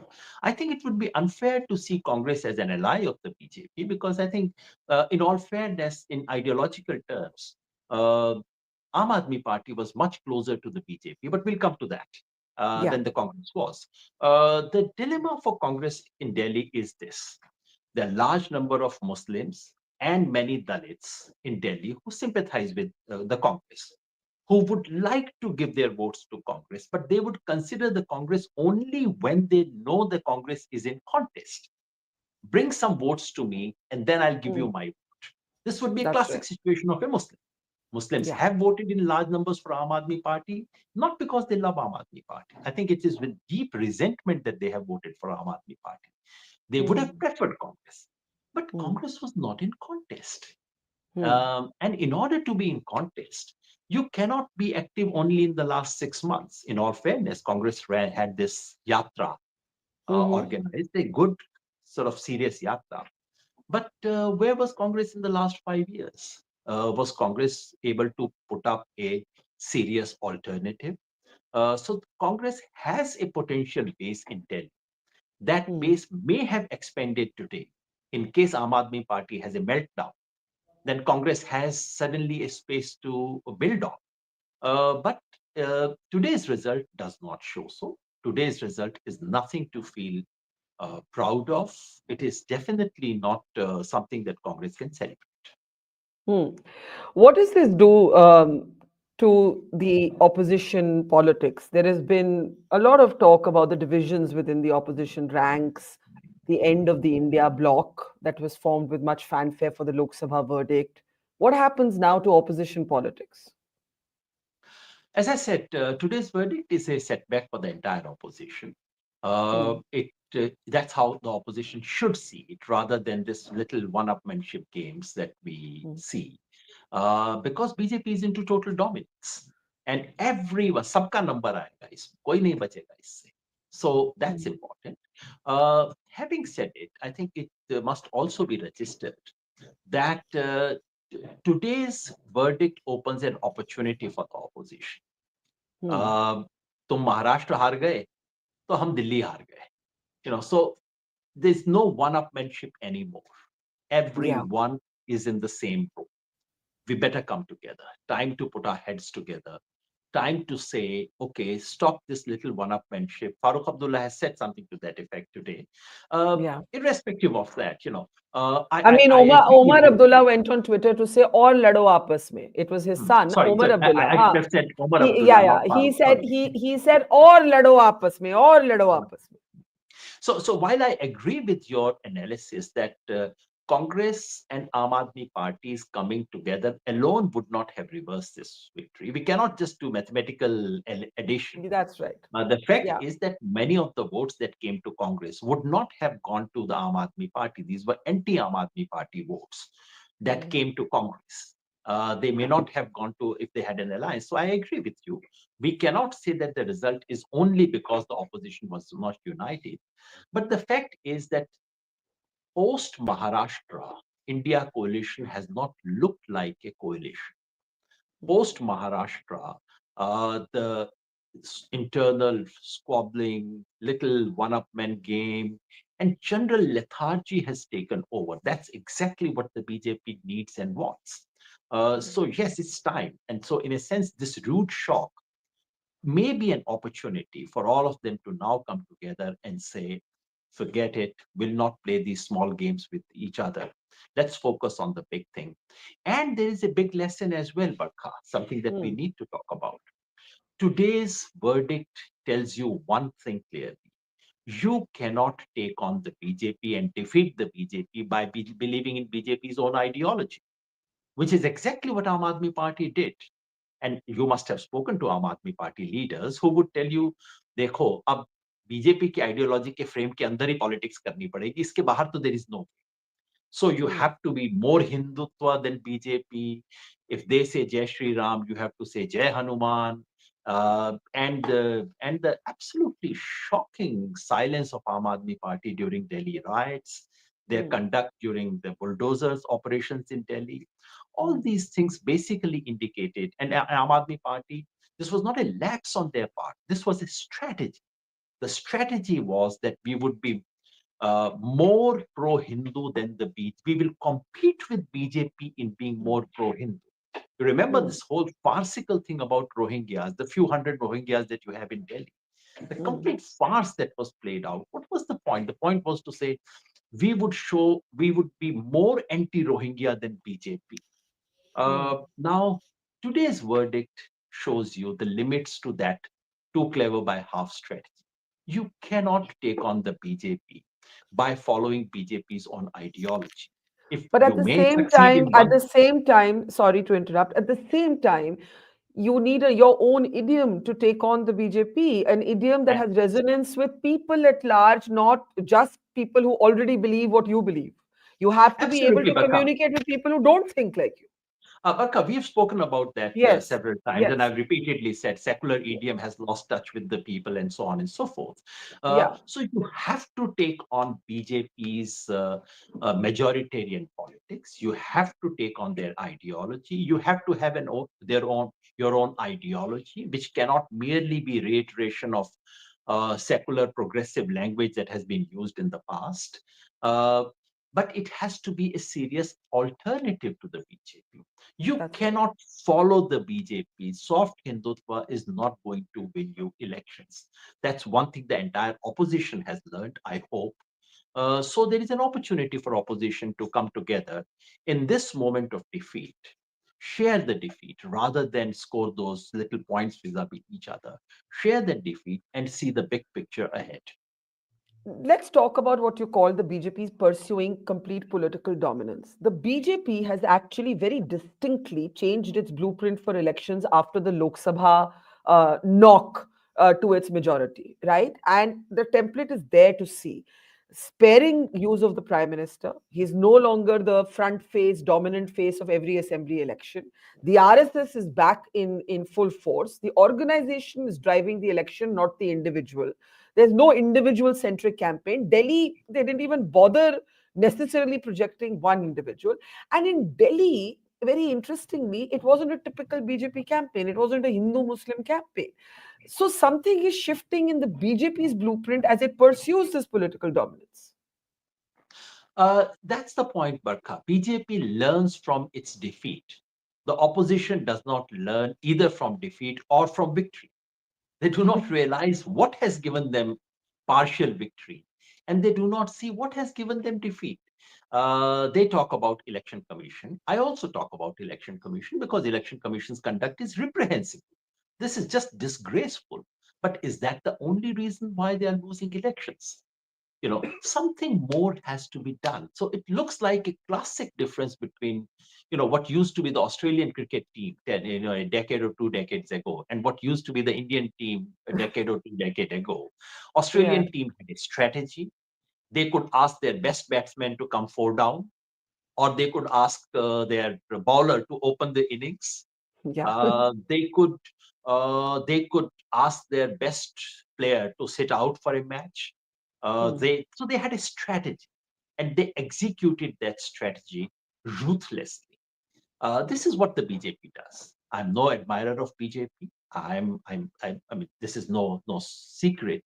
But I do admire their capacity as an organization to carry out their own. They have a strategy to begin with, and they have a capacity to carry out that strategy. And they have a capacity to align individual ambitions with organizational ambitions. All organizations are driven by individual ambitions, political organizations particularly. Most of the people on the ground are political entrepreneurs who are looking for their political career.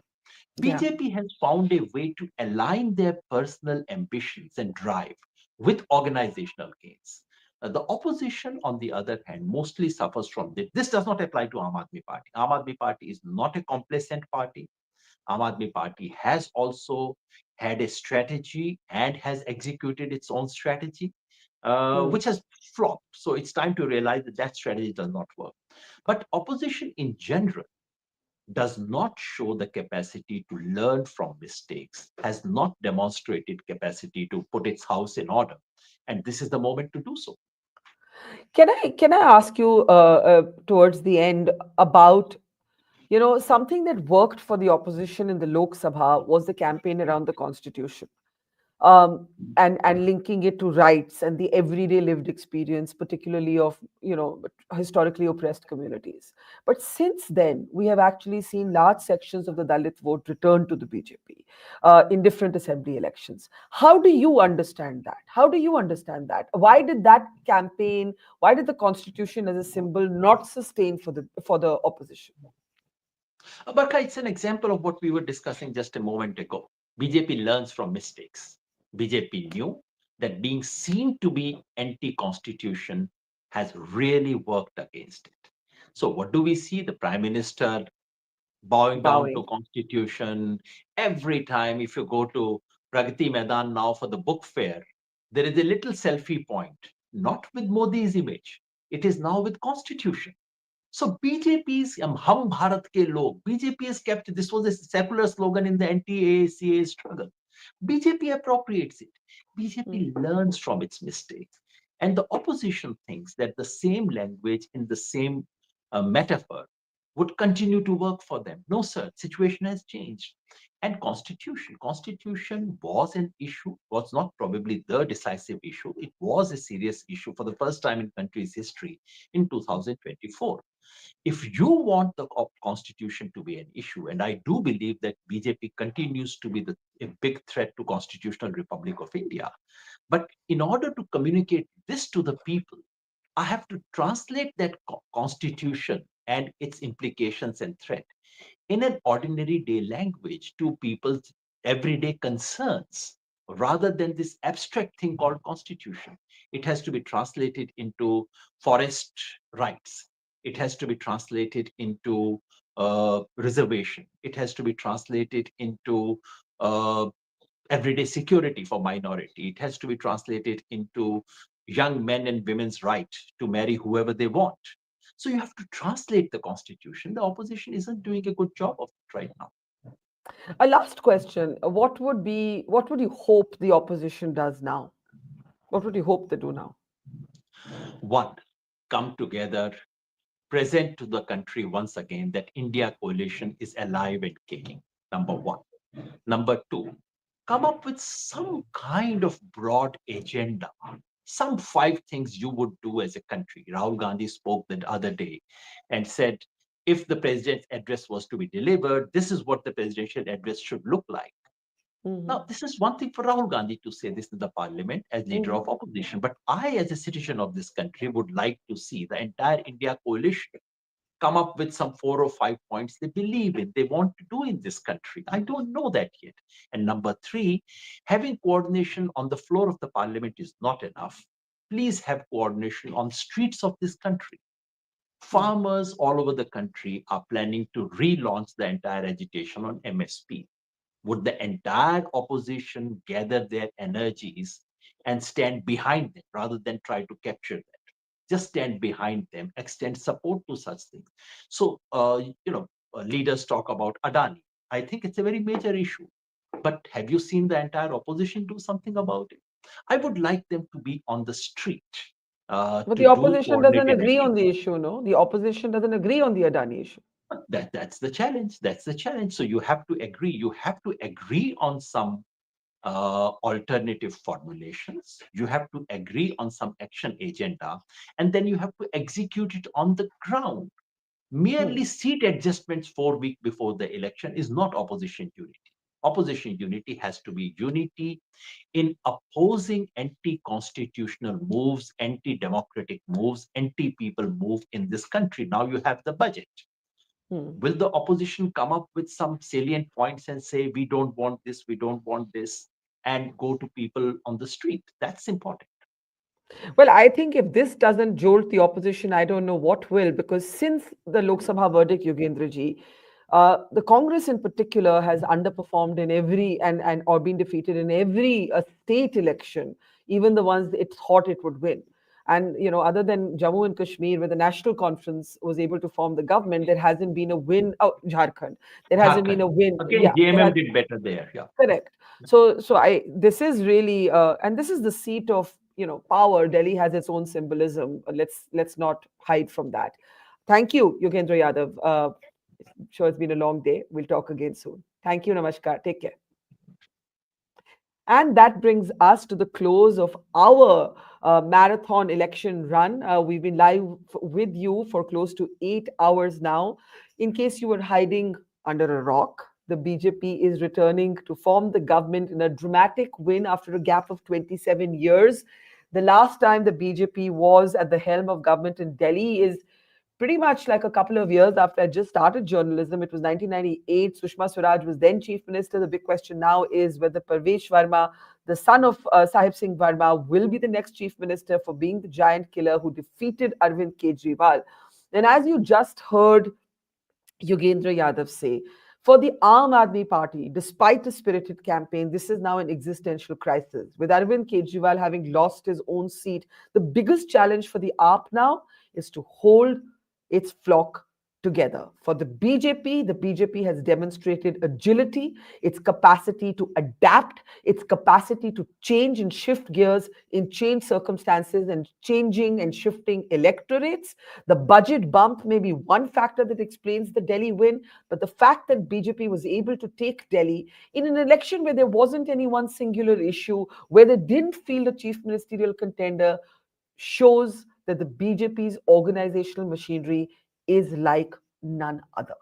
Well, for now, I think we're allowed to take a bit of a break. Thank you for staying with us through the day, and keep watching the Mojo story from the entire team. Thank you. Take care and see you soon. It's great to see you here. Thank you for watching our work. If you haven't subscribed yet, don't forget to click the bell icon and subscribe to Mojo Story and support independent, robust journalism.